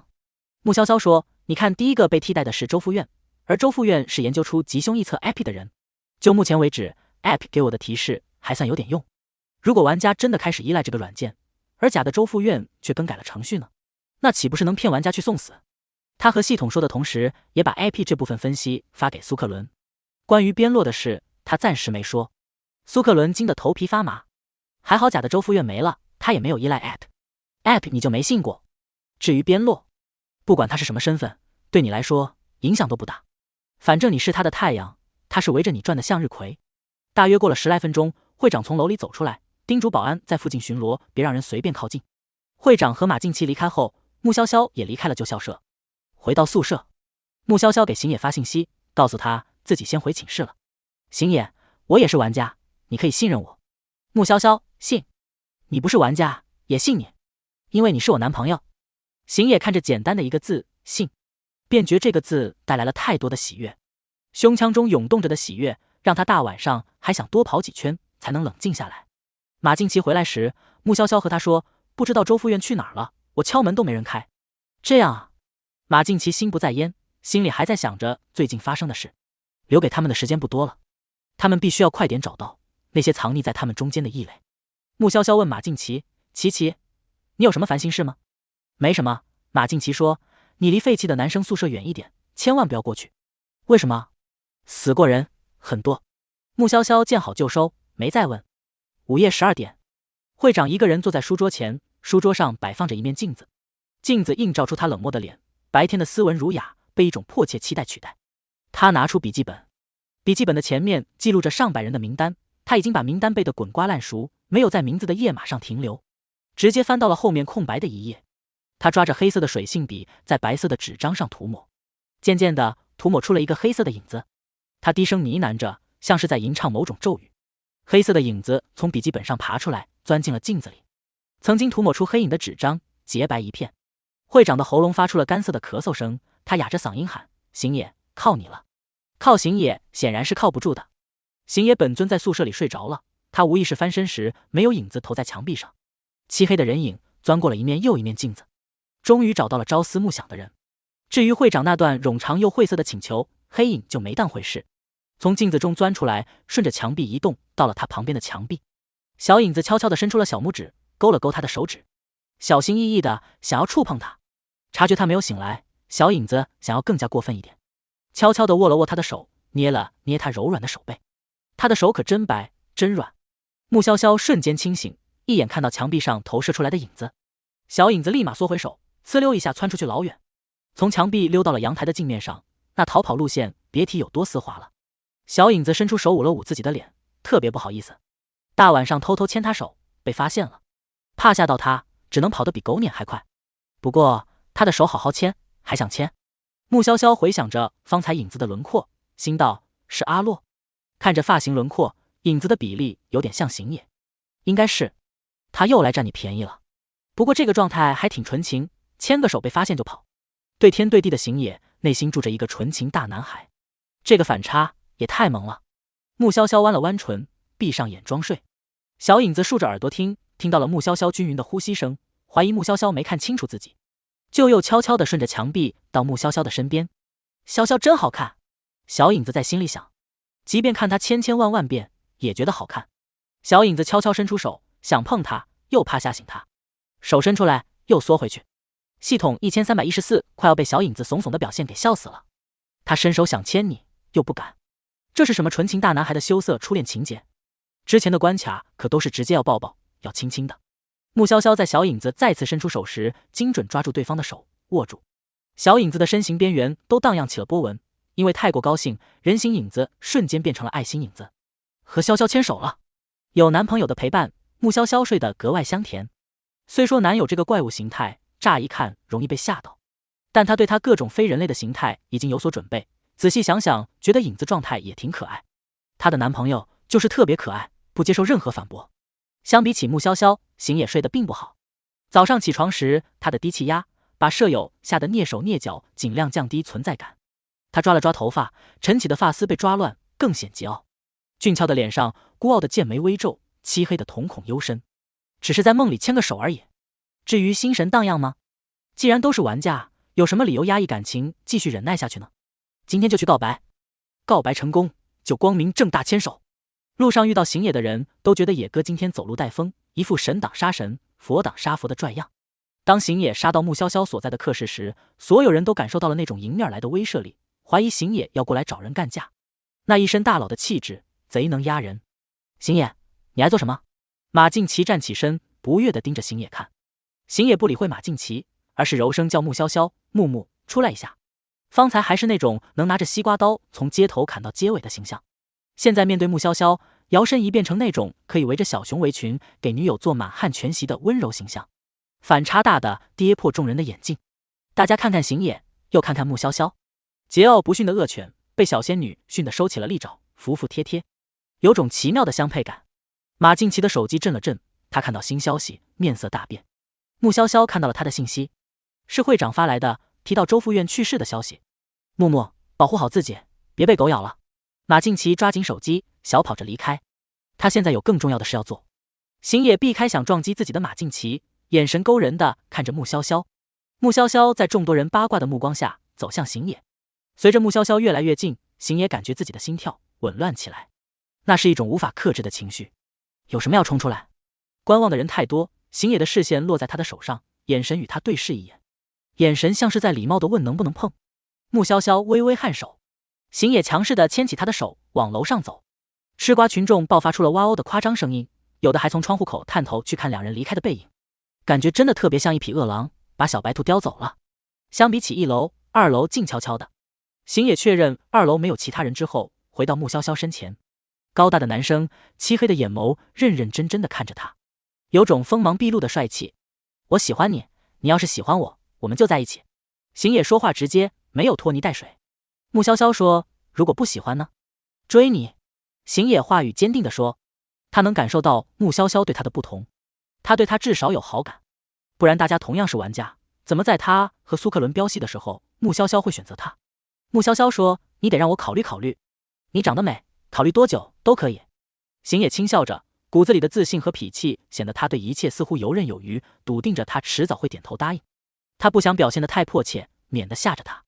他想着娇滴滴的小姑娘应该和他一样是本色出演，原本的性格和游戏给的人设差不多。穆潇潇灿然一笑，漂亮的脸蛋上露出醉人的笑意，圆润清亮的杏眼因为笑而微弯，反倒衬出魅惑来，像是一只聪慧慵懒的小狐狸，拥有让人无法拒绝的妖媚，能把所有人玩弄于股掌间。现在可以告诉你答案。他踮起脚，大胆地亲她的唇，柔软的唇瓣贴合上来，身上带着的香气侵蚀着行野的理智。那一刻，他脑子里只有一个念头，他可以为他生，也可以为他死。温热的大手扣住了纤细的腰肢，由他开始的轻柔亲吻，在他强势的开始主导之后，就变得和狂风暴雨一般刺激人的神经。两情相悦，甘甜如蜜。你心跳好快。他的呼吸微乱，靠在他的怀中，手掌按在他的心脏处。行野说他太兴奋，管不住，也不想管。告白成功，本来就应该欢欣鼓舞，心脏狂跳，是不是特别红？他仰起头，指了指自己的唇瓣。行野看了眼，说：是有点。哦，那肯定要被围观了。我送你回去，看谁敢说3道4。行野才不舍得有人说他不好。穆潇潇缓了缓，觉得唇色稍微好了一些，才和行野下楼走回课室。行野把穆潇潇护送回位置，在大家窸窸窣窣说话之时，野兽一样狠厉的眸光扫向周围。想八卦的人默默地住了嘴。我家木木胆小害羞，你们可别乱说话。行野说。众人低下头，没与他那双刀子似的眼睛对视。行野低头，小声对穆潇潇说：等下我来接你，可别跟着马敬奇走了。穆潇潇特别乖地点了点头。行野觉得自己的女朋友从头到脚到每一根头发丝都漂亮的让他心动，乖巧的让他见到他就心软的一塌糊涂，说话声音都不自觉变得温柔克制。走了，行野挥挥手，潇洒离开。有行野放话，当然没有人敢乱说二人如何。课程结束后，行野准时出现在门口。穆潇潇收拾东西的速度都快了许多。行野大步走进来，帮他拎起有可爱卡通刺绣鹅黄大包，包与他的气质形象格格不入，像是在凶恶的野兽头顶上点缀了一朵嫩黄的可爱小花花。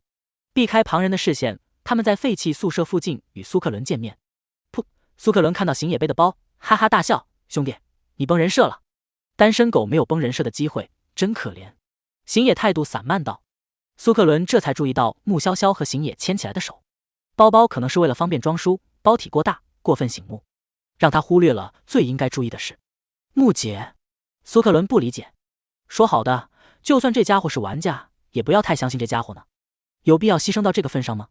你叫穆姐，行野说以后叫我野哥，称呼也要一致搭配。苏克伦直接跳过这个话题，说就宿舍的情况我调查过了，据说是20年前有30来人一夜之间化作白骨，之后就疯了。每隔半小时会有保安过来废弃宿舍巡逻，我们快速搜完，门口的监控不必管，我已经用假录像代替了。干得不错，穆潇潇说。苏克伦嘚瑟的朝着行野抬了抬下巴，看看我被穆姐夸了，而你只是比我长得帅而已。行野用大佬看小弟的眼神瞥了眼苏克伦，和穆潇潇说，在那30个人之前，就宿舍就频频有人失踪，在那30人消失后，平静到了现在，又有人开始失踪。这么说，搞事情的不是那化作白骨的30人？穆潇潇觉得这挺合理，昨晚在窗边看他的白影数量挺多，远远不止30人。宿主，你不怕行野骗你？我的意思是，他的记忆出错，他以为的真消息其实是假消息。前期不放真消息，怎么引玩家入瓮？穆潇潇没怀疑行野所说的真实性，这种不是特别关键的消息，还不至于作假。行野又道，在鬼大建立之前，这里是监狱，在这里处决了很多穷凶极恶的人。这么说，闹事的是那些死刑犯？苏克伦咽了咽口水，活着都饿，死了就更饿了。行野对穆潇潇说，我掌握的消息比他更多。穆潇潇朝着他勾了勾手指，行野低头。穆潇潇亲了亲行野的脸颊，好了，我们进去。看到没，这是专属男友的奖励。行野对苏克伦炫耀。苏克伦，刚刚得到的夸奖不香了？他一个单身狗，遭了什么孽，要看这些？3人走进废弃宿舍，行野走在最前面探路，穆潇潇中间，苏克伦在最后。里面布满灰尘，一走进去就有压迫人的灰尘味。灰尘多，戴口罩。行野拿出了3个口罩，分别给穆潇潇和苏克伦。苏克伦看他能直接变出口罩，对行野是玩家这件事更加深信不疑。大白天阳光正盛，没有晚上那种阴森森的感觉，尤其是能看到从窗户照射进来的光线。这时3人同时拿出手机。你们的吉凶异测 App 运转了？行野问。他们相互听不到也看不到 App 给对方的预测，但是3人整齐划一拿出手机，很容易猜测到。小吉，穆潇潇说。苏克伦道，我也是。一样。行野说。App 指引的方向一致，他们进入2楼一个宿舍，找到了一个上锁的抽屉。行野干脆地摸出一根铁丝，把锁打开了。穆姐，你看他玩的什么歪门邪道？苏克伦说。他一看行野就觉得是个痞里痞气的花花公子。穆姐可能是武力值大佬，恋爱方面没什么经验，容易被骗，靠近坏男人会变得不幸。我也会。穆潇潇对苏克伦道。苏克伦对着自己的嘴巴做了一个拉拉链的动作。行野打开抽屉，在里面找到了一部旧手机。更为奇妙的是，旧手机竟然还能开机。虽然上面那一格已经见红的手机电量让强迫症根本受不了，特别想拎着手机去充电。行野飞快翻看着手机上的内容，手机转换画面让人眼花缭乱。野哥，你不觉得太快了吗？苏克伦根本看不清上面的内容，看得他快眼花了。他只是觉得行野按按键的速度快得飞起来，都不知道这手平时玩了多久的手机才有这个手速。貌似他还看到了行野在解锁什么东西，似乎一下子就打出了密码。不快吧？穆潇潇和行野异口同声。苏克伦闭上了嘴，2位大佬一目十行的速度他跟不上，是他太菜了。手机电量很快耗光了，再次黑屏。行野收起手机道，继续搜。手机上有重要内容？苏克伦觉得应该有点用，不然行野没必要留下手机。而且吉凶异测 App 也提示了小吉，按照木姐的意思， App 不可能一开始就不准，不然就没办法引玩家上钩了。也不知道甲州副院已经不在了，这 Abby 还会不会变成引他们入坑的东西？行野说，这是20年前进入游戏的玩家的手机，难怪是古董机。苏克伦说，质量真不错，现在还能开机。他在隐藏的记事本上写了日记。行野道，由于以当年会长为首的众人在找玩家，玩家们报了团，在一个叫林毅的人的领导下，大部分玩家加群会合讨论。穆潇潇接着说，讨论如何解锁主线，讨论吉凶异测 Abby 是否有用。有人对 Abby 怀着警惕之心，但有的人从 Abby 那得到了太多好处，渐渐对 Abby 深信不疑。群里的人越来越少，有的被 Abby 所害，有的被会长揪出来。这人最后一句话是怀疑林毅不是玩家，而是会长安插的间谍。行野说，苏克伦悚然，30个玩家因为卧底全灭了，我们这次不会也有间谍吧？行野分析，看来得想办法从会长手里拿到名单，看看谁是卧底。目前还没看到类似间谍的家伙，间谍应该是个人形象比较突出，适合做领袖，会组织大家添加联络方式。这不就是你吗？苏克伦觉得玩家里再没有比他们3个更突出的了。虽然他现在一个玩家都没找出来，但是吧，他们3个的相貌在鬼大太突出，太招摇了。他知道自己没问题，穆潇潇肯定也没问题，用排除法就剩行野了。行野翻了个白眼，你开什么玩笑？我怎么可能做这么阴险的事？他偏头看了眼穆潇潇，但很快垂眸敛目。哈哈，他对自己玩家的身份深信不疑，甚至有那么一瞬间，他怀疑你才是卧底。但因为我和苏克伦原本认识，所以他1秒钟之内就打消了怀疑。穆潇潇都有点期待，行野恢复这个关卡的记忆设定时会露出怎样的表情。3人在旧宿舍搜索了一圈，没再得到什么有用的信息。出了旧宿舍后，行野说，出去吃个饭吧。苏克伦也跟着2人一起。行野对他态度不怎么样，我和我女朋友吃饭，你跟着做什么？怎么着？就兴你当护花使者？我不行。苏克伦拽得和258万似的，下巴高抬。行野锋利的眉眼里写满了不耐，想揍苏克伦一顿。路过的人瞧见这3人走在一块儿，觉得挺稀奇，但又觉得在情理中。听说2位霸王都在追木木。刚走到鬼大门口，3人就发现了不同寻常的地方。门口是一片浓郁的黑色雾气，和之前完全不一样。上次穆潇潇一眼就能够看到车来车往的马路，以及马路对面热闹的街道。现在高大的电动门锁上并没有留路口。说，现在不让出去了吗？行野笑着和门口的保安熟稔的打招呼。保安一看是他，神情凝重，是啊，最好别随便出去。为什么？行野问。保安看看穆潇潇和苏克伦，不大愿意说。行野凑上去和保安私下说悄悄话。穆潇潇和苏克伦识趣后退。苏克伦对穆潇潇说，穆姐，你是不是怀疑他就是卧底？但是你做他女朋友也太便宜他了。其实他是我现实中的男朋友。穆潇潇说。苏克伦懵了，等等，我没捋清楚。一开始行野明明不知道穆姐是玩家，如果现实中认识，游戏里不太可能认不出对方吧。穆潇潇把边落的事情大概和苏克伦说了。苏克伦感动得一塌糊涂，对行野的好感度 up。与此同时，行野凭借着他的能说会道，终于从保安的口中得到答案。会长他们抓到了恶鬼，审判要开始了，保安低声说。行野想再探消息，保安却是一问3不知。他回到穆潇潇和苏克伦身边，发现苏克伦看他的眼神很不对劲。你为什么用这种眼神看我？我不喜欢男的，我只喜欢木木。行野说。穆潇潇指着门外的黑色雾气道，你们有没有觉得黑雾移动了？这是缩圈吧，让玩家无处可藏。苏克伦看向电动大门，黑雾弥漫着，并不能看清楚黑雾中藏着什么东西，却给人一种危险的未知感，看久了会心慌。以他的目力无法看出黑雾是否前进了，但他相信穆潇潇的判断。他说缩圈了，这黑雾迟早会吞噬鬼大。苏克伦的手指拳了拳，心情有点乱。直到看见穆潇潇和行野没什么表情变化，他才和吃了定心丸一样。保安和我说审判开始了，或许是因为这一次的间谍水平太低了，审判现在才开始。行野说，所以比上次多了缩圈这一规则，限制玩家。系统1314了。不是这次的间谍太次，是这次的间谍不走心，已经被策反了。不是策反，阿洛本来就是我这边阵营的人。穆潇潇纠正系统1314的话，她的男朋友才不是敌营的。苏克伦道，那得去看看哪个玩家被发现了，也得搞清楚审判是怎样的。我找找原主那几个狐朋狗友，打听打听。3人出不去，便只得去食堂吃饭。一边吃饭，一边用手机发消息，探听信息。苏克伦和行野作为鬼大的大佬，跟着他们俩的小弟挺多，可以从他们口中探听到不少消息。穆潇潇则是直接问马敬奇。马敬奇经常和会长一起行动，他可以从马敬奇那边旁敲侧击。木木，琪琪，我在食堂，需要我帮你打包饭菜吗？马静琪过了快10分钟才回复他的信息，不用。木木，今天野哥想带我去外面吃饭，但现在禁止外出，我有点害怕。马静琪，没关系，我和会长会守护好鬼大，我最近比较忙，你让行野保护你。穆潇潇又给马静琪回复了几条信息，他抬眸看了眼行野。之前马静琪怀疑并且讨厌行野，几乎把原主当女儿一样看待，怕原主被坏男孩拐走。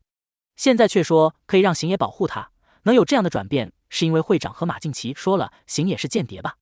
行野注意到他的目光，朝着他笑了笑。苏克伦一抬头就看到他们俩相视而笑，摸了摸鼻子。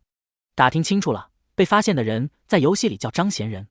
游戏设定是街舞社的成员，很爱跳舞，但社员叫他一起跳舞，他推说脚受伤没办法跳舞，结果被发现脚受伤是假的，且不会跳舞，就被会长和马静琪等人带走了。这简直就是大写的一个惨字，跳舞这种技能不是一朝一夕能练成的，没有跳舞基础的人，演技再高超也演不出根本没掌握的技能。行野道，人在学生会的办公室，会长等人亲自看着。审判大约在午夜。穆潇潇说，午夜也就是在晚上12点前后。马静琪特意和他说了，可能凌晨1点才回来，让他别担心，必然是因为审判的事情要拖这么久才会晚归。行野揉了揉太阳穴，他忽然觉得脑袋突突的疼。怎么了？头疼吗？穆潇潇皱眉。苏克伦的脸色也不好看，这种时候行野头疼。我去探探张贤仁那边的情况，穆姐陪着野哥吧。苏克伦小声说完，忽然脸色一变，幸灾乐祸道，行野你头痛你活该。克伦，你走开。他头这么疼了，你怎么还说这种话？穆潇潇拧着眉头，不高兴地看着苏克伦。苏克伦被他说有点生气，但见他娇柔的样子说，你就知道护着他。我是他男友，他当然护着我。头疼都没能影响行野演戏。苏克伦一脸怒气地走了。食堂其他人见他们吵起来，觉得这才符合他们3人的情况，不然3人坐在一起吃饭太有违和感了。食堂人太多，声音嘈杂，穆潇潇扶他到不远处一株树下的椅子上坐着。怎么样，还疼不疼？他帮他按摩着头。行野说不太疼了，但是……他深不见底同人看着他，神色有些犹豫。刚刚我的脑海里出现了和会长一起长大的记忆。行野几乎是豁出去一般，说出了实情，我没有现实中孩童时期的记忆，这是本不该被他忽略的事情。不知为何在头疼之前，他都没注意到自己记忆的残缺。行野抓着穆潇潇的手，痛楚道，或许克伦说对了，我就是那个间谍。难怪他一直觉得穆潇潇和他不一样，他以为自己才是玩家，就下意识认为穆潇潇是 NPC， 原来是他弄反了，他才是那个虚假的由程序设定出来的假人。我知道，穆潇潇说，你是间谍，但只要你永远站我这边，就不会耽误我们相恋。我现在都不知道我是个什么东西，木木怎么那么信我？行野靠在他的肩头，没让他看自己眼里的迷茫。他的生活、记忆、身份、性格有一样是真实的吗？他以为的真实是假的，就连他自己都有可能是假的。穆潇潇拥抱住他，轻拍着他的后背，因为你是我男朋友，你别想太多，你在现实中也是我男友，只是失忆了而已。行野听了他的话，很安心，他没有因为他的身份远离他，他甚至觉得他真的很善良很可爱，为了让他安心，还编出失忆这种谎言来。他只是游戏里的 NPC， 怎么可能和他一样来自现实？两人相拥而抱，穆潇潇看不到他的表情，不知道他已经脑洞大开，脑补了很多剧情，只是觉得他抱得更紧了，像是怕一松手他就会消失。木木，我叫穆潇潇，以前你都叫我潇潇。穆潇潇道，你的真名叫边洛，我一直叫你阿洛。行野问，我们青梅竹马，从小认识？无边落木潇潇下。行野觉得二人的名字巧合的像他安慰他临时取出来的名字。穆潇潇道，不是，我们大学才认识。行野没问他们的过往，不然老让女朋友编故事，太难为他了。他道，潇潇，我去找会长。间谍的身份很好用，他可以从会长那打探消息。我们不如将计就计。穆潇潇道，主动和会长说，我们要去玩家那边当卧底。毕竟你不去找他，他也迟早来找你，还不如你主动。而会长会愿意放长线钓大鱼，我们可以随时掌握他的动向。行野接着他的话说，两人想法不谋而合，一起前往学生会。不过穆潇潇光明正大走进去找马静琪，而行野选择的方式是避开旁人，进入会长的办公室。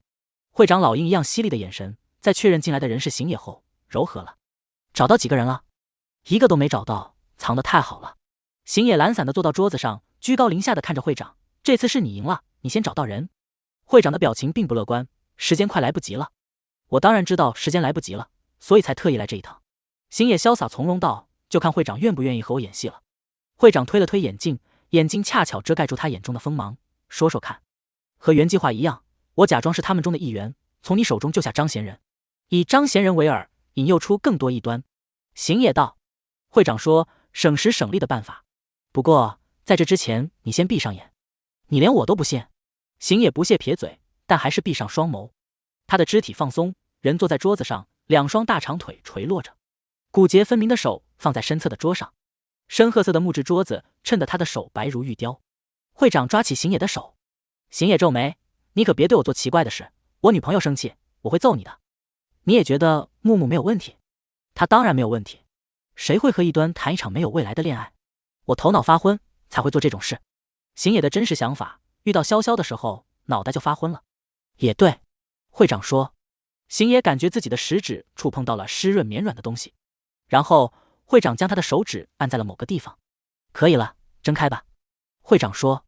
行野垂下手，看到自己的食指上多了红色的印记，看来会长刚刚果然压着他的手指碰了印泥。你该不会让我按麦生气了吧？行野看到会长的手里多了一个笔记本，他猜想记录有名字的笔记本多半是这个。看看你是不是原本的行野。会长把笔记本翻开给行野看，这上面的名单有100人，其中30人为异端。你要是记不住，就拍个照。行野伸手要去拿，你不如直接把本子给我。会长将笔记本移开，并不让行野触碰。咚咚咚，门口传来敲门声。会长将笔记本收好在随身带的包里后，道：进来。马静琪和穆潇潇一起走了进来。行野一看到穆潇潇，就从桌子上跳下来，规规矩矩地站好。会长见行野一副热恋期的样子，无语了。刚恋爱的毛头小子就是这样的吧？会长问马静琪，有事？马静琪说，木木从行野那知道了恶灵的事，他也想出一份力。你？会长看向穆潇潇，细胳膊细腿，看着柔柔弱弱，特别好欺负的漂亮女生，能做什么呢？我也想保护鬼大所有人。穆潇潇眼神坚定地说，娇柔的嗓音藏着坚不可摧的信念。木木和我在一起，会降低我给人带来的攻击性。行野对会长说。会长颔首，确实如此。行野就像是一把锋芒毕露的刀子，让人不自觉防备，而穆潇潇的温柔包容就像是刀套，能将刀的锋芒敛去，让人受到的威胁性没那么大。若说快速组织人这种亲和力，穆潇潇比他们都要强。穆潇潇道，还有科伦也可以一起。你让他一起？行野嫌弃的撇撇嘴，不大乐意。穆潇潇分析道，我可以说服他，而且我听琪琪说过，那些人会隐藏真实的自己，假装成我们熟悉的人。现在鬼大谁不知道你和科伦不和，如果你们站在一起做同一件事，更有说服力。木木，我不答应。行野走到穆潇潇的旁边，按住他的肩膀，乖，我们根本不需要科伦那小子，你要是再提他，我就亲到你改变主意为止。穆潇潇面颊娇红，咬了咬柔润的唇，他踩了行野一脚。你怎么在琪琪和会长面前那么不要脸？行野的手从他的肩膀虚滑下去，搂住他的腰，我女朋友，我亲亲怎么了？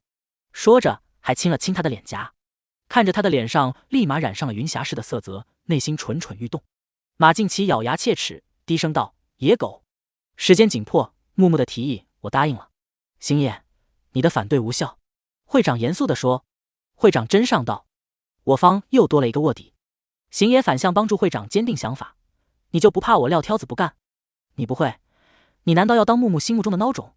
会长见行野吃瘪的表情，露出了一抹笑。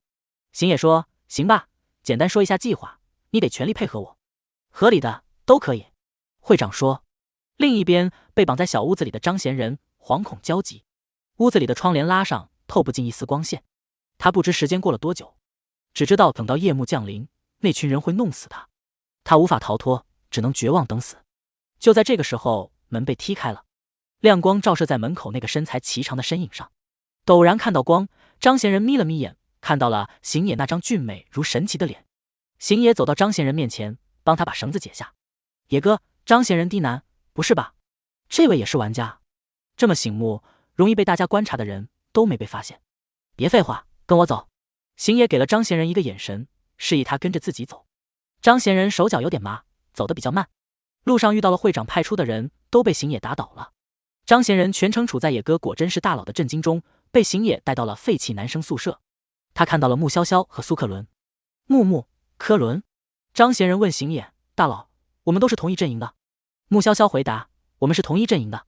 张贤人松了一口气，感激涕零道，多谢几位大佬救命之恩，以后小弟听你们的。他是真的害怕一个人单打独斗了，有大佬领导着办事，或许有通关的可能。你还认识其他人吗？穆潇潇问。张贤人看着穆潇潇那张甜美可人的脸，就完全防范不起来，尤其是她还穿着鬼大的制服，简直就是他想象中的学院女神。我的女朋友很好看是不是？行野双手环胸，眼神冰寒。张贤人后退一步，眼睛不敢往穆潇潇身上瞟。他说，我还认识几个人。你吓到人家了。穆潇潇戳着行野微微向下的嘴角，然后对张贤人说，他开玩笑的，不会对你如何。行野配合他的动作笑了笑，将嘴角往上扬了扬。张贤人勉强的挤出一丝笑意，在找人之前，咱们是不是得换个地方？这废弃宿舍好危险的样子。不必换。行野说，这里还算安全。张贤人，行吧，您是大佬，您说的对，尽快找到人吧。会长他们一直在说时间来不及了，之后一定会出现大变故，或许整个鬼大都会陷入混乱之中。穆潇潇道。张贤人和苏克伦脸色瞬间白了，鬼大少说也有上万人，真乱起来，他们这几十个玩家能躲到哪里去？我试试看能不能把会长的笔记本拿到手。行野对会长一直拿在手里的笔记本非常感兴趣，那笔记本除了记录名字之外，肯定还有其他用处。我和贤人就辅助穆姐找人吧。苏克伦道。行野对这两人跟着穆潇潇有些不满，但接近会长这件事只有他能做。他把看过的100个名字念给苏克伦和张贤人听，两人怕记不住，特意录了音。你们先整理一下名单，找有把握的。穆潇潇眼神示意两人换个位置聊。苏克伦和张贤人识趣的去了隔壁宿舍。手指怎么回事？穆潇潇问行野，他的食指还残留着红。行野道，没什么，盖了个手指印，没危险的。应该是他和我有特殊的联系，所以能用这手法判断我还是不是原来的行野，只是针对我，对你们没用。要不然会长早就用那个本子辨别穆潇潇、苏克伦等人是不是玩家了。想从100人中确认30个玩家，并不是一件容易的事。穆潇潇和苏克伦从张贤人确认的几个玩家入手，顺藤摸瓜寻找其余玩家。时间有限，面谈麻烦。穆潇潇和行野干脆录制视频，打算添加已经确认的玩家的账号后群发视频。穆姐，你们直接真身上阵录制视频是不是太危险了？张贤人不理解穆潇潇怎么这么有恃无恐。穆潇潇道，风险大，他们更容易相信我。那你也太善良了，为了其他人这么豁得出去，要是有人找会长告状可怎么办？张贤人叹气，人心难测啊。那他死定了。行野淡漠地说。由于录制视频时穆潇潇说的诚恳，又透露了一些游戏相关的信息，再加上行野站在他旁边，一副能秒天秒地的大佬模样，可信度超高。处在这一局的玩家因为演戏演成天处于恐惧之中，大多数都表示想抱大腿，也有人一直不回复，想继续当个独行侠，还有动歪脑筋的。玩家庞茂通就是动歪脑筋的人，他觉得穆潇潇和行野录制视频挺傻叉的，有了这个证据，他随时可以把两人卖给会长。整天提心吊胆的，他受不了。庞茂通拿着手机去找会长，讨好的说，会长，木木和行野是异类，他们已经被魔鬼附体了，您看。他播放了视频给会长看。会长评价说的真好，真感人，让人听了想团结起来。木木是个组织人的好苗子，他们这是妖言惑众。庞茂通说，我帮你把他们引出来，把他们一网打尽，还鬼大一片清净。行野，你们听到了吗？会长看着庞茂通的后面说。庞茂通一转头，看到穆潇潇、行野、苏克伦站在他身后，悠悠地看着他，吓得庞茂通一跳。看来这个来自其他世界的异类挺不是个东西。行野鄙夷道，会长，我不是，您要相信我，我是因为看他们可疑，才专门过来把这件事告诉您。庞茂通说，您不要被骗了。会长扬起笑，你们被骗了，行野他们是我的人。会长真是太自信了，现在笑得多开心，以后知道真相就哭得多伤心。系统1314已经猜到了会长的未来，会长可能是史上被骗得最惨的 NPC 吧。庞茂通被会长的人抓了起来，他哭喊着，但穆潇潇他们只是冷漠地看着。背后捅刀子的人被抓，纯粹活该，谁救谁傻。现在确认几个了？会长问行野，你当我是超人吗？我们分开再见面才几个小时，他们警惕心很强，还得慢慢查。要是多来几个刚刚那样的卑鄙小人，或许还能多确认几个。行野给会长翻了个白眼，不耐烦极了。会长知道他这脾气，一点都不介意。我会帮你们给他们制造压力，让你们早点找到人。制造压力可以，但是别弄死人。行野说，不然他们会认为我没有保护他们的能力，不会靠近我。知道，我会和你制造几次冲突，都让你处于优势。会长道。苏克伦绷住表情，努力不笑。他们3个现在真的是太安全了，卧底卧得太成功。要审判刚刚那个卑鄙小人吗？行野漫不经心地问。穆潇潇知道，行野这是想亲眼看看所谓的审判是什么。若是有玩家被审判，又会发生什么变故？会长摇摇头，等你在5天内把他们都集中在废弃宿舍，再一网打尽吧。入夜，穆潇潇等人站在黑雾边缘，手机手电筒都照不进黑雾中，只能看到里面飘飞而过的白色。里面乱飞的什么啊？张贤人看着那些白色就害怕。穆潇潇上前一步，处在浓雾中泛着诡异白光的影子张牙舞爪地朝着穆潇潇伸出手，但他们碰不到他。白影不甘心地在黑雾边缘伸手，努力想要把他拉进黑雾中。应该是之前在废弃宿舍的那群家伙。穆潇潇说，感觉他们在黑雾中似乎变强了些。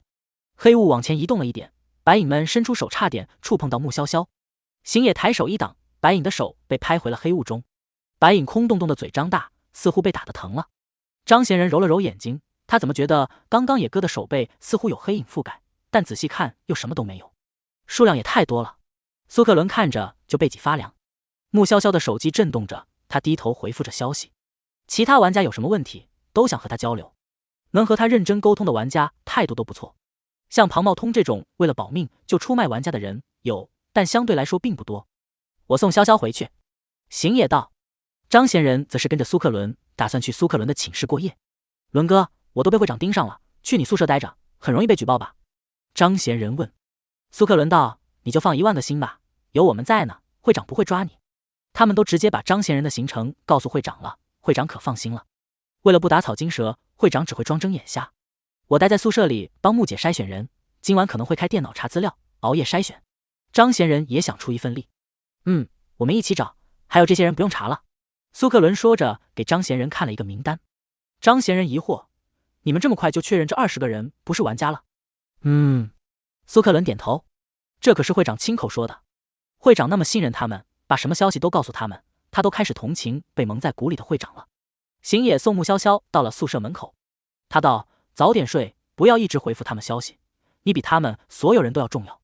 认识到自己并非玩家之后，行野觉得自己对这些玩家的认同感也越来越弱了，会觉得大家不是同类。他更在意的是穆潇潇的安危。那你也早点睡，晚安。穆潇潇踮脚亲了亲行野，行野抱着他，有点不舍得放手。时间如果能慢一点就好了，他就可以拥抱他很久很久。你们2个要抱多久？马敬奇站在门口问。穆潇潇这才和行野分开。马敬奇站在门口等穆潇潇走来，他笑着揶揄，这么舍不得？你和他都快形影不离了，谁谈恋爱不是这样？穆潇潇摸了摸微热的脸，软声反驳，木木你就原谅他吧，他单身狗一个，从来没有恋爱过。行野和护卫似的站在穆潇潇的身后。马敬奇拉过穆潇潇的手走了。行野站在大门口看着2人离开的背影。其实马敬奇这个人挺精明，他看马敬奇和穆潇潇在一起，内心还是有点担心。他脚下的影子蠢蠢欲动，似乎想要跟上去，但最后还是留在地面没有动，看上去和常人的影子没什么区别。穆潇潇回到寝室后继续回复信息，你还在筛选那些人吗？马敬奇皱眉，也太辛苦了，我帮你吧。你也够累了，还是我自己来吧。穆潇潇朝着他柔柔的一笑。马敬奇打了个哈欠，困倦道，你早点弄完早点睡。穆潇潇说，要对接的人太多，比起苏克伦、行野他们，其他玩家自然更容易相信穆潇潇，愿意和他交流。谁不喜欢和长得漂亮又温柔无害的女孩子交流呢？宿舍的灯关上，只剩下穆潇潇的手机在黑暗中发着亮光。他的手指在字母上敲击而过，飞速地回复着信息，但是手指忽然就被握住了。穆潇潇偏头看到了一个黑色的人影，小影子抓住了他的手，不让他继续打字。他觉得小影子特别严肃，像是在说了别熬夜回信息，还熬，怎么那么不听话？明明只是个人影而已，看不到表情，穆潇潇也不知道他从哪儿看出来的严肃。穆潇潇朝着小影子笑了笑，在墙壁上写字，再聊一会儿。小影子直接变成了一个城的影子，表示拒绝。穆潇潇扭头朝着墙壁的方向，朝着小影子撅了撅嘴，表示可以亲一下。意志力不坚定的小影子捂住了脸，飞快的探头亲了亲他的脸，然后身影化作一行字：5分钟。穆潇潇觉得小影子真的很好哄，如果是行野的话，大概要把他按在墙上亲够5分钟，才给他回复5分钟吧。门口传来了敲门声，马静琪听到声音，翻身就坐了起来。他见穆潇潇的手机还亮着光，开了灯后去开门。门口站着一个平刘海的女孩，女孩说话细声细气的，她道：“副会长，先进来吧。”马静琪看女孩在发抖：“你是？”“我是201的潘玉露，我好害怕。我们宿舍的张月月，她变得和以前不一样了。”女孩坐在凳子上，攥紧了自己的裙子。马静琪道：“他人呢？”“我不知道。”潘玉露道：“能不能请你陪我回宿舍？我一个人待着特别害怕。”马静琪看向躺在床上的穆潇潇，穆潇潇说：“你去吧，你晚上不要随便开门，待会儿把门反锁了。”马静琪说：“不要随便放人进来。”“好。”穆潇潇说：“你也注意安全。”5分钟的时间到了，小影子把他的手机放下，不让他再碰。敲门声再度响起。“马副会长在吗？”门外的女婴问。“我是201的张月月，我们宿舍的潘玉露好像不对劲。”穆潇潇压根没反锁门，外头的张月月打开一条门缝。他们相互说对方有问题，究竟是哪个有问题？管他们谁有问题，反正对付他们对我来说不是问题。穆潇潇说。系统1314觉得确实如此，要是这张月月有问题，会后悔过来吧。宿舍门被推开，张月月探头进来问：“有人吗？”潘玉露刚刚把琪琪叫去201了。穆潇潇下床穿好拖鞋，小影子也从墙壁滑落下来，藏进了他的影子里。糟糕了，那马副会长一定很危险，我们快去看看。张月月上前想拽着穆潇潇走，但他感觉被什么东西拍了一下，立马缩回手。“你什么东西拍我？”张月月后退，惊惧地看着穆潇潇。穆潇潇说：“没有吧？是不是你太紧张了？”他不用想，都知道肯定是小影子动的手，看着挺害羞，动起手来却一点都不含糊。“我们快去201看看。”张月月语速极快地说。潘玉露最近半夜总是会出去。穆潇潇跟上张月月急促的脚步。然后呢？我很好奇他为什么这样，就半夜偷偷跟着他出去，然后我看到他用手在废弃宿舍后边的空地挖土吃。穆潇潇问：“异食品吗？”“不是。”他还捡起了土里的一截骨头，说：“终于可以拼好自己了。”惨白的月光穿过窗子落在张月月的脸上，将她的脸映得鬼气森森。冷飕飕的斜风不知从何而来，带着森冷的气息。“哦。”穆潇潇冷淡地应了一声。张月月见他那么淡然，他一定和传闻中一样变成另一个人了。“你不怕吗？”“其实吧，我也变了。”穆潇潇说。“大家都是同类，有什么好怕的呢？”张月月顿住脚步，狐疑地看着他。“我这身体用不久了，你的身体挺新鲜，让我用用吧。”穆潇潇按住了张月月的肩膀，娇美的脸冷漠极了。“我这身体也不新鲜了，正想换你的，你不早说，浪费我演技。”张月月换了个表情，面上的害怕消失了。他还对穆潇潇翻了个白眼。“你说你是，我就信你，拿出证据来。”穆潇潇反客为主。“你看影子。”张月月指了指墙壁，墙壁上映出来的影子是短发男人的样子，但张月月本人却是长发及腰。张月月这次说话的声音也变成了粗壮的男音。“这回信了？”“信了。”穆潇潇用伪装出来的男音回道。小影子还特别配合他，特意在墙壁上拉扯出巨大的身影，让人站在巨大的虚影面前，犹如站在高山之下。“大哥，你也太强了，您这么强，是怎么跑出来的？”张月月看着墙壁上的影子，肃然起敬。穆潇潇以大佬之姿，冷酷一笑：“我自有办法，这是你该问的吗？”被凶了，张月月也只是讪笑着。“现在人都睡着了，门也都锁着，我们上哪找新鲜身体去？”张月月痛心疾首，这群年轻人一点活力都没有，怎么都不爱熬夜。穆潇潇道：“去找潘玉露，这不是还有个马静琪吗？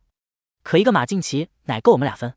张月月试探地问：“我还是喜欢男人的身体，马静琪让给你了。”张月月欢喜道：“谢谢大哥，大哥您真好。”只是他们到了201宿舍之后，谁也没见着。潘玉露和马静琪都不在。“大哥，现在没人可怎么办？”张月月有点失望。穆潇潇道：“你怕人多和你抢身体吗？”“是挺怕的。”“那简单，你找几个兄弟跟着我混，以后我们的帮派势力最强，我们看上哪个身体，谁敢抢。”穆潇潇撩了一下刘海，明明是娇软美艳的容貌，但她做起这个动作却潇洒不羁，颇有气势。小影子歪了歪脑袋，觉得穆潇潇的气质和自己人形状态时很像。潇潇在学她吗？真可爱。张月月一拍手说：“大哥您说的太有道理了，来加个微信。”“大哥，微信是啥？”张月月道：“以前没这玩意儿，我真不会搞。”穆潇潇鄙夷地看了眼对方，说：“行吧，记电话，有事打我电话。打电话我会，嘿嘿。张月月笑得一脸憨厚，大哥，你以前犯了啥事进去的？也没什么，就是屠了几个村的人而已。穆潇潇随口胡诌。张月月张大嘴说，大哥，您可真是牛逼坏了。系统1314，好骗还傻。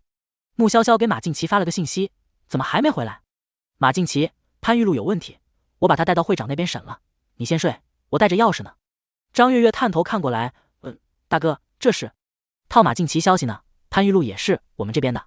穆潇潇说，别管潘玉露了，他有问题，正好证明你没问题，会长他们就不会盯着你。张月月撇撇嘴，那会长也不是什么好东西，你对他意见还挺大。也不是有意见，就是装的挺好，心脏。咱们都是明面上坏，他背地里坏，不是他，我们能出来吗？那得多谢他的卑鄙无耻，我们才有这个自由时间。穆潇潇面上不露声色，心里却在思考会长这个人。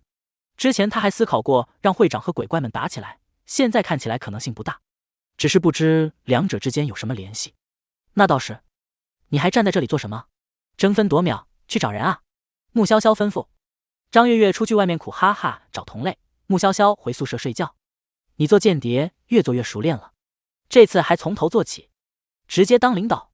小影子从穆潇潇的影子中探出身来，我睡觉了，晚安。穆潇潇说。小影子点了点头，手撑着下巴看他睡。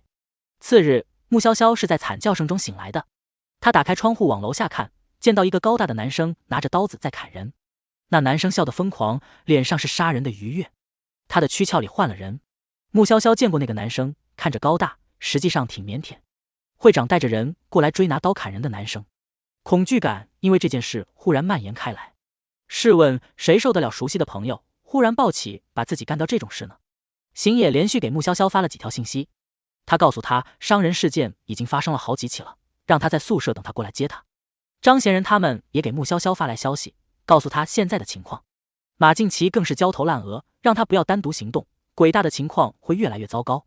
鬼大表面上的平静消失了，许多人拿起了武器，相互防范着，相互指责，相互陷害。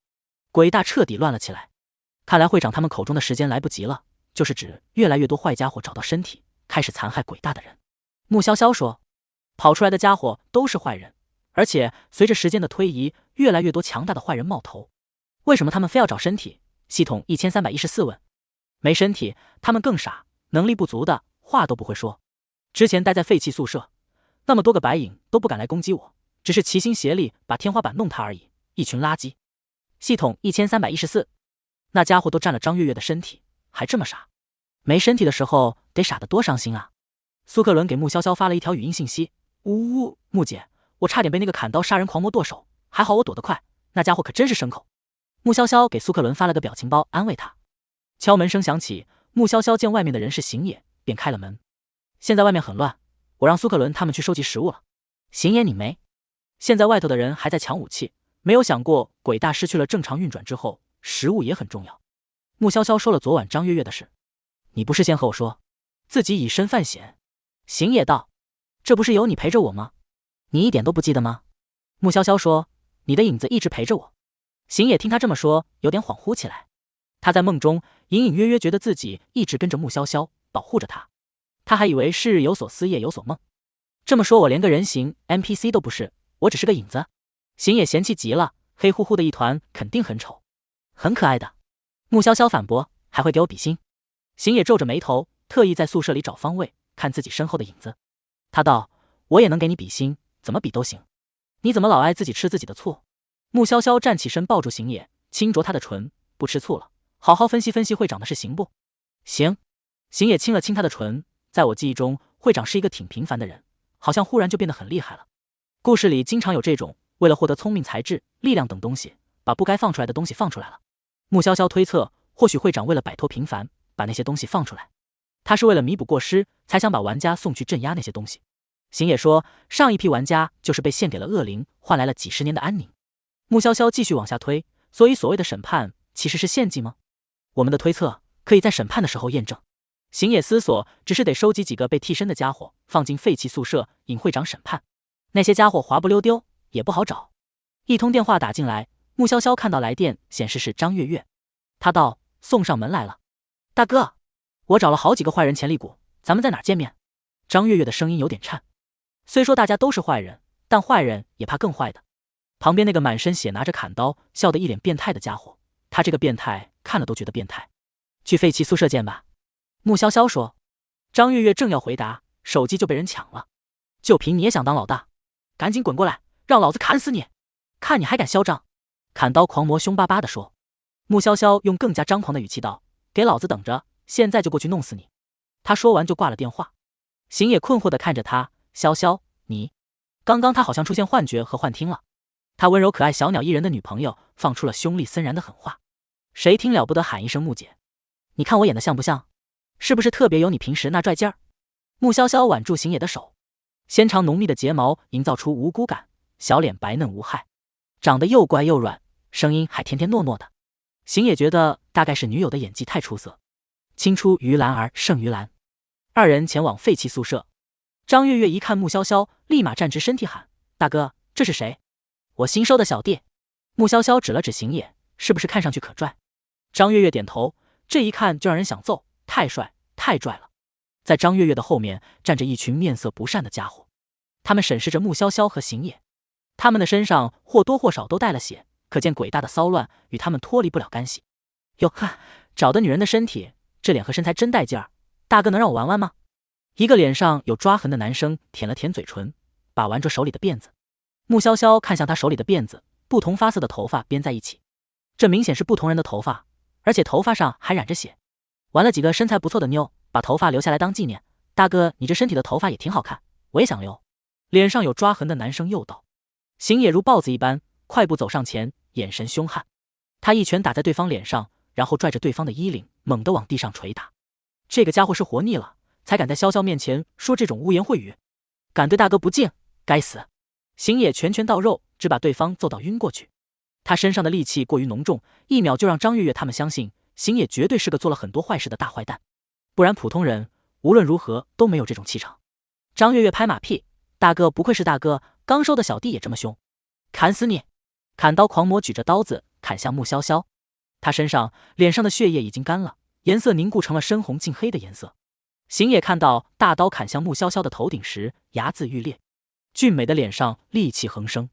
他离得远，跑过去已经来不及，脑海里没有想其他的，只有一个念头，那就是快速冲过去阻止那个人。他脚下的身影感应到了他的迫切，飞速延伸变大，一探手就能触碰到砍刀狂魔。穆潇潇从砍刀狂魔手中夺过了砍刀，非常社会的看着对方，娇美可人的脸上尽显杀气。不等他做什么，地面上已经伸出了一条手，从砍刀狂魔的后背心探入，把一道白影从那具身体里拽了出来。白影在小黑影的手里挣扎着，被黑色融掉。与此同时，白影曾经待过的身体肉像是被削掉一样，很快就只剩下一具白骨。大哥，张月月惊恐地看着大黑影。由于黑影已经快遍布整个空间了，所以无法看出来这本应该是邢野的影子。张月月先入为主地认为这是穆潇潇的影子。别怕，我一般不随便杀人。穆潇潇把玩着手里染血的砍刀，弯了弯唇，露出一个甜甜如棉花糖的笑，笑容收敛住时，声音变得更是温柔。10个人不到，杀起来哪里过瘾？起码得攒20多个吧。张月月他们吓得瑟瑟发抖，果真是越坏越强。那我帮您赶点人过来。鬼大的小不点们胆子小得很。张月月试探地问，自己拜的大哥，怕也要继续伺候下去。多找几个同类吧，普通人杀起来不过瘾。穆潇潇懒洋洋地说，杀普通人有什么意思？没有挑战性，要杀就杀和我们一样的家伙，你们说是不是？张月月等人怕到不敢附和。这要是一答应，大佬杀嗨了，把他们一起干掉，他们找谁说理去？邢野垂眸看了眼自己已经恢复正常的影子，对自己是非人类的认知更加清晰了。他需要尽快掌握影子这个技能。没人回答我。穆潇潇见众人鸦雀无声，声音微微提高。邢野说，大哥说的对，都听大哥的。很好，你很有前途。穆潇潇指着邢野夸奖。邢野朝着穆潇潇笑着。饶是在演马仔的角色，身上那股桀骜不驯的气势也没收敛半点，让人觉得这样的人真搞起事情来能把天都捅破。我们这就去抓人。张月月后悔不已，是他觉悟太低，没有积极响应大哥。先把他绑起来。穆潇潇指着已经被邢野捶得晕过去的坏家伙道。邢野凉凉的瞥眼看张月月等人，把人绑好，别让他跑了。是，我这就办。张月月没找到绳子，他用剪刀把窗帘剪成条，吩咐其他人把布条编成麻花辫的样子，结实一点。其余人对张月月狐假虎威的行为很不满，但有穆潇潇和邢野在一旁虎视眈眈地看着，他们不敢不从。张月月把布满灰尘的布团塞进了那人的嘴里，而后一群人开始对那人呸呸呸吐口水，这画面简直像是丐帮在欢迎新帮主。仔细看的话，会发现他们主要是对着布条吐口水。穆潇潇微微垂眸，想到了宋定伯捉鬼这个故事。宋定伯赶夜路的时候遇到了鬼，便欺骗鬼他也是鬼，并且借机问鬼害怕什么，鬼说害怕人的唾沫。你们好恶心！邢野嫌弃极了，布条都被那群人的唾沫浸湿了。张月月挠了挠脑袋，憨笑道：这不是怕他脱离身体以后不好找吗？这是最简单快捷的办法了。去找人吧，不要让我失望。穆潇潇说：也不要企图逃跑，不管你们去哪儿，我都能找到你们。张月月等人胆战心惊地离开。你现在能控制影子了？穆潇潇问邢野。邢野说：还不太熟练。他指了指自己的影子，影子的动作和他的动作是分离的。穆潇潇看到地面上的影子，对着他比了个心。她的男友真是倔强，一生爱吃醋。控制影子的第一件事就是要比心，整天和自己比，自我超越，真的是宇宙第一人了。加油！穆潇潇用食指和大拇指对着男朋友比了个小小的心。入夜，危险成倍增加，四处都黑漆漆的，让人分不清黑雾究竟在哪里。穆潇潇时不时会听到鬼大的某一个角落传来惊惧的尖叫声，一般人听到惨叫声，那是有多远躲多远。穆潇潇和邢野则是朝着惨叫声走去，手电筒的光线照亮了前面的路。穆潇潇和邢野在尖叫声传来的地方什么都没看到，没看到人，更没有看到黑雾，让人怀疑听错了。夜晚静得能听得青草丛里的虫鸣声，看来什么都没有。穆潇潇给了邢野一个眼神，走吧。邢野说。两人同时转身走人，蛰伏在黑暗中的黑雾悄悄向前，而后如澎湃的海浪猛然朝着穆潇潇和邢野卷去。藏在黑雾里发着光的白影们发出了笑声，刺耳至极。穆潇潇和邢野同时转头，面对黑雾的侵蚀，反而露出了笑容。黑雾僵住，似乎是觉得这两人太不同寻常，有点不敢碰。来得正好，练练手。邢野说。他脚下的影子延伸，探入黑雾中，将白影绞死。怕损失越来越多，黑雾往后退去。大哥，你们在干什么？张月月又带了几个人过来，看到穆潇潇和邢野在杀白影，害怕极了。手痒，随便杀几个。邢野轻描淡写地说。穆潇潇觉得他们这个行为通俗一点来说就是打怪升级，熟练新招数。张月月身后那几个新来的本来还挺嚣张，但这会儿都收敛了气焰。走吧，先去旧宿舍。穆潇潇说。他走在最前头，身后是一群手里沾满罪孽的家伙，他们都畏惧地看着他的背影。进旧宿舍后，张月月等人就被苏克伦为主的玩家围攻了。玩家们难得有活干，怕穆潇潇说他们躺平摆烂，都十分卖力。大哥，快救我们！张月月朝穆潇潇求救。张月月发现玩家们不是普通人，并不好对付。虽说有了人类的身体，让他们能够在鬼大自由行走，不用再困在黑雾中迷惘的只剩下争夺人类躯壳的本能，但是束缚在人类的身体里，他们一些非人类的力量也很难发挥。打不过就得叫大哥。哈哈，苏克伦见他们向穆潇潇求救，大笑出声，其他玩家也在跟着笑。张月月还没有意识到不对劲，你们笑什么？我大哥可是很凶的，随随便便屠村不在话下。你不懂了吧？那边那个是我野哥，那个是我穆姐。苏克伦指了指邢野和穆潇潇。张月月呵呵一笑，不屑道：里面都换人了，那两位是我大哥和二哥。恶人们以为玩家不知道穆潇潇和邢野被占据了身体，玩家们其实知道穆潇潇和邢野在骗这群傻子呢。大家伙快着点，让穆姐和野哥看看我们的能力。苏克伦招呼着众玩家，玩家们拿出了早就准备好的绳子，把恶人们绑住。大哥，大哥！张月月见穆潇潇还没出手，大声喊：我可是你的小弟啊，你说过要罩着我。穆潇潇说：我骗你的，我和你们不是同类，我女朋友连蚂蚁都舍不得踩死，和你们这种满手鲜血恶贯满盈的家伙不一样。邢野为女友证明。张月月人都吓傻了，被骗的竟然是我。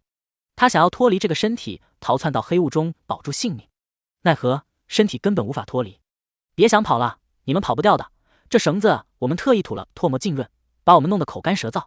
苏克伦从来没想过自己会有这一天，吐口水吐到头晕脑胀，差点吐出来。你们，张月月还是不敢相信，你明明和我们是同类，正常人的影子怎么可能变大？穆潇潇给了苏克伦一个眼神，苏克伦堵住了张月月的嘴。苏克伦道：我们有道具，当然和普通人不一样。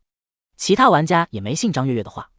玩家的等级越高，能够得到的道具也越高级，当然能用很多人类无法用的手段。行野道，人准备好了，接下来就是把会长骗过来了。苏克伦等玩家都露出了即将要通关的轻松感，有大佬带领，让他们觉得前途一片光明。你们在附近躲好，小心黑雾。穆潇潇吩咐苏克伦等人。行野打了个电话给会长，会长带着马敬奇等人过来了。这么快就找齐了？会长惊喜万分，脸上的激动怎么也掩不下去。行野慵懒地点了点头，俊逸的脸上波澜不惊，仿佛什么事情都难不倒他。会长看到行野这副天之骄子的模样，心中微涩，但他想到了自己美好的未来，嘴角的弧度难以压下去。人现在就在里面被绑着呢，可以开始审判了。穆潇潇问，还是说会长要进去再检查检查？不用检查了。会长看了眼自己的手表，时间快到了，我相信你们的办事能力。他从包中拿出笔记本。行野垂眸看着会长的动作，那笔记本看似是从会长的包中拿出来的，但他知道不是。这包他曾经摸过，里面并没有笔记本。会长应该是可以凭空把笔记本变出来，专门拿包做障眼法，不要让人打断审判。会长吩咐。说着，他咬破了自己的手指，在笔记本上涂抹着。鲜红的血液在笔记本上形成了奇怪的符文，这是行野和穆潇潇从未见过的字。随着笔记本上的符文越来越多，会长的表情也越来越兴奋。穆潇潇能敏锐地感受到会长身上的气息变得越来越强，就连人也变得越来越英俊了。在附近躲藏着的苏克伦看着手机，张贤人在废弃宿舍里装了监控，他们能看到里面的情况。那些被绑在椅子上的恶人们在消失，就像是被橡皮擦掉一样，一点点不见，看得人毛骨悚然。成功了，献祭成功了！会长抓着笔记本，看着上面血红的字迹飞速移动，脱口而出：献祭。马敬奇疑惑，会长意识到自己说漏嘴了，正欲解释，倏然地面震动起来，废弃宿舍楼被一股无形的力量毁坏，开始坍塌。会长感觉到达他身体里的力量在流失，祭品错了。行野趁着会长发懵，从他手里夺过笔记本。行野，你背叛我！会长怨毒地看着行野。马敬奇不可置信地看着穆潇潇和行野，又看他会长。会长，你的脸在变。会长那张俊逸的脸慢慢变形，从在人群中一眼就能看到的帅脸，变成了在人群中压根找不到的普通脸。果然，你为了自己的利益放出了恶灵。行野看到会长的变化，脑海里关于会长的过往渐渐清晰。一个平平无奇的人，忽然就变得十项全能，从人群中脱颖而出。会长大声吼：“把笔记本还我，不然你必死无疑！”马敬奇诧异地看着会长，他还是第一次看到他的丑态。他们明明说好要一起保护鬼大，结果鬼大变成这样，起因是他。流动的红色字符从笔记本上钻到了行野的手臂上。阿野，穆潇潇看到这些邪恶符文，皱眉。行野微微一笑，安抚道：“没事。”会长指着穆潇潇说：“他是异端，对不对？他一定是异世界来的邪恶力量，他把你给哄骗了，你也背叛我了。不过没关系，你会永远站在我这边的。你不是真正的木木。”马敬奇再次遭遇打击。穆潇潇对马敬奇道：“本就不存在这个人，你仔细想想，木木真的存在吗？他们这些玩家没有占据谁的身体，只是游戏给他们的设定而已。”行野的手臂抬起，他能感受到是钻入手臂的那些红色符文，企图控制他。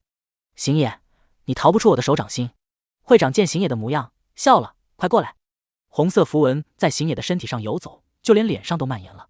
但这种诡谲的符文和行野的适配度还挺高，让俊美无愁的他有种妖异邪似的好看。穆潇潇忧虑地看着行野的样子，他想拿驱邪的道具试试，看能不能把这些字符弄掉。却见行野脚下的影子动了起来，小影子站了起来，覆盖在行野的身体上。行野整个人像是在阴影中，让人觉得不是太能看清他的模样，只能看到红色的符文扭曲着移动着。当小影子和行野分开后，可以看到符文被小影子抓在手里，然后小影子将符文丢在地上，可劲儿的踩，符文被黑暗一点点吞噬。小影子跺吱悠吱悠的样子还挺可爱。穆潇潇笑看行野，想看看他会不会因吃醋而跺个脚。行野摸了摸鼻子，高傲如他，怎么可能在人前做跺脚这种小女生撒娇式的小动作？就算是为了和自己的影子争宠，也不可能。把笔记本拿回来。会长看符文拿行野没有用，吩咐手底下的人去抢夺笔记本。隐藏在附近的玩家加入战局。苏克伦喊道：“大家加把劲儿，干净利落的结束这个副本。”就是干！张贤人兴奋地说。其他玩家也满脸喜色，通关就在眼前。而且除了庞茂通那个耗子屎，他们这些玩家都挺团结，没有拖后腿的。这种大家团结一致向前冲，不需要浪费太多精力提防队友的感觉，太爽了。我来毁了他。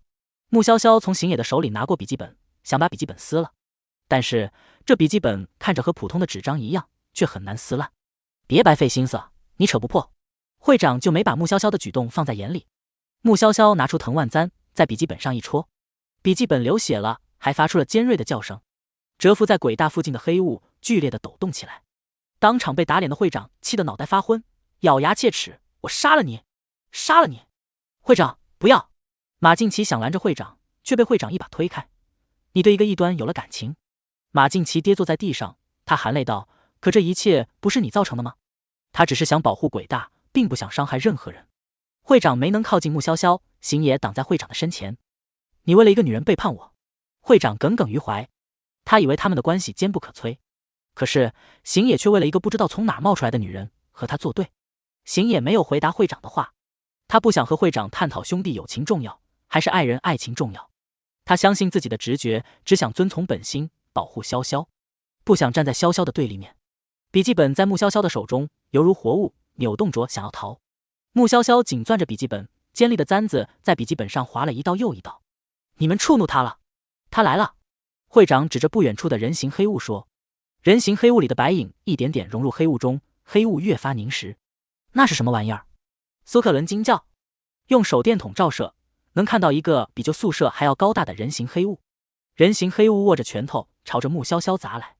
很显然，他因为笔记本被穆潇潇撕了个稀巴烂很生气，专门找他报仇。穆潇潇躲避开，黑雾一拳下来，地面震动得很厉害。本就已经塌了一小半的废弃宿舍完全塌了下来，水泥砖块四处乱飞，烟尘滚滚，玩家们只得逃。黑雾很快落下第二拳，行野飞速赶到穆潇潇的旁边，抵挡住黑雾的拳头。黑雾却在这时散开，企图将行野整个包裹进去。穆潇潇抓着藤蔓簪刺向黑雾，黑雾散开了一些，行野得以避开。趁着飞起的烟尘，会长拖着受伤的身体逃入黑暗中。他跑向了自己办公室。没关系，他那里还关着庞茂通，庞茂通也是异端。这些从其他世界来的异端更受他的喜爱。看到庞茂通还在，会长颇为庆幸。因为行野通知的比较急，他急匆匆赶过去，没把庞茂通也带过去。毕竟20多个祭品已经够了。庞茂通感受冰冷的东西落在他的脖子上，他惊恐地睁开眼，看到了面目狰狞的会长。但会长的容貌变了，他没认出来这是会长。呜呜呜！庞茂通的脖子被割了一刀，很疼。如果给他重新选择，他一定不会出卖穆潇潇和行野。还好还有你。会长看着庞茂通在地上蠕动的样子，再次感受到了主宰人命运的快乐。他的手在庞茂通的脖颈上沾了沾，在地面上再次写出符文。我要掌控行野，不会让他逃离我的手掌心。会长，你在做什么？马敬奇拽住会长的手，你还想做什么？你不要阻碍我。鬼大已经变得乱七八糟了，不知死了多少人，你还是不愿意收手。你一定知道让黑雾退散的方法，对不对？告诉我，你快告诉我。马敬奇想从会长的手里把刀夺走。会长紧捏着刀，把马敬奇按在地上，刀在马敬奇的脖子上一割。是你自己来送死，我不想伤害鬼大的任何人，可祭品实在太少了。马敬奇捂着脖子，哀伤地看着他。别这么看我，我必须让他吃饱了离开，不然我又会泯然众人矣。会长道，我不想再被行野的光芒遮盖了，哈哈，所以我让他把行野变成了影子。我要行野变成一辈子跟随我的影子。人形黑雾很难缠，穆潇潇、行野和其他玩家合力也很难将其打散。好在人形黑雾只坚持了3分钟，就已经后退，引入黑暗中。得把会长找出来。穆潇潇说，由他开始，或许得由他结束。其他玩家也觉得把会长干掉，黑雾退散，他们就能通关了。毕竟要干掉黑雾的话，太不切实际了。真有干掉黑雾的能力，他们都能掌控这个关卡了吧？行野道，去会长办公室。众人跑去办公室，红色字符爬遍庞茂通全身，马敬奇身上也都是。那些字符和吸血的蚊子一般，在吸收了他们的血液之后，变得更加饱满艳红，而他们的身体干瘪得厉害，只剩皮肉包裹着骨头。呜！庞茂通眼含希冀地看着他们。大家都是玩家，求求你们了，求求你们救我！我知道错了。玩家们大多避开了视线。心肠硬一点的玩家对庞茂通嗤之以鼻。这人哪里是知道错了，只是怕死才用眼神哀求他们。如果庞茂通占上风，哪里会管他们死活？这种刚开始就背叛的人，得意的时候只会落井下石。庞茂通的心凉了，身体也渐渐失去了热度，他觉得好冷好冷。救他们可以吗？马静琪声音微弱地问穆潇潇。穆潇潇道：尽量，该救的会救。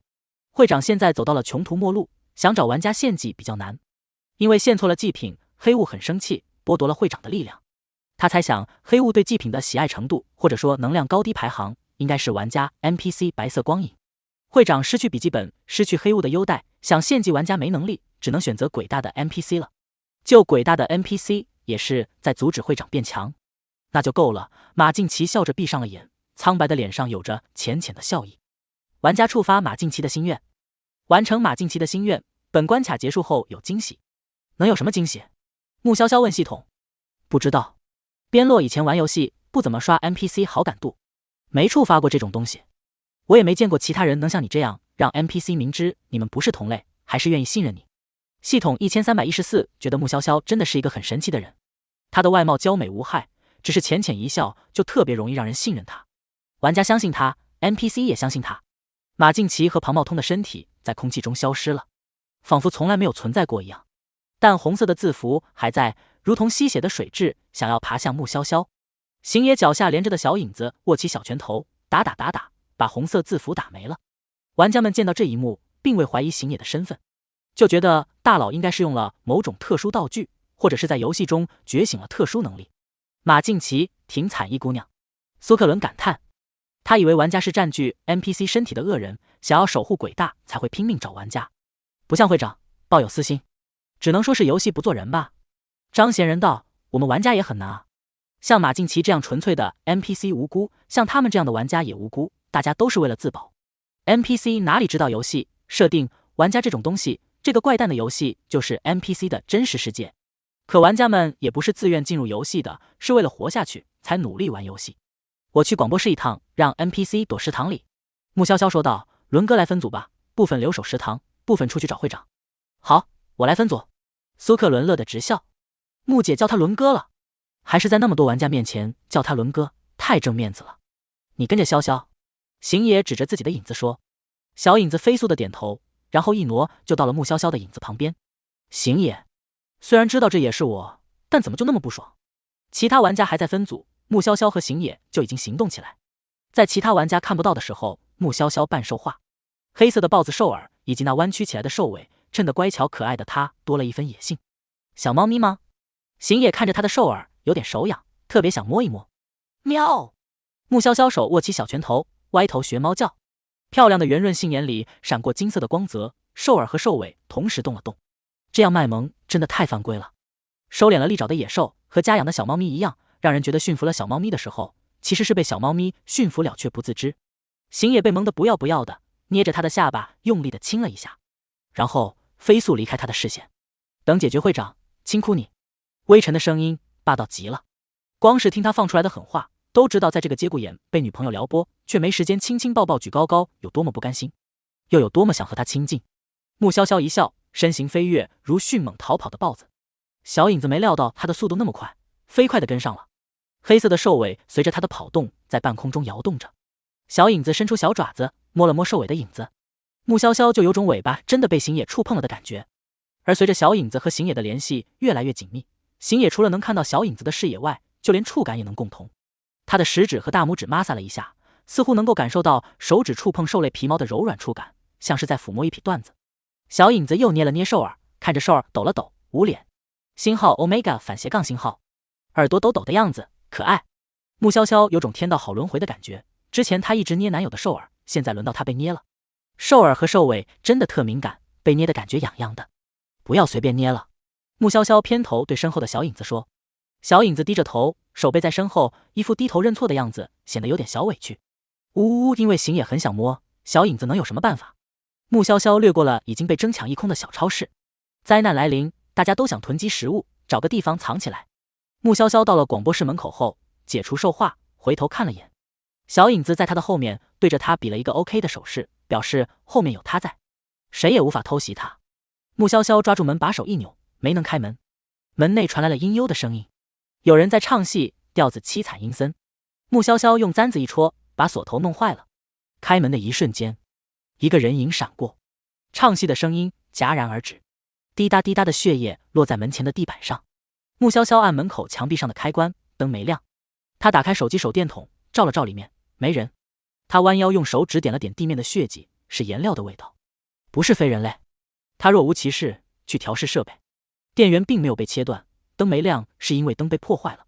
躲藏在柜子里的两个人捂住了嘴，眼睛从缝隙看去，只能看到外面的是个女生，但不确定那是不是人。他们下载的吉凶异测 App 在不断的提示着大吉，但他们还是不敢动。App 已经紊乱了，有时候明明是凶，却提醒吉。穆潇潇调整广播声音：我是一世英，希望目前幸存的人前往食堂，那里有食物，也有人会保护你们。穆潇潇道：会长献祭了副会长，大家小心会长，他为了得到力量会不断夺取人的生命。会长变了个样，大家注意一下，那是丑化版的会长。教大家一个辨别身边人是否还是原来那个人的办法，往对方身上吐口水，如果对方身上有白影晃动，就要小心了。我再重复一遍。穆潇潇嗓音温柔，总共重复了3遍，即便在半夜响起，也让人无法升起防备。躲藏在暗处想要猎杀人的会长就很生气，特意强调是丑化版的他。穆潇潇关上广播，走向柜子道：我送你们去食堂。柜门打开，躲藏在里面的2个女生怔怔地看着他。和狼狈的他们不同，穆潇潇看上去毫发无损。他明明长得比他们更加娇柔，但当他看过来时，他们却感受到了一种坚定的力量。还藏了食物，难怪要故意吓人。穆潇潇道：破坏灯，放音乐，滴颜料，装神弄鬼。一个女生说：是李玲想出来的。刚刚李玲为了将人引走，不知去了哪儿，你快找人救她。穆潇潇拧眉：李玲是他认识的那个吗？混乱的脚步声传来，穆潇潇看到李玲跑了过来，身后追着一群表情凶恶的男生。李玲一看只有3个女生在，脸色一变。她听到广播响了，知道穆潇潇在广播室，猜想穆潇潇身边有人才敢这么高调，哪知一个能打的都没有。他们都变了，快跑！李玲高呼。穆潇潇心想，还真是和我跳过舞的这个李玲。李玲拽着穆潇潇的手就跑，那2个女生背着食物也在跑，那几个男生却哈哈大笑起来，就像是在戏耍着自己的猎物一样悠哉得意。但是他们都没注意到脚下的变故，他们的影子被覆盖了，脚下是一团黑色。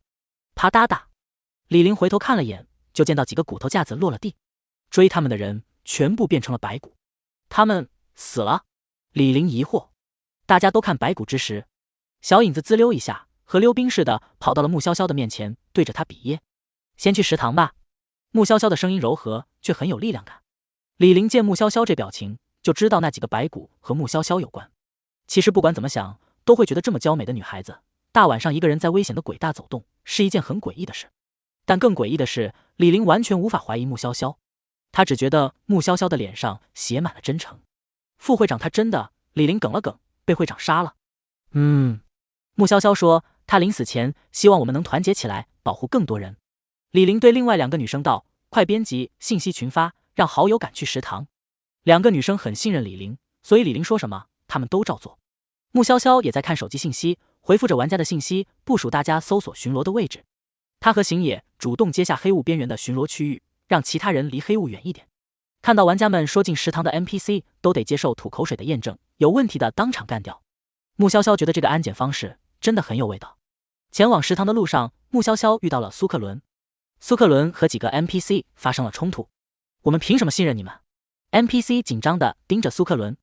就是如果你们想把我们集中一网打尽呢？苏克伦焦躁极了。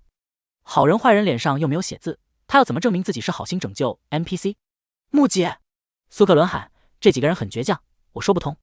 要是这几个人躲起来被会长遇到了，岂不是给会长送力量？穆潇潇微笑着对几个玩家道：你们可以相信我们。苏克伦有种穆姐大晚上散发着佛光的感觉，仿佛怀疑他都是一种亵渎。我们信你。几个犟脾气的 NPC 被他一句话说服了。苏克伦扯了扯嘴角，低声问穆潇潇：穆姐，怎么回事？太离谱了吧？虽然穆姐看上去比他可信，但这几个人改变主意的速度也太快了。可能是琪琪在帮我吧。穆潇潇说，这个推测是有可能的。马静琪的心愿是鬼大恢复往日的平静，大概是他的愿力对你有加成。系统1314分析着，他的宿主刷新了很多个第一次，这第一次的角度还很清奇。你们跟着他吧。穆潇潇指了指苏克伦，对 NPC 说。李玲等人恋恋不舍地看着穆潇潇，就像是刚破壳的小鸡，有雏鸟情节，只想跟着鸡妈妈。穆潇潇忽略 NPC 的目光，对着苏克伦点了点头。他转身前往黑雾那边，娇小的身影渐渐引入黑暗中，普通人目力难以看清。他会没事的吧？李玲担忧地问。苏克伦信心十足地说：“当然，大家都会没事的。那可是穆姐，是他心目中永远的神。”把 NPC 集中在一起是良性循环，更多的 NPC 集结起来可以找到更多人，也可以展开地毯式搜查，让会长无处可藏。会长躲躲藏藏，好几次差点被发现。杀 NPC 得到的力量不够塞牙缝，会长决定铤而走险杀落单的穆潇潇。比起行野，他觉得穆潇潇更好对付。粒而薄的纸片画向穆潇潇的后颈，感受到危险的那一刻，穆潇潇立马避开，而后转身。他看到了会长，会长的长相比上次分开时变得英俊了一些，他的手掌变成了纸片的样子，可想而知他在跑路的时候将不少 NPC 献祭出去了。穆潇潇眨巴着眼睛，他这是踏着好运来的 BGM 玩的游戏吗？找了那么久的会长主动跳出来，速度挺快。会长用上位者的语气称赞着。穆潇潇听出他话语里的轻蔑，笑了笑，是会长的速度太慢了。会长受不了他的 diss， 看他的眼神恨不得杀了他。由于过分关注他，会长并未发现他的身后多了一道影子。小影子本来在地面上，但渐渐地站了起来，伸出手从会长的后背心掏去。行也。会长感受到疼痛，扭头看着小影子。小影子想把会长的心脏掏出来，哪知会长的身体瞬间发生了变化，他的身体变成了层层叠叠的纸片，成千上万的纸片纷飞，四处乱射。小影子的身体被纸片穿过身体，出现了一个又一个窟窿。小影子不疼，还很新奇地看着变成镂空影子的自己。纸片见杀不死小影子，就飞去攻击穆潇潇。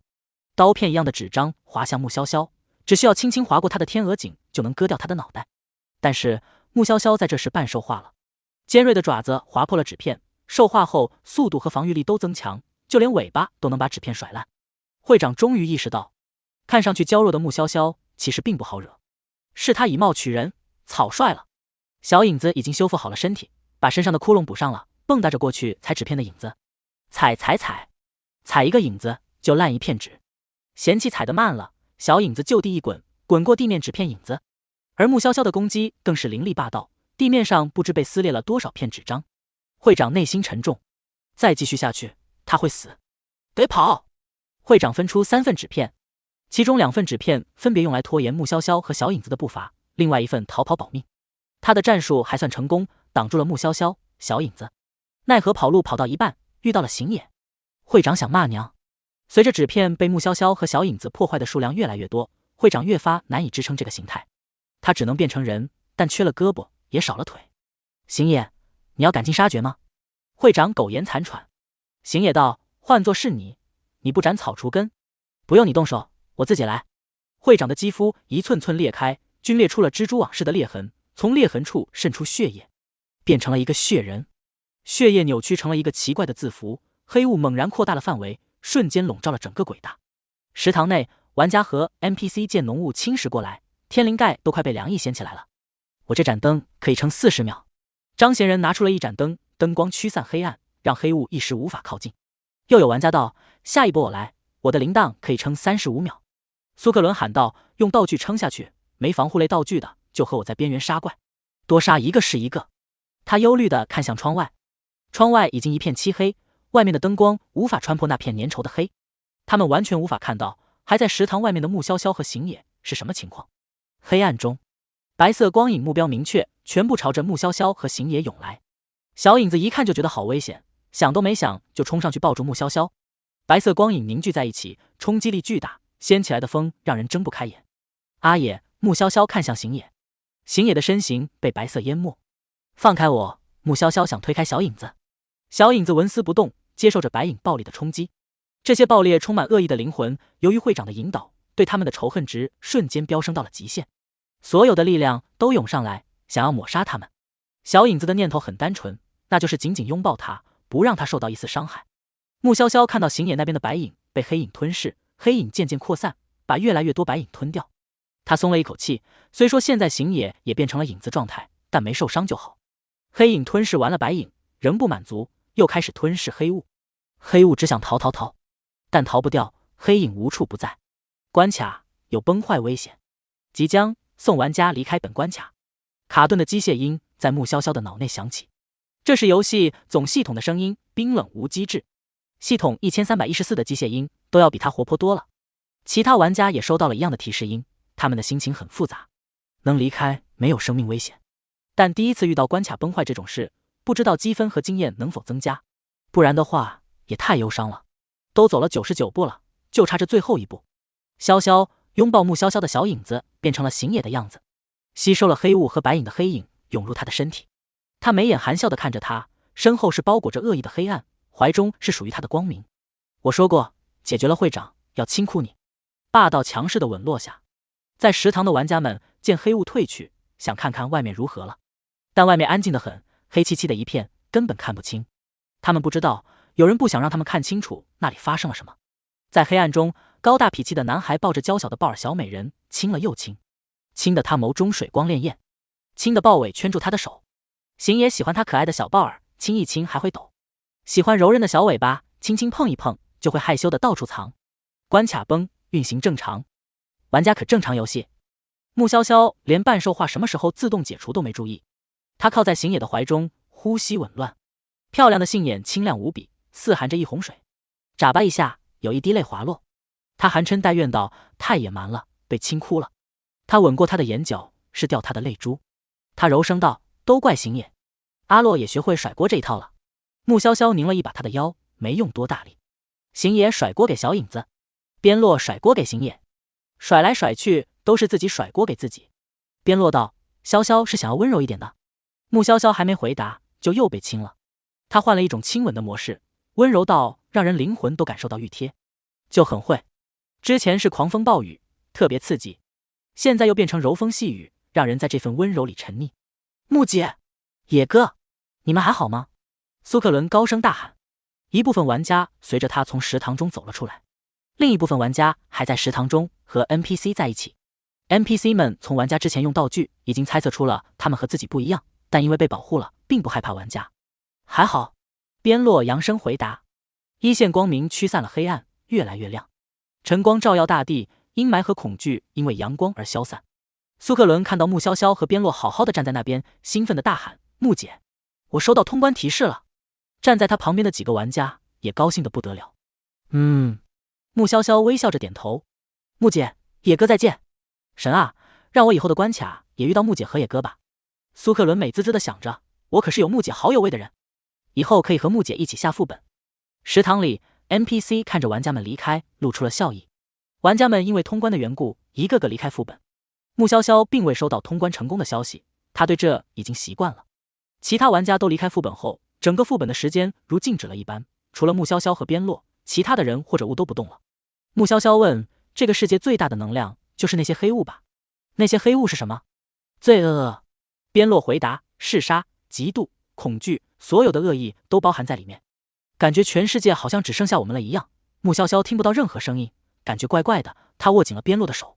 边洛道：闭眼，我给你重塑世界。穆潇潇闭上眼，不知边洛要怎么重塑这个显得满目疮痍的世界。温暖的阳光洒落在身上，鸟儿在树枝上婉转鸣啼，风带着花朵的香味吹过。不用看，便能想象出阳光多么明亮，树梢上的鸟多灵巧，花开时多美。男男女女的欢声笑语，朝气蓬勃的声音就在身侧响起。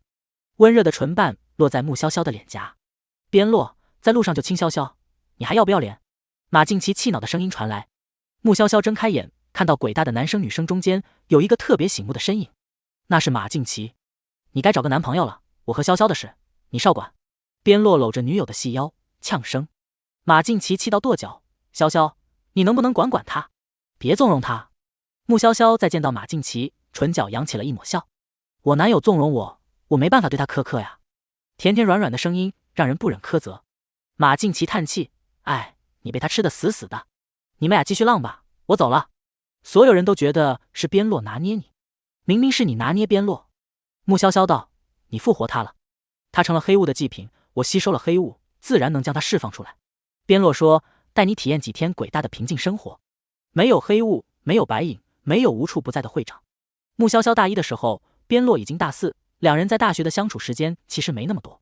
他道：那挺好的，我以前有想过，要是我们同级，说不定能早点认识，相处的时间更多。没想到在游戏里实现了。整个副本都在边洛的掌控之中，他想要什么样的身份，只用想一想就能成真。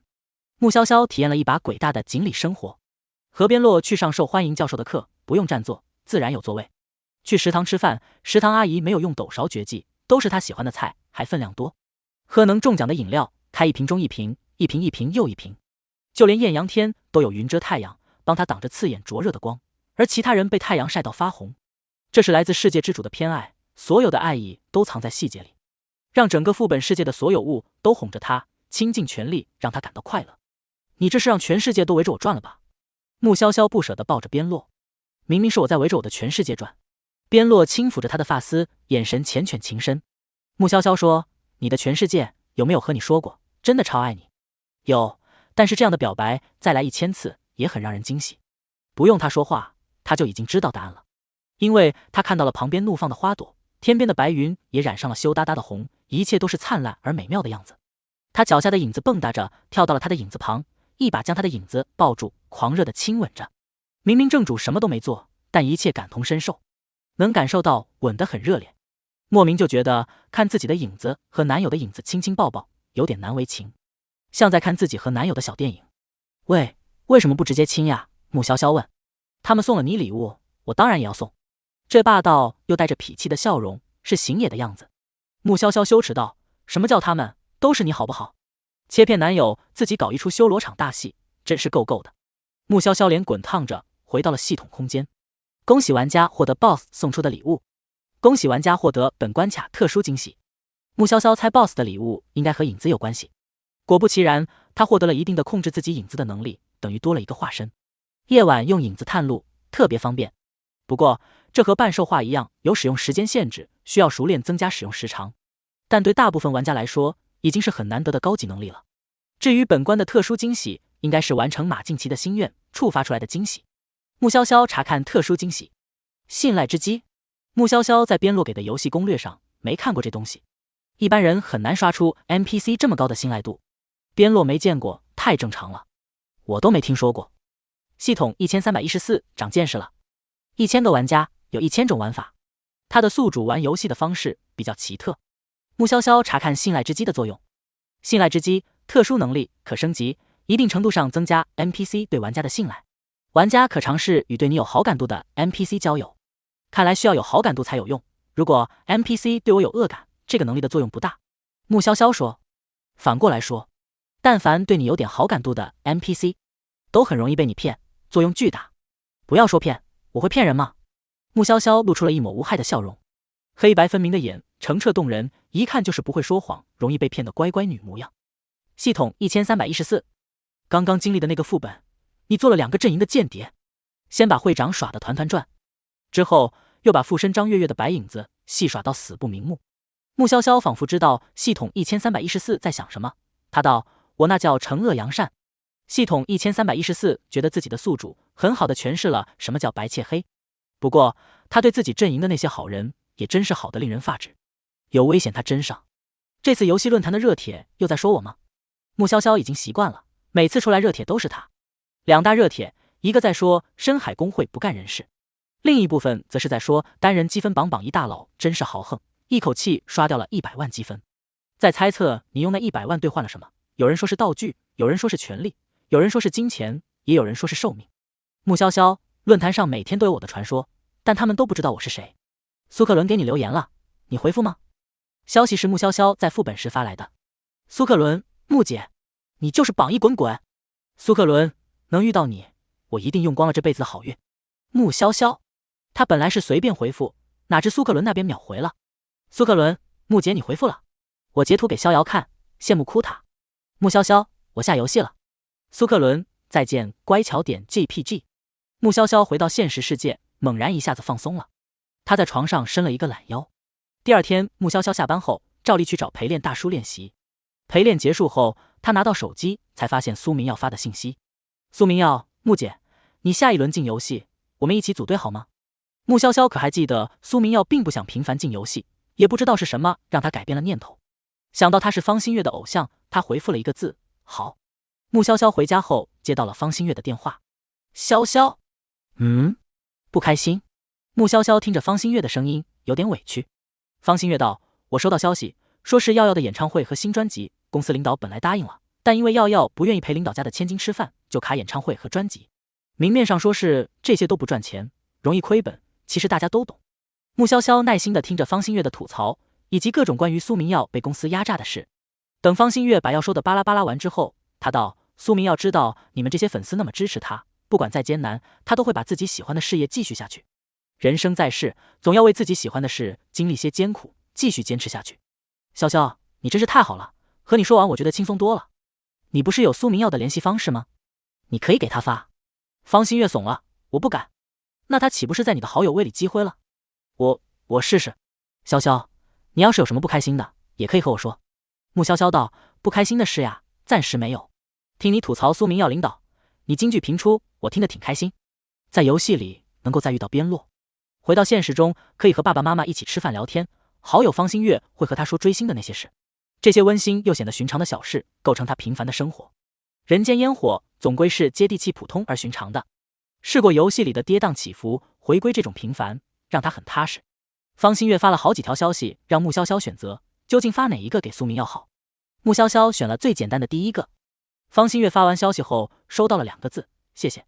他激动的声音发颤的给穆潇潇发语音：“他和我说谢谢了。”穆潇潇莞尔，可别激动的睡不着觉了。要再次进游戏那天，穆潇潇下班时在楼下看到了苏明耀。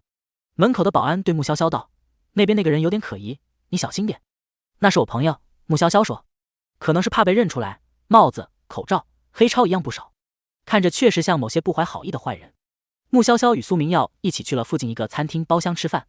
进了包厢，服务员上了菜，苏明耀确认窗帘没有缝，房内没有任何窃听的东西后，才把装备取下来。“这么夸张？”穆潇潇问。苏明耀道：“最近有个私生饭缠得很紧，我和女星说句话，那个女星都有可能被寄信，而且我也怕被报道，影响到你。先吃饭吧。”穆潇潇不太在意。苏明耀和他在一起吃饭，真的是特别有安全感，内心都宁静了，可以好好思考问题了。他道：“不知道穆姐知道我和公司闹矛盾的事吗？”“听过，我朋友是你粉丝，他会和我说。如果是穆姐，应该不会妥协吧？”“不会。”穆潇潇斩钉截铁道。苏明耀仍旧思考着。吃完饭，穆潇潇道：“进游戏。”苏明耀兑换了道具，让整个包厢固若金汤，才用组队卡和他一起进游戏。用了组队卡，两人一进副本就站在一起。苏明耀立马加穆潇潇为好友。不远处有7个人，其中是3个站在一起，另外4个分散站着。运气真背，遇到深海公会的人了。苏明耀看到那3个人，嫌恶地皱了皱眉头。穆潇潇记得系统1314说过，很多人在论坛上吐槽深海公会的人。他问这个公会的人人品不好，名声臭。著名的插刀公会，大多数人都挺黑心。苏明耀说，他们3个衣服上都有深海的标志，海洋图案的刺绣在衣服上。3人4察觉到穆潇潇和苏明耀的目光，同时转过头看他们俩。穆潇潇这才看清楚，其中2人是龙凤胎，长得很像，但气质迥异。女生冷若冰霜，男生气质有些邪气。另一个样貌平平，看外貌挺老实的样子，就是那双眼里闪动着金光。呵呵，大明星也进游戏了。样貌平平的男人不怀好意地看着苏明耀，要我说，明星就是不一样，赚钱多，身边的妞也是极品。苏明耀握了握拳头，想动手。龙凤胎的那个男生道：“够了，张立鹏，不要随便树敌。还没了解清楚对方的实力就贸然挑衅人，这是嫌他们公会的名声还不够差吗？”张立鹏冷嗤。几人所处的地方是郊外，他们前面只有窄窄的一条路，最多让2人并行。两侧是挨挨挤挤的草木，有树木，也有带刺的藤。大家不用紧张，我们深海公会并没有大家想象中那么可怕。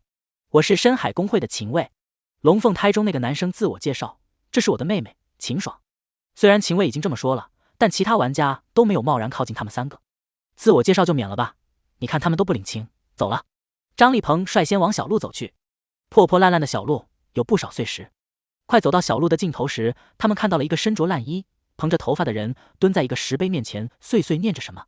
第一个 NPC， 大家观察着对方。由于那人背对他们，让人分不清他是男是女。老乡，你好。张立鹏拍了一下那人的肩膀。那人转过头看张立鹏，把张立鹏吓得够呛，当场就骂草：“你吓死我了！”张立鹏没忍住，踹了对方一脚。因为角度问题，之前对方被张立鹏挡住了，大家没看清那人的长相。待到那人倒地，大家才看清，大多倒吸了一口凉气，又胆小的低叫出声。那人的脸上长了很多黑色的毛，有点像猴子，但脸上的肌肤凹陷凸起，像是大脑的纹路一样。这张脸长得可怕又畸形，让大家看了心里发怵。滚，滚出去！猴面人坐在地上，捡起石头朝着他们砸。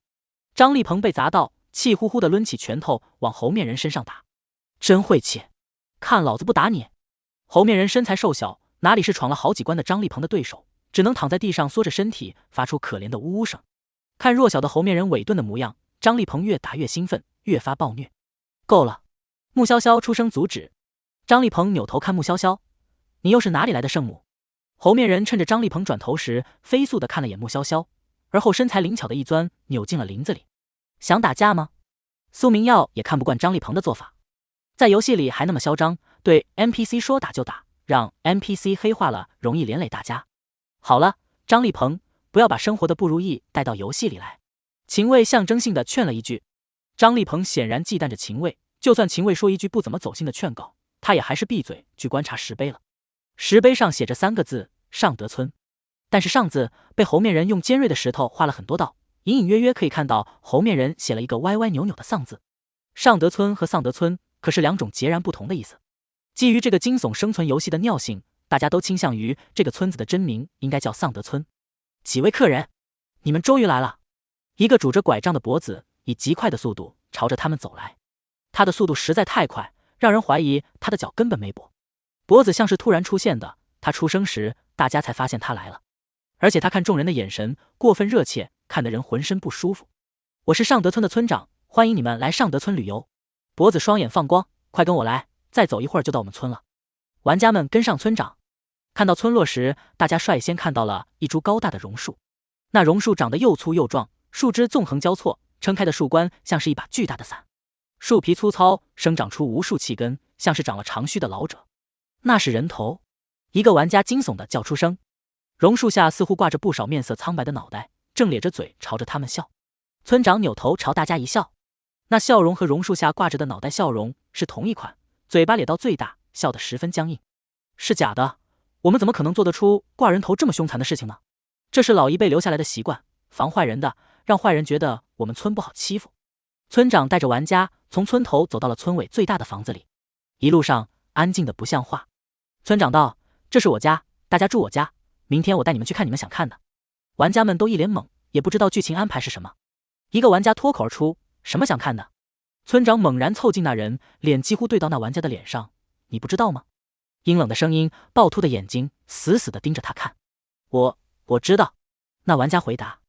村长这才恢复正常，说：“2楼、3楼的客房大家随便挑，你们先休息，一会儿吃饭我叫你们。”苏明耀和穆潇潇在2楼选了2个邻近的房间。这村子好奇怪。苏明耀道：“除了猴面人和村长，我们没见到其他人。”穆潇潇道：“就像是只有他们俩似的，一路上也没有听到其他人说话的声音，但可以看出生活痕迹，部分房子应该有人住。该不会有很多个猴面人吧？”苏明耀猜测。3楼发出了一声惊叫。穆潇潇和苏明耀一起走出去，打算去看看发生了什么。穆潇潇和苏明耀的对面住着秦卫、秦爽2兄妹，一开门就看到兄妹2人站在对面。4人走到楼梯口，楼梯狭窄，勉强只能容得下2人并肩走上去。秦卫顿住脚步，偏头对穆潇潇道：“美女，你们先。”“不必。”穆潇潇冷漠拒绝。苏明耀的嘴唇小幅度的撇了撇，这个男人对穆姐卖好，不知道打什么鬼主意。没见过美女吗？秦爽白了秦卫一眼，撞了一下他的肩膀，擦身而过，先走上3楼。秦卫倒不怕秦爽不高兴，他偏头看着穆潇潇说：“很少见到这么漂亮又让人想保护的美女，轮不到你保护。”穆潇潇说：“她就算要被人保护，那也只能是被男朋友保护，就是不知道这个关卡，她的男朋友又会以什么身份出现，有那么一点期待。”苏明耀道：“想保护她的人可绕地球一圈，你算老几？”秦卫挂着邪气而捉摸不定的笑容走上楼。穆姐，她应该不单单是看脸才关注你，苏明要小心提防着。谁让深海公会名声在外，里面黑心的玩意儿多呢？不熟悉的普通玩家都不得不防，更不要说深海公会的人了。我只是看着很好骗，又不是真好骗。穆潇潇说。苏明要点头。他们同一个关卡时，他已经见识到了他的武力值有多厉害。那秦卫要是搞小动作，木姐能锤爆秦卫的狗头。走上3楼，秦卫主动告知他们消息，房间里有棺材，那个玩家被吓到了。惊叫的男玩家被大家看着，他紧张地捏着眼镜腿。不，我还看到一个黑影从窗户闪出去了，对方往我身上砸了东西，砸我衣服上这好像是脑子。他指了指自己丢在地上的外套，紧张兮兮地说。秦爽不屑地瞥了眼镜男，道：就你这心态，死定了，走的什么狗屎运，现在都没死。眼镜男脸色惨白，缩了缩脖子。张立鹏拿起放在墙边的扫帚，用扫帚挑起眼镜男的衣服，仔细地看了看，说：还真是脑子，就是不知道是人脑还是什么脑。虽然那脑子已经碎裂，但能看到白花花混合着红色的血液，胆小的已经有点想干呕了。秦卫见穆潇潇一脸冷静，露出果然如此的表情，他就知道这个女生看上去没有外表那么简单。不知道棺材里有什么？苏明耀看着房间里那一口棺材，众人的视线转移到了棺材上，不敢轻举妄动，生怕一不小心触犯了这里的禁忌。谁敢动这玩意儿？张立鹏忌讳地看了眼棺材，远没有打猴面人时的嚣张。像这类封闭性的村子的副本，各种各样的风俗多。他得罪了 NPC 还能用道具抵挡报复，但要是触犯了村子里的禁忌，很容易凉凉。村长！穆潇潇走到窗户口，扬声对着下方喊。村长举着一把菜刀从厨房里走出来，他的脸上溅起了血液，还沾有如同眼镜男衣服上的白花花的脑子。客人有什么事吗？村长热忱地看着穆潇潇。穆潇潇道：这个房间里有棺材，我朋友被吓到了，若是棺材里有逝者，我们也好上个香。棺材空的，放在家里图个吉利。村长高声回答他：你们别怕，没啥事，我就继续做菜了。有什么菜啊？穆潇潇笑容甜甜地问，是最容易让人放下戒心的甜美笑容。村长说：都是好菜，小姑娘你有对象了吗？他眼神审视地看着穆潇潇的脸，就像是在为自家儿子挑选对象。有了呢，穆潇潇回答。村长仰起头看着穆潇潇旁边的苏明耀，阴恻恻地用刀对着苏明耀的方向。是这个小伙子吗？